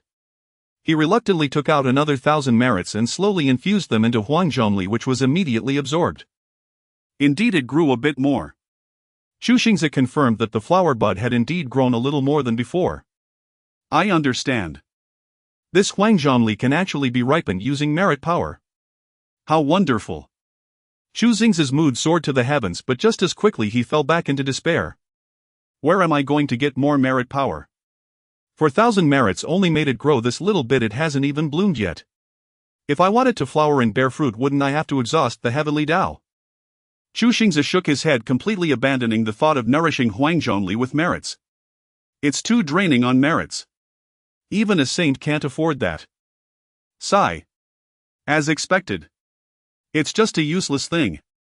Chu Xingze casually put away Huang Zhongli and tossed it back into the system space, not even in the mood to find a place to plant it. System brother, could you please reward me with something practical next time? More merit power, but don't be stingy and give it in 10,000 increments. Chu Xingze secretly prayed in his heart, hoping to receive a De Luo Dao fruit or De Luo Dan and to quickly retrieve the last innate 5 elements flag as well. It's time to strengthen the arrangements at Wuxing Mountain. Chu Xingze pondered secretly, having just deceived Guanyin, who would surely uncover the truth soon and might come seeking trouble. With his current cultivation, he could never compete against a peak De Luo Golden Immortal. The best course of action was to reinforce Wuxing Mountain into an impregnable fortress. I had originally planned to wait for the system to procure the 5th and a 5 elements flag before setting up the 5 elements 8 trigrams formation at Wuxing Mountain, but it seems I can only set up the 4 symbols formation now. The 5 innate treasures arranged according to the 5 elements would form a great formation, and with Sun Wukong's current cultivation and the assistance of Zhu Beiji and Sha Sang, they would be sufficient to withstand the attacks of Quasi-Saints. Although there are currently only 4 flags, they cannot form the complete 5 elements formation, but they should still be able to withstand Guanyin Bodhisattva, who is a Peak de Luo golden immortal. With a thought, Chu Xingze waved his arms and 4 flags flickering in brilliant yellow, blue, red and white light floated before him, illuminating the entire mountain space as bright as day. The central Wuji yellow flag, the eastern blue lotus treasure flag, the southern firelight flag and the western white cloud realm flag generated themselves according to the 5 elements, interacting and countering each other. At this moment the flags appeared together, mutually drawing on the energy, neither approaching nor drifting away. Chu Xingze had never learned formations, but Sun Wukong had studied some basic formations at the feet of Bodhi Patriarch. However, he did not dare to relax. To ensure the formation was successful, he retracted his clone and reached his peak state. He then inserted the white cloud realm flag into the western position of Wuxing Mountain, the firelight flag into the southern position, the blue lotus treasure flag into the eastern position, and the Wuji yellow flag into the northern position. Earth is the foremost of the 5 elements and can restrain water, so it can roughly substitute for the north. When the 4 flags completely settled into place, Wuxing Mountain suddenly became disoriented, the cold wind howled and the sky darkened. Zhu Beiji and Sha Sang felt as if they were facing a great enemy, thinking that some powerful being had descended. They panicked, shouting outside the Wuxing cave, "Monkey brother! Help! The sky has changed.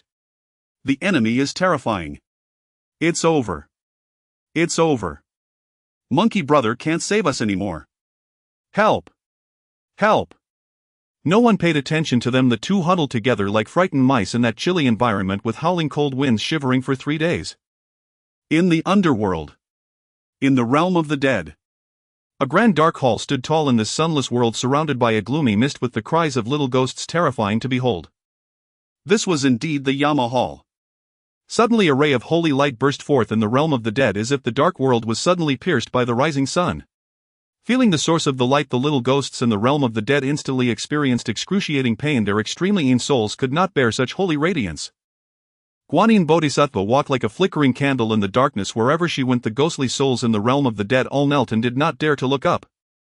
As soon as Guanyin Bodhisattva entered the Yama Hall, 10 kings dressed in black robes came forth to greet her. They were the heavenly princes of the underworld, the 10 Yama kings.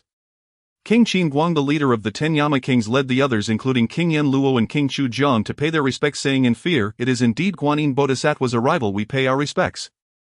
We do not know the reason for Bodhisattva's visit. Guanyin Bodhisattva, not in the mood for pleasantries, directly asked, "Where is the soul of Jin Shanzi?" King Qin Guang was taken aback. He certainly knew Jin Shanzi, the second disciple of the Tathagata Buddha, who had already undergone 9 reincarnations in the underworld. However, he distinctly remembered that in this lifetime Jin Shanzi was supposed to go to the Western Paradise to fetch scriptures and would not die. Why was Guanyin Bodhisattva looking for his soul? King Qin Guang exchanged glances with the 9 Yama kings behind him and reported, "Bodhisattva, we do not know the whereabouts of Jin Shanzi's soul. No ghostly emissary has come to collect it either." Upon hearing this, Guanyin was immediately alarmed. How could this be?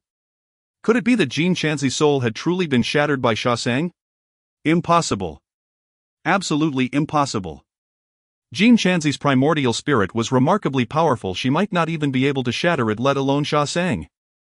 There must be some trickery involved. After pondering for a moment, Guanyin said, "You may leave.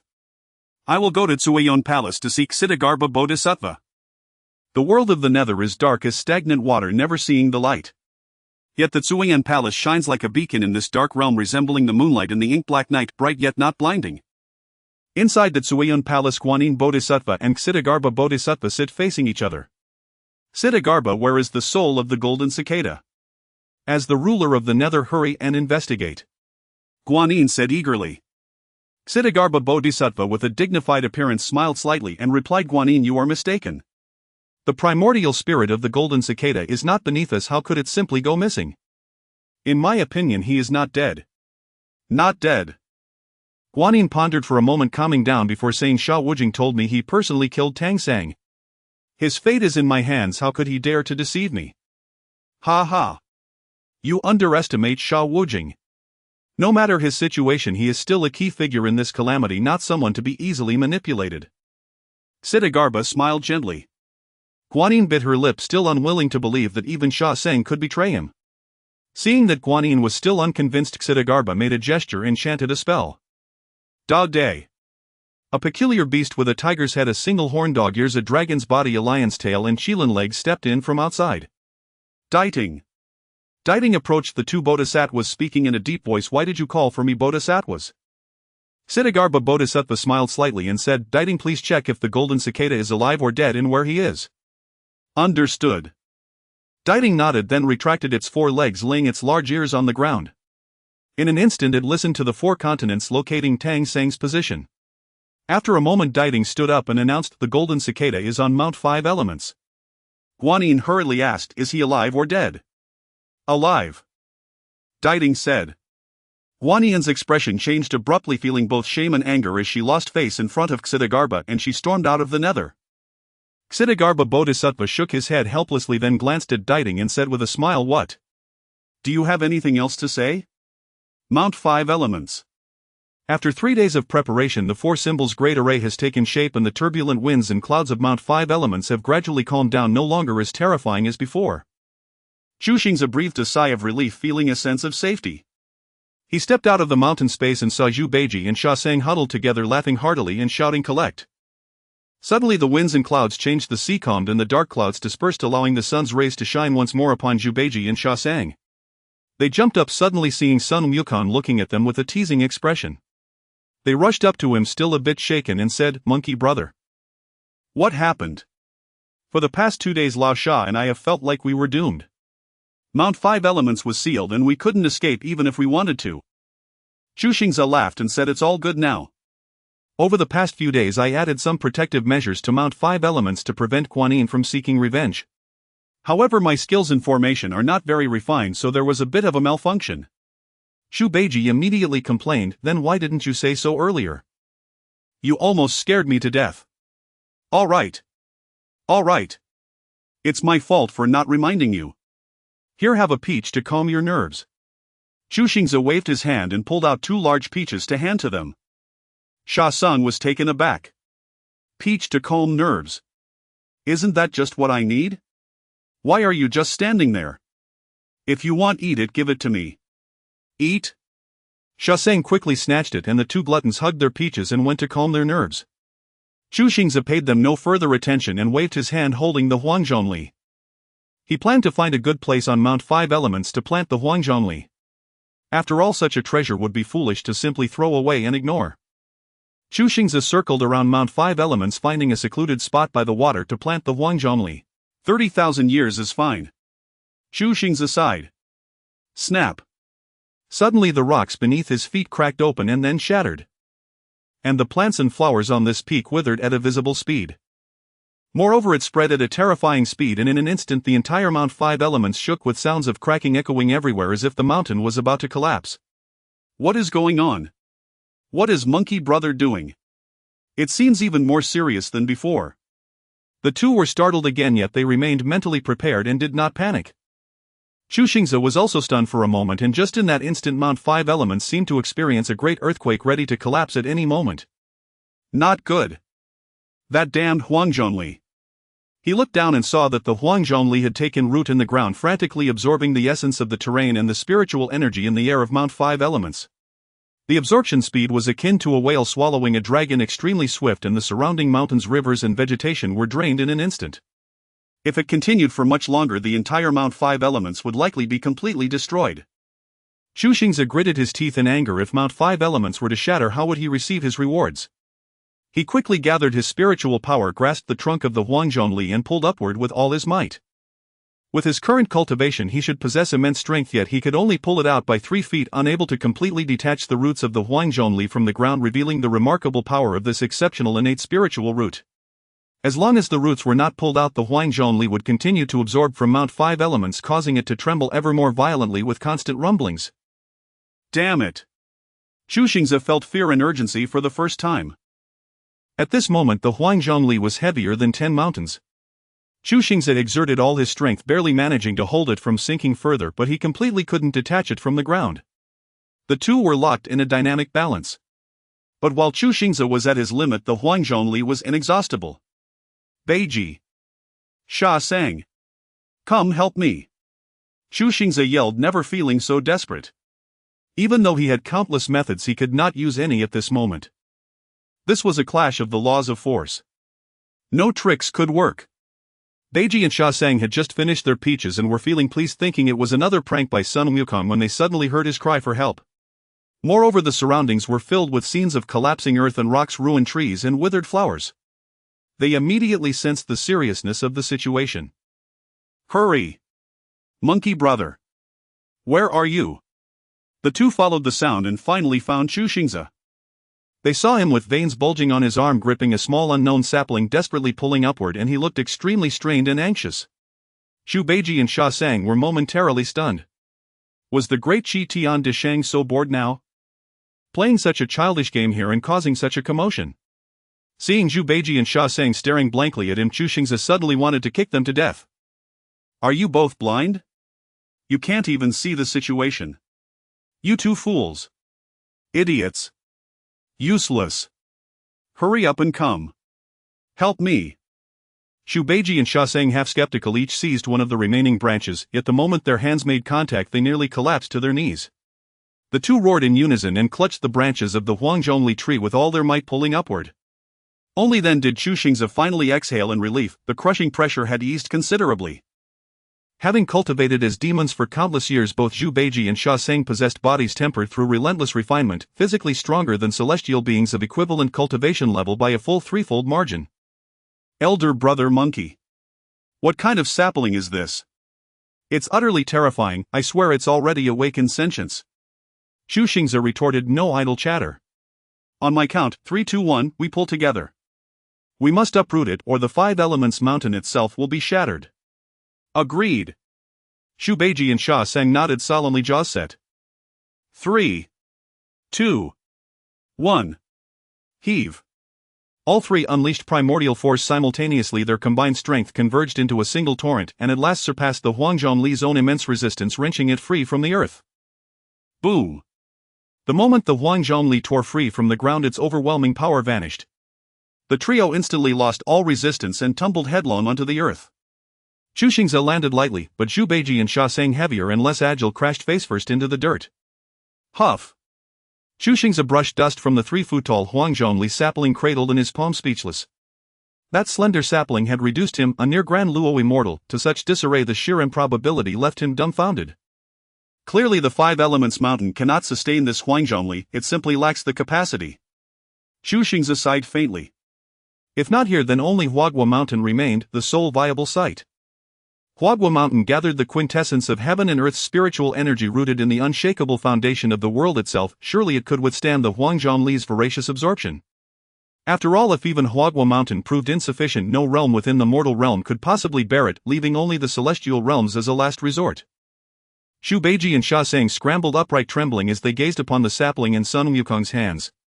Elder brother monkey. What is this sapling? How could it possess such staggering strength?